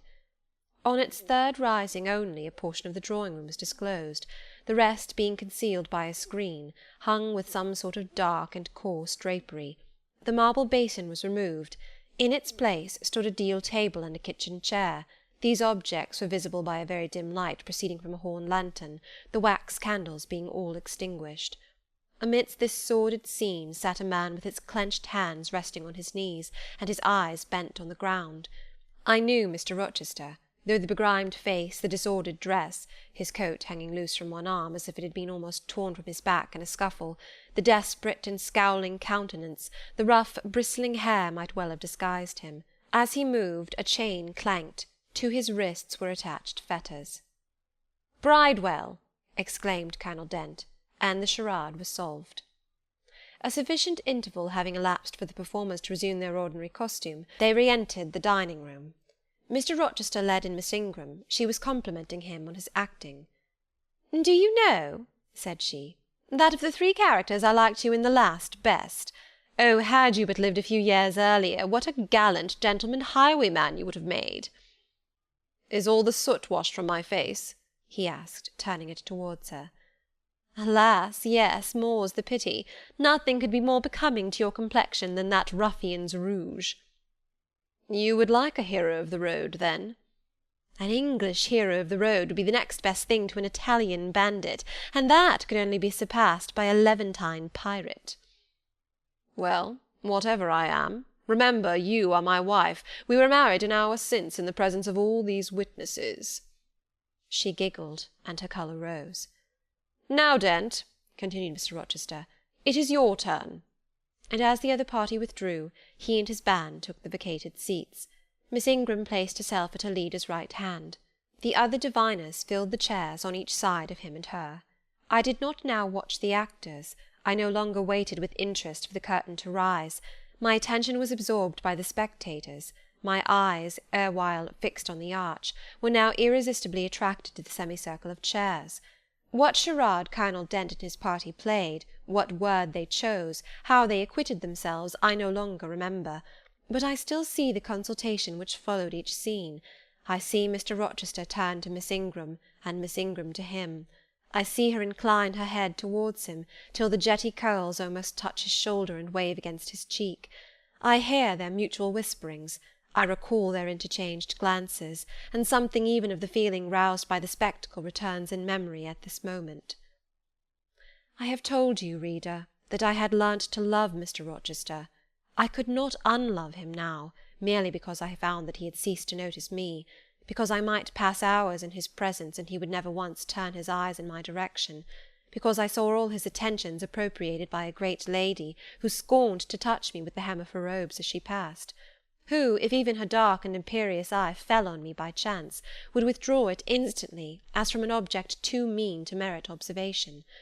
I could not unlove him, because I felt sure he would soon marry this very lady, because I read daily in her a proud security in his intentions respecting her, because I witnessed hourly in him a style of courtship which, if careless and choosing rather to be sought than to seek, was yet in its very carelessness captivating, and in its very pride irresistible. There was nothing to cool or banish love in these circumstances, though much to create despair. Much, too, you will think, reader, to engender jealousy, if a woman in my position could presume to be jealous of a woman in Miss Ingram's. But I was not jealous, or very rarely. The nature of the pain I suffered could not be explained by that word. Miss Ingram was a mark beneath jealousy. She was too inferior to excite the feeling. Pardon the seeming paradox. I mean what I say. She was very showy, but she was not genuine. She had a fine person, many brilliant attainments, but her mind was poor, her heart barren by nature. Nothing bloomed spontaneously on that soil, no unforced natural fruit delighted by its freshness. She was not good, she was not original. She used to repeat sounding phrases from books. She never offered nor had an opinion of her own. She advocated a high tone of sentiment, but she did not know the sensations of sympathy and pity. Tenderness and truth were not in her. Too often she betrayed this by the undue vent she gave to a spiteful antipathy she had conceived against little Adele, pushing her away with some contumelious epithet if ever she happened to approach her, sometimes ordering her from the room, and always treating her with coldness and acrimony. Other eyes besides mine watched these manifestations of character, watched them closely, keenly, shrewdly. Yes, the future bridegroom, Mr. Rochester himself, exercised over his intended a ceaseless surveillance, and it was from this sagacity, This guardedness of his, this perfect, clear consciousness of his fair one's defects, this obvious absence of passion in his sentiments towards her, that my ever-torturing pain arose. I saw he was going to marry her, for family, perhaps political reasons, because her rank and connections suited him. I felt he had not given her his love, and that her qualifications were ill adapted to win from him that treasure. This was the point. This was where the nerve was touched and teased. This was where the fever was sustained and fed. She could not charm him. If she had managed the victory at once, and he had yielded and sincerely laid his heart at her feet, I should have covered my face, turned to the wall, and, figuratively, have died to them. If Miss Ingram had been a good and noble woman, endowed with force, fervour, kindness, sense, I should have had one vital struggle with two tigers, jealousy and despair. Then, my heart torn out and devoured, I should have admired her, acknowledged her excellence, and been quiet for the rest of my days. And the more absolute her superiority, the deeper would have been my admiration, the more truly tranquil my quiescence. But as matters really stood, to watch Miss Ingram's efforts at fascinating Mr. Rochester, to witness their repeated failure, herself unconscious that they did fail, vainly fancying that each shaft launched hit the mark, and infatuatedly pluming herself on success, when her pride and self-complacency repelled further and further what she wished to allure, to witness this was to be at once under ceaseless excitation and ruthless restraint. Because when she failed, I saw how she might have succeeded. Arrows that continually glanced off from Mr. Rochester's breast and fell harmless at his feet, might, I knew, if shot by a surer hand, have quivered keen in his proud heart, have called love into his stern eye and softness into his sardonic face, or, better still, without weapons, a silent conquest might have been won. Why can she not influence him more, when she is privileged to draw so near to him? I asked myself. Surely she cannot truly like him, or not like him with true affection. If she did, she need not coin her smiles so lavishly, flash her glances so unremittingly, manufacture airs so elaborate, graces so multitudinous. It seems to me that she might, by merely sitting quietly at his side, saying little and looking less, get nigher his heart. I have seen in his face a far different expression from that which hardens it now, while she is so vivaciously accosting him. But then it came of itself.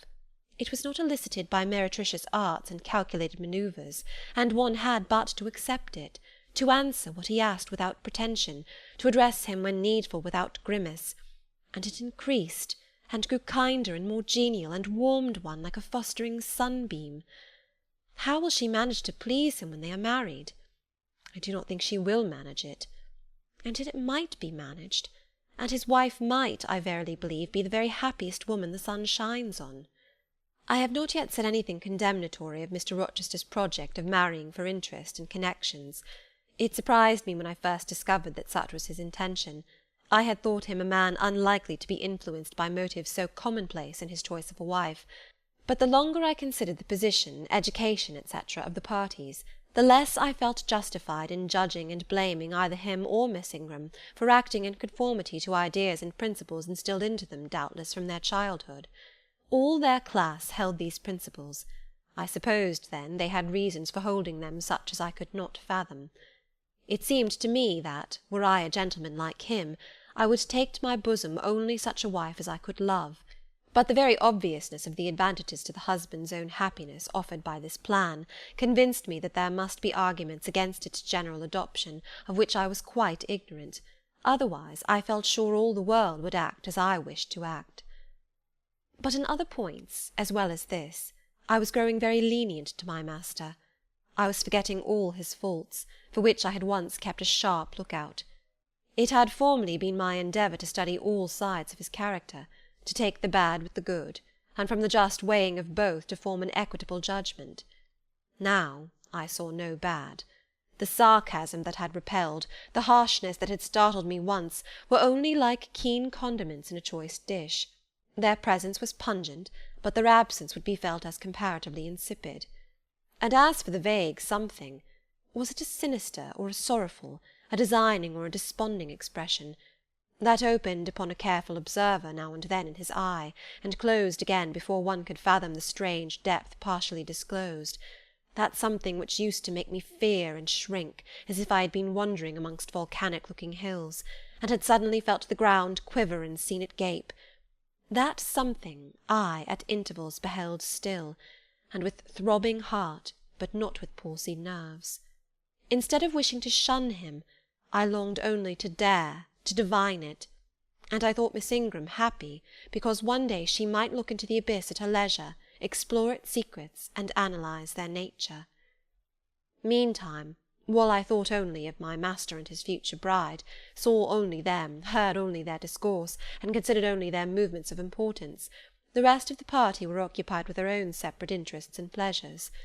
The ladies Lynn and Ingram continued to consort in solemn conferences, where they nodded their 2 turbans at each other, and held up their 4 hands in confronting gestures of surprise, or mystery, or horror, according to the theme on which their gossip ran, like a pair of magnified puppets. Mild Mrs. Dent talked with good-natured Mrs. Eshton, and the 2 sometimes bestowed a courteous word or smile on me. Sir George Lynn, Colonel Dent, and Mr. Eshton discussed politics, or county affairs, or justice business. Lord Ingram flirted with Amy Eshton, Louisa played and sang to and with one of the Messrs. Lynn, and Mary Ingram listened languidly to the gallant speeches of the other. Sometimes all, as with one consent, suspended their by-play to observe and listen to the principal actors, for after all Mr. Rochester, and, because closely connected with him, Miss Ingram, were the life and soul of the party. If he was absent from the room an hour, a perceptible dullness seemed to steal over the spirits of his guests, and his re-entrance was sure to give a fresh impulse to the vivacity of conversation.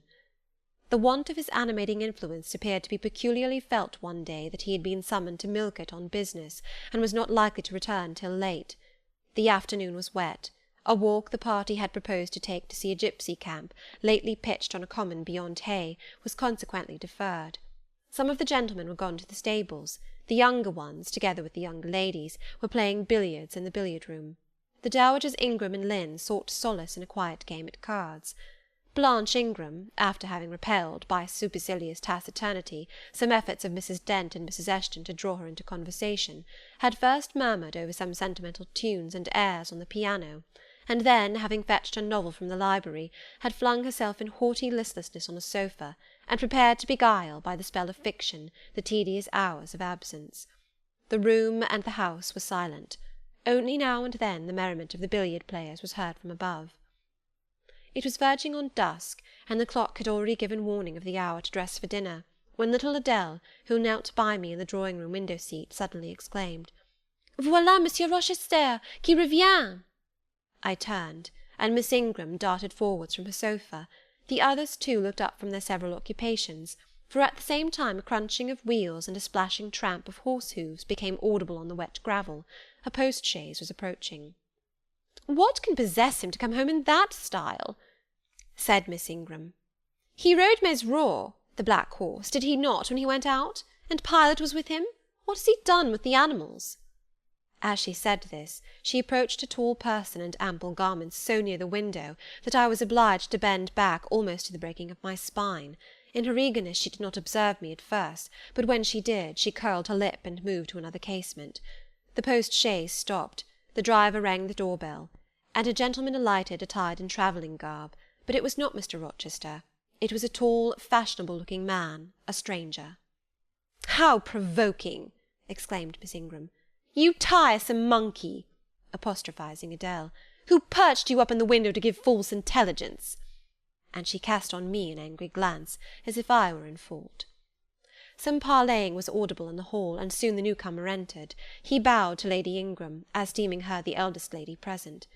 "It appears I come at an inopportune time, madam," said he, "when my friend, Mr. Rochester, is from home. But I arrive from a very long journey, and I think I may presume so far on old and intimate acquaintance as to install myself here till he returns." His manner was polite. His accent, in speaking, struck me as being somewhat unusual, not precisely foreign, but still not altogether English. His age might be about Mr. Rochester's, between 30 and 40. His complexion was singularly sallow. Otherwise he was a fine-looking man, at first sight especially. On closer examination, You detected something in his face that displeased, or rather that failed to please. His features were regular, but too relaxed. His eye was large and well cut, but the life looking out of it was a tame, vacant life. At least so I thought. The sound of the dressing-bell dispersed the party. It was not till after dinner that I saw him again. He seemed then quite at his ease. But I liked his physiognomy even less than before. It struck me as being at the same time unsettled and inanimate. His eye wandered, and had no meaning in its wandering. This gave him an odd look, such as I never remembered to have seen. For a handsome and not unamiable-looking man, he repelled me exceedingly. There was no power in that smooth-skinned face of a full oval shape, no firmness in that aquiline nose and small cherry mouth. There was no thought on the low, even forehead, no command in that blank brown eye. As I sat in my usual nook, and looked at him with the light of the girandole on the mantelpiece beaming full over him, for he occupied an armchair drawn close to the fire, and kept shrinking still nearer, as if he were cold, I compared him with Mr. Rochester. I think, with deference be it spoken, the contrast could not be much greater between a sleek gander and a fierce falcon, between a meek sheep and the rough-coated, keen-eyed dog, its guardian. He had spoken of Mr. Rochester as an old friend. A curious friendship theirs must have been, a pointed illustration indeed of the old adage that extremes meet. 2 or 3 of the gentlemen sat near him, and I caught at times scraps of their conversation across the room. At first I could not make much sense of what I had heard, for the discourse of Louisa Eshton and Mary Ingram, who sat nearer to me, confused the fragmentary sentences that reached me at intervals. These last were discussing the stranger. They both called him a beautiful man.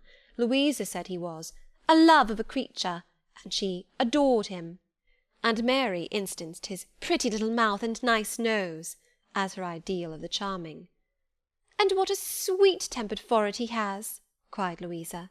"So smooth, none of those frowning irregularities I dislike so much, and such a placid eye and smile." And then, to my great relief, Mr. Henry Lynn summoned them to the other side of the room to settle some point about the deferred excursion to Hay Common.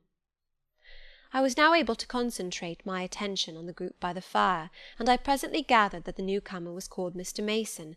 Then I learned that he was but just arrived in England, and that he came from some hot country, which was the reason, doubtless, his face was so sallow, and that he sat so near the hearth, and wore a surtout in the house.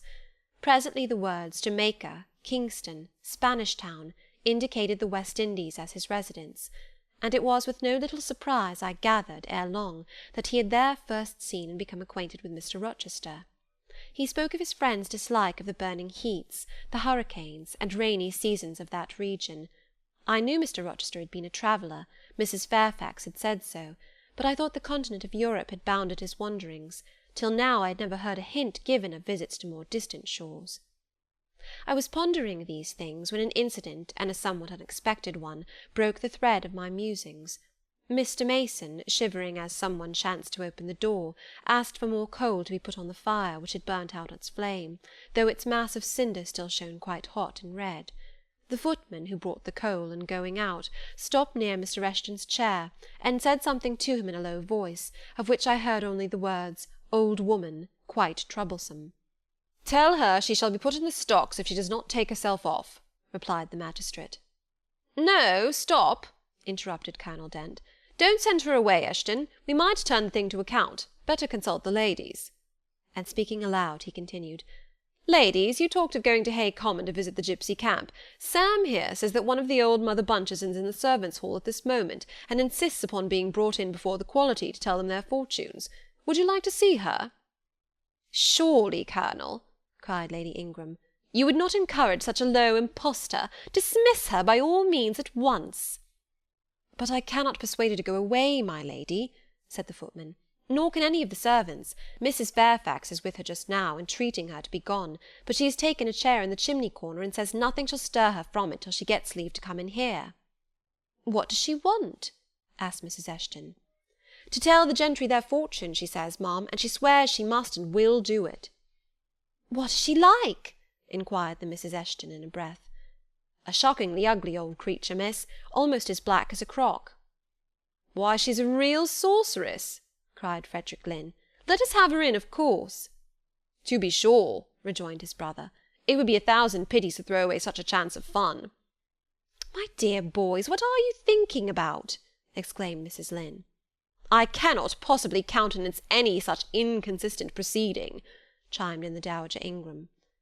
"Indeed, mamma, but you can and will," pronounced the haughty voice of Blanche, as she turned round on the piano-stool, where till now she had sat silent, apparently examining sundry sheets of music. "I have a curiosity to hear my fortune told, therefore, Sam, order the beldam forward." "My darling Blanche, recollect—" "I do. I recollect all you can suggest, and I must have my will. Quick, Sam." "Yes, yes, yes," cried all the juveniles, both ladies and gentlemen. "Let her come, it will be excellent sport." The footman still lingered. "She looks such a rough one," said he. "Go!" ejaculated Miss Ingram, and the man went. Excitement instantly seized the whole party. A running fire of raillery and jest was proceeding when Sam returned. "She won't come now," said he. "She says it's not her mission to appear before the vulgar herd. Them's her words. I must show her into a room by herself, and then those who wish to consult her must go to her one by one." "You see now, my queenly Blanche," began Lady Ingram, "she encroaches. Be advised, my angel girl, and—" "Show her into the library, of course," cut in the angel girl. "It is not my mission to listen to her before the vulgar herd either. I mean to have her all to myself. Is there a fire in the library?" "Yes, ma'am, but she looks such a tinkler." "Cease that chatter, blockhead, and do my bidding." Again Sam vanished, and mystery, animation, expectation rose to full flow once more. "She's ready now," said the footman as he reappeared. "She wishes to know who will be her first visitor." "I think I had better just look in upon her before any of the ladies go," said Colonel Dent. "Tell her, Sam, a gentleman is coming." Sam went and returned. "She says, sir, that she'll have no gentlemen. They need not trouble themselves to come near her, nor," he added, with difficulty expressing a titter, "any ladies either, except the young and single." "By Jove, she has taste!" exclaimed Henry Lynn. Miss Ingram rose solemnly. "I go first," she said, in a tone which might have befitted the leader of a forlorn hope, mounting a breach in the van of his men. "Oh, my best, oh, my dearest, pause, reflect!" was her mamma's cry. But she swept past her in stately silence, passed through the door which Colonel Dent held open, and we heard her enter the library. A comparative silence ensued. Lady Ingram thought it le cas to wring her hands, which she did accordingly. Miss Mary declared she felt for her part she never dared venture. Amy and Louisa Eshton tittered under their breath, and looked a little frightened. The minutes passed very slowly. 15 were counted before the library door again opened. Miss Ingram returned to us through the arch. Would she laugh? Would she take it as a joke? All eyes met her with a glance of eager curiosity, and she met all eyes with one of coldness and rebuff. She looked neither flurried nor merry. She walked stiffly to her seat and took it in silence. "Well, Blanche?" said Lord Ingram. "What did she say, sister?" asked Mary. "What did you think? How do you feel? Is she a real fortune-teller?" demanded the Mrs. Eshton. "Now, now, good people," returned Miss Ingram, "don't press upon me. Really, your organs of wonder and credulity are easily excited. You seem, by the importance of you all, my good mamma included, ascribed to this matter, absolutely to believe we have a genuine witch in the house, who is in close alliance with the old gentleman. I have seen a gipsy vagabond. She has practised in hackneyed fashion the science of palmistry, and told me what such people usually tell. My whim is gratified, and now I think Mr. Eshton would do well to put the hag in the stocks to-morrow morning, as he threatened." Miss Ingram took a book, leant back in her chair, and so declined further conversation. I watched her for nearly half an hour. During all that time she never turned a page, and her face grew momently darker, more dissatisfied, and more sourly expressive of disappointment. She had obviously not heard anything to her advantage, and it seemed to me, from her prolonged fits of gloom and taciturnity, that she herself, notwithstanding her professed indifference, attached undue importance to whatever revelations had been made her. Meantime, Mary Ingram, Amy and Louisa Eshton declared they dared not go alone, and yet they all wished to go. A negotiation was opened through the medium of the ambassador, Sam. and after much pacing to and fro, till, I think, the said Sam's calves must have ached with the exercise, permission was at last, with great difficulty, extorted from the rigorous Sybil for the three to wait upon her in a body. Their visit was not so still as Miss Ingram's had been. We heard hysterical giggling and little shrieks proceeding from the library, and at the end of about 20 minutes they burst the door open, and came running across the hall as if they were half scared out of their wits. "I am sure she is something not right," they cried, one and all. "She told us such things! She knows all about us!" And they sank breathless into the various seats the gentlemen hastened to bring them. Pressed for further explanation, they declared she had told them of things they had said and done when they were mere children, described books and ornaments they had in their boudoirs at home, keepsakes that different relations had presented to them. They affirmed that she had even divined their thoughts, and had whispered in the ear of each the name of the person she liked best in the world, and informed them of what they most wished for. Here the gentleman interposed with earnest petitions to be further enlightened on these two last-named points, but they got only blushes, ejaculations, tremors, and titters, in return for their importunity. The matrons, meantime, offered vinaigrettes and wielded fans, and again reiterated the expression of their concern that their warning had not been taken in time, and the elder gentlemen laughed, and the younger urged their services on the agitated fair ones. In the midst of the tumult, and while my eyes and ears were fully engaged in the scene before me, I heard a hem close at my elbow. I turned, and saw Sam. "If you please, miss, the gipsy declares that there is another young single lady in the room who has not been to her yet, and she swears she will not go till she has seen all. I thought it must be you, there is no one else for it. What shall I tell her?" "Oh, I will go by all means," I answered, and I was glad of the unexpected opportunity to gratify my much excited curiosity. I slipped out of the room, unobserved by any eye, for the company were gathered in one mass about the trembling trio just returned, and I closed the door quietly behind me. "If you like, miss," said Sam, "I'll wait in the hall for you, and if she frightens you, just call and I'll come in." "No, Sam, return to the kitchen. I am not in the least afraid." Nor was I, but I was a good deal interested and excited. Chapter 19. The library looked tranquil enough as I entered it, and the Sybil, if Sybil she were, was seated snugly enough in an easy-chair at the chimney-corner. She had on a red cloak and a black bonnet, or rather a broad-brimmed gipsy hat, tied down with a striped handkerchief under her chin. An extinguished candle stood on the table. She was bending over the fire, and seemed reading in a little black book, like a prayer-book, by the light of the blaze. She muttered the words to herself, as most old women do while she read. She did not desist immediately on my entrance. It appeared she wished to finish a paragraph. I stood on the rug and warmed my hands, which were rather cold with sitting at a distance from the drawing-room fire. I felt now as composed as ever I did in my life. There was nothing, indeed, in the gipsy's appearance to trouble one's calm. She shut her book and looked slowly up. Her hat brim partially shaded her face, yet I could see, as she raised it, that it was a strange one. It looked all brown and black. Elf-locks bristled out from beneath a white band which passed under her chin, and came half over her cheeks, or rather jaws. Her eye confronted me at once with a bold and direct gaze. "Well, and you want your fortune told?" she said, in a voice as decided as her glance, as harsh as her features. "I don't care about it, mother. You may please yourself, but I ought to warn you I have no faith."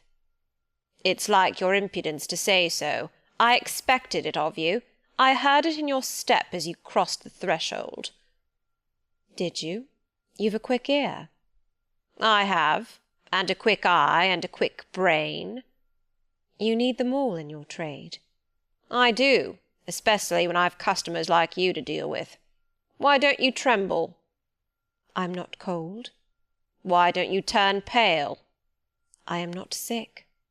"Why don't you consult my art?" "I'm not silly." The old crone knitted a laugh under her bonnet and bandage. She then drew out a short black pipe, and lighting it, began to smoke. Having indulged a while in this sedative, she raised her bent body, took the pipe from her lips, and while gazing steadily at the fire, said very deliberately, "You are cold, you are sick, and you are silly." "Prove it," I rejoined. "I will, in a few words. You are cold because you are alone, No contact strikes the fire from you that is in you.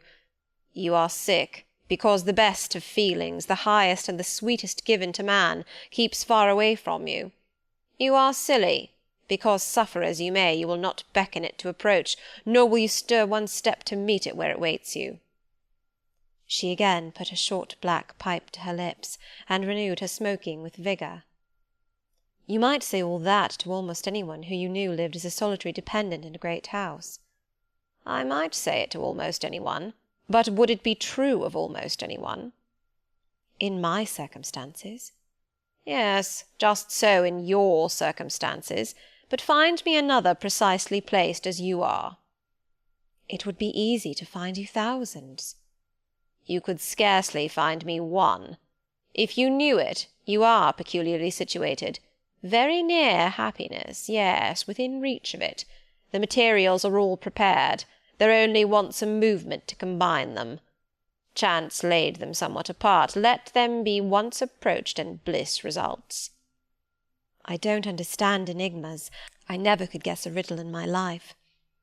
If you wish me to speak more plainly, show me your palm. And I must cross it with silver, I suppose? To be sure. I gave her a shilling. She put it into an old stocking-foot which she took out of her pocket, and having tied it round and returned it, she told me to hold out my hand. I did. She approached her face to the palm, and pored over it without touching it. "It is too fine," said she. "I can make nothing of such a hand as that, almost without lines. Besides, what is in a palm? Destiny is not written there." "I believe you," I said. "No," she continued.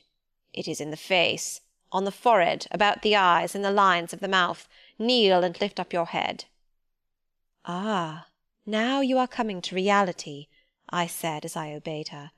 "I shall begin to put some faith in you presently." I knelt within half a yard of her. She stirred the fire so that a ripple of light broke from the disturbed coal. The glare, however, as she sat, only threw her face into deeper shadow. Mine it illuminated. "I wonder with what feelings you came to me to-night," she said, when she had examined me a little. "I wonder what thoughts are busy in your heart during all the hours you sit in yonder room with the fine people flitting before you like shapes in a magic lantern, just as little sympathetic communion passing between you and them, as if they really were mere shadows of human forms, and not the actual substance." "I feel tired often, sleepy sometimes, but seldom sad." "Then you have some secret hope to buoy you up and please you with whispers of the future?" "Not I. The utmost I hope is to save money enough out of my earnings to set up a school some day in a little house rented by myself." "A mean nutriment for the spirit to exist on. And sitting in that window-seat, you see I know your habits." "You have learned them from the servants." "Ah, you think yourself sharp? Well, perhaps I have. To speak truth, I have an acquaintance with one of them, Mrs. Poole." I started to my feet when I heard the name. "You have you?" thought I. "There is diablerie in the business after all, then." "Don't be alarmed," continued the strange being. "She's a safe hand, is Mrs. Poole, close and quiet. Any one may repose confidence in her. But as I was saying, sitting in that window-seat, do you think of nothing but your future school? Have you no present interest in any of the company who occupy the sofas and chairs before you? Is there not one face you study, one figure whose movements you follow with the least curiosity?" "I like to observe all the faces and all the figures." "But do you never single one out from the rest? Or it may be two?" "I do, frequently. When the gestures or looks of a pair seem telling a tale, it amuses me to watch them."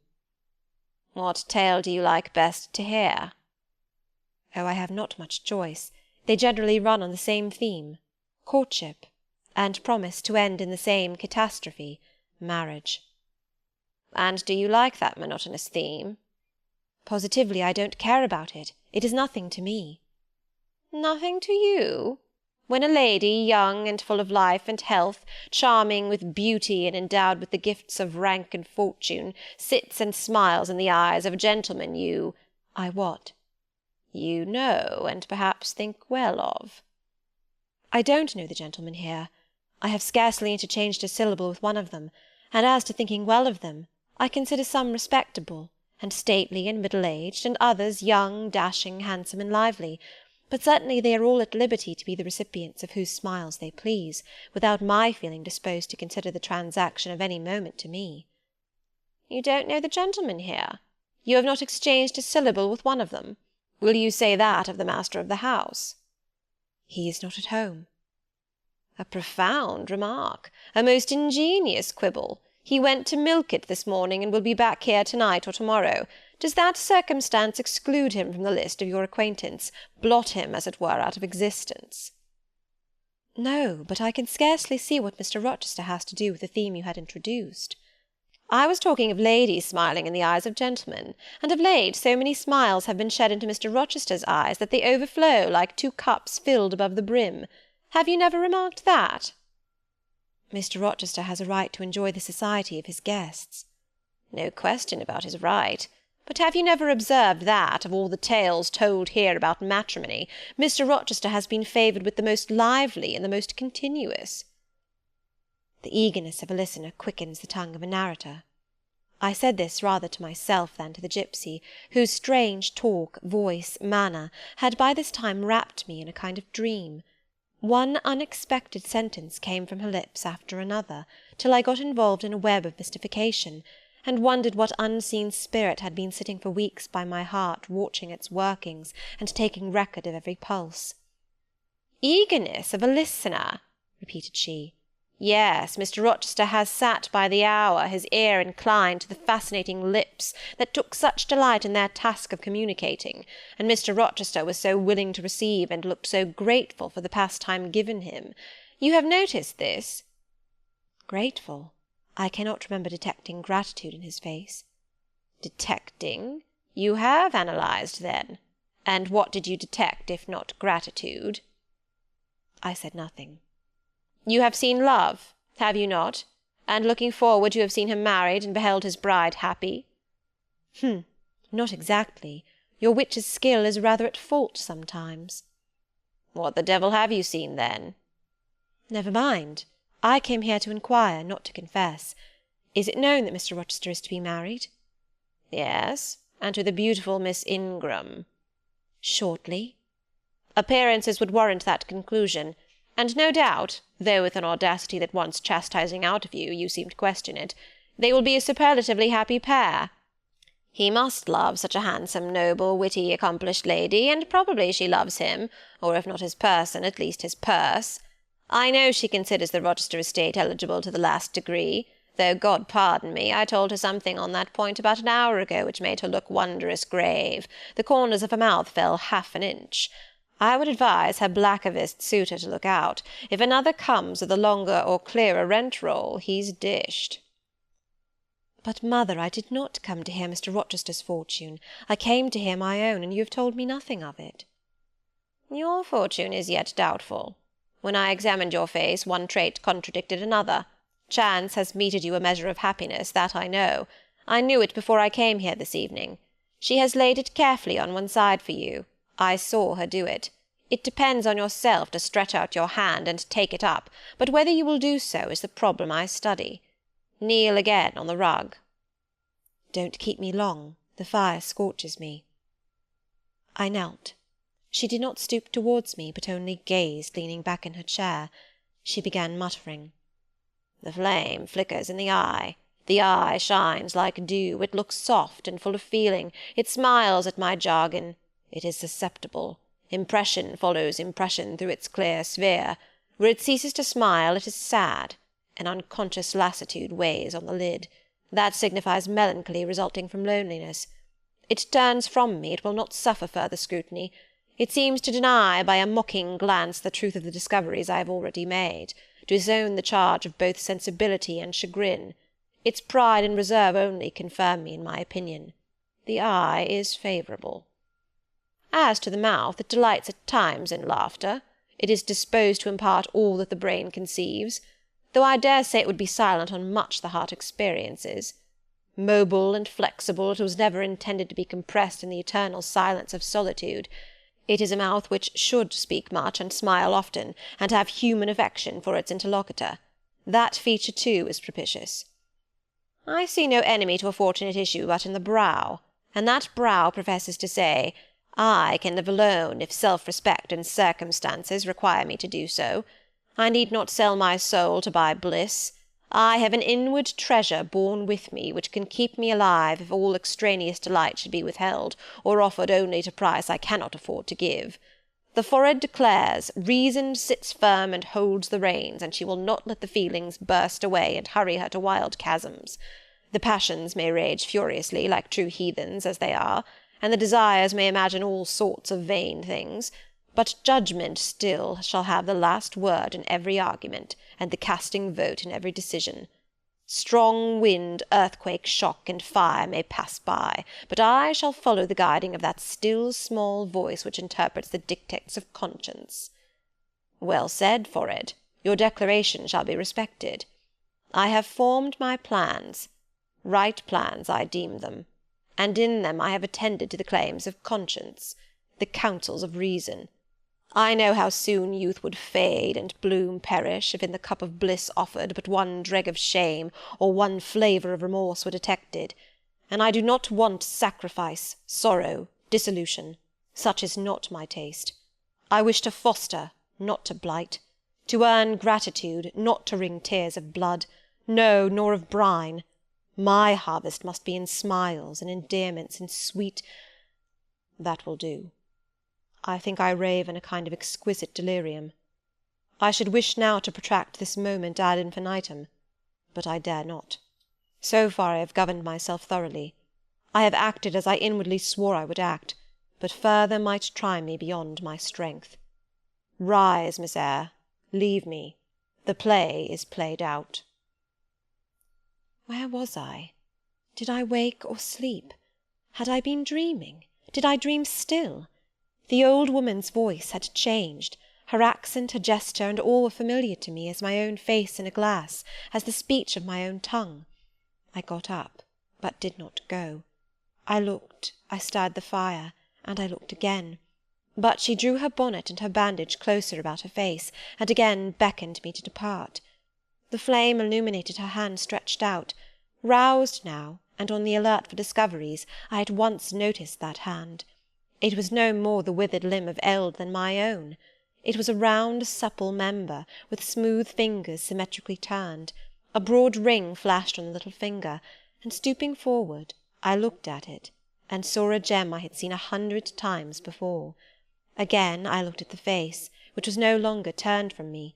On the contrary, the bonnet was doffed, the bandage displaced, the head advanced. "Well, Jane, do you know me?" asked the familiar voice. "Only take off the red cloak, sir, and then—" "But the string is in a knot. Help me." "Break it, sir." "There, then. Off, ye lendings!" And Mr. Rochester stepped out of his disguise. "Now, sir, what a strange idea!" "But well carried out, eh? Don't you think so?" "With the ladies you must have managed well." "But not with you." "You did not act the character of a gipsy with me." "What character did I act? My own?" "No, some unaccountable one. In short, I believe you have been trying to draw me out. Or in. You have been talking nonsense to make me talk nonsense. It is scarcely fair, sir." "Do you forgive me, Jane?" "I cannot tell till I have thought it all over. If, on reflection, I find I have fallen into no great absurdity, I shall try to forgive you.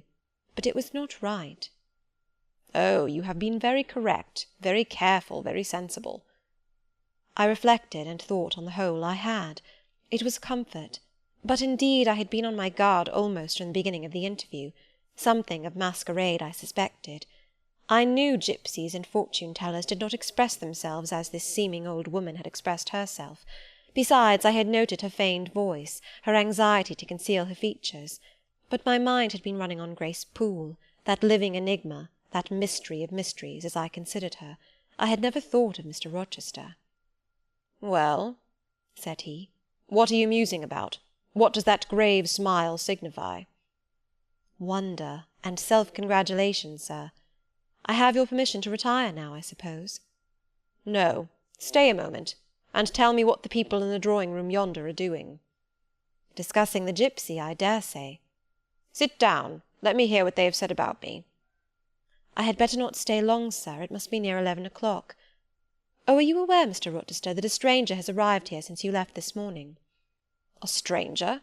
No. Who can it be? I expected no one. Is he gone?" "No.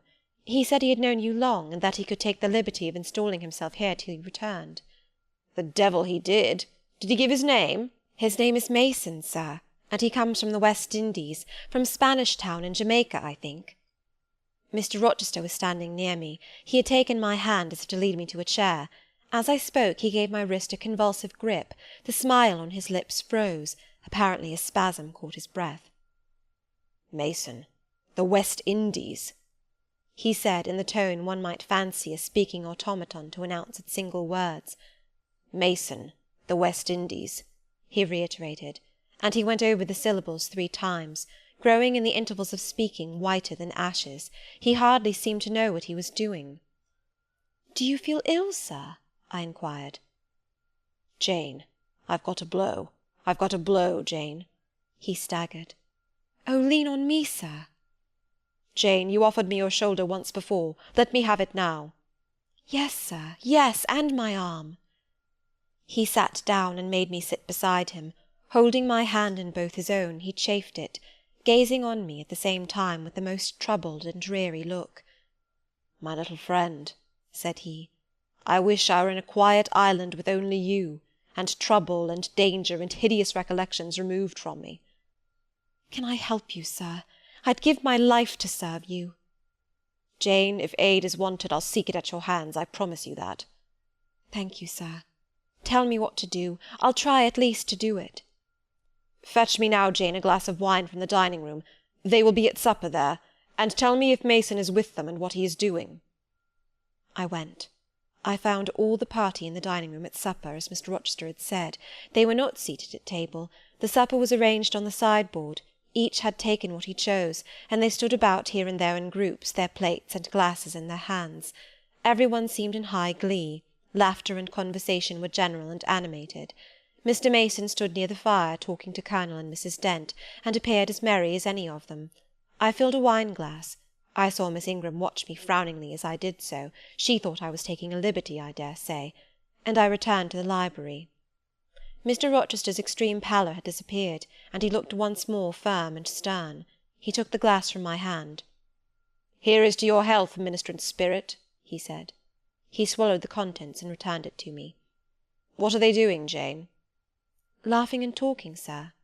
"They don't look grave and mysterious, as if they had heard something strange?" "Not at all. They are full of jests and gaiety." "And Mason?" "He was laughing too." "If all these people came in a body and spat at me, what would you do, Jane?" "Turn them out of the room, sir, if I could." He half smiled. "But if I were to go to them, and they only looked at me coldly, and whispered sneeringly amongst each other, and then dropped off and left me one by one, what then? Would you go with them?" "I rather think not, sir. I should have more pleasure in staying with you." "To comfort me?" "Yes, sir, to comfort you as well as I could."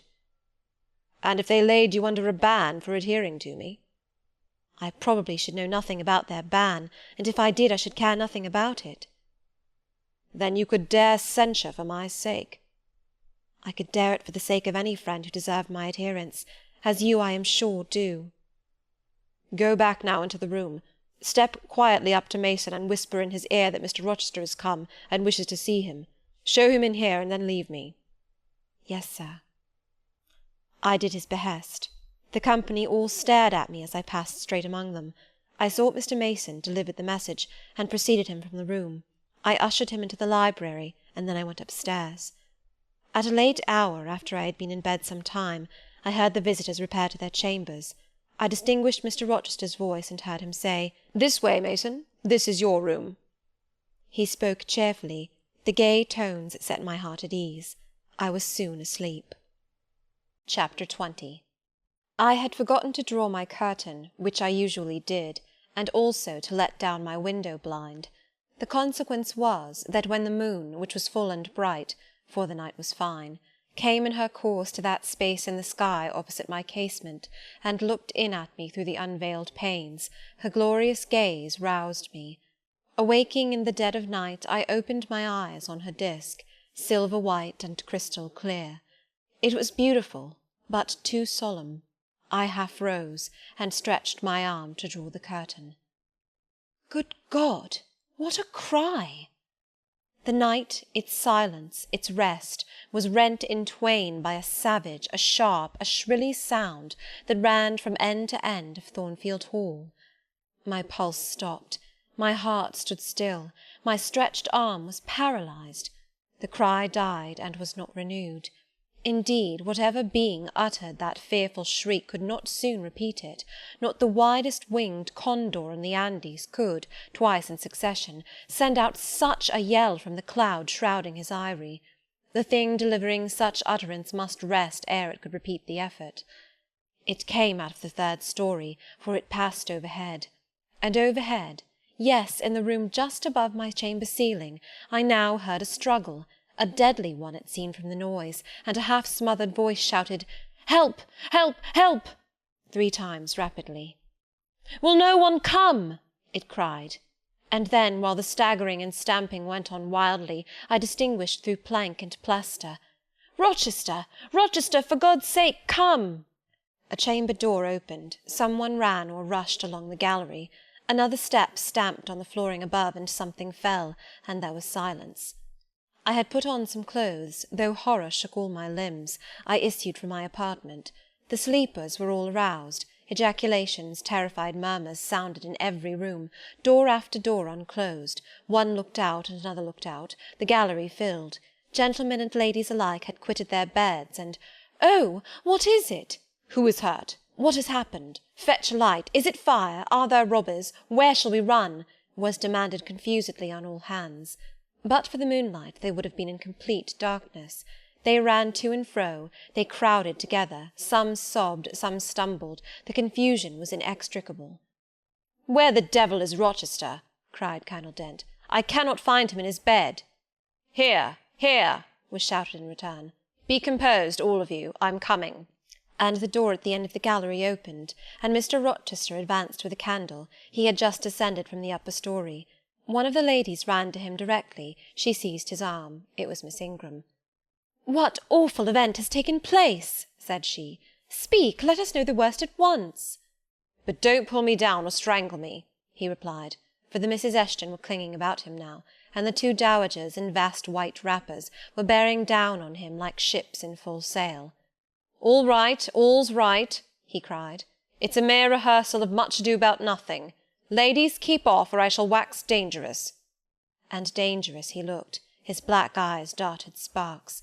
Calming himself by an effort, he added, "A servant has had the nightmare, that is all. She's an excitable, nervous person. She construed her dream into an apparition or something of the sort, no doubt, and has taken a fit with fright.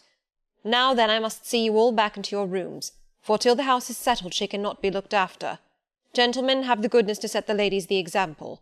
Miss Ingram, I am sure you will not fail in evincing superiority to idle terrors. Amy and Louisa, return to your nests like a pair of doves, as you are.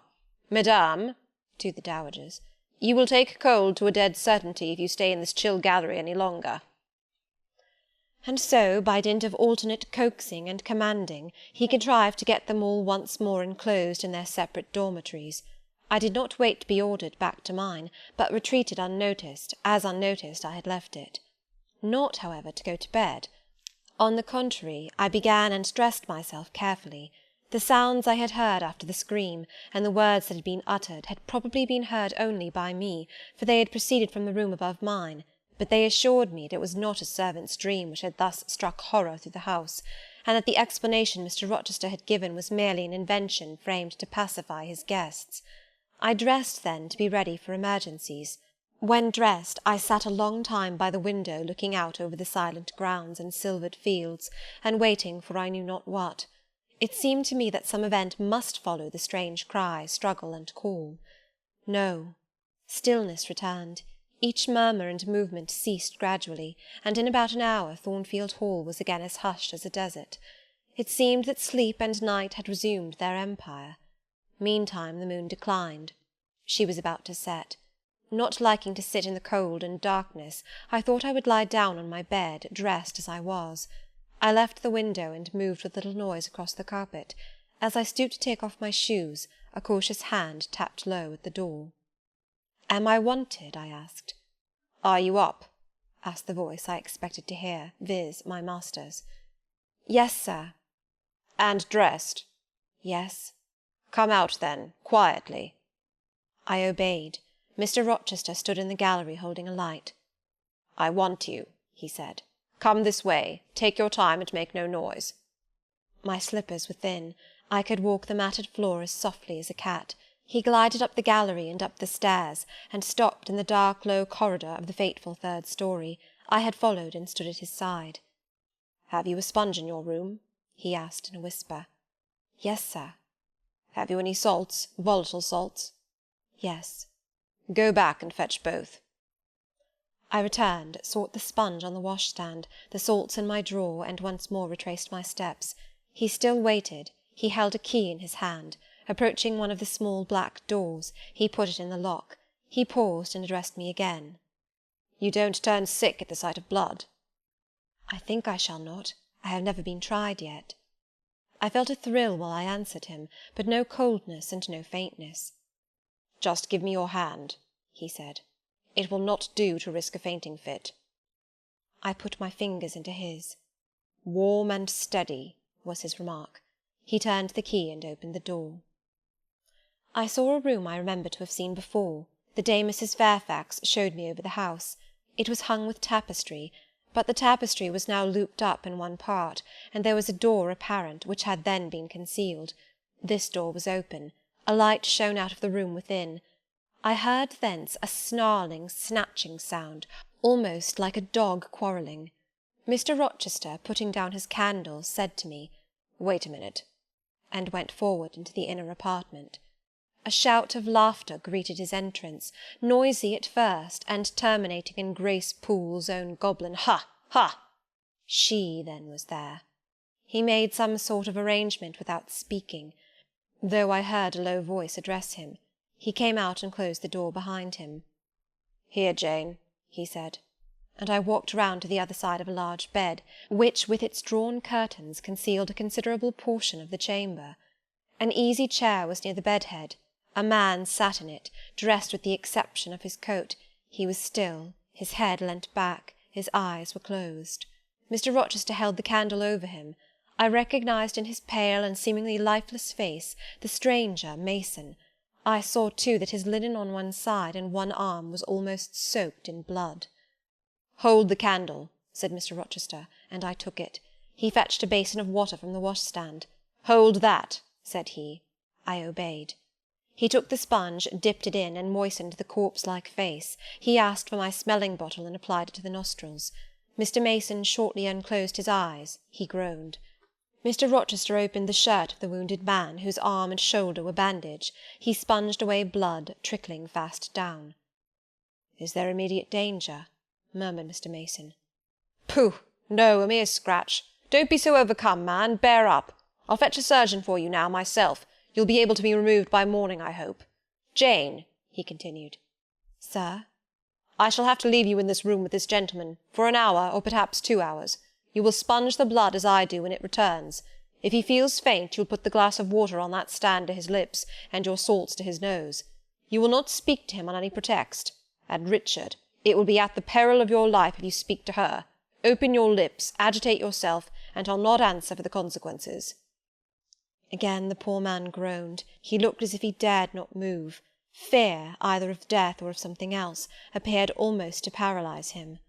Mr. Rochester put the now bloody sponge into my hand, and I proceeded to use it as he had done. He watched me a second, then saying, "Remember, no conversation," he left the room. I experienced a strange feeling as the key grated in the lock, and the sound of his retreating steps ceased to be heard. Here then I was in the third story, fastened into one of its mystic cells, night around me, a pale and bloody spectacle under my eyes and hands, a murderess hardly separated from me by a single door. Yes, That was appalling. The rest I could bear, but I shuddered at the thought of Grace Poole bursting out upon me. I must keep to my post, however. I must watch this ghastly countenance, these blue, still lips forbidden to unclose, these eyes now shut, now opening, now wandering through the room, now fixing on me, and ever glazed with the dullness of horror. I must dip my hand again and again in the basin of blood and water, and wipe away the trickling gore. I must see the light of the unsnuffed candle wane on my employment, the shadows darken on the wrought antique tapestry round me, and grow black under the hangings of the vast old bed, and quiver strangely over the doors of a great cabinet opposite, whose front, divided into 12 panels, bore in grim design the heads of the 12 apostles, each enclosed in its separate panel as in a frame, while above them at the top rose an ebon crucifix and a dying Christ. According as the shifting obscurity and flickering gleam hovered here or glanced there, it was now the bearded physician, Luke, that bent his brow, now St. John's long hair that waved, and anon the devilish face of Judas that grew out of the panel, and seemed gathering life and threatened a revelation of the arch-traitor, of Satan himself in his subordinate's form. Amidst all this I had to listen as well as watch, to listen for the movements of the wild beast or the fiend in yonder side den. But since Mr. Rochester's visit it seemed spell-bound. All the night I heard but 3 sounds at 3 long intervals, a step creak, a momentary renewal of the snarling canine noise, and a deep human groan. Then my own thoughts worried me. What crime was this that lived incarnate in this sequestered mansion, and could neither be expelled nor subdued by the owner? What mystery that broke out now in fire and now in blood, at the deadest hours of night? What creature was it that, masked in an ordinary woman's face and shape, uttered the voice, now of a mocking demon, and anon of a carrion-seeking bird of prey? And this man I bent over, this commonplace, quiet stranger, how had he become involved in the web of horror? And why had the fury flown at him? What made him seek this quarter of the house at an untimely season, when he should have been asleep in bed? I had heard Mr. Rochester assign him an apartment below. What brought him here? And why now was he so tame under the violence or treachery done him? Why did he so quietly submit to the concealment Mr. Rochester enforce? Why did Mr. Rochester enforce this concealment? His guest had been outraged, his own life on a former occasion had been hideously plotted against, and both attempts he smothered in secrecy and sank in oblivion. Lastly, I saw Mr. Mason was submissive to Mr. Rochester, that the impetuous will of the latter held complete sway over the inertness of the former. The few words which had passed between them assured me of this. It was evident that in their former intercourse the passive disposition of the one had been habitually influenced by the active energy of the other. Whence then had arisen Mr. Rochester's dismay when he heard of Mr. Mason's arrival? Why had the mere name of this unresisting individual, whom his word now sufficed to control like a child, fallen on him, a few hours since, as a thunderbolt might fall on an oak? Oh, I could not forget his look and his paleness when he whispered, "Jane, I have got a blow. I have got a blow, Jane." I could not forget how the arm had trembled which he rested on my shoulder, and it was no light matter which could thus bow the resolute spirit and thrill the vigorous frame of Fairfax Rochester. "When will he come? When will he come?" I cried inwardly as the night lingered and lingered, as my bleeding patient drooped, moaned, sickened, and neither day nor aid arrived. I had again and again held the water to Mason's white lips, again and again offered him the stimulating salts. My efforts seemed ineffectual. Either bodily or mental suffering, or loss of blood, or all 3 combined, were fast prostrating his strength. He moaned so, and looked so weak, wild, and lost, I feared he was dying, and I might not even speak to him. The candle, wasted at last, went out.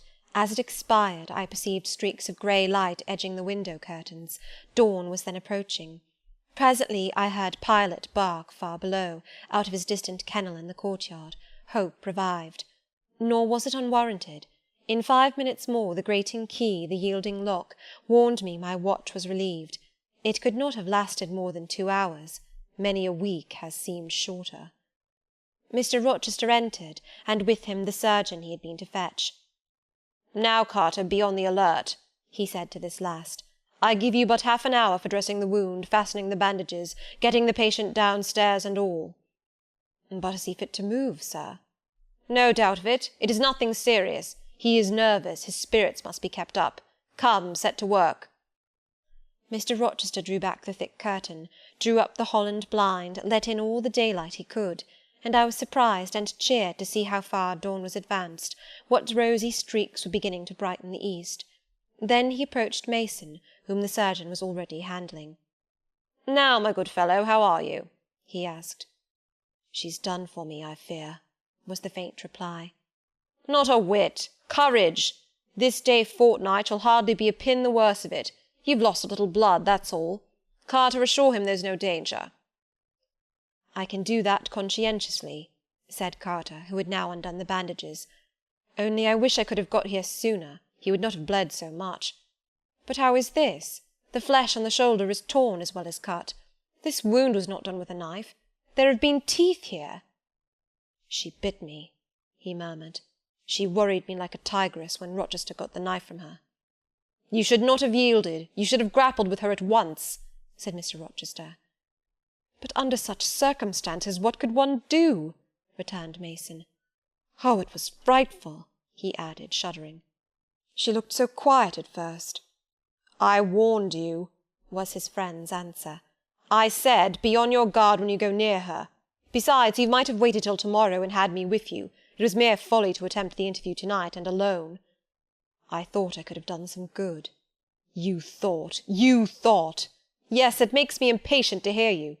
But however, you have suffered, and are likely to suffer enough for not taking my advice, so I'll say no more. Carter, hurry, hurry! The sun will soon rise, and I must have him off." "Directly, sir. The shoulder is just bandaged. I must look to this other wound in the arm. She has had her teeth here too, I think." "She sucked the blood. She said she'd drain my heart," said Mason. I saw Mr. Rochester shudder. A singularly marked expression of disgust, horror, hatred, warped his countenance almost to distortion, but he only said, "Come, be silent, Richard, and never mind her gibberish. Don't repeat it." "I wish I could forget it," was the answer. "You will when you are out of the country. When you get back to Spanish Town you may think of her as dead and buried, or rather you need not think of her at all." "Impossible to forget this night." "It is not impossible. Have some energy, man. You thought you were as dead as a herring 2 hours since, and you are all alive and talking now. There, Carter is done with you, or nearly so. I'll make you decent in a trice. Jane," he turned to me for the first time since his re-entrance, "take this key, go down to my bedroom, and walk straight forward into my dressing-room. Open the top drawer of the wardrobe and take out a clean shirt and neck-handkerchief. Bring them here, and be nimble." I went out, sought the repository he had mentioned, found the articles named, and returned with them. "Now," said he, "go to the other side of the bed while I order his toilet, but don't leave the room. You may be wanted again." I retired as directed. "Was anybody stirring below when you went down, Jane?" inquired Mr. Rochester presently. "No, sir, all was very still." "We shall get you off cannily, Dick, and it will be better, both for your sake and for that of the poor creature in yonder. I have striven long to avoid exposure, and I should not like it to come at last. Here, Carter, help him on with his waistcoat. Where did you leave your furred cloak? You can't travel a mile without that, I know, in this damned cold climate. In your room. Jane, run down to Mr. Mason's room, the one next mine, and fetch a cloak you will see there." Again I ran and returned, bearing an immense mantle lined and edged with fur.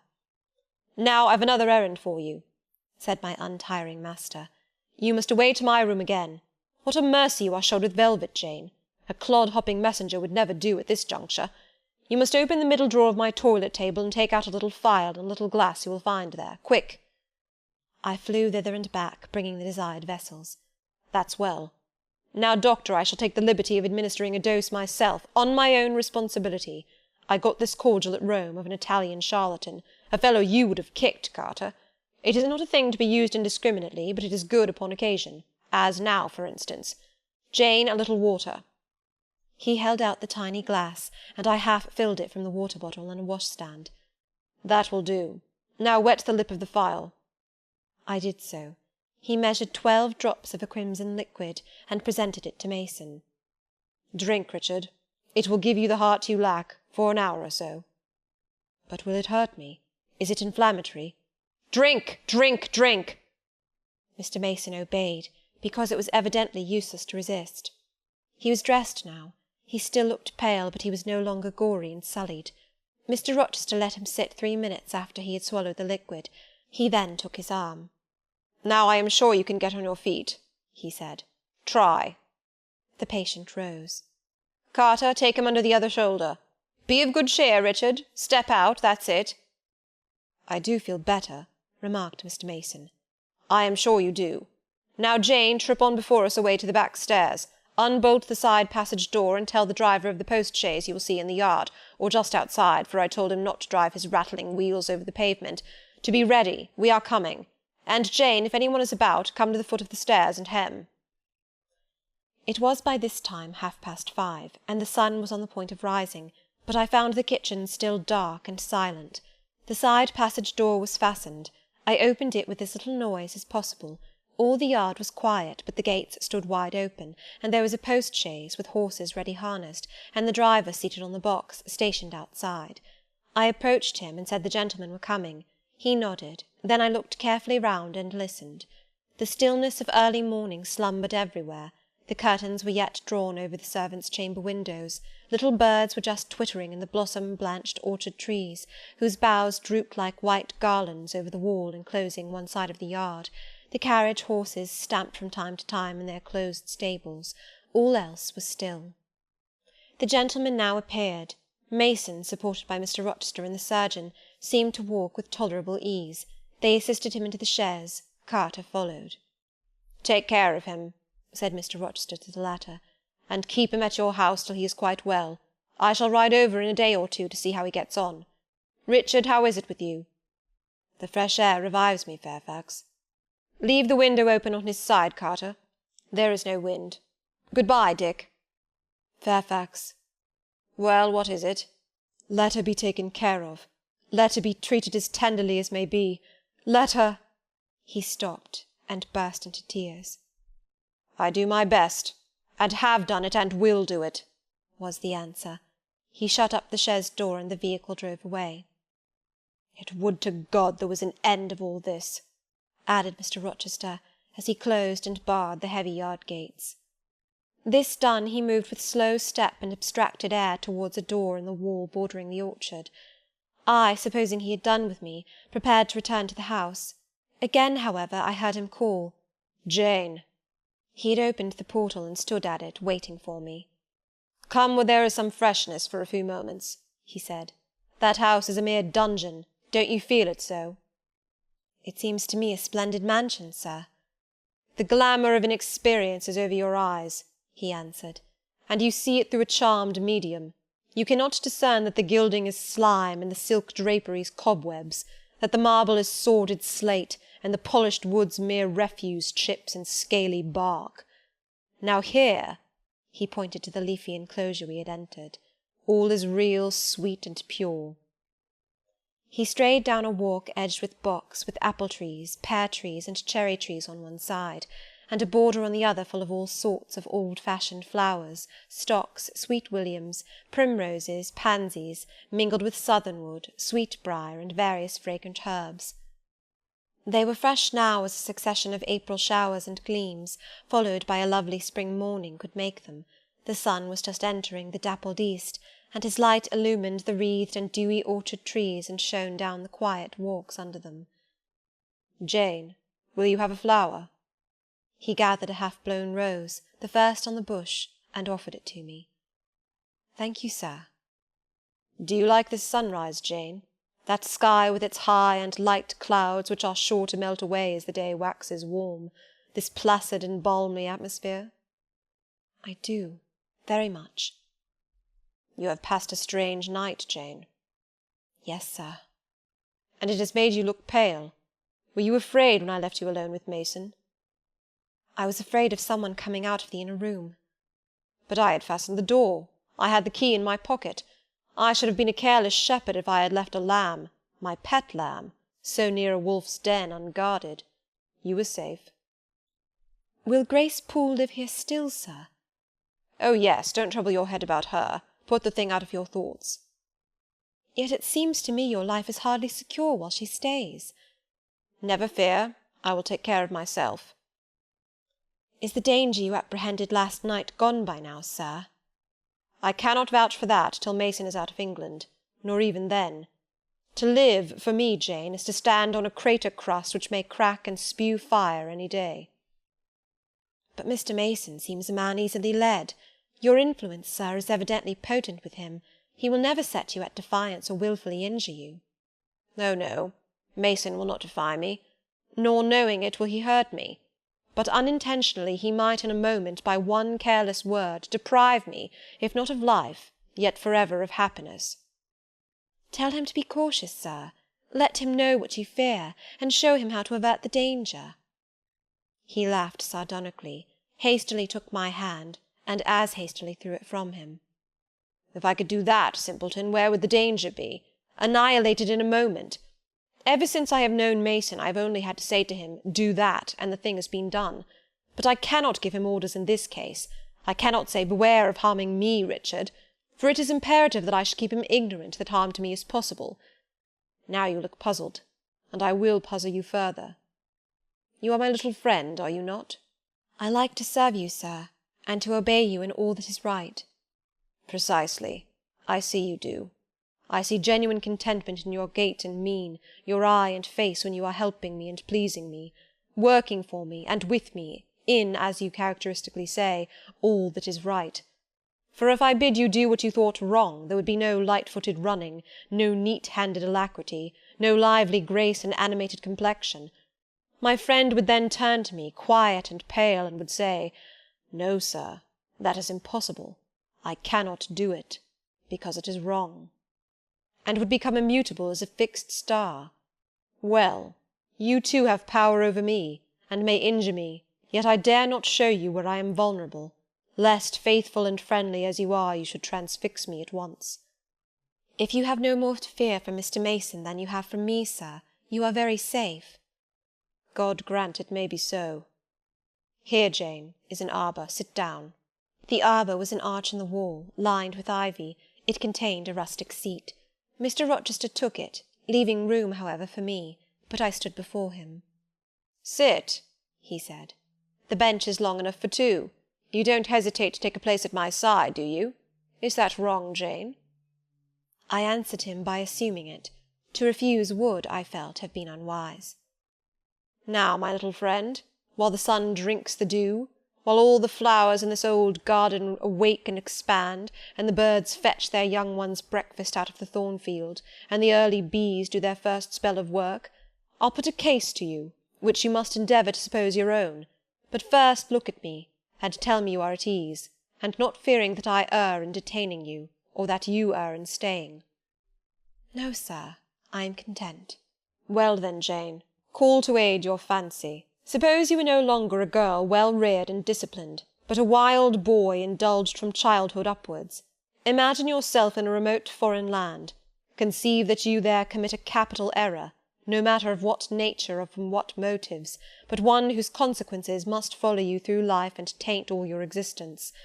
Mind, I don't say a crime. I'm not speaking of shedding blood, or of any other guilty act, which might make the perpetrator amenable to the law. My word is error. The results of what you have done become in time to you utterly insupportable. You take measures to obtain relief. Unusual measures, but neither unlawful nor culpable. Still you are miserable, for hope has quitted you on the very confines of life. Your sun at noon darkens in an eclipse, which you feel will not leave it till the time of setting. Bitter and base associations have become the sole food of your memory. You wander here and there, seeking rest in exile, happiness and pleasure, I mean in heartless sensual pleasure, such as dulls intellect and blights feeling. Heart-weary and soul-withered, you come home after years of voluntary banishment.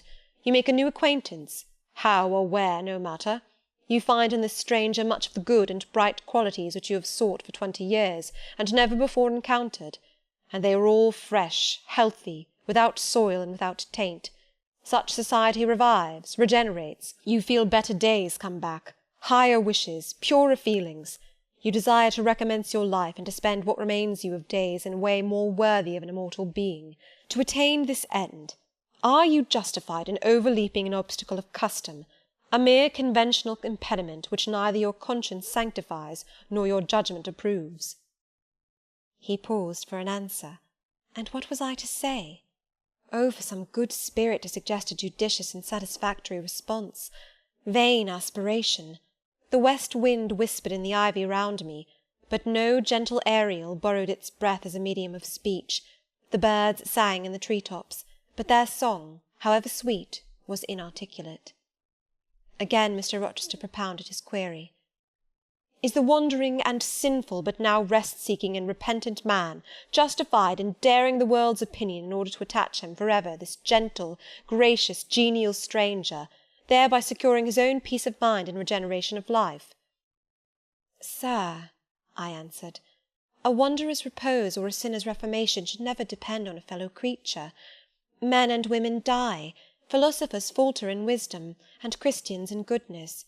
If anyone you know has suffered and erred, let him look higher than his equals for strength to amend and solace to heal. But the instrument! God, who does the work, ordains the instrument. I have myself, I tell it to you without parable, been a worldly, dissipated, restless man, and I believe I have found the instrument for my cure in—" He paused. The birds went on carolling, the leaves lightly rustling. I almost wondered they did not check their songs and whispers to catch this suspended revelation, but they would have had to wait many minutes, so long was the silence protracted. At last I looked up at the tardy speaker.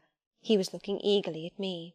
"Little friend," said he, in quite a changed tone, while his face changed too, losing all its softness and gravity, and becoming harsh and sarcastic, "you have noticed my tender penchant for Miss Ingram. Don't you think if I married her she would regenerate me with a vengeance?" He got up instantly, went quite to the other end of the walk, and when he came back he was humming a tune. "Jane, Jane," said he, stopping before me, "you are quite pale with your vigils. Don't you curse me for disturbing your rest?" "Curse you? No, sir." "Shake hands in confirmation of the word. What cold fingers! They were warmer last night when I touched them at the door of the mysterious chamber. Jane, when will you watch with me again?" "Whenever I can be useful, sir." "For instance, the night before I am married. I am sure I shall not be able to sleep. Will you promise to sit up with me to bear me company? To you I can talk of my lovely one, for now you have seen her and know her." "Yes, sir." "She's a rare one, is she not, Jane?" "Yes, sir." "A strapper, a real strapper, Jane, big, brown, and buxom, with hair just such as the ladies of Carthage must have had. Bless me, there's Dent and Lynn in the stables. Go in by the shrubbery through that wicket." As I went one way, he went another, and I heard him in the yard saying cheerfully, "Mason got the start of you all this morning. He was gone before sunrise. I rose at 4 to see him off." Chapter 21. Part 1. Presentiments are strange things, and so are sympathies, and so are signs, and the three combined make one mystery to which humanity has not yet found the key. I never laughed at presentiments in my life, because I have had strange ones of my own. Sympathies, I believe, exist, for instance, between far-distant, long-absent, wholly estranged relatives asserting, notwithstanding their alienation, the unity of the source to which each traces his origin, whose workings baffle mortal comprehension. And signs, for aught we know, may be but the sympathies of nature with man. When I was a little girl, only 6 years old, I one night heard Bessie Leaven say to Martha Abbott that she had been dreaming about a little child, and that to dream of children was a sure sign of trouble, either to oneself or one's kin. The saying might have worn out of my memory, had not a circumstance immediately followed which served indelibly to fix it there. The next day Bessie was sent for home to the death-bed of her little sister. Of late I had often recalled this saying and this incident, for during the past week scarcely a night had gone over my couch that had not brought with it a dream of an infant, which I sometimes hushed in my arms, sometimes dandled on my knee, sometimes watched playing with daisies on a lawn, or again dabbling its hands in running water. It was a wailing child this night, and a laughing one the next. Now it nestled close to me, and now it ran from me. But whatever mood the apparition evinced, whatever aspect it wore, it failed not for 7 successive nights to meet me the moment I entered the land of slumber. I did not like this iteration of one idea, the strange recurrence of one image, and I grew nervous as bedtime approached and the hour of the vision drew near. It was from companionship with this baby phantom I had been roused on that moonlight night when I heard the cry, and it was on the afternoon of the day following I was summoned downstairs by a message that someone wanted me in Mrs. Fairfax's room. On repairing thither, I found a man waiting for me, having the appearance of a gentleman's servant.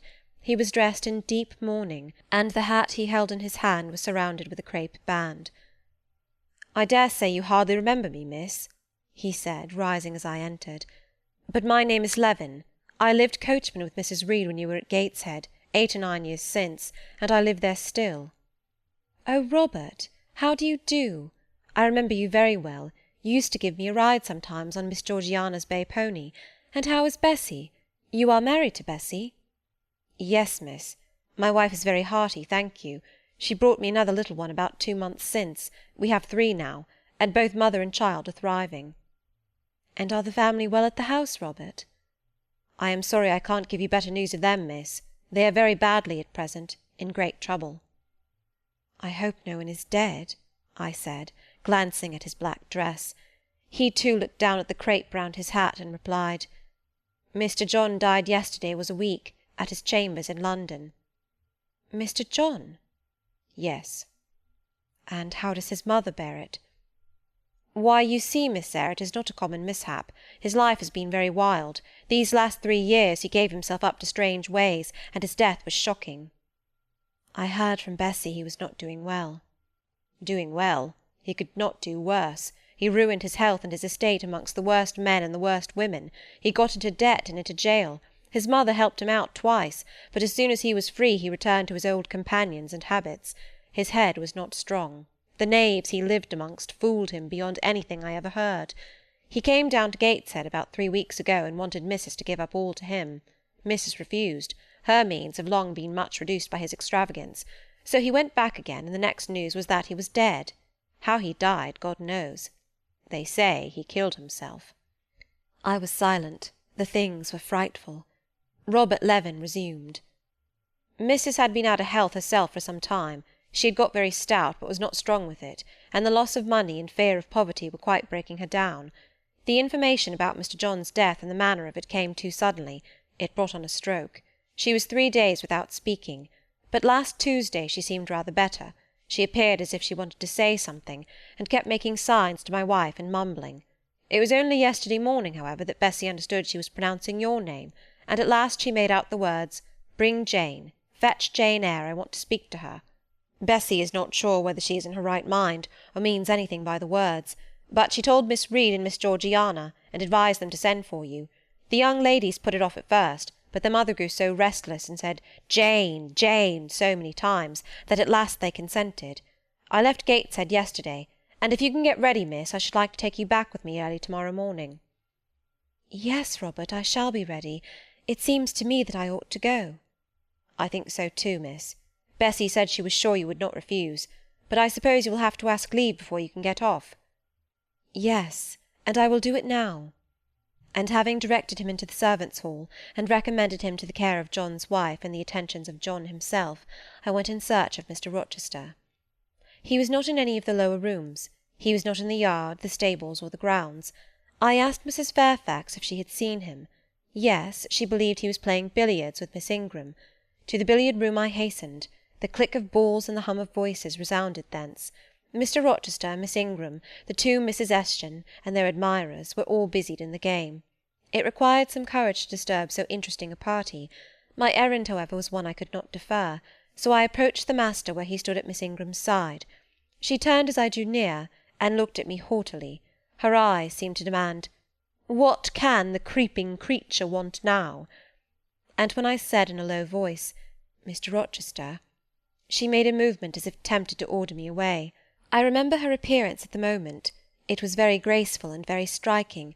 She wore a morning robe of sky-blue crape. A gauzy azure scarf was twisted in her hair. She had been all animation with the game, and irritated pride did not lower the expression of her haughty lineaments. "Does that person want you?" she inquired of Mr. Rochester, and Mr. Rochester turned to see who the person was. He made a curious grimace, one of his strange and equivocal demonstrations, threw down his cue, and followed me from the room. "Well, Jane," he said, as he rested his back against the schoolroom door, which he had shut. "If you please, sir, I want leave of absence for a week or two." "What to do? Where to go?" "To see a sick lady who has sent for me." "What sick lady? Where does she live?" "At Gateshead, in Blankshire." "Blankshire? That is 100 miles off. Who may she be that she sends for people to see her at that distance?" "Her name is Reed, sir. Mrs. Reed." "Reed of Gateshead? There was a Reed of Gateshead, a magistrate." "It is his widow, sir." "And what have you to do with her? How do you know her?" "Mr. Reed was my uncle, my mother's brother." "The deuce he was! You never told me that before. You always said you had no relations."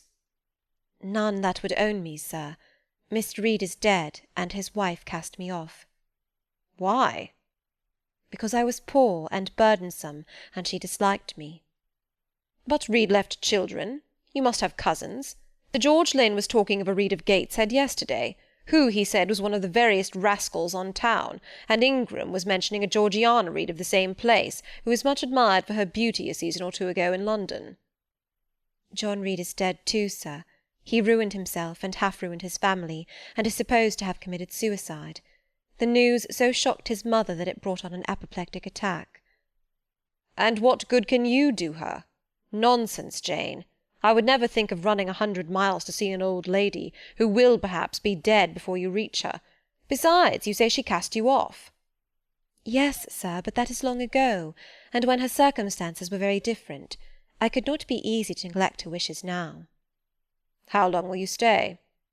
"As short a time as possible, sir." "Promise me only to stay a week." "I had better not pass my word. I might be obliged to break it." "At all events, you will come back. You will not be induced under any pretext to take up a permanent residence with her." "Oh, no. I shall certainly return if all be well." "And who goes with you? You don't travel 100 miles alone." "No, sir. She has sent her coachman." "A person to be trusted?" "Yes, sir. He has lived 10 years in the family." Mr. Rochester meditated. "When do you wish to go?" "Early tomorrow morning, sir." "Well, you must have some money. You can't travel without money, and I dare say you have not much. I have given you no salary yet. How much have you in the world, Jane?" he asked, smiling. I drew out my purse. A meagre thing it was. 5 shillings, sir." He took the purse, poured the hoard into his palm, and chuckled over it as if its scantiness amused him. Soon he produced his pocket-book. "Here," said he, offering me a note. It was £50, and he owed me but 15. I told him I had no change. "I don't want change, you know that. Take your wages." I declined accepting more than was my due. He scowled at first, then, as if recollecting something, he said, "Right, right. Better not give you all now. You would, perhaps, stay away 3 months if you had £50. There are 10. Is it not plenty?" "Yes, sir, but now you owe me 5. "Come back for it, then. I am your banker for £40. "Mr. Rochester, I may as well mention another matter of business to you while I have the opportunity." "Matter of business? I am curious to hear it." "You have as good as informed me, sir, that you are going shortly to be married." "Yes. What then?"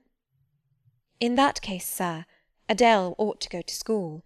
I am sure you'll perceive the necessity of it." "To get her out of my bride's way, who might otherwise walk over her rather too emphatically. There's sense in the suggestion, not a doubt of it. Adele, as you say, must go to school, and you, of course, must march straight to the devil?" "I hope not, sir, but I must seek another situation somewhere." "In course," he exclaimed, with a twang of voice and a distortion of features equally fantastic and ludicrous. He looked at me some minutes. "And old Madam Reed, or the Misses, her daughters, will be solicited by you to seek a place, I suppose?" "No, sir. I am not on such terms with my relatives as would justify me in asking favours of them, but I shall advertise." "You shall walk up the pyramids of Egypt," he growled. "At your peril you advertise. I wish I had only offered you a sovereign instead of £10. Give me back £9, Jane. I've a use for it." "And so have I, sir," I returned, putting my hands and my purse behind me. I could not spare the money on any account. "Little niggard," said he, "refusing me a pecuniary request. Give me £5, Jane." "Not 5 shillings, sir, nor 5 pence." "Just let me look at the cash." "No, sir, you are not to be trusted." "Jane." "Sir?" "Promise me one thing." "I'll promise you anything, sir, that I think I am likely to perform." "Not to advertise, and to trust this quest of a situation to me. I'll find you one in time." "I shall be glad to do so, sir, if you in your turn will promise that I and Adele shall be both safe out of the house before your bride enters it." Very well, I'll pledge my word on it. You go to-morrow, then?" "Yes, sir, early." "Shall you come down to the drawing-room after dinner?" "No, sir, I must prepare for the journey." "Then you and I must bid good-bye for a little while." "I suppose so, sir." "And how do people perform that ceremony of parting, Jane? Teach me. I'm not quite up to it." "They say farewell, or any other form they prefer." "Then say it." "Farewell, Mr. Rochester, for the present." "What must I say?" "The same, if you like, sir." "Farewell, Miss Eyre, for the present. Is that all?" "Yes." "It seems stingy to my notions, and dry and unfriendly. I should like something else, a little addition to the rite. If one shook hands, for instance. But no, that would not content me either. So you'll do no more than say farewell, Jane?" "It is enough, sir. As much goodwill may be conveyed in one hearty word as in many." "Very likely. But it is blank and cool, farewell." "How long is he going to stand with his back against that door?" I asked myself. "I want to commence my packing." The dinner bell rang, and suddenly away he bolted, without another syllable. I saw him no more during the day, and was off before he had risen in the morning.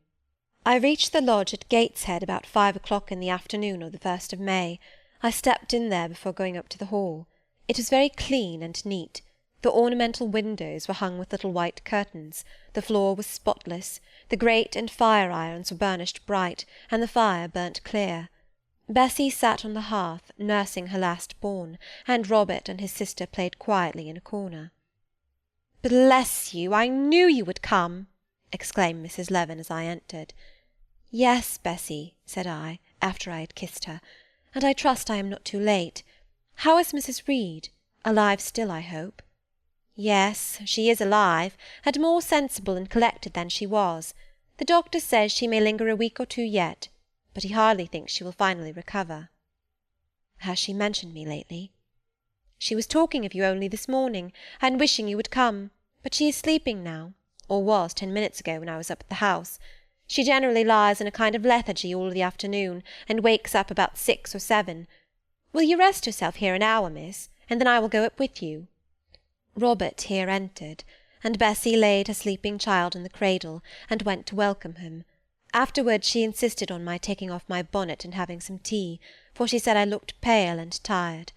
I was glad to accept her hospitality, and I submitted to be relieved of my travelling garb just as passively as I used to let her undress me when a child. Old times crowded fast back on me as I watched her bustling about, setting out the tea-tray with her best china, cutting bread and butter, toasting a tea-cake, and between whiles giving little Robert or Jane an occasional tap or push, just as she used to give me in former days. Bessie had retained her quick temper as well as her light foot and good looks. Tea ready, I was going to approach the table, but she desired me to sit still, quite in her old peremptory tones. I must be served at the fireside, she said, and she placed before me a little round stand with my cup and a plate of toast, absolutely as she used to accommodate me with some privately purloined dainty on a nursery chair, and I smiled and obeyed her as in bygone days. She wanted to know if I was happy at Thornfield Hall, and what sort of a person the mistress was, and when I told her there was only a master, whether he was a nice gentleman, and if I liked him. I told her he was rather an ugly man, but quite a gentleman, and that he treated me kindly, and I was content. Then I went on to describe to her the gay company that had lately been staying at the house, and to these details Bessie listened with interest. They were precisely of the kind she relished. In such conversation an hour was soon gone. Bessy restored to me my bonnet, etc., and accompanied by her I quitted the lodge for the Hall. It was also accompanied by her that I had, nearly 9 years ago, walked down the path I was now ascending. On a dark, misty, raw morning in January, I had left a hostile roof with a desperate and embittered heart, a sense of outlawry and almost of reprobation, to seek the chilly harbourage of Lowood, that bourne so far away and unexplored. The same hostile roof now again rose before me. My prospects were doubtful yet, and I had yet an aching heart. I still felt as a wanderer on the face of the earth, but I experienced firmer trust in myself and my own powers, and less withering dread of oppression. The gaping wound of my wrongs, too, was now quite healed, and the flame of resentment extinguished. "You shall go into the breakfast-room first," said Bessy, as she preceded me through the hall. "The young ladies will be there." In another moment I was within that apartment. There was every article of furniture looking just as it did on the morning I was first introduced to Mr. Brocklehurst. The very rug he had stood upon still covered the hearth. Glancing at the bookcases, I thought I could distinguish the 2 volumes of Bewick's British Birds occupying their old place on the 3rd shelf, and Gulliver's Travels and the Arabian Nights ranged just above. The inanimate objects were not changed, but the living things had altered past recognition. 2 young ladies appeared before me, one very tall, almost as tall as Miss Ingram, very thin too, with a sallow face and severe mien. There was something ascetic in her look, which was augmented by the extreme plainness of a straight-skirted, black stuff dress, a starched linen collar, hair combed away from the temples, and the nun-like ornament of a string of ebony beads and a crucifix. This, I felt sure, was Eliza, though I could trace little resemblance to her former self in that elongated and colourless visage. The other was as certainly Georgiana, but not the Georgiana I remembered, the slim and fairy-like girl of 11.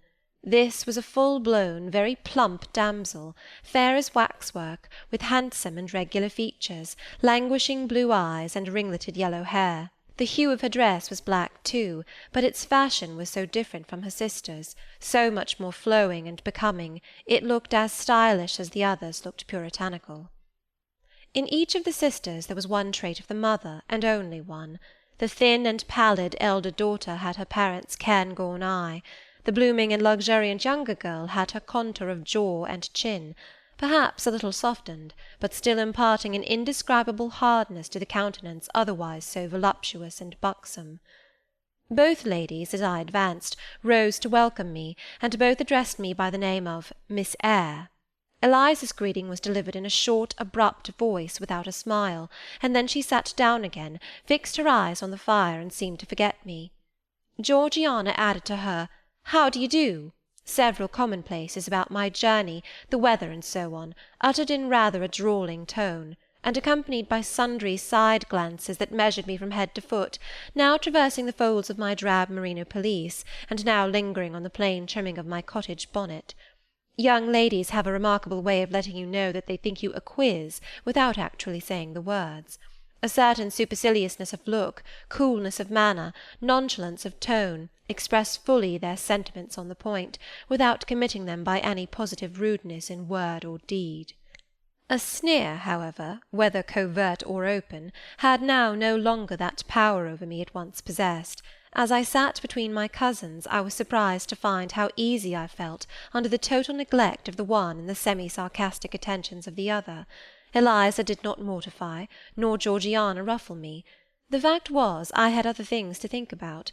Within the last few months feelings had been stirred in me so much more potent than any they could raise, pains and pleasures so much more acute and exquisite had been excited than any it was in their power to inflict or bestow, that their airs gave me no concern either for good or bad. "How is Mrs. Reed?" I asked soon, looking calmly at Georgiana, who thought fit to bridle at the direct address, as if it were an unexpected liberty. "Mrs. Reed? Ah, mamma, you mean. She is extremely poorly. I doubt if you can see her to-night." "If," said I, "you would just step upstairs and tell her I am come, I should be much obliged to you." Georgiana almost started, and she opened her blue eyes wild and wide. I know she had a particular wish to see me, I added, and I would not defer attending to her desire longer than is absolutely necessary. Mamma dislikes being disturbed in an evening, remarked Eliza. I soon rose, quietly took off my bonnet and gloves, uninvited, and said I would just step out to Bessy, who was, I dared say, in the kitchen, and ask her to ascertain whether Mrs. Reed was disposed to receive me or not to-night. I went, and having found Bessy and dispatched her on my errand, I proceeded to take further measures. It had heretofore been my habit always to shrink from arrogance. Received as I had been to-day, I should, a year ago, have resolved to quit Gateshead the very next morning. Now it was disclosed to me all at once that that would be a foolish plan. I had taken a journey of 100 miles to see my aunt, and I must stay with her till she was better, or dead. As to her daughter's pride or folly, I must put it on one side, make myself independent of it. So I addressed the housekeeper, asked her to show me a room, told her I should probably be a visitor here for a week or two, had my trunk conveyed to my chamber, and followed it thither myself. I met Bessy on the landing. "Missus is awake," said she. "I have told her you are here. Come and let us see if she will know you." I did not need to be guided to the well-known room, to which I had so often been summoned for chastisement or reprimand in former days. I hastened before Bessy. I softly opened the door. A shaded light stood on the table, for it was now getting dark. There was the great four-post bed with amber hangings as of old. There the toilet-table, the arm-chair and the footstool, at which I had 100 times been sentenced to kneel, to ask pardon for offences by me uncommitted. I looked into a certain corner near, half expecting to see the slim outline of a once-dreaded switch which used to lurk there, waiting to leap out imp-like and lace my quivering palm or shrinking neck. I approached the bed. I opened the curtains, and leant over the high-piled pillows. Well did I remember Mrs. Reed's face, and I eagerly sought the familiar image. It is a happy thing that time quells the longings of vengeance and hushes the promptings of rage and aversion. I had left this woman in bitterness and hate, and I came back to her now with no other emotion than a sort of ruth for her great sufferings, and a strong yearning to forget and forgive all injuries, to be reconciled and clasp hands in amity. The well-known face was there, stern, relentless as ever. There was that peculiar eye which nothing could melt, and the somewhat raised, imperious, despotic eyebrow. How often had it lowered on me menace and hate, and how the recollection of childhood's terrors and sorrows revived as I traced its harsh line now. And yet I stooped down and kissed her. She looked at me. "Is this Jane Eyre?" she said. "Yes, Aunt Reed. How are you, dear aunt?" I had once vowed that I would never call her aunt again. I thought it no sin to forget and break that vow now. My fingers had fastened on her hand which lay outside the sheet. Had she pressed mine kindly, I should at that moment have experienced true pleasure. But unimpressionable natures are not so soon softened, nor are natural antipathies so readily eradicated. Mrs. Reed took her hand away, and turning her face rather from me, she remarked that the night was warm. Again she regarded me so icily, I felt at once that her opinion of me, her feeling towards me, was unchanged and unchangeable. I knew by her stony eye, opaque to tenderness, indissoluble to tears, that she was resolved to consider me bad to the last, because to believe me good would give her no generous pleasure, only a sense of mortification. I felt pain, and then I felt ire, and then I felt a determination to subdue her, to be her mistress in spite both of her nature and her will. My tears had risen just as in childhood. I ordered them back to their source. I brought a chair to the bed-head. I sat down and leaned over the pillow. "You sent for me," I said, "and I am here, and it is my intention to stay till I see how you get on." "Oh, of course. You have seen my daughters?" "Yes." "Well, you may tell them I wish you to stay till I can talk some things over with you I have on my mind. To-night it is too late, and I have a difficulty in recalling them. But there was something I wished to say. Let me see." The wandering look and changed utterance told me what wreck had taken place in her once vigorous frame. Turning restlessly, she drew the bedclothes round her. My elbow, resting on a corner of the quilt, fixed it down. She was at once irritated. "Sit up," said she. Don't annoy me with holding the clothes fast. Are you Jane Eyre? Chapter 21. Part 2. I am Jane Eyre. I have had more trouble with that child than anyone would believe. Such a burden to be left on my hands, and so much annoyance has she caused me daily and hourly with her incomprehensible disposition, and her sudden starts of temper, and her continual unnatural watchings of one's movements. I declare she talked to me once like something mad, or like a fiend. No child ever spoke or looked as she did. I was glad to get her away from the house. What did they do with her at Lowood? The fever broke out there, and many of the pupils died. She, however, did not die, but I said she did. I wish she had died. A strange wish, Mrs. Reed. Why do you hate her so? I had a dislike to her mother always, for she was my husband's only sister, and a great favourite with him. He opposed the family's disowning her when she made her low marriage, and when news came of her death he wept like a simpleton. He would send for the baby, though I entreated him rather to put it out to nurse and pay for its maintenance. I hated it the first time I set my eyes on it, a sickly, whining, pining thing. It would wail in its cradle all night long, not screaming heartily like any other child, but whimpering and moaning. Reed pitied it, and he used to nurse it and notice it as if it had been his own, more indeed than he ever noticed his own at that age. He would try to make my children friendly to the little beggar. The darlings could not bear it, and he was angry with them when they showed their dislike. In his last illness he had it brought continually to his bedside, and but an hour before he died he bound me by vow to keep the creature. I would as soon have been charged with a pauper brat out of a workhouse, but he was weak, naturally weak. John does not at all resemble his father, and I am glad of it. John is like me, and like my brothers. He is quite a Gibson. Oh, I wish he would cease tormenting me with letters for money. I have no more money to give him. We are getting poor. I must send away half my servants, and shut up part of the house, or let it off. I can never submit to do that. Yet how are we to get on? 2/3 of my income goes in paying the interest of mortgages. John gambles dreadfully, and always loses, poor boy. He is beset by sharpers. John is sunk and degraded. His look is frightful. I feel ashamed for him when I see him. She was getting much excited. I think I had better leave her now, said I to Bessy, who stood on the other side of the bed. Perhaps you had, miss, but she often talks in this way towards night. In the morning she is calmer. I rose. Stop! exclaimed Mrs. Reed. There is another thing I wish to say. He threatens me. He continually threatens me with his own death, or mine, and I dream sometimes that I see him laid out with a great wound in his throat, or with a swollen and blackened face.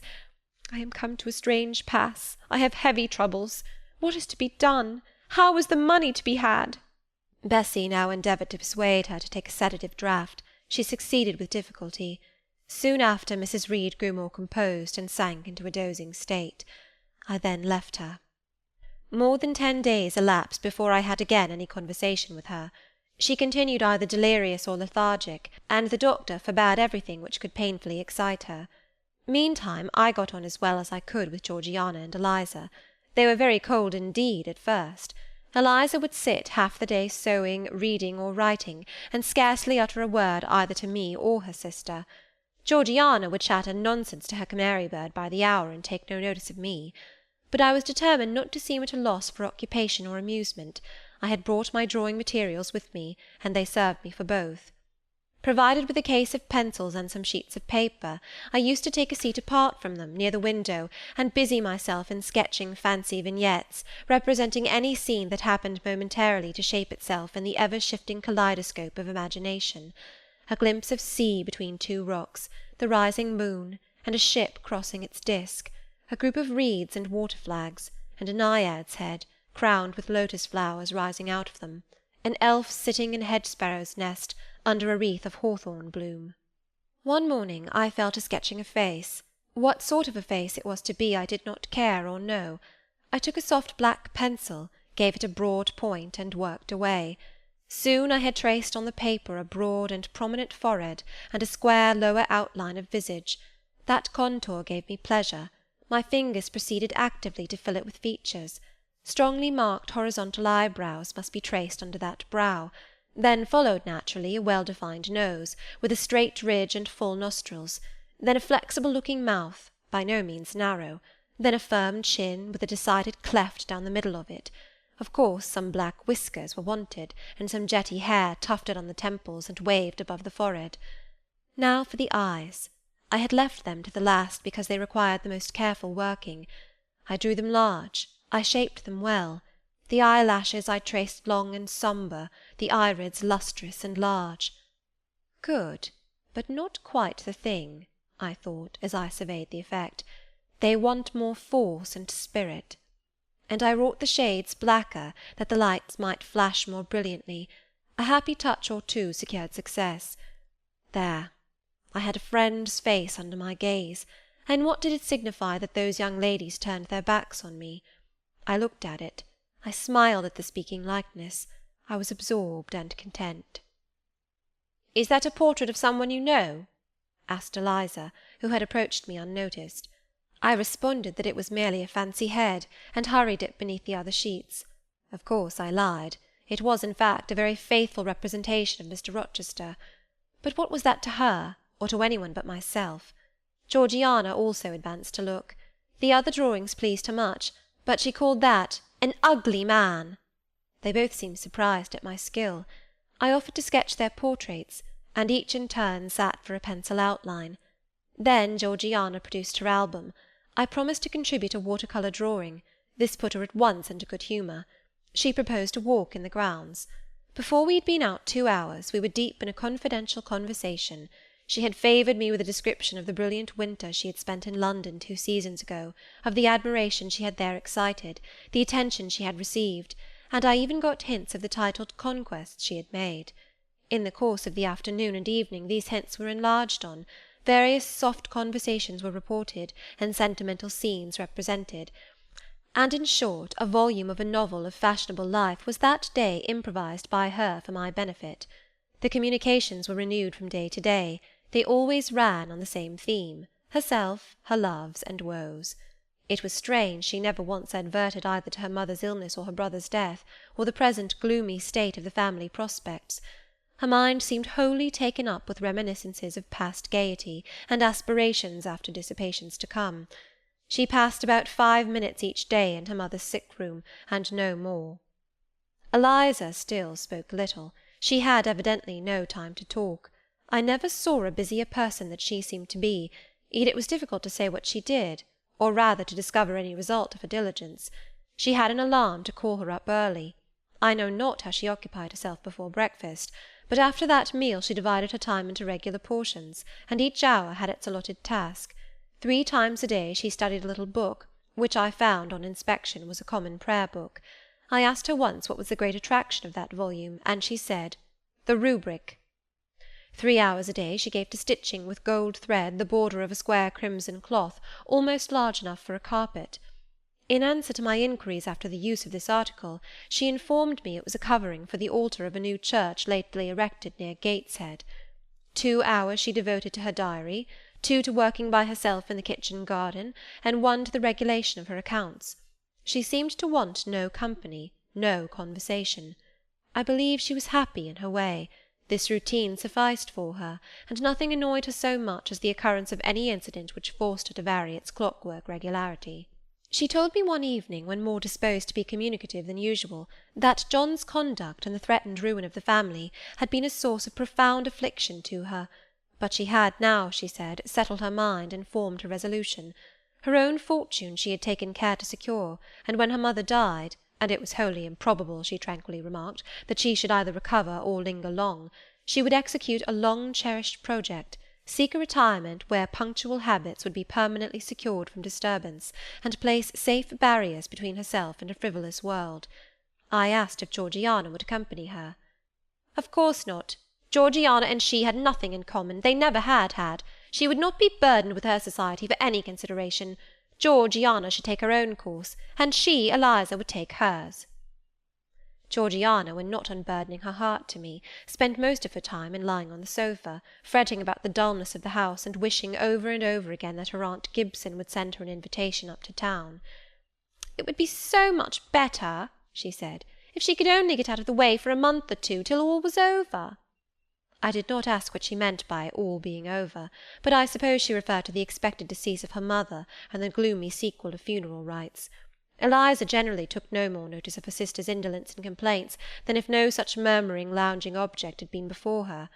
One day, however, as she put away her account-book and unfolded her embroidery, she suddenly took her up thus: "Georgiana, a more vain and absurd animal than you was certainly never allowed to cumber the earth. You had no right to be born, for you make no use of life. Instead of living for, in, and with yourself, as a reasonable being ought, you seek only to fasten your feebleness on to some other person's strength. If no one can be found willing to burden her or himself with such a fat, weak, puffy, useless thing, you cry out that you are ill-treated, neglected, miserable. Then, too, existence for you must be a scene of continual change and excitement, or else the world is a dungeon. You must be admired, you must be courted, you must be flattered, you must have music, dancing, and society, or you languish, you die away.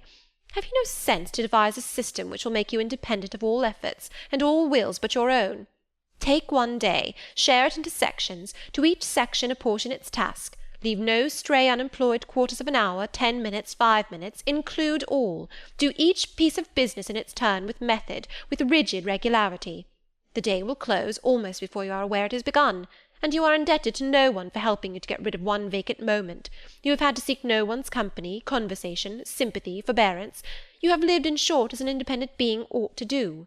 Take this advice, the first and last I shall offer you. Then you will not want me or anyone else, happen what may. Neglect it, go on as heretofore, craving, whining, and idling, and suffer the results of your idiocy, however bad and insuperable they may be. I tell you this plainly, and listen, for though I shall no more repeat what I am about to say, I shall steadily act on it. After my mother's death, I wash my hands of you. From the day her coffin is carried to the vault in Gateshead Church, you and I will be as separate as if we had never known each other. You need not think that because we chance to be born of the same parents I shall suffer you to fasten me down by even the feeblest claim. I can tell you this, if the whole human race, ourselves excepted, were swept away, and we two stood alone on the earth, I would leave you in the old world and betake myself to the new." She closed her lips. "You might have spared yourself the trouble of delivering that tirade," answered Georgiana. "Everybody knows you are the most selfish, heartless creature in existence, and I know your spiteful hatred towards me. I have had a specimen of it before in the trick you played me about Lord Edwin Vere. You could not bear me to be raised above you, to have a title, to be received into circles where you dare not show your face, and so you acted the spy and informer, and ruined my prospects for ever." Georgiana took out her handkerchief, and blew her nose for an hour afterwards. Eliza sat cold, impassible, and assiduously industrious.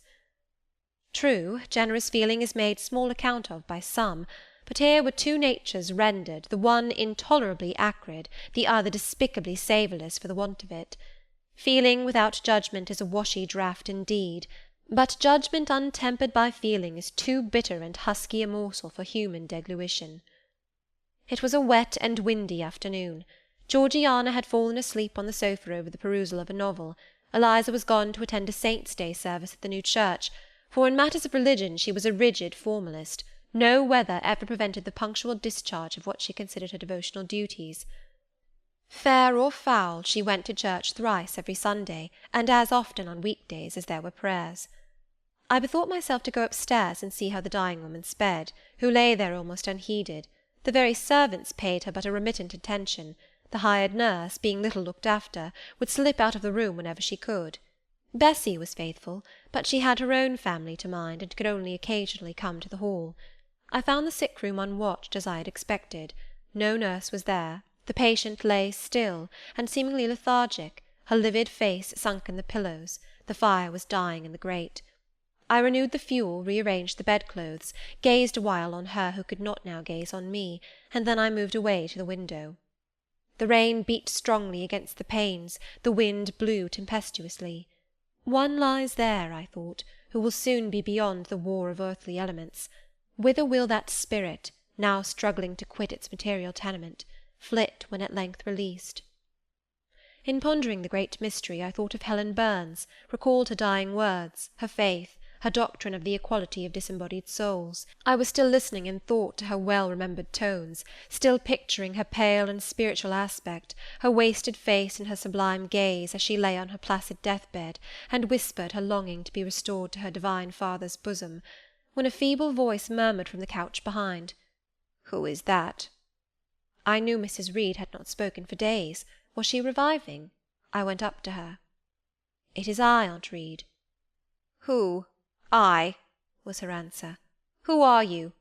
looking at me with surprise and a sort of alarm, but still not wildly. "You are quite a stranger to me. Where is Bessy?" "She is at the lodge, aunt." "Aunt," she repeated. "Who calls me aunt? You are not one of the Gibsons, and yet I know you. That face, and the eyes and forehead are quite familiar to me. You are like—why, you are like Jane Eyre." I said nothing. I was afraid of occasioning some shock by declaring my identity. "Yet," said she, "I am afraid it is a mistake. My thoughts deceive me. I wished to see Jane Eyre, and I fancy a likeness where none exists. Besides, in 8 years she must be so changed." I now gently assured her that I was the person she supposed and desired me to be, and seeing that I was understood, and that her senses were quite collected, I explained how Bessy had sent her husband to fetch me from Thornfield. "I am very ill, I know," she said ere long. "I was trying to turn myself a few minutes since, and find I cannot move a limb. It is as well I should ease my mind before I die. What we think little of in health burdens us at such an hour as the present is to me. Is the nurse here, or is there no one in the room but you?" I assured her we were alone. "Well, I have twice done you a wrong which I regret now. One was in breaking the promise which I gave my husband to bring you up as my own child. The other—" She stopped. "After all, it is of no great importance, perhaps," she murmured to herself. "And then I make it better, and to humble myself so to her is painful." She made an effort to alter her position, but failed. Her face changed. She seemed to experience some inward sensation, the precursor, perhaps, of the last pang. "Well, I must get it over. Eternity is before me. I had better tell her. Go to my dressing-case, open it, and take out a letter you will see there." I obeyed her directions. "Read the letter," she said. It was short, and thus conceived. "Madam, will you have the goodness to send me the address of my niece Jane Eyre, and to tell me how she is? It is my intention to write shortly, and desire her to come to me at Madeira.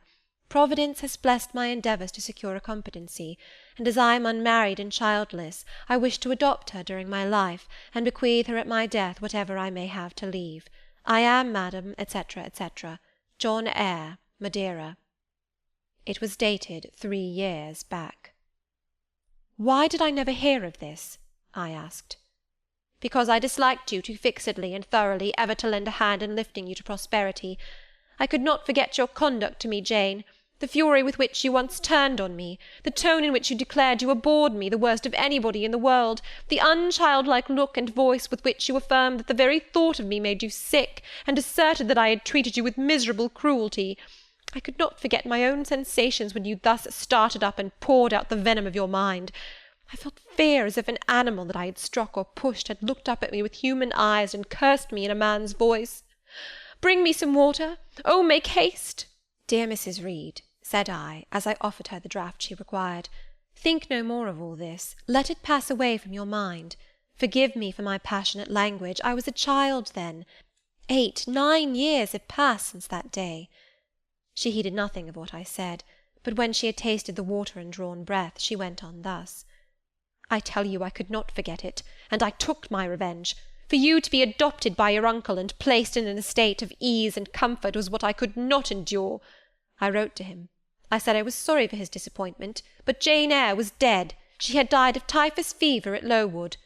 Now act as you please, write and contradict my assertion, expose my falsehood as soon as you like. You were born, I think, to be my torment. My last hour is racked by the recollection of a deed which, but for you, I should never have been tempted to commit."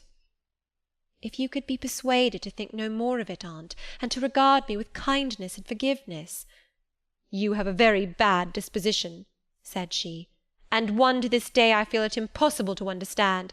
How for 9 years you could be patient and quiescent under any treatment, and in the 10th break out all fire and violence, I can never comprehend." "My disposition is not so bad as you think. I am passionate, but not vindictive. Many a time as a little child I should have been glad to love you if you would have let me, and I long earnestly to be reconciled to you now. Kiss me, aunt." I approached my cheek to her lips. She would not touch it. She said I oppressed her by leaning over the bed, and again demanded water. As I laid her down, for I raised her and supported her on my arm while she drank, I covered her ice-cold and clammy hand with mine. The feeble fingers shrank from my touch, the glazing eyes shunned my gaze. "Love me, then, or hate me as you will," I said at last. "You have my full and free forgiveness. Ask now for God's, and be at peace." Poor suffering woman! It was too late for her to make now the effort to change her habitual frame of mind. Living, she had ever hated me; dying, she must hate me still. The nurse now entered, and Bessy followed. I yet lingered half an hour longer, hoping to see some sign of amity, but she gave none. She was fast relapsing into stupor, nor did her mind again rally. At 12 o'clock that night she died. I was not present to close her eyes, nor were either of her daughters. They came to tell us the next morning that all was over. She was by that time laid out. Eliza and I went to look at her. Georgiana, who had burst into loud weeping, said she dared not go. There was stretched Sarah Reed's once robust and active frame, rigid and still. Her eye of flint was covered with its cold lid. Her brow and strong traits wore yet the impress of her inexorable soul. A strange and solemn object was that corpse to me. I gazed on it with gloom and pain. Nothing soft, nothing sweet, nothing pitying or hopeful or subduing did it inspire, only a grating anguish for her woes, not my loss, and a sombre, tearless dismay at the fearfulness of death in such a form. Eliza surveyed her parent calmly. After a silence of some minutes she observed, "With her constitution she should have lived to a good old age. Her life was shortened by trouble." And then a spasm constricted her mouth for an instant. As it passed away she turned and left the room, and so did I. Neither of us had dropped a tear. Chapter 22. Mr. Rochester had given me but 1 week's leave of absence, yet a month elapsed before I quitted Gateshead. I wished to leave immediately after the funeral, but Georgiana entreated me to stay till she could get off to London, whither she was now at last invited by her uncle, Mr. Gibson, who had come down to direct his sister's interment and settle the family affairs. Georgiana said she dreaded being left alone with Eliza. From her she got neither sympathy in her dejection, support in her fears, nor aid in her preparations. So I bore with her feeble-minded wailings and selfish lamentations as well as I could, and did my best in sewing for her and packing her dresses. It is true that while I worked, she would idle, and I thought to myself, if you and I were destined to live always together, cousin, we would commence matters on a different footing. I should not settle tamely down into being the forbearing party. I should assign you your share of labour, and compel you to accomplish it, or else it should be left undone. I should insist also on your keeping some of those drawling, half-insincere complaints hushed in your own breast. It is only because our connection happens to be very transitory, and comes at a peculiarly mournful season, that I consent thus to render it so patient and compliant on my part. At last I saw Georgiana off, but now it was Eliza's turn to request me to stay another week. Her plans required all her time and attention, she said. She was about to depart for some unknown bourne, and all day long she stayed in her own room, her door bolted within, filling trunks, emptying drawers, burning papers, and holding no communication with any one. She wished me to look after the house, to see callers, and answer notes of condolence. One morning she told me I was at liberty. "And," she added, "I am obliged to you for your valuable services in discreet conduct. There is some difference between living with such a one as you and with Georgiana. You perform your own part in life, and burden no one. To-morrow," she continued, "I set out for the Continent. I shall take up my abode in a religious house near Lille, a nunnery you would call it. There I shall be quiet and unmolested. I shall devote myself for a time to the examination of the Roman Catholic dogmas, and to a careful study of the workings of their system. If I find it to be, as I half suspect it is, the one best calculated to ensure the doing of all things decently and in order, I shall embrace the tenets of Rome, and probably take the veil." I neither expressed surprise at this resolution, nor attempted to dissuade her from it. The vocation will fit you to a hair, I thought. Much good may it do you." When we parted, she said, "Good-bye, cousin Jane Eyre. I wish you well. You have some sense." I then returned, "You are not without sense, cousin Eliza, but what you have, I suppose, in another year will be walled up alive in a French convent. However, it is not my business, and so it suits you, I don't much care." "You are in the right," said she, and with these words we each went our separate way. As I shall not have occasion to refer either to her or her sister again, I may as well mention here, that Georgiana made an advantageous match with a wealthy worn-out man of fashion, and that Eliza actually took the veil, and is at this day superior of the convent where she passed the period of her novitiate, and which she endowed with her fortune. How people feel when they are returning home from an absence, long or short, I did not know. I had never experienced the sensation. I had known what it was to come back to Gateshead when a child after a long walk, to be scolded for looking cold or gloomy, and later what it was to come back from church to Lowood, to long for a plenteous meal and a good fire, and to be unable to get either. Neither of these returnings was very pleasant or desirable. No magnet drew me to a given point, increasing in its strength of attraction the nearer I came. The return to Thornfield was yet to be tried.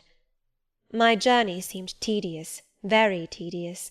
50 miles one day, a night spent at an inn, 50 miles the next day.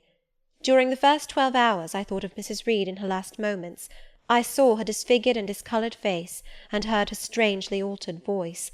I mused on the funeral day, the coffin, the hearse, the black train of tenants and servants.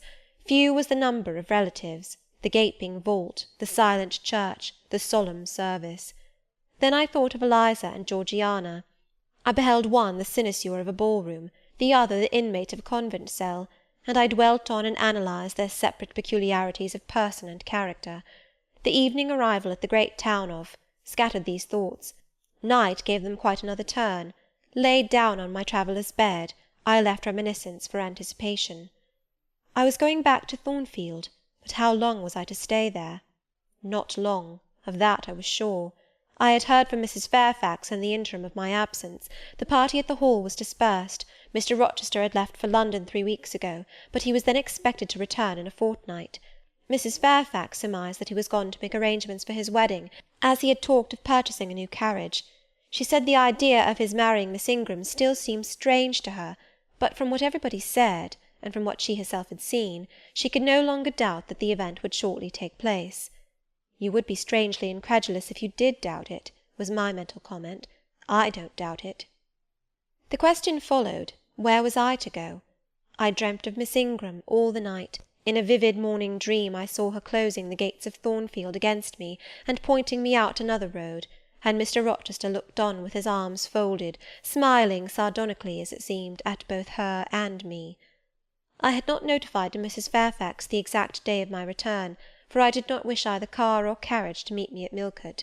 I proposed to walk the distance quietly by myself, and very quietly, after leaving my box in the ostler's care, did I slip away from the George Inn about 6 o'clock of a June evening, and take the old road to Thornfield, a road which lay chiefly through fields, and was now little frequented. It was not a bright or a splendid summer evening, though fair and soft.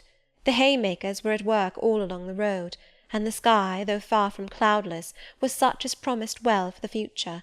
Its blue, where blue was visible, was mild and settled, and its cloud strata high and thin. The west, too, was warm. No watery gleam chilled it. It seemed as if there was a fire lit, an altar burning behind its screen of marbled vapour, and out of apertures shone a golden redness. I felt glad as the road shortened before me, so glad that I stopped once to ask myself what that joy meant, and to remind reason that it was not to my home I was going, or to a permanent resting-place, or to a place where fond friends looked out for me and waited my arrival. "Mrs. Fairfax will smile you a calm welcome, to be sure," said I, "and little Adele will clap her hands and jump to see you, but you know very well you are thinking of another than they, and that he is not thinking of you." But what is so headstrong as youth? What so blind as inexperience? These affirmed that it was pleasure enough to have the privilege of again looking on Mr. Rochester, whether he looked on me or not, and they added, "Hasten, hasten, be with him while you may, but a few more days or weeks at most, and you are parted from him for ever." And then I strangled a new-born agony. a deformed thing which I could not persuade myself to own and rear, and ran on. They are making hay too in Thornfield meadows, or rather the labourers are just quitting their work and returning home with their rakes on their shoulders, now at the hour I arrive. I have but a field or two to traverse, and then I shall cross the road and reach the gates. How full the hedges are of roses! But I have no time to gather any. I want to be at the house. I passed a tall briar, shooting leafy and flowery branches across the path.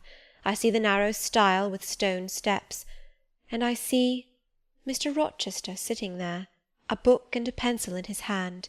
He is writing. Well, he is not a ghost, yet every nerve I have is unstrung. For a moment I am beyond my own mastery. What does it mean? I did not think I should tremble in this way when I saw him, or lose my voice or the power of motion in his presence. I will go back as soon as I can stir. I need not make an absolute fool of myself. I know another way to the house. It does not signify if I knew 20 ways, for he has seen me. "Hullo!" he cries, and he puts up his book and his pencil. "There you are. Come on, if you please." I suppose I do come on, though in what fashion I know not, being scarcely cognizant of my movements, and solicitous only to appear calm, and above all to control the working muscles of my face, which I feel rebel insolently against my will, and struggle to express what I had resolved to conceal. But I have a veil, it is down, I may make shift yet to behave with decent composure. "And is this Jane Eyre? Are you coming from Millcote, and on foot? Yes, just one of your tricks, not to send for a carriage and come clattering over street and road like a common mortal, but to steal into the vicinage of your home along with twilight, just as if you were a dream or a shade. What the deuce have you done with yourself this last month?" "I have been with my aunt, sir, who is dead." A true Janean reply. Good angels be my guard. She comes from the other world, from the abode of people who are dead, and tells me so when she meets me alone here in the gloaming. If I dared, I'd touch you to see if you are substance or shadow, you elf, but I'd as soon offer to take hold of a blue ignis fatuus light in a marsh. Truant, truant, he added, when he had paused an instant. Absent from me a whole month, and forgetting me quite, I'll be sworn.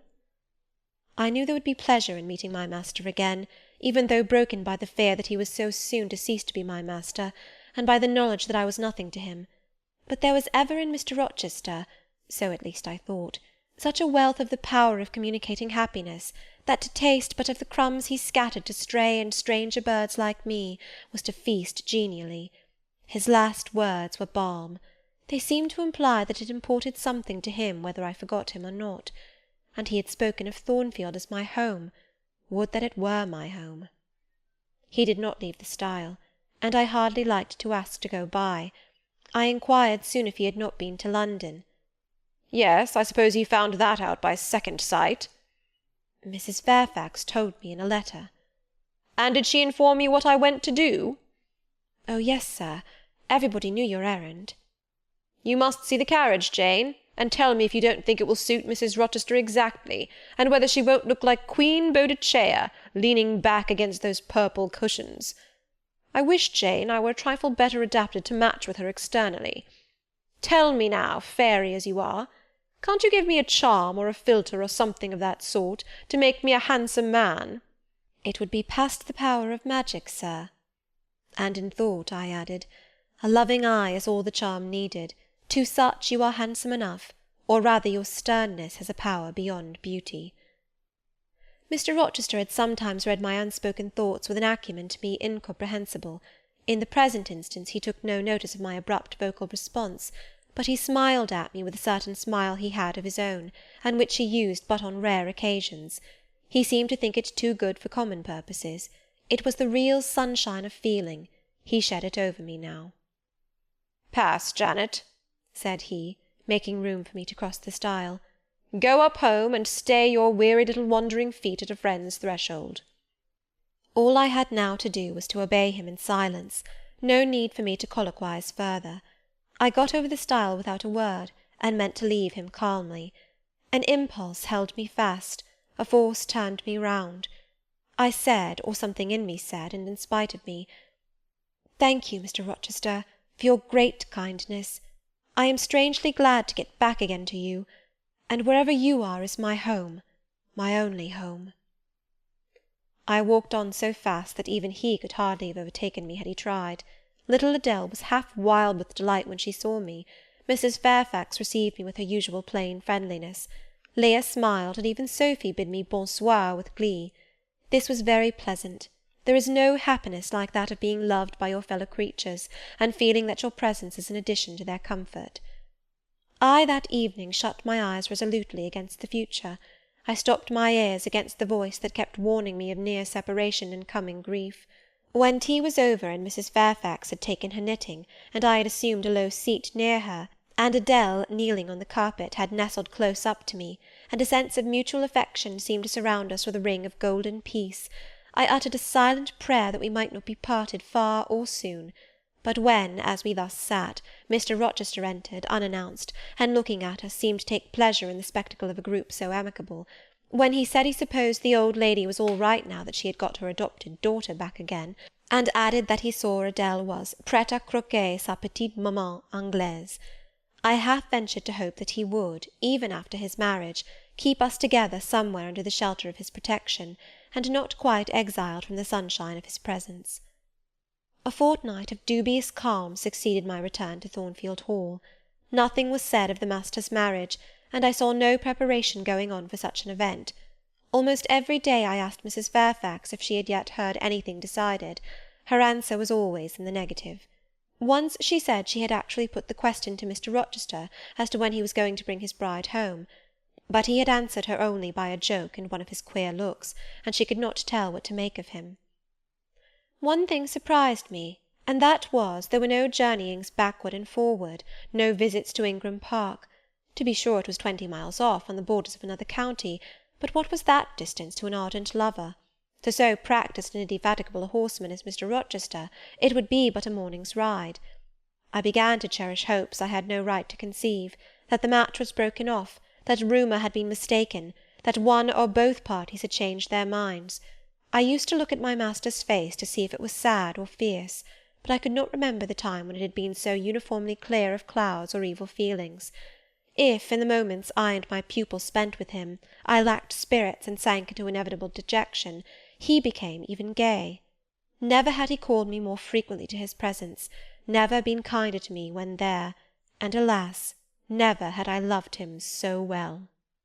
Chapter 23. A splendid midsummer shone over England, skies so pure, suns so radiant as were then seen in long succession, seldom favour even singly our wave-girt land.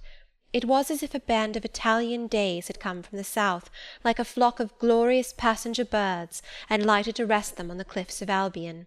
The hay was all got in, the fields round Thornfield were green and shorn, the roads white and baked, the trees were in their dark prime, hedge and wood, full-leaved and deeply tinted, contrasted well with the sunny hue of the cleared meadows between. On Midsummer Eve, Adele, weary with gathering wild strawberries in Hay Lane half the day, had gone to bed with the sun. I watched her drop asleep, and when I left her, I sought the garden. It was now the sweetest hour of the 24. Day its fervid fires had wasted, and dew fell cool on panting plain and scorched summit. Where the sun had gone down in simple state, pure of the pomp of clouds, spread a solemn purple, burning with the light of red jewel and furnace flame at one point, on one hill-peak, and extending high and wide, soft and still softer, over half heaven. The east had its own charm or fine deep blue, and its own modest gem, a casino and solitary star.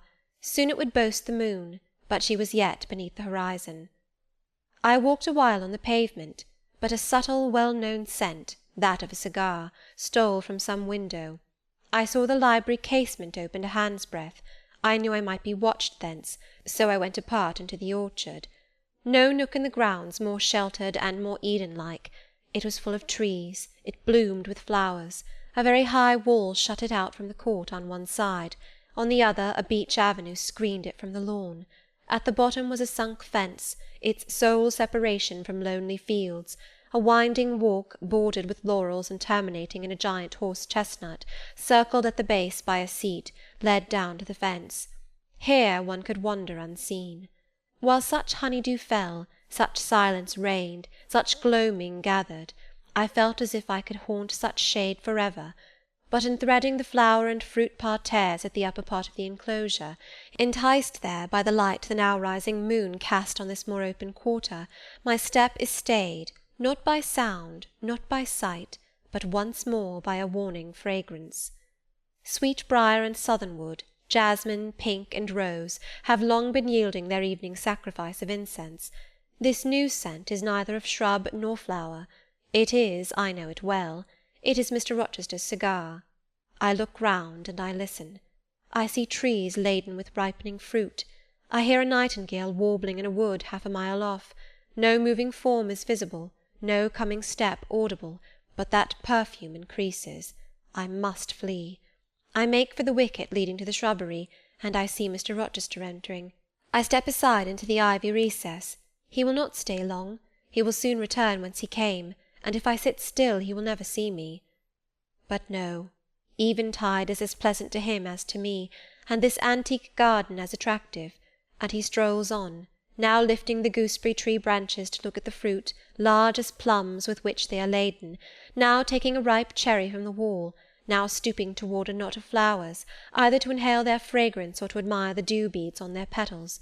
A great moth goes humming by me. It alights on a plant at Mr. Rochester's foot. He sees it, and bends to examine it.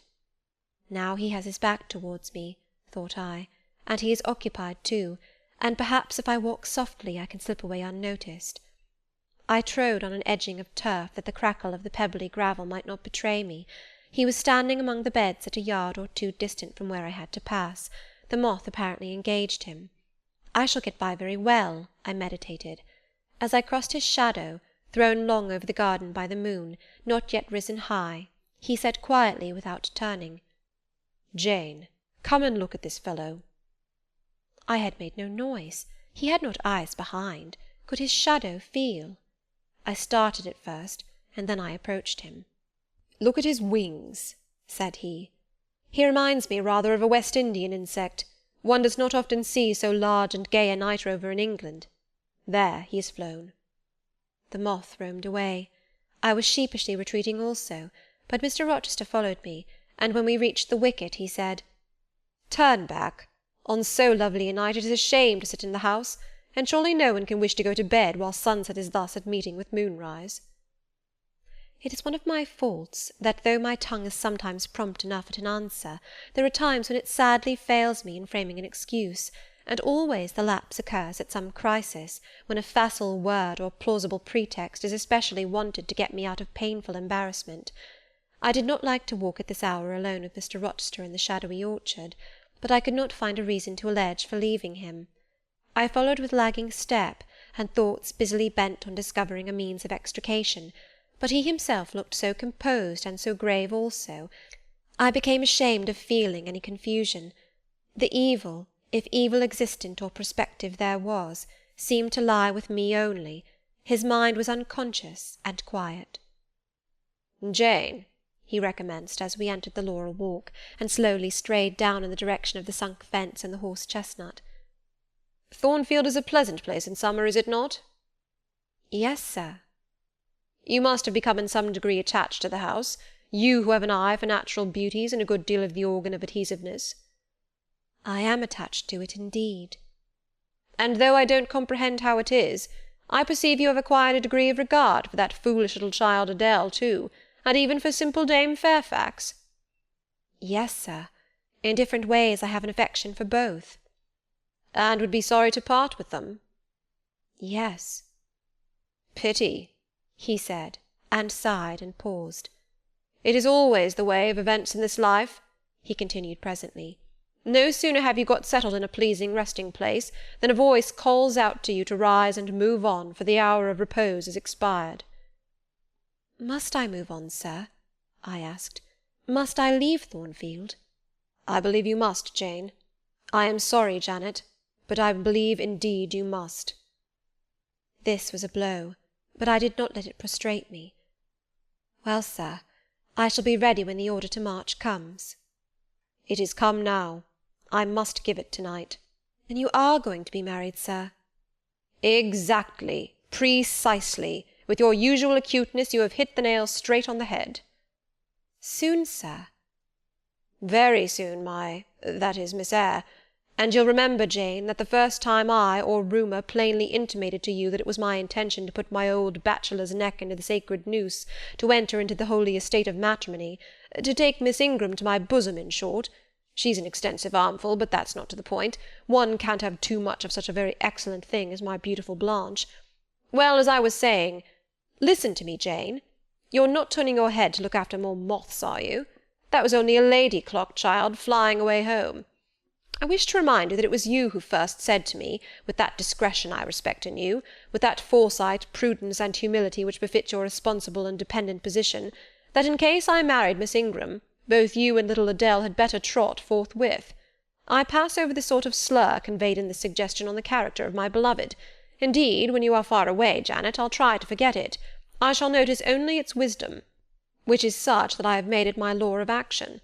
Adele must go to school, and you, Miss Eyre, must get a new situation. Yes, sir, I will advertise immediately, and meantime, I suppose— I was going to say, I suppose I may stay here, till I find another shelter to betake myself to. But I stopped, feeling it would not do to risk a long sentence, for my voice was not quite under command. In about a month I hope to be a bridegroom, continued Mr. Rochester, and in the interim I shall myself look out for employment, and an asylum for you. Thank you, sir.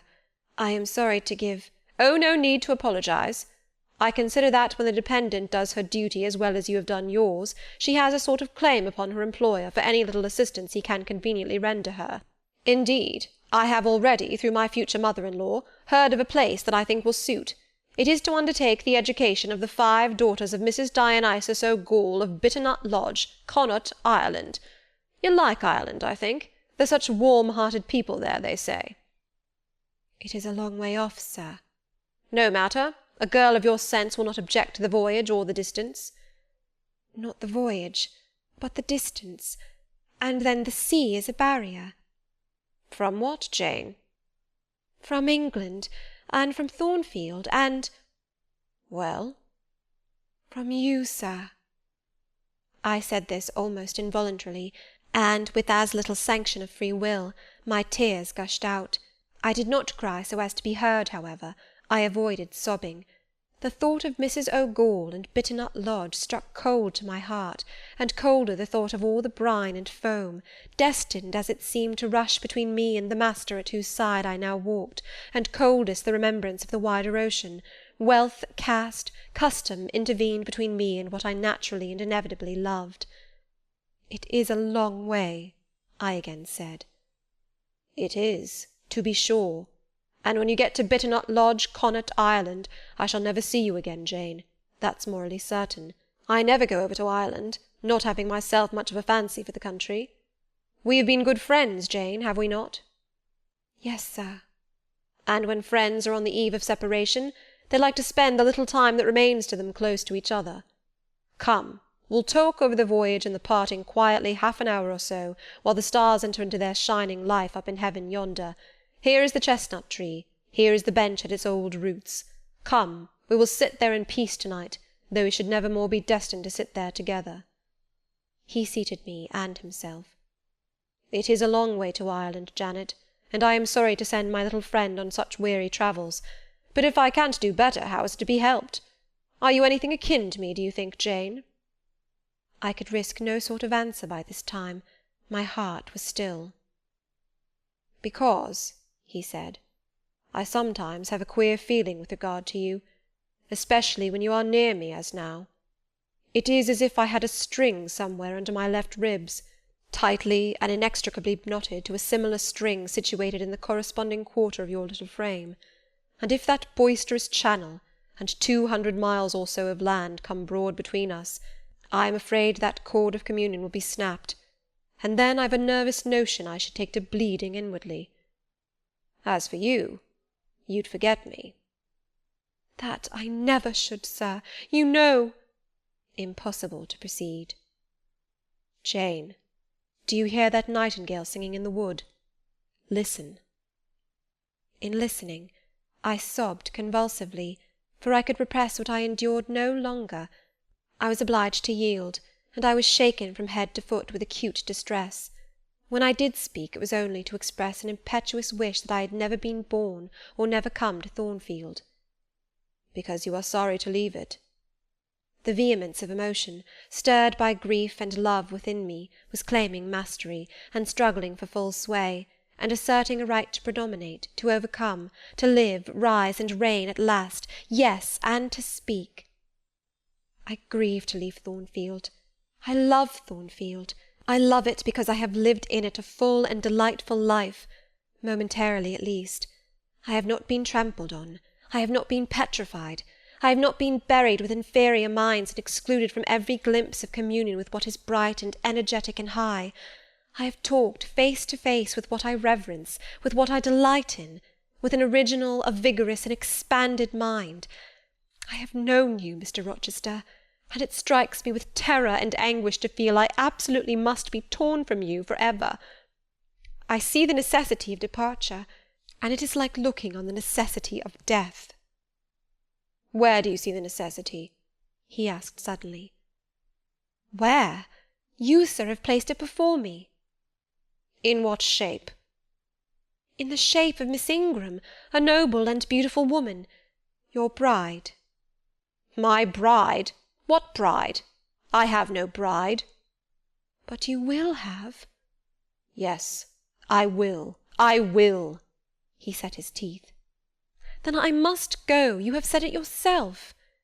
No, you must stay. I swear it, and the oath shall be kept.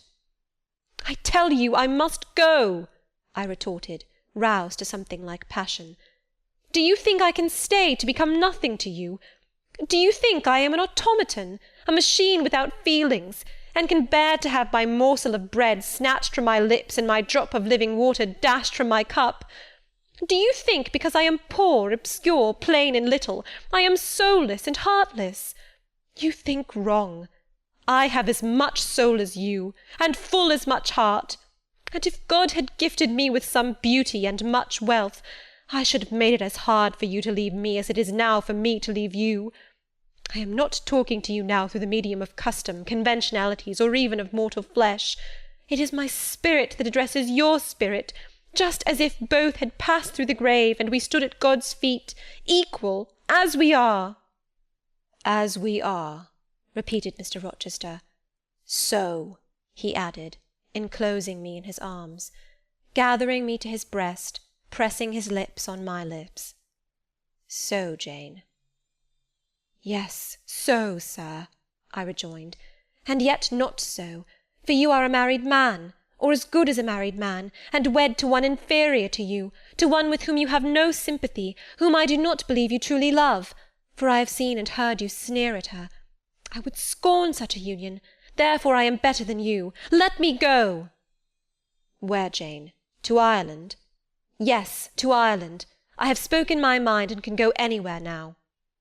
Jane, be still. Don't struggle so, like a wild, frantic bird that is rending its own plumage in its desperation.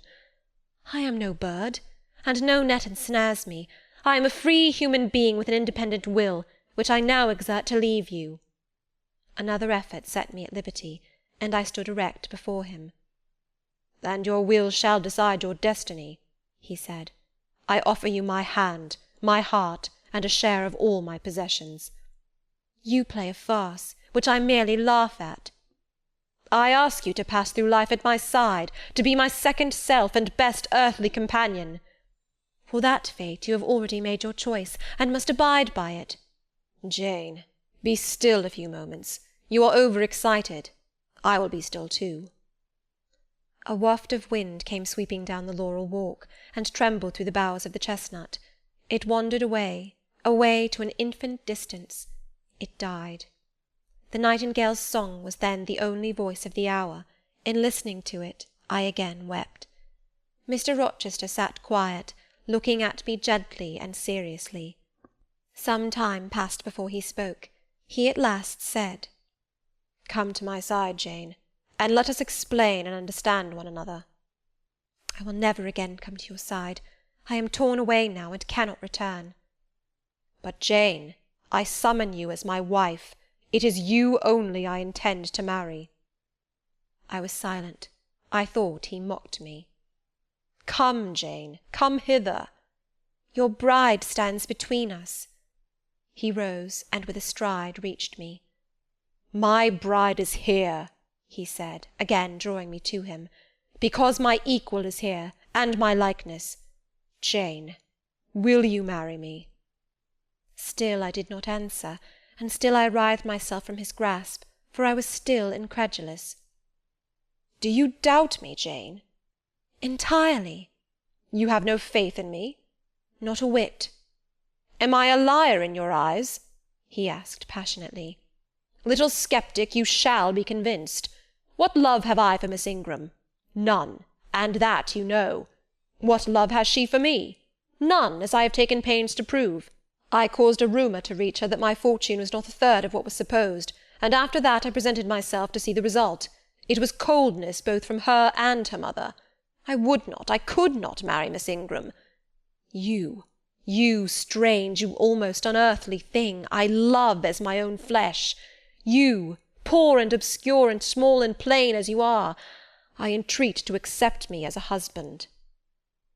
"What? Me?" I ejaculated, beginning in his earnestness, and especially in his incivility, to credit his sincerity. "Me, who have not a friend in the world but you, if you are my friend, not a shilling but what you have given me." "You, Jane. I must have you for my own, entirely my own. Will you be mine? Say yes, quickly." "Mr. Rochester, let me look at your face. Turn to the moonlight." "Why?" "Because I want to read your countenance. Turn." "There. You will find it scarcely more legible than a crumpled, scratched page. Read on, only make haste, for I suffer." His face was very much agitated and very much flushed, and there were strong workings in the features and strange gleams in the eyes. "Oh, Jane, you torture me!" he exclaimed. "With that searching and yet faithful and generous look, you torture me." "How can I do that? If you are true and your offer real, my only feelings to you must be gratitude and devotion. They cannot torture." "Gratitude!" he ejaculated, and added wildly, "Jane, accept me quickly. Say, Edward, give me my name, Edward, I will marry you." "Are you in earnest? Do you truly love me? Do you sincerely wish me to be your wife?" "I do, and if an oath is necessary to satisfy you, I swear it." "Then, sir, I will marry you." "Edward, my little wife." "Dear Edward!"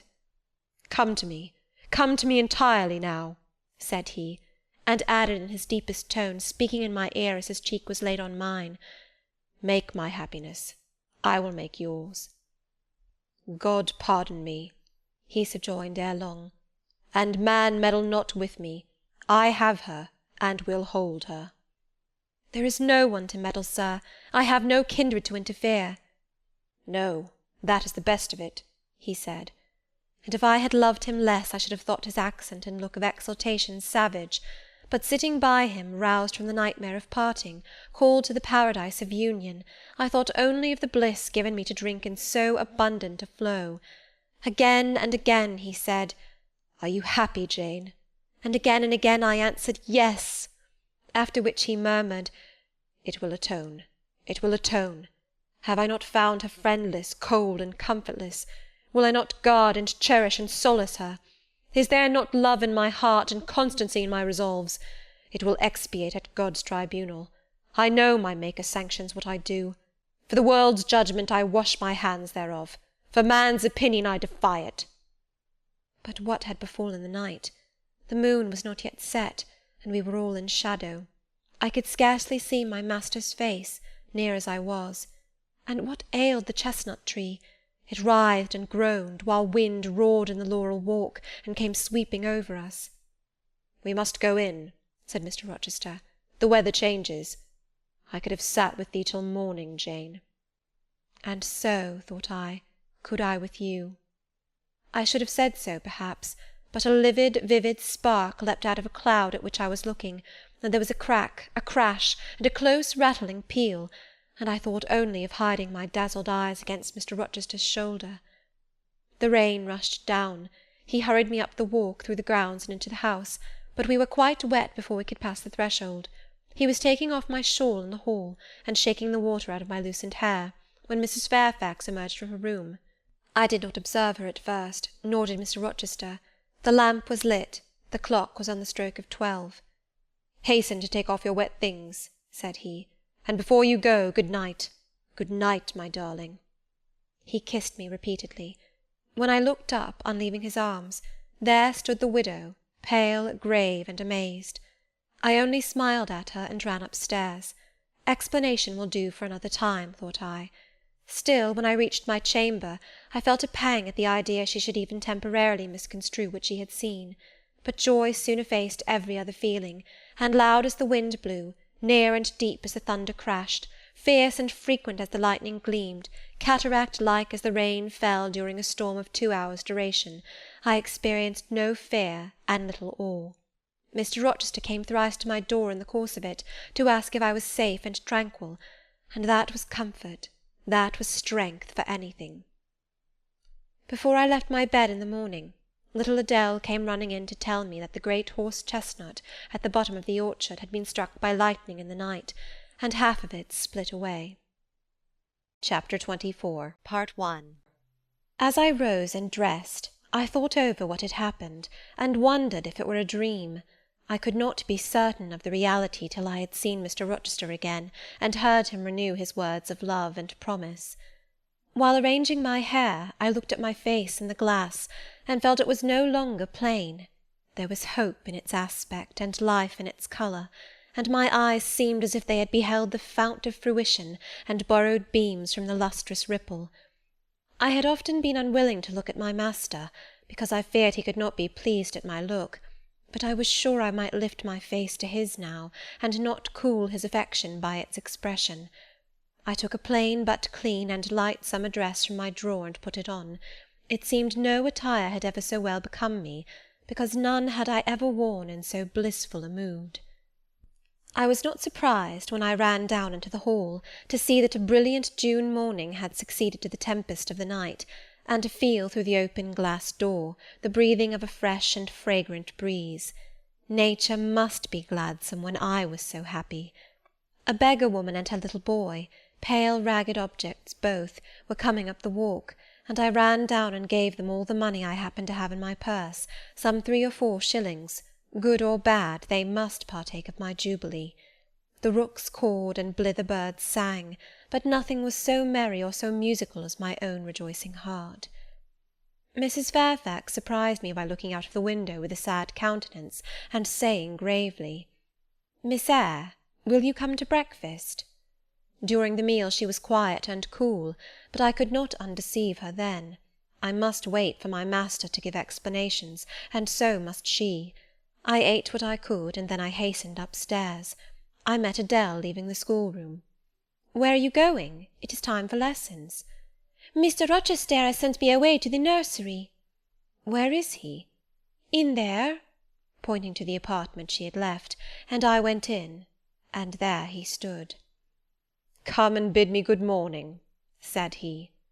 I gladly advanced, and it was not merely a cold word now, or even a shake of the hand that I received, but an embrace and a kiss.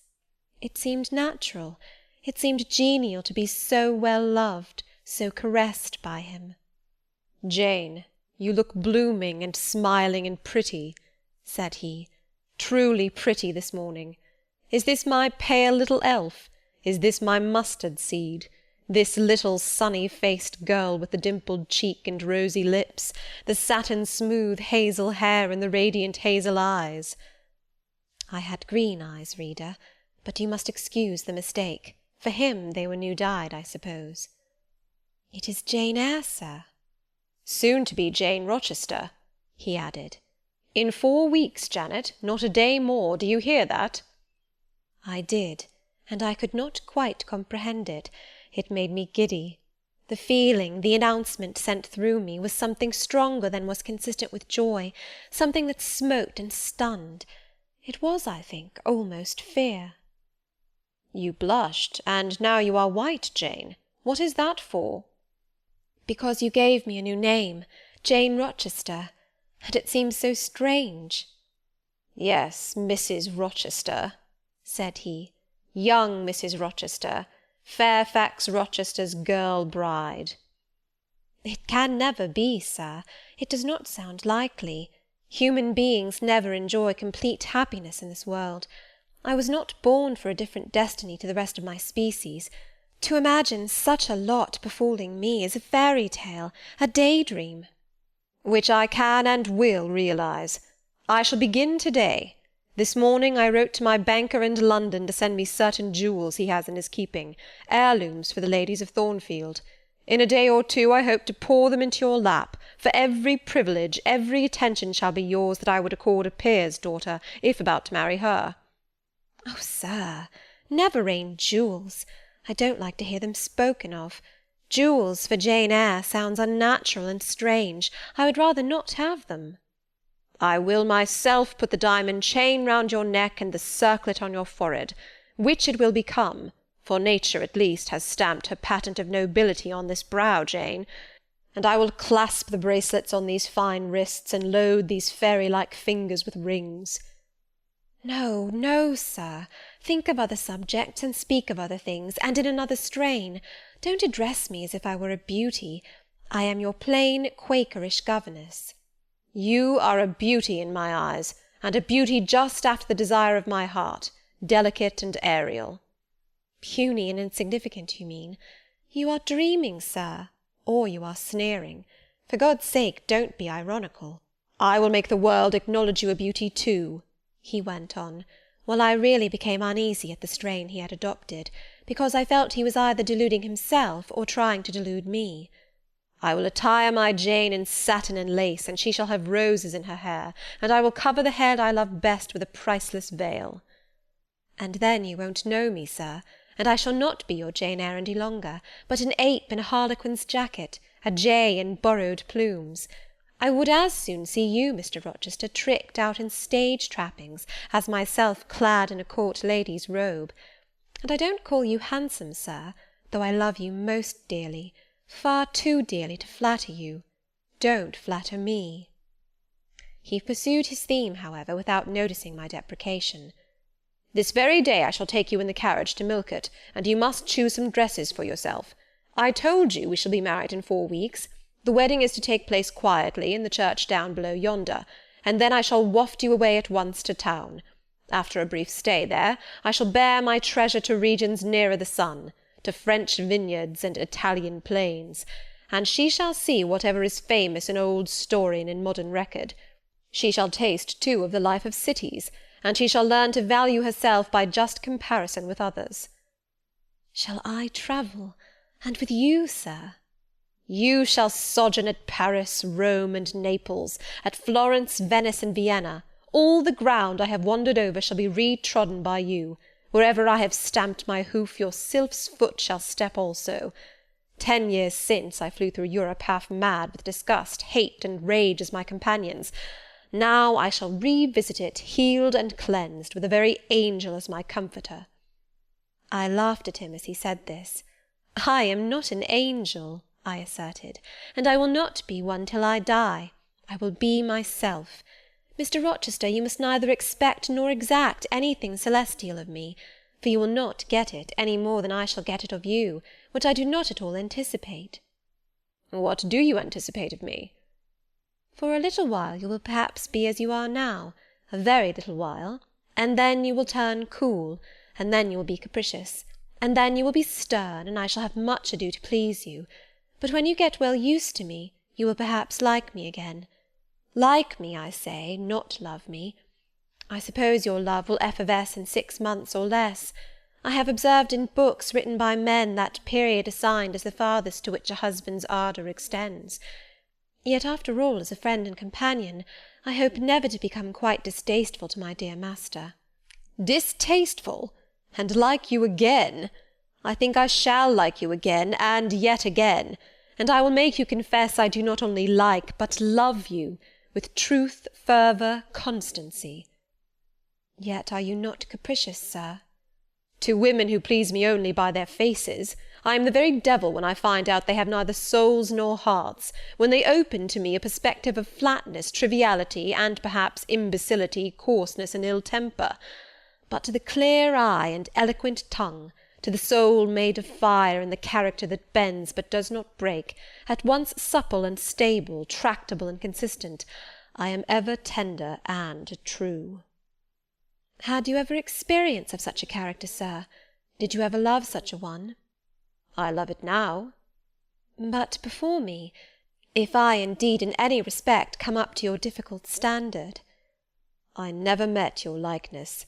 Jane, you please me, and you master me. You seem to submit, and I like the sense of pliancy you impart, and while I am twining the soft silken skein round my finger, it sends a thrill up my arm to my heart. I am influenced, conquered, and the influence is sweeter than I can express, and the conquest I undergo has a witchery beyond any triumph I can win. Why do you smile, Jane? What does that inexplicable, that uncanny turn of countenance mean? I was thinking, sir, you will excuse the idea, it was involuntary, I was thinking of Hercules and Samson with their charmers. You were, you little elfish— Hush, sir! You don't talk very wisely just now, any more than those gentlemen acted very wisely. However, had they been married, they would no doubt by their severity as husbands have made up for their softness as suitors, and so will you, I fear. I wonder how you will answer me a year hence, should I ask a favour it does not suit your convenience or pleasure to grant. Ask me something now, Jane, the least thing. I desire to be entreated. Indeed I will, sir. I have my petition all ready. Speak, but if you look up and smile with that countenance, I shall swear concession before I know to what, and that will make a fool of me. Not at all, sir. I only ask this. Don't send for the jewels, and don't crown me with roses. You might as well put a border of gold lace round that plain pocket-handkerchief you have there. I might as well gild refined gold. I know it. Your request is granted, then, for the time. I will remand the order I dispatched to my banker. But you have not yet asked for anything. You have prayed a gift to be withdrawn. Try again. Well, then, sir, have the goodness to gratify my curiosity, which is much piqued on one point. He looked disturbed. What? He said hastily. Curiosity is a dangerous petition. It is well I have not taken a vow to accord every request. But there can be no danger in complying with this, sir. Utter it, Jane. But I wish that instead of a mere inquiry into, perhaps, a secret, it was a wish for half my estate. Now, King Ahasuerus, what do I want with half your estate? Do you think I am a Jew usurer, sinking good investment in land? I would much rather have all your confidence. You will not exclude me from your confidence if you will admit me to your heart. You are welcome to all my confidence that is worth having, Jane. But for God's sake, don't desire a useless burden. Don't long for poison. Don't turn out a downright Eve on my hands. Why not, sir? You have just been telling me how much you like to be conquered, and how pleasant over-persuasion is to you. Don't you think I had better take advantage of the confession, and begin and coax and entreat, even cry and be sulky if necessary, for the sake of a mere essay of my power? I dare you to any such experiment. Encroach, presume, and the game is up. Is it, sir? You soon give in. How stern you look now! Your eyebrows have become as thick as my finger, and your forehead resembles what, in some very astonishing poetry, I once saw styled a blue-piled thunder-loft. That will be your married look, I suppose. If that will be your married look, I, as a Christian, will soon give up the notion of consorting with a mere sprite or salamander. But what had you to ask, thing? Out with it. There, you are less than civil now, and I like rudeness a great deal better than flattery. I had rather be a thing than an angel. This is what I have to ask. Why did you take such pains to make me believe you wished to marry Miss Ingram? Is that all? Thank God it is no worse.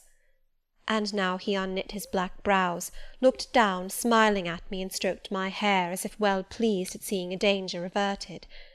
I think I may confess, he continued, even although I should make you a little indignant, Jane, and I have seen what a fire spirit you can be when you are indignant, You glowed in the cool moonlight last night when you mutinied against fate, and claimed your rank as my equal. Janet, by the by, it was you who made me the offer." "Of course I did. But to the point, if you please, sir. Miss Ingram." "Well, I feigned courtship of Miss Ingram, because I wished to render you as madly in love with me as I was with you, and I knew jealousy would be the best ally I could call in for the furtherance of that end." "Excellent. Now you are small, not one whit bigger than the end of my little finger. It was a burning shame and a scandalous disgrace to act in that way. Did you think nothing of Miss Ingram's feelings, sir?" "Her feelings are concentrated in one, pride, and that needs humbling. Were you jealous, Jane?" "Never mind, Mr. Rochester. It is in no way interesting to you to know that. Answer me truly once more. Do you think Miss Ingram will not suffer from your dishonest coquetry? Won't she feel forsaken and deserted?" "Impossible. When I told you how she, on the contrary, deserted me, the idea of my insolvency cooled or rather extinguished her flame in a moment." "You have a curious, designing mind, Mr. Rochester. I am afraid your principles on some points are eccentric." "My principles were never trained, Jane. They may have grown a little awry for want of attention." "Once again, seriously, may I enjoy the great good that has been vouchsafed to me, without fearing that any one else is suffering the bitter pain I myself felt a while ago?" "That you may, my good little girl. There is not another being in the world has the same pure love for me as yourself, for I lay that pleasant unction to my soul, Jane, a belief in your affection." I turned my lips to the hand that lay on my shoulder. I loved him very much, more than I could trust myself to say, more than words had power to express. "Ask something more," he said presently. "It is my delight to be entreated, and to yield." I was again ready with my request. "Communicate your intentions to Mrs. Fairfax, sir. She saw me with you last night in the hall, and she was shocked. Give her some explanation before I see her again. It pains me to be misjudged by so good a woman." "Go to your room and put on your bonnet," he replied. "I mean you to accompany me to Millcote this morning, and while you prepare for the drive, I will enlighten the old lady's understanding. Did she think, Janet, you had given the world for love, and considered it well lost?" "I believe she thought I had forgotten my station, and yours, sir." "Station! Station! Your station is in my heart, and on the necks of those who would insult you, now or hereafter. Go." I was soon dressed, and when I heard Mr. Rochester quit Mrs. Fairfax's parlour, I hurried down to it. The old lady had been reading her morning portion of Scripture, the lesson for the day. Her Bible lay open before her, and her spectacles were upon it. Her occupation, suspended by Mr. Rochester's announcement, seemed now forgotten. Her eyes, fixed on the blank wall opposite, expressed the surprise of a quiet mind stirred by unwonted tidings. Seeing me, she roused herself. She made a sort of effort to smile, and framed a few words of congratulation, but the smile expired, and the sentence was abandoned unfinished. She put up her spectacles, shut the Bible, and pushed her chair back from the table. "I feel so astonished," she began. "I hardly know what to say to you, Miss Eyre. I have surely not been dreaming, have I? Sometimes I half fall asleep when I am sitting alone, and fancy things that have never happened. It has seemed to me more than once, when I have been in a doze, that my dear husband, who died 15 years since, has come in and sat down beside me, and that I have even heard him call me by my name, Alice, as he used to do. Now can you tell me whether it is actually true that Mr. Rochester has asked you to marry him? Don't laugh at me, but I really thought he came in here 5 minutes ago and said that in a month you would be his wife." "He has said the same thing to me," I replied. "He has? Do you believe him? Have you accepted him?" "Yes." She looked at me bewildered. "I could never have thought it. He is a proud man. All the Rochesters were proud, and his father at least liked money. He too has always been called careful. He means to marry you?" "He tells me so." She surveyed my whole person. In her eyes I read that they had there found no charm powerful enough to solve the enigma. "It passes me," she continued, "but no doubt it is true, since you say so. How it will answer I cannot tell. I really don't know. Equality of position and fortune is often advisable in such cases, and there are 20 years of difference in your ages. He might almost be your father." "No, indeed, Mrs. Fairfax," exclaimed I, nettled. "He is nothing like my father. No one who saw us together would suppose it for an instant. Mr. Rochester looks as young, and is as young, as some men at 25. "Is it really for love he is going to marry you?" she asked. I was so hurt by her coldness and scepticism that the tears rose to my eyes. "I am sorry to grieve you," pursued the widow, "but you are so young, and so little acquainted with men, I wish to put you on your guard.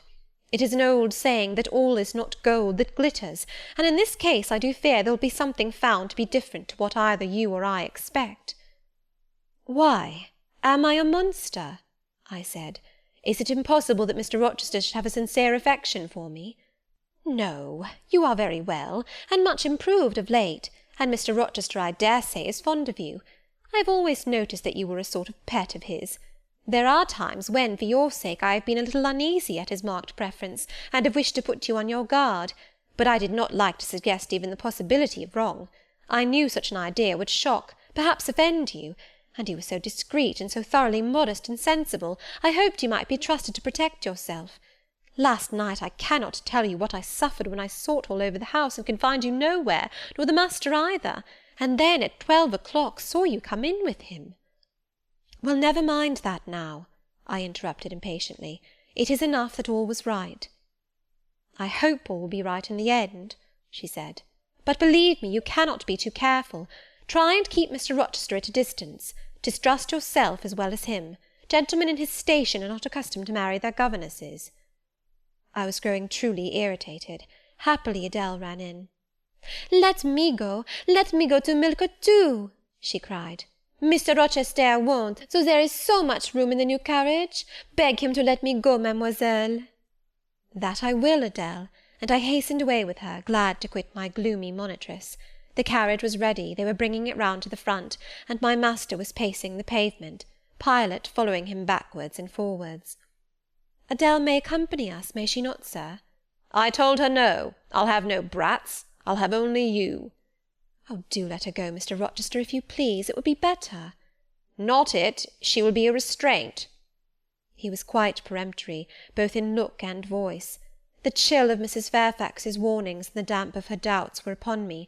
Something of unsubstantiality and uncertainty had beset my hopes. I half lost the sense of power over him. I was about mechanically to obey him without further remonstrance, but as he helped me into the carriage, he looked at my face. "What is the matter?" he said. "All the sunshine is gone. Do you really wish the bairn to go? Will it annoy you if she is left behind?" "I would far rather she went, sir." "Then off for your bonnet, and back like a flash of lightning," cried he to Adele. She obeyed him with what speed she might. "After all, a single morning's interruption will not matter much," said he, "when I mean shortly to claim you, your thoughts, conversation, and company, for life." Adele, when lifted in, commenced kissing me by way of expressing her gratitude for my intercession. She was instantly stowed away into a corner on the other side of him. She then peeped round to where I sat, so stern a neighbour was too restrictive to him, in his present fractious mood. She dared whisper no observations, nor ask of him any information. "Let her come to me," I entreated. "She will perhaps trouble you, sir. There is plenty of room on this side." He handed her over as if she had been a lap-dog. "I'll send her to school yet," he said, but now he was smiling. Adele heard him, and asked if she was to go to school. "Sans mademoiselle?" "Yes," he replied, "absolutely sans mademoiselle, for I am to take mademoiselle to the moon, and there I shall seek a cave in one of the white valleys among the volcano tops, and mademoiselle shall live with me there, and only me." "She will have nothing to eat. You will starve her," observed Adele. "I shall gather manna for her morning and night. The plains and hillsides in the moon are bleached with manna, Adele." "She will want to warm herself. What will she do for a fire?" "Fire rises out of the lunar mountains. When she is cold, I'll carry her up to a peak, and lay her down on the edge of a crater." "Oh, qu'elle y sera mal, peu confortable. And her clothes, they will wear out. How can she get new ones?" Mr. Rochester professed to be puzzled. "Said he. "What would you do, Adele? Cudgel your brains for an expedient. How would a white or pink cloud answer for a gown, do you think? And one could cut a pretty enough scarf out of a rainbow." "She is far better as she is," concluded Adele, after musing some time. "Besides, she would get tired of living with you only in the moon. If I were mademoiselle, I would never consent to go with you." "She has consented. She has pledged her word." "But you can't get her there. There is no road to the moon. It is all air, and neither you nor she can fly." Chapter 24 Part 2 "Adele, look at that field." We were now outside Thornfield gates, and bowling lightly along the smooth road to Milket, where the dust was well laid by the thunderstorm, and where the low hedges and lofty timber trees on each side glistened green and rain refreshed. "In that field, Adele, I was walking late one evening about a fortnight since, the evening of the day you helped me to make hay in the orchard meadows, and as I was tired with raking swaths, I sat down to rest me on a stile, and there I took out a little book and pencil, and began to write about a misfortune that befell me long ago, and a wish I had for happy days to come. I was writing away very fast, though daylight was fading from the leaf, when something came up the path and stopped 2 yards off me. I looked at it. It was a little thing with a veil of gossamer on its head. I beckoned it to come near me. It soon stood at my knee. I never spoke to it, and it never spoke to me, in words. But I read its eyes, and it read mine, and our speechless colloquy was to this effect. It was a fairy, and come from Elfland, it said, and its errand was to make me happy. I must go with it out of the common world to a lonely place, such as the moon, for instance, and it nodded its head towards her horn, rising over Hay Hill. It told me of the alabaster cave and silver vale where we might live. I said I should like to go, but reminded it, as you did me, that I had no wings to fly. "Oh," returned the fairy, "that does not signify. Here is a talisman that will remove all difficulties," and she held out a pretty gold ring. "Put it," she said, "on the 4th finger of my left hand, and I am yours, and you are mine, and we shall leave earth and make our own heaven yonder." She nodded again at the moon. "The ring, Adele, is in my breeches pocket, under the disguise of a sovereign, but I mean soon to change it to a ring again." "But what has mademoiselle to do with it? I don't care for the fairy. You said it was mademoiselle you would take to the moon." "Mademoiselle is a fairy," he said, whispering mysteriously.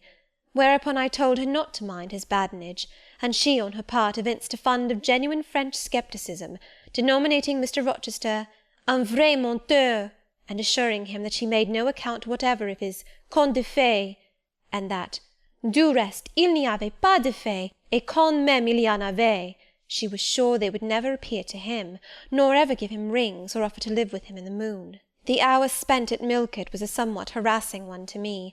Mr. Rochester obliged me to go to a certain silk warehouse. There I was ordered to choose 6 dresses. I hated the business. I begged leave to defer it. No, it should be gone through with now. By dint of entreaties expressed in energetic whispers, I reduced the 6 to 2. These, however, he vowed he would select himself. With anxiety I watched his eye rove over the gay stores. He fixed on a rich silk of the most brilliant amethyst dye, and a superb pink satin. I told him in a new series of whispers that he might as well buy me a gold gown and a silver bonnet at once. I should certainly never venture to wear his choice. With infinite difficulty, for he was stubborn as a stone, I persuaded him to make an exchange in favour of a sober black satin and a pearl grey silk. "It might pass for the present," he said, "but he would yet see me glittering like a parterre." Glad was I to get him out of the silk warehouse, and then out of a jeweller's shop. The more he bought me, the more my cheek burned with a sense of annoyance and degradation. As we re-entered the carriage, and I sat back feverish and fagged, I remembered what, in the hurry of events, dark and bright, I had wholly forgotten, the letter of my uncle, Jane Eyre, to Mrs. Reed, his intention to adopt me and make me his legatee. It would be a relief, indeed, I thought, if I had ever so small an independency. I can never bear being dressed like a doll by Mr. Rochester, or sitting like a second Danae with the golden shower falling daily round me. I will write to Madeira the moment I get home, and tell my uncle John I am going to be married, and to whom. If I had but a prospect of one day bringing Mr. Rochester an accession of fortune, I could better endure to be kept by him now. And somewhat relieved by this idea, which I failed not to execute that day, I ventured once more to meet my master's and lover's eye, which most pertinaciously sought mine, though I averted both face and gaze.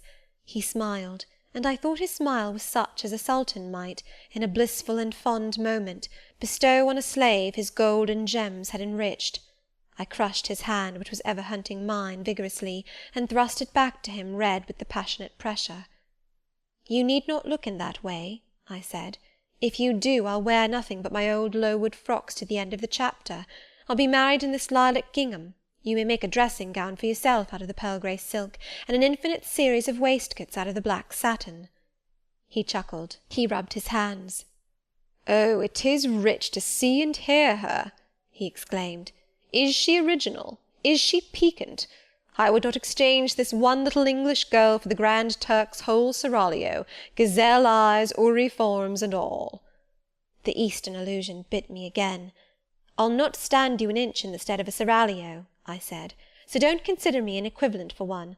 If you have a fancy for anything in that line, away with you, sir, to the bazaars of Stamboul without delay, and lay out in extensive slave purchases some of that spare cash you seem at a loss to spend satisfactorily here." "And what will you do, Janet, while I am bargaining for so many tons of flesh, and such an assortment of black eyes?" "I'll be preparing myself to go out as a missionary to preach liberty to them that are enslaved, your harem inmates among the rest. I'll get admitted there, and I'll stir up mutiny. And you, three-tailed bashaw as you are, sir, shall in a trice find yourself fettered amongst our hands. Nor will I, for one, consent to cut your bonds till you have signed a charter, the most liberal that despot ever yet conferred."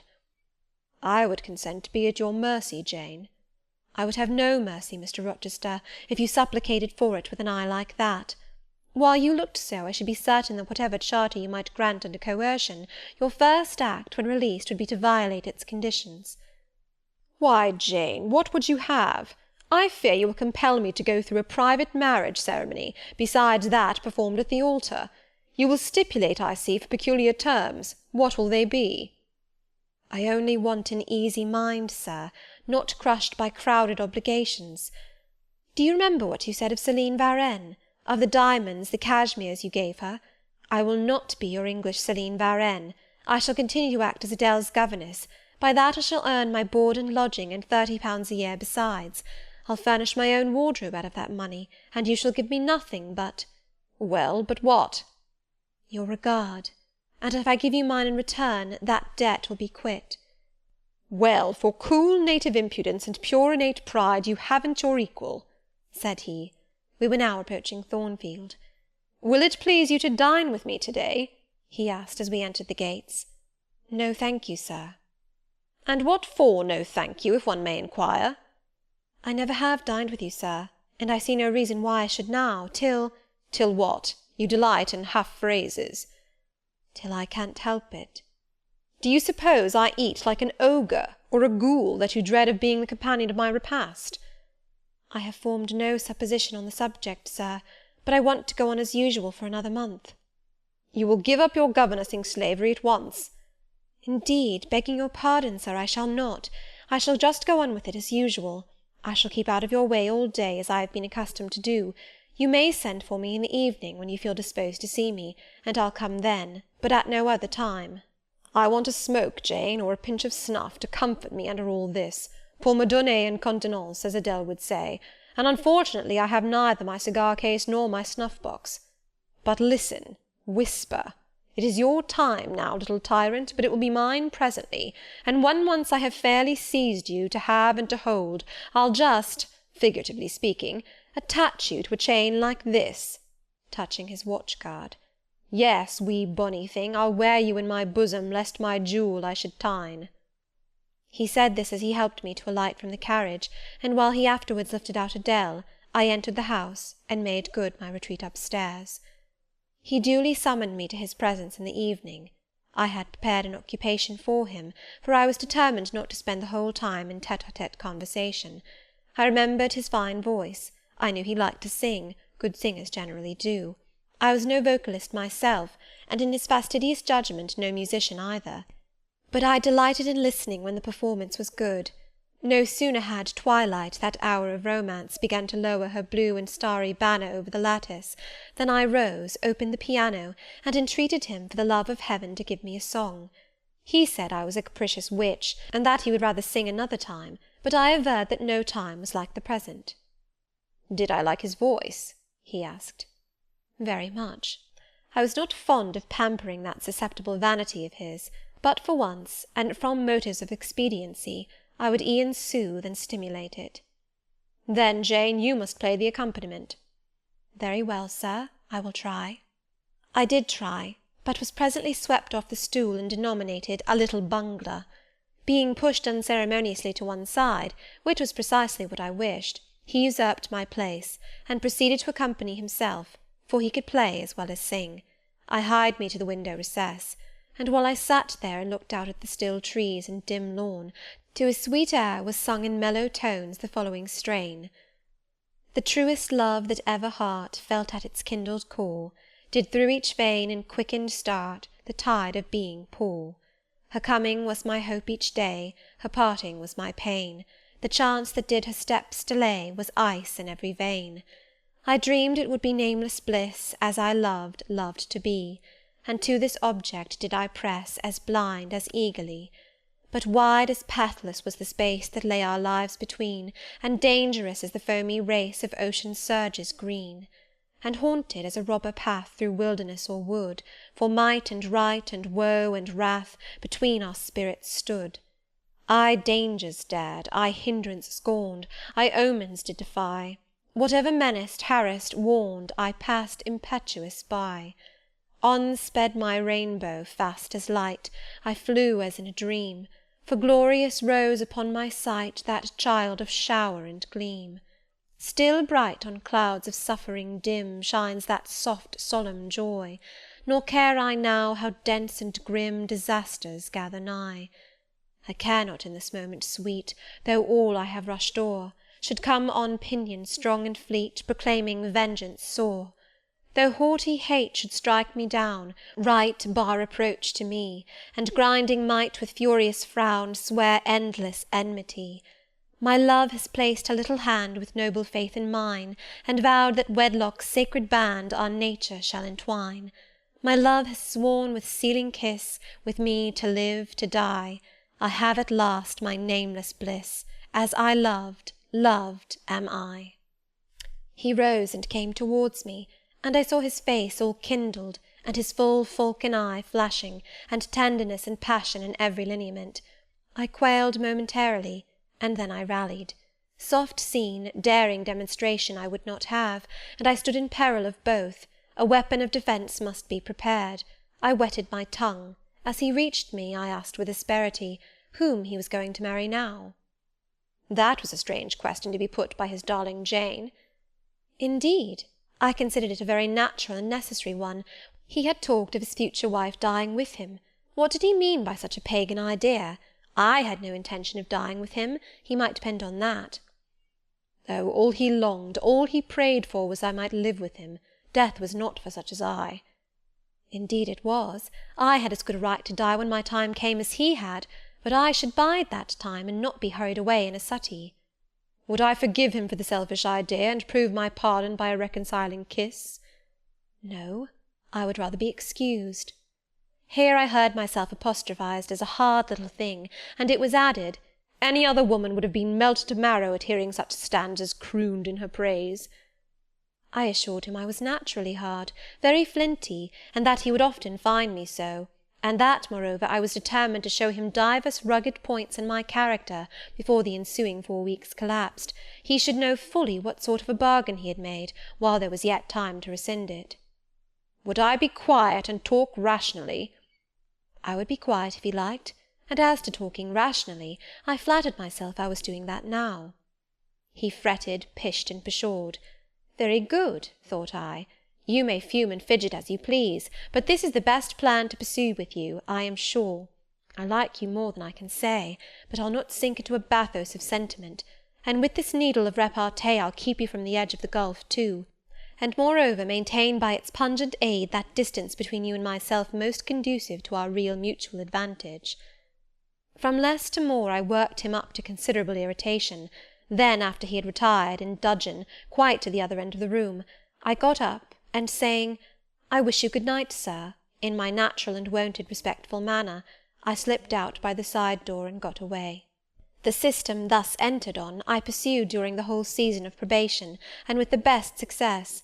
He was kept, to be sure, rather cross and crusty, but on the whole I could see he was excellently entertained, and that a lamb-like submission and turtle-dove sensibility, while fostering his despotism more, would have pleased his judgment, satisfied his common sense, and even suited his taste less. In other people's presence I was, as formerly, deferential and quiet, any other line of conduct being uncalled for. It was only in the evening conferences I thus thwarted and afflicted him. He continued to send for me punctually the moment the clock struck 7, though when I appeared before him now, he had no such honeyed terms as love and darling on his lips. The best words at my service were provoking puppet, malicious elf, sprite, changeling, etc. For caresses, too, I now got grimaces; for a pressure of the hand, a pinch on the arm; for a kiss on the cheek, a severe tweak of the ear. It was all right. At present I decidedly preferred these fierce favours to anything more tender. Mrs. Fairfax, I saw, approved me. Her anxiety on my account vanished, therefore I was certain I did well. Meantime Mr. Rochester affirmed I was wearing him to skin and bone, and threatened awful vengeance for my present conduct at some period fast coming. I laughed in my sleeve at his menaces. I can keep you in reasonable check now, I reflected, and I don't doubt to be able to do it hereafter. If one expedient loses its virtue, another must be devised. Yet, after all, my task was not an easy one. Often I would rather have pleased than teased him. My future husband was becoming to me my whole world, and more than the world, almost my hope of heaven. He stood between me and every thought of religion, as an eclipse intervenes between man and the broad sun. I could not, in those days, see God for his creature, of whom I had made an idol. Chapter 25. The month of courtship had wasted. Its very last hours were being numbered. There was no putting off the day that advanced, the bridal day, and all preparations for its arrival were complete. I, at least, had nothing more to do.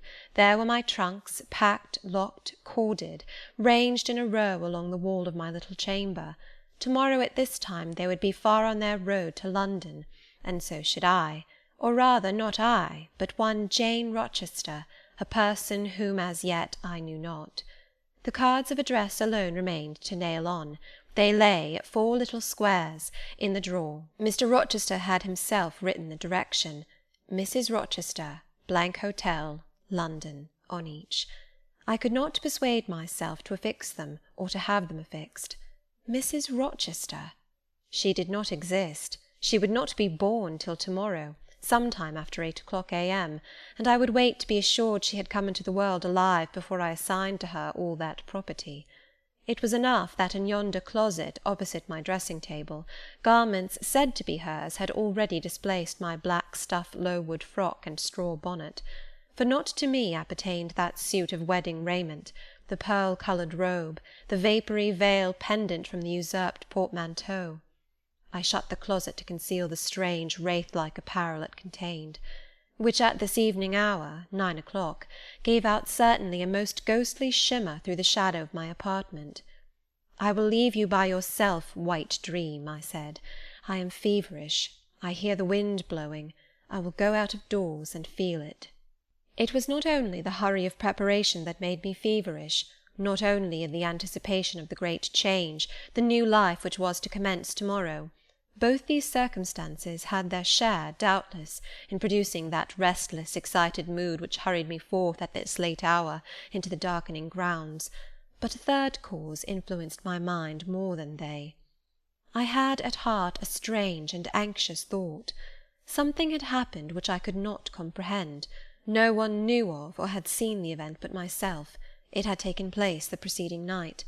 Mr. Rochester that night was absent from home, nor was he yet returned. Business had called him to a small estate of 2 or 3 farms he possessed 30 miles off. Business it was requisite he should settle in person, previous to his meditated departure from England. I now waited his return, eager to disburden my mind and to seek of him the solution of the enigma that perplexed me. Stay till he comes, reader, and when I disclose my secret to him, you shall share the confidence. I sought the orchard, driven to its shelter by the wind, which all day had blown strong and full from the south, without, however, bringing a speck of rain. Instead of subsiding as night drew on, it seemed to augment its rush and deepen its roar. The trees blew steadfastly one way, never writhing round, and scarcely tossing back their boughs once in an hour. So continuous was the strain bending their branchy heads northward, the clouds drifting from pole to pole, fast following mass on mass. No glimpse of blue sky had been visible that July day. It was not without a certain wild pleasure I ran before the wind, delivering my trouble of mind to the measureless air-torrent thundering through space. Descending the laurel walk, I faced the wreck of the chestnut tree. It stood up black and riven. The trunk, split down the centre, gasped ghastly. The cloven halves were not broken from each other, for the firm base and strong roots kept them unsundered below.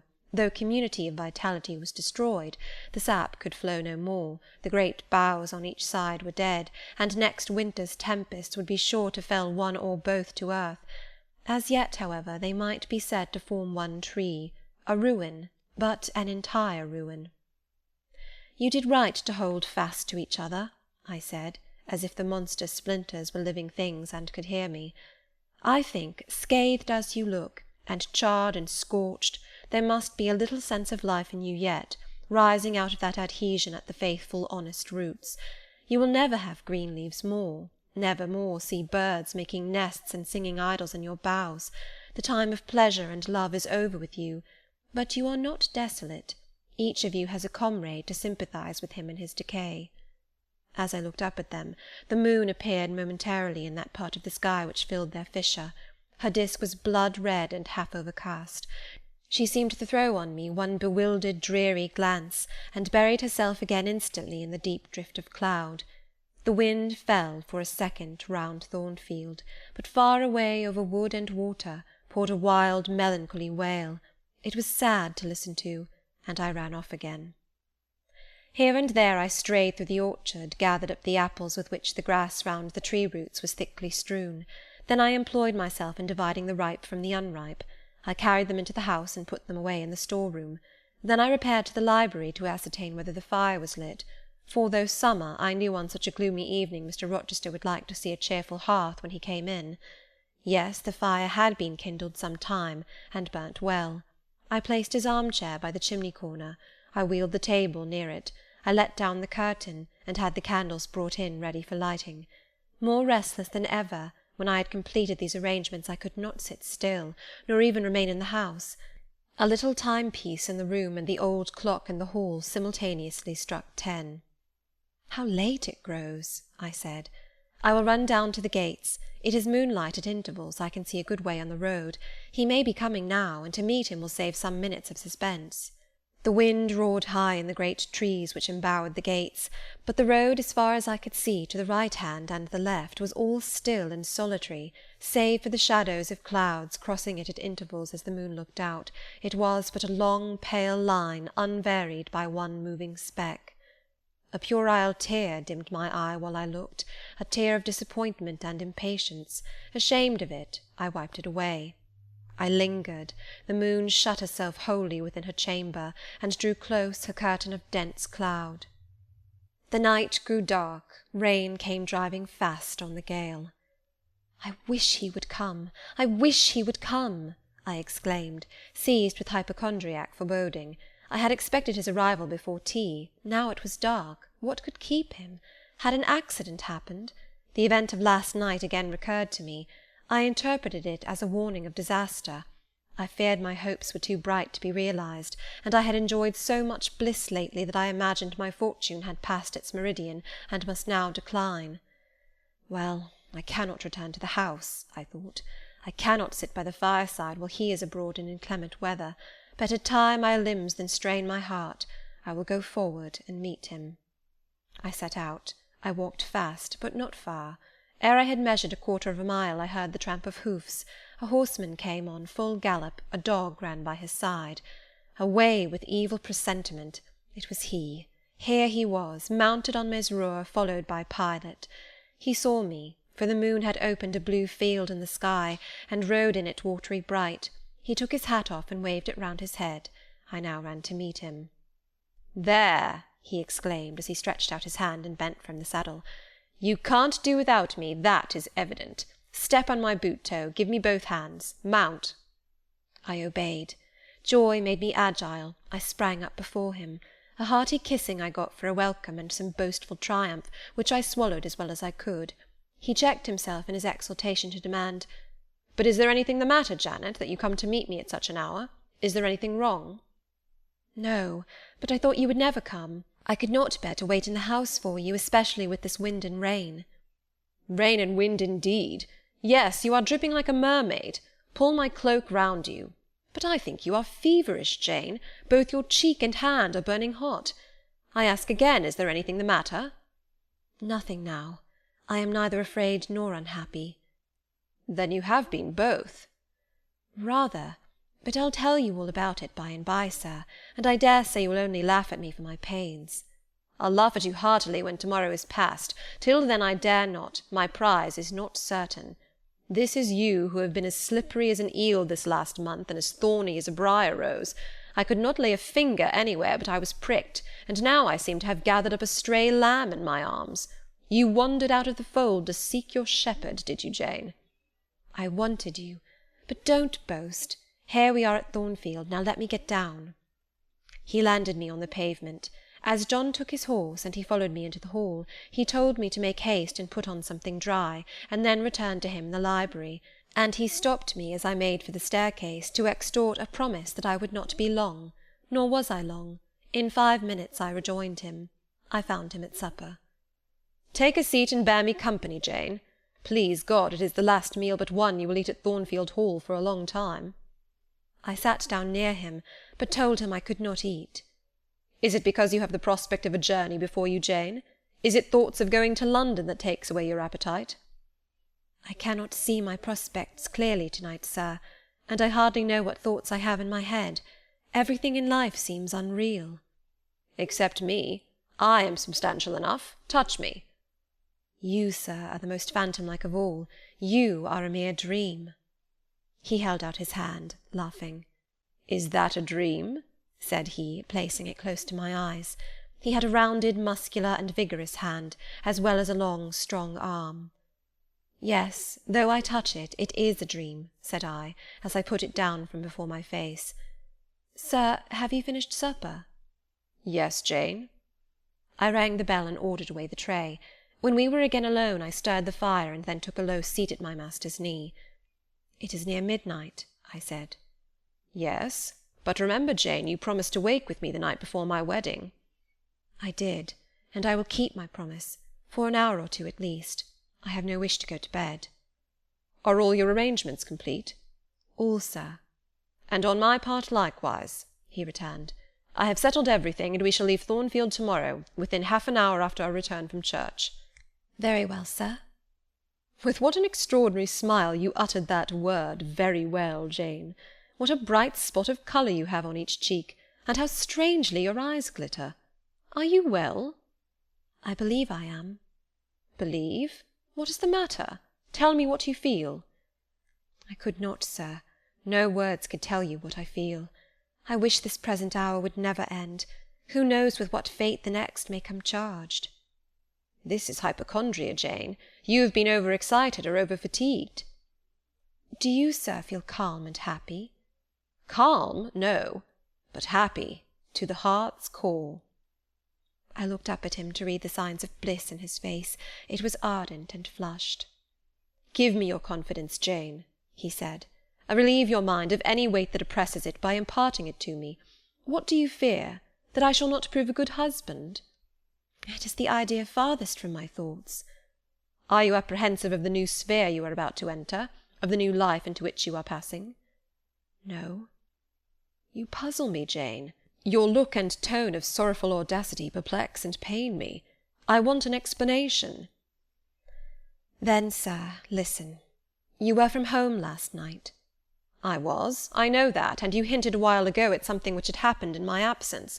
nothing probably of consequence, but in short it has disturbed you. Let me hear it. Mrs. Fairfax has said something, perhaps, or you have overheard the servants talk. Your sensitive self-respect has been wounded." "No, sir. It struck 12. I waited till the timepiece had concluded its silver chime, and the clock its hoarse vibrating stroke, and then I proceeded. All day yesterday I was very busy, and very happy in my ceaseless bustle, for I am not, as you seem to think, troubled by any haunting fears about the new sphere, etc. I think it a glorious thing to have the hope of living with you, because I love you. No, sir, don't caress me now. Let me talk undisturbed. Yesterday I trusted well in Providence, and believed that events were working together for your good and mine. It was a fine day, if you recollect. The calmness of the air and sky forbade apprehensions respecting your safety or comfort on your journey. I walked a little on the pavement after tea, thinking of you, and I beheld you in imagination so near me I scarcely missed your actual presence.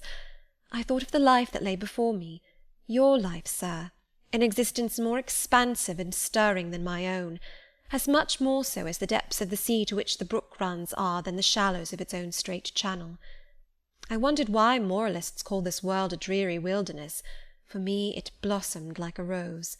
Just at sunset the air turned cold and the sky cloudy. I went in. Sophy called me upstairs to look at my wedding dress, which they had just brought, and under it in the box I found your present, the veil which, in your princely extravagance, you sent for from London, resolved, I suppose, since I would not have jewels, to cheat me into accepting something as costly. I smiled as I unfolded it, and devised how I would tease you about your aristocratic tastes, and your efforts to mask your plebeian bride in the attributes of a peeress. I thought how I would carry down to you the square of unembroidered blonde I had myself prepared as a covering for my low-born head, and ask if that was not good enough for a woman who could bring her husband neither fortune, beauty, nor connections. I saw plainly how you would look, and heard your impetuous republican answers, and your haughty disavowal of any necessity on your part to augment your wealth or elevate your standing by marrying either a purse or a coronet. "How well you read me, you witch!" interposed Mr. Rochester. "But what did you find in the veil besides its embroidery? Did you find poison or a dagger that you look so mournful now?" No, no, sir. Besides the delicacy and richness of the fabric, I found nothing save Fairfax Rochester's pride, and that did not scare me, because I am used to the sight of the demon. But, sir, as it grew dark, the wind rose. It blew yesterday evening, not as it blows now, wild and high, but with a sullen, moaning sound, far more eerie. I wished you were at home. I came into this room, and the sight of the empty chair and fireless hearth chilled me. For some time after I went to bed I could not sleep. A sense of anxious excitement distressed me. The gale still rising seemed to my ear to muffle a mournful undersound. Whether in the house or abroad I could not at first tell, but it recurred, doubtful yet doleful at every lull. At last I made out it must be some dog howling at a distance. I was glad when it ceased. On sleeping I continued in dreams the idea of a dark and gusty night. I continued also the wish to be with you, and experienced a strange regretful consciousness of some barrier dividing us. During all my first sleep I was following the windings of an unknown road. Total obscurity environed me. Rain pelted me. I was burdened with the charge of a little child, a very small creature, too young and feeble to walk, and which shivered in my cold arms, and wailed piteously in my ear. I thought, sir, that you were on the road a long way before me, and I strained every nerve to overtake you, and made effort on effort to utter your name and entreat you to stop, but my movements were fettered, and my voice still died away inarticulate, while you, I felt, withdrew farther and farther every moment. And those dreams weigh on your spirits now, Jane, when I am close to you? Little nervous subject! Forget visionary woe, and think only of real happiness. You say you love me, Janet? Yes, I will not forget that, and you cannot deny it. Those words did not die inarticulate on your lips. I heard them clear and soft, a thought too solemn perhaps, but sweet as music. I think it is a glorious thing to have the hope of living with you, Edward, because I love you. Do you love me, Jane? Repeat it. I do, sir. I do, with my whole heart. Well, he said, after some minutes' silence, it is strange, but that sentence has penetrated my breast painfully.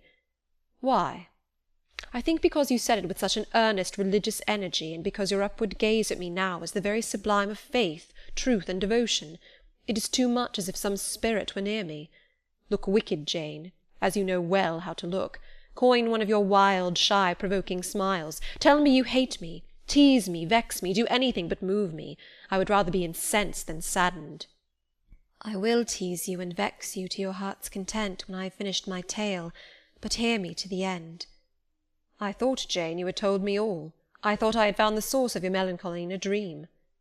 I shook my head. What? Is there more? But I will not believe it to be anything important. I warn you of incredulity beforehand. Go on.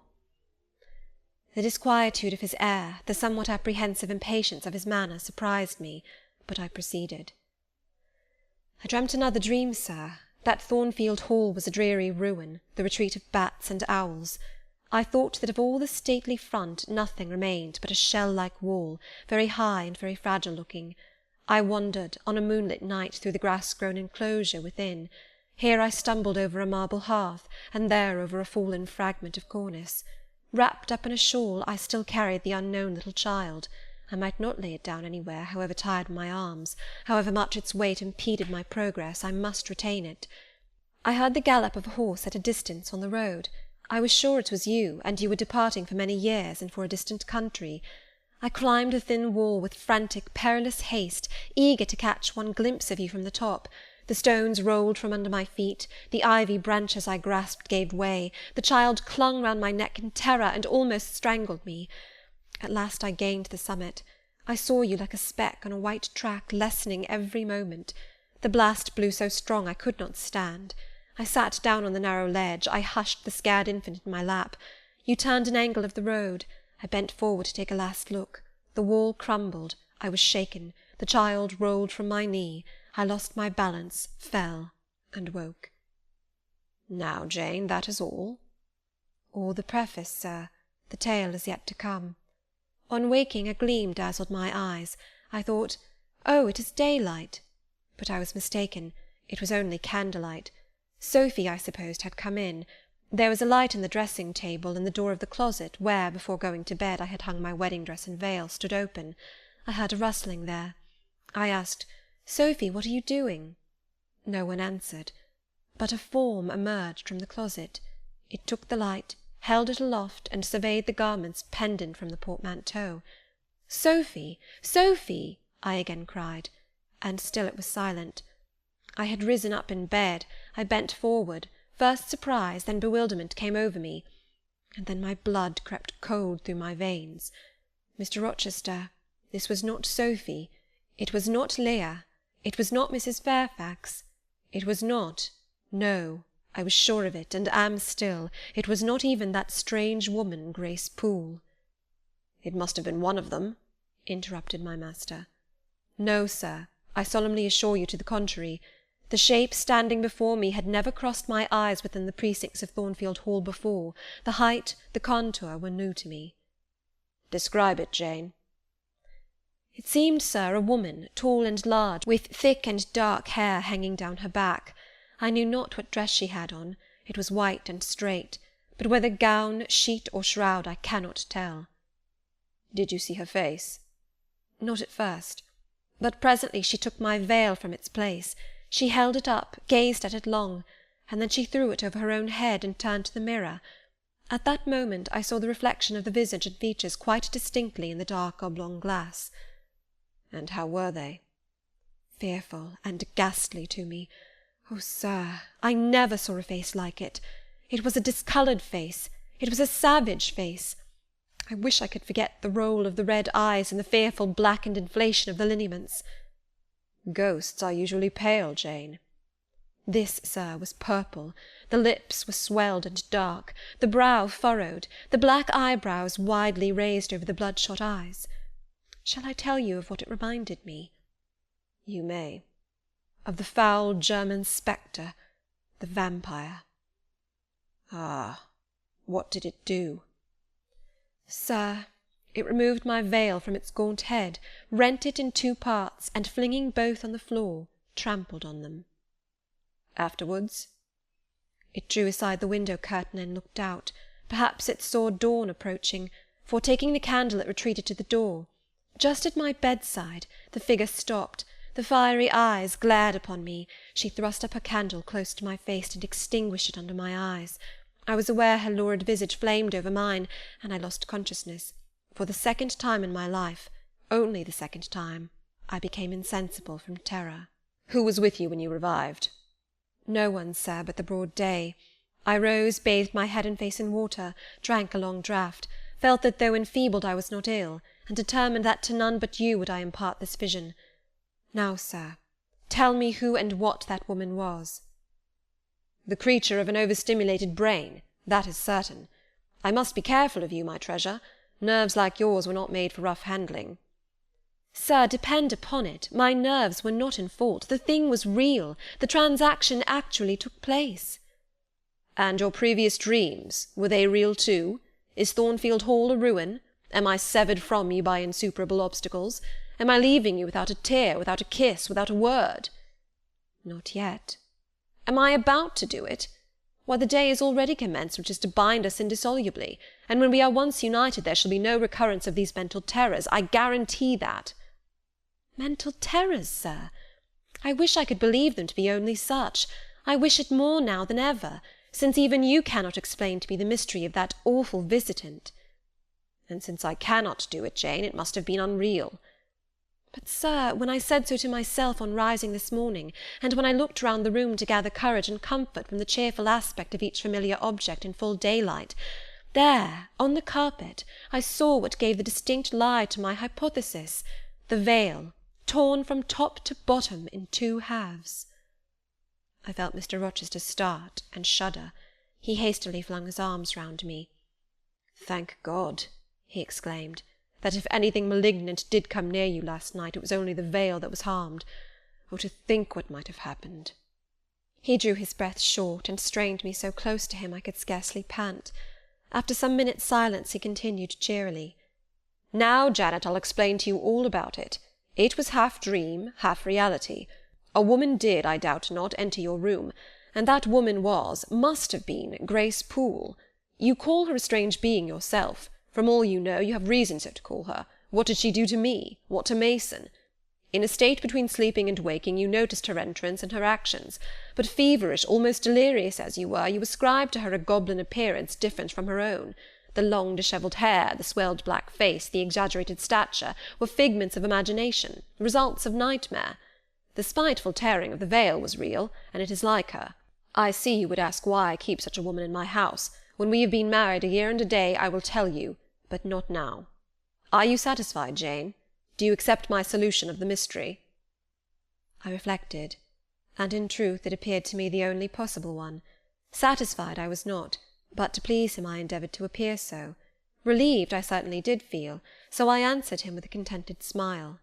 And now, as it was long past 1, I prepared to leave him. "Does not Sophie sleep with Adele in the nursery?" he asked as I lit my candle. "Yes, sir." "And there is enough room in Adele's little bed for you.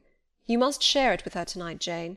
It is no wonder that the incident you have related should make you nervous, and I would rather you did not sleep alone. Promise me to go to the nursery."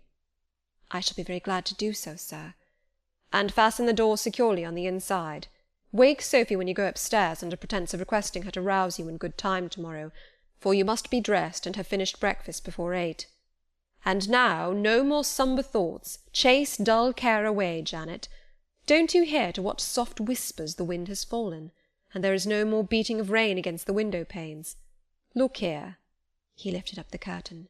"It is a lovely night." It was. Half heaven was pure and stainless. The clouds, now trooping before the wind, which had shifted to the west, were filing off eastward in long silvered columns. The moon shone peacefully. "Well?" said Mr. Rochester, gazing inquiringly into my eyes. "How is my Janet now?" "The night is serene, sir, and so am I." "And you will not dream of separation and sorrow to-night, but of happy love and blissful union?" This prediction was but half fulfilled. I did not indeed dream of sorrow, but as little did I dream of joy, for I never slept at all. With little Adele in my arms, I watched the slumber of childhood, so tranquil, so passionless, so innocent, and waited for the coming day. All my life was awake and astir in my frame, and as soon as the sun rose, I rose too. I remember Adele clung to me as I left her. I remember I kissed her as I loosened her little hands from my neck, and I cried over her with strange emotion, and quitted her because I feared my sobs would break her still sound repose. She seemed the emblem of my past life, and here I was now to array myself to meet the dread but adored type of my unknown future day. Chapter 26. Sophy came at 7 to dress me. She was very long indeed in accomplishing her task, so long that Mr. Rochester, grown, I suppose, impatient of my delay, sent up to ask why I did not come. She was just fastening my veil, the plain square of blonde after all, to my hair with a brooch. I hurried from under her hands as soon as I could. "Stop!" she cried in French. "Look at yourself in the mirror. You have not taken one peep." So I turned at the door. I saw a robed and veiled figure, so unlike my usual self that it seemed almost the image of a stranger. "Jane!" called a voice, and I hastened down. I was received at the foot of the stairs by Mr. Rochester. "Lingerer," he said, "my brain is on fire with impatience, and you tarry so long." He took me into the dining-room, surveyed me keenly all over, pronounced me "fair as a lily, and not only the pride of his life, but the desire of his eyes," and then telling me he would give me but 10 minutes to eat some breakfast, he rang the bell. One of his lately hired servants, a footman, answered it. "Is John getting the carriage ready?" "Yes, sir." "Is the luggage brought down?" "They are bringing it down, sir." "Go you to the church, see if Mr. Wood," the clergyman, "and the clerk are there. Return and tell me." The church, as the reader knows, was but just beyond the gates. The footman soon returned. "Mr. Wood is in the vestry, sir, putting on his surplice." "And the carriage?" "The horses are harnessing." "We shall not want it to go to church, but it must be ready the moment we return, all the boxes and luggage arranged and strapped on, and the coachman in his seat." "Yes, sir." "Jane, are you ready?" I rose. There were no groomsmen, no bridesmaids, no relatives to wait for or marshal, none but Mr. Rochester and I. Mrs. Fairfax stood in the hall as we passed. I would fain have spoken to her, but my hand was held by a grasp of iron. I was hurried along by a stride I could hardly follow, and to look at Mr. Rochester's face was to feel that not a second of delay would be tolerated for any purpose. I wonder what other bridegroom ever looked as he did, so bent up to a purpose, so grimly resolute, or who, under such steadfast brows, ever revealed such flaming and flashing eyes. I know not whether the day was fair or foul. In descending the drive, I gazed neither on sky nor earth. My heart was with my eyes, and both seemed migrated into Mr. Rochester's frame. I wanted to see the invisible thing on which, as we went along, he appeared to fasten a glance fierce and fell. I wanted to feel the thoughts whose force he seemed breasting and resisting. At the churchyard wicket he stopped. He discovered I was quite out of breath. "Am I cruel in my love?" he said. "Delay an instant. Lean on me, Jane." And now I can recall the picture of the old grey house of God rising calm before me, of a rook wheeling round the steeple, of a ruddy morning sky beyond. I remember something, too, of the green grave mounds, and I have not forgotten either 2 figures of strangers straying amongst the low hillocks and reading the mementos graven on the few mossy headstones. I noticed them, because as they saw us, they passed round to the back of the church, and I doubted not but they were going to enter by the side aisle door and witness the ceremony. By Mr. Rochester they were not observed. He was earnestly looking at my face, from which the blood had, I dare say, momentarily fled, for I felt my forehead dewy, and my cheeks and lips cold. When I rallied, which I soon did, he walked gently with me up the path to the porch. We entered the quiet and humble temple. The priest waited in his white surplice at the lowly altar, the clerk beside him. All was still. 2 shadows only moved in a remote corner. My conjecture had been correct. The strangers had slipped in before us, and they now stood by the vault of the Rochesters, their backs towards us, viewing through the rails the old time-stained marble tomb, where a kneeling angel guarded the remains of Damer de Rochester, slain at Marston Moor in the time of the civil wars, and of Elizabeth his wife. Our place was taken at the communion rails. Hearing a cautious step behind me, I glanced over my shoulder. One of the strangers, a gentleman evidently, was advancing up the chancel. The service began. The explanation of the intent of matrimony was gone through, and then the clergyman came a step further forward, and bending slightly towards Mr. Rochester, went on. I require and charge you both, as you will answer at the dreadful day of judgment, when the secrets of all hearts shall be disclosed, that if either of you know any impediment why you may not lawfully be joined together in matrimony, ye do now confess it. For be ye well assured that so many as are coupled together otherwise than God's word doth allow, are not joined together by God, neither is their matrimony lawful. He paused, as the custom is. When is the pause after that sentence ever broken by reply?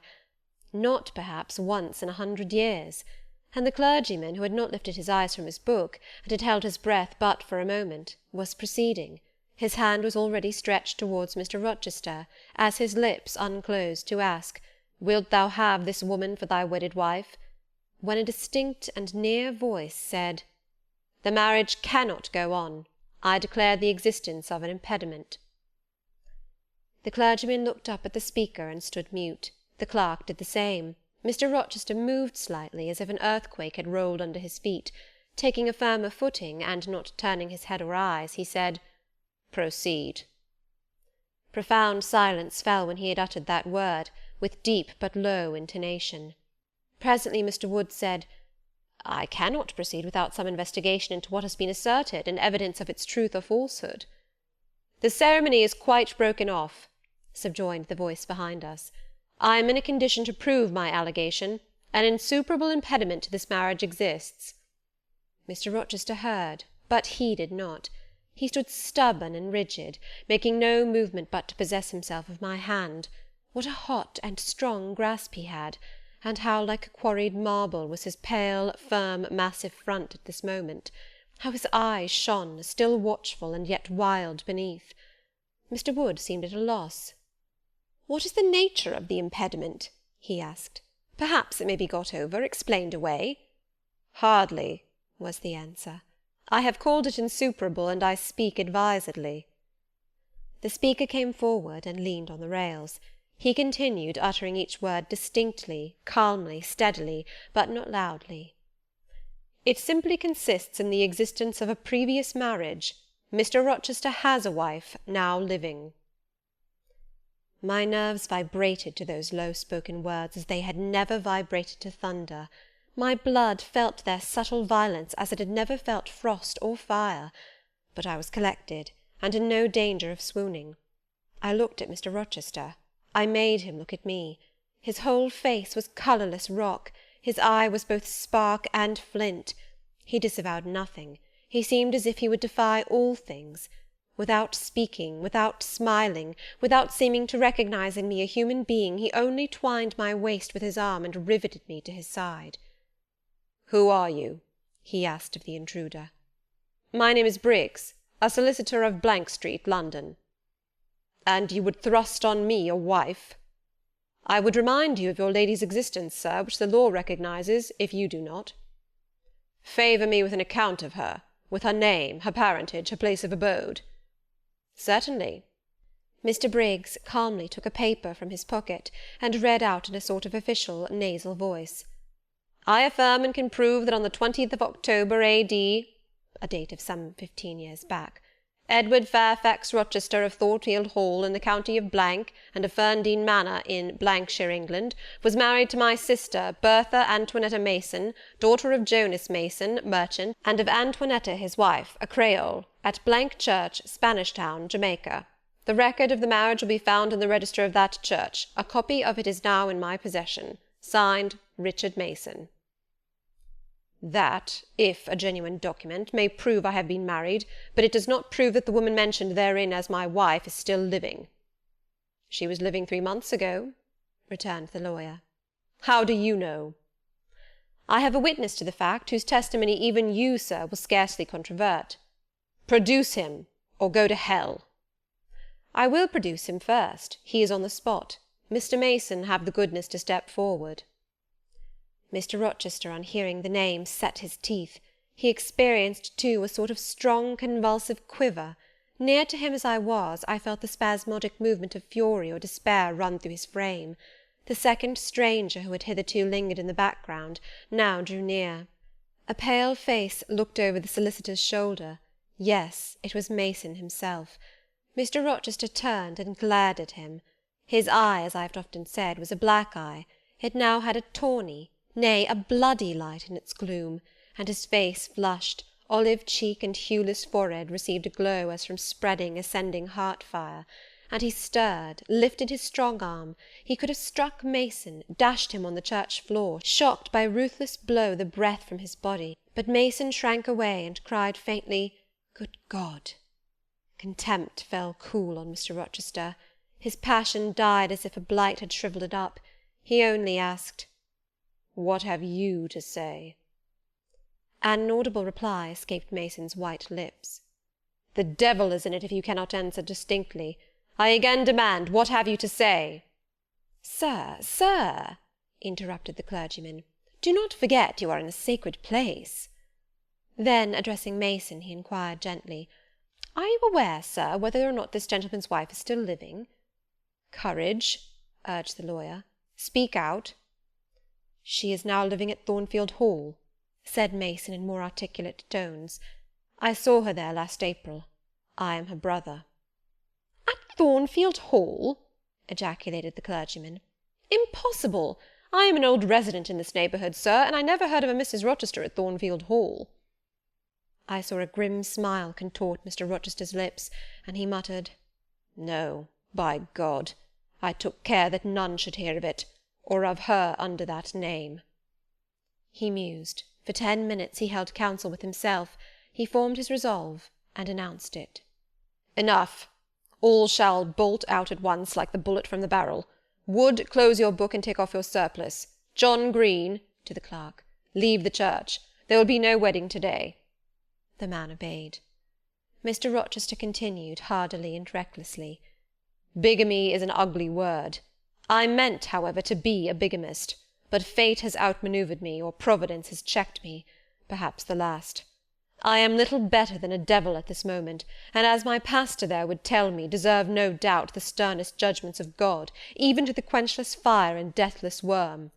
Gentlemen, my plan is broken up. What this lawyer and his client say is true. I have been married, and the woman to whom I was married lives. You say you have never heard of a Mrs. Rochester at the house up yonder, Wood, but I dare say you have many a time inclined your ear to gossip about the mysterious lunatic kept under watch and ward. Some have whispered to you that she is my bastard half-sister, some my cast-off mistress. I now inform you that she is my wife, whom I married 15 years ago, Bertha Mason by name, sister of this resolute personage, who is now, with his quivering limbs and white cheeks, showing you what a stout heart men may bear. Cheer up, Dick. Never fear me. I'd almost as soon strike a woman as you. Bertha Mason is mad, and she came of a mad family, idiots and maniacs through 3 generations. Her mother, the Creole, was both a madwoman and a drunkard, as I found out after I had wed the daughter, for they were silent on family secrets before. Bertha, like a dutiful child, copied her parent in both points. I had a charming partner, pure, wise, modest. You can fancy I was a happy man. I went through rich scenes. Oh, my experience has been heavenly, if you only knew it. But I owe you no further explanation. Briggs, Wood, Mason, I invite you all to come up to the house and visit Mrs. Poole's patient and my wife. You shall see what sort of a being I was cheated into espousing, and judge whether or not I had a right to break the compact, and seek sympathy with something at least human. This girl," he continued, looking at me, "knew no more than you would of the disgusting secret. She thought all was fair and legal, and never dreamt she was going to be entrapped into a feigned union with a defrauded wretch, already bound to a bad, mad, and embruted partner. Come, all of you, follow." Still holding me fast, he left the church. The 3 gentlemen came after. At the front door of the hall we found the carriage. "Take it back to the coach-house, John," said Mr. Rochester coolly. "It will not be wanted to-day." At our entrance, Mrs. Fairfax, Adele, Sophie, Leah advanced to meet and greet us. "To the right about, every soul!" cried the master. "Away with your congratulations! Who wants them? Not I. They are 15 years too late." He passed on and ascended the stairs, still holding my hand, and still beckoning the gentlemen to follow him, which they did. We mounted the first staircase, passed up the gallery, proceeded to the third story. The low black door, opened by Mr. Rochester's master key, admitted us into the tapestried room, with its great bed and its pictorial cabinet. "You know this place, Mason?" said our guide. "She bit and stabbed you here." He lifted the hangings from the wall, uncovering the second door. This, too, he opened. In a room without a window there burnt a fire guarded by a high and strong fender, and a lamp suspended from the ceiling by a chain. Grace Poole bent over the fire, apparently cooking something in a saucepan. In the deep shade at the farther end of the room a figure ran backwards and forwards. What it was, whether beast or human being, one could not at first sight tell. It grovelled seemingly on all fours. It snatched and growled like some strange wild animal, but it was covered with clothing, and a quantity of dark grizzled hair, wild as a mane, hid its head and face. "Good morrow, Mrs. Poole," said Mr. Rochester. "How are you, and how is your charge to-day?" "We're tolerable, sir, I thank you," replied Grace, lifting the boiling mess carefully on to the hob. "Rather snappish, but not rageous." A fierce cry seemed to give the lie to her favourable report. The clothed hyena rose up, and stood tall on its hind feet. "Ah, sir, she sees you," exclaimed Grace. "You'd better not stay." "Only a few moments, Grace. You must allow me a few moments." "Take care, then, sir. For God's sake, take care." The maniac bellowed. She parted her shaggy locks from her visage, and gazed wildly at her visitors. I recognised well that purple face, those bloated features. Mrs. Poole advanced. "Keep out of the way," said Mr. Rochester, thrusting her aside. "She has no knife now, I suppose, and I'm on my guard." "One never knows what she has, sir. She is so cunning, it is not in mortal discretion to fathom her craft." "We had better leave her," whispered Mason. "Go to the devil," was his brother-in-law's recommendation. "Where?" cried Grace. The three gentlemen retreated simultaneously. Mr. Rochester flung me behind him. The lunatic sprang and grappled his throat viciously, and laid her teeth to his cheek. They struggled.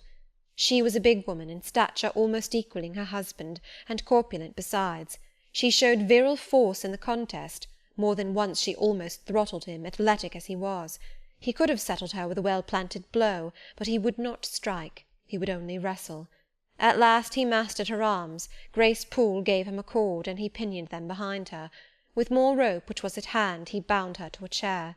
The operation was performed amidst the fiercest yells and the most convulsive plunges. Mr. Rochester then turned to the spectators. He looked at them with a smile both acrid and desolate. "That is my wife," said he. "Such is the sole conjugal embrace I am ever to know. Such are the endearments which are to solace my leisure hours. And this is what I wished to have," laying his hand on my shoulder. "This young girl, who stands so grave and quiet at the mouth of hell, looking collectedly at the gambols of a demon. I wanted her just as a change after that fierce ragout. Wood and Briggs, look at the difference. Compare these clear eyes with the red balls yonder, this face with that mask, this form with that bulk. Then judge me, priest of the gospel and man of the law, and remember, with what judgment ye judge, ye shall be judged. Off with you now. I must shut up my prize." We all withdrew. Mr. Rochester stayed a moment behind us to give some further order to Grace Poole. The solicitor addressed me as he descended the stair. "You, madam," said he, "are cleared from all blame. Your uncle will be glad to hear it, if indeed he should be still living, when Mr. Mason returns to Madeira." "My uncle? What of him? Do you know him?" "Mr. Mason does. Mr. Eyre has been the functional correspondent of his house for some years. When your uncle received your letter intimating the contemplated union between yourself and Mr. Rochester, Mr. Mason, who was staying at Madeira to recruit his health, on his way back to Jamaica, happened to be with him. Mr. Eyre mentioned the intelligence, for he knew that my client here was acquainted with a gentleman of the name of Rochester. Mr. Mason, astonished and distressed, as you may suppose, revealed the real state of matters. Your uncle, I am sorry to say, is now on a sick-bed, from which, considering the nature of his disease, decline, and the stage it has reached, it is unlikely he will ever rise.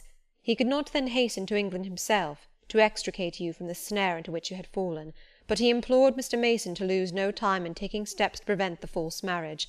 He referred him to me for assistance. I used all dispatch, and am thankful I was not too late, as you, doubtless, must be also. Were I not morally certain that your uncle will be dead ere you reach Madeira, I would advise you to accompany Mr. Mason back, but as it is, I think you had better remain in England till you can hear further, either from or of Mr. Eyre. Have we anything else to stay for?" he inquired of Mr. Mason. "No, no, let us be gone," was the anxious reply, and without waiting to take leave of Mr. Rochester, they made their exit at the hall door. The clergyman stayed to exchange a few sentences, either of admonition or reproof, with his haughty parishioner. This duty done, he too departed. I heard him go as I stood at the half-open door of my own room, to which I had now withdrawn. The house cleared, I shut myself in, fastened the bolt that none might intrude, and proceeded, not to weep, not to mourn, I was yet too calm for that, but mechanically to take off the wedding dress, and replace it by the stuff gown I had worn yesterday, as I thought, for the last time. I then sat down. I felt weak and tired. I leaned my arms on a table, and my head dropped on them. And now, I thought, till now I had only heard, seen, moved, followed up and down where I was led or dragged, watched event rush on event, disclosure open beyond disclosure, but now I thought. The morning had been a quiet morning enough, all except the brief scene with the lunatic. The transaction in the church had not been noisy. There was no explosion of passion, no loud altercation, no dispute, no defiance or challenge, no tears, no sobs. A few words had been spoken, a calmly pronounced objection to the marriage made, some stern, short questions put by Mr. Rochester, answers, explanations given, evidence adduced, an open admission of the truth had been uttered by my master. Then the living proof had been seen, the intruders were gone, and all was over. I was in my own room as usual, just myself, without obvious change. Nothing had smitten me, or scathed me, or maimed me. And yet, where was the Jane Eyre of yesterday? Where was her life? Where were her prospects? Jane Eyre, who had been an ardent, expectant woman, almost a bride, was a cold, solitary girl again. Her life was pale, her prospects were desolate. A Christmas frost had come at midsummer, a white December storm had whirled over June. Ice glazed the ripe apples, drifts crushed the blowing roses. On hayfield and cornfield lay a frozen shroud. Lanes which last night blushed full of flowers, to-day were pathless with untrodden snow. And the woods, which 12 hours since waved leafy and fragrant as grows between the tropics, now spread waste, wild, and white as pine forests in wintry Norway. My hopes were all dead, struck with a subtle doom, such as in one night fell on all the first-born in the land of Egypt. I looked on my cherished wishes, yesterday so blooming and glowing. They lay stark, chill, livid corpses that would never revive. I looked at my love, that feeling which was my master's, which he had created. It shivered in my heart, like a suffering child in a cold cradle. Sickness and anguish had seized it. It could not seek Mr. Rochester's arms, it could not derive warmth from his breast. Oh, never more could it turn to him, for faith was blighted, confidence destroyed. Mr. Rochester was not to me what he had been, for he was not what I had thought him. I would not ascribe vice to him, I would not say he had betrayed me, but the attribute of stainless truth was gone from his idea, and from his presence I must go. That I perceived well. When, how, whither, I could not yet discern, but he himself, I doubted not, would hurry me from Thornfield. Real affection, it seemed, he could not have for me. It had been only fitful passion. That was balked. He would want me no more. I should fear even to cross his path now. My view must be hateful to him. Oh, how blind had been mine eyes! How weak my conduct! My eyes were covered and closed. Eddying darkness seemed to swim round me, and reflection came in as black and confused a flow. Self-abandoned, relaxed and effortless, I seemed to have laid me down in the dried-up bed of a great river. I heard a flood loosened in remote mountains, and felt the torrent come. To rise I had no will, to flee I had no strength. I lay faint, longing to be dead. One idea only still throbbed lifelike within me, a remembrance of God. It begot an unuttered prayer. These words went wandering up and down in my rayless mind, as something that should be whispered, but no energy was found to express them. Be not far from me, for trouble is near. There is none to help. It was near, and as I had lifted no petition to heaven to avert it, as I had neither joined my hands, nor bent my knees, nor moved my lips, it came. In full heavy swing the torrent poured over me. The whole consciousness of my life lorn, my love lost, my hope quenched, my faith dead struck, swayed full and mighty above me in one sullen mass. That bitter hour cannot be described. In truth, the waters came into my soul. I sank in deep mire. I felt no standing. I came into deep waters. The floods overflowed me. End of Jane Eyre, Part 1, by Charlotte Brontë.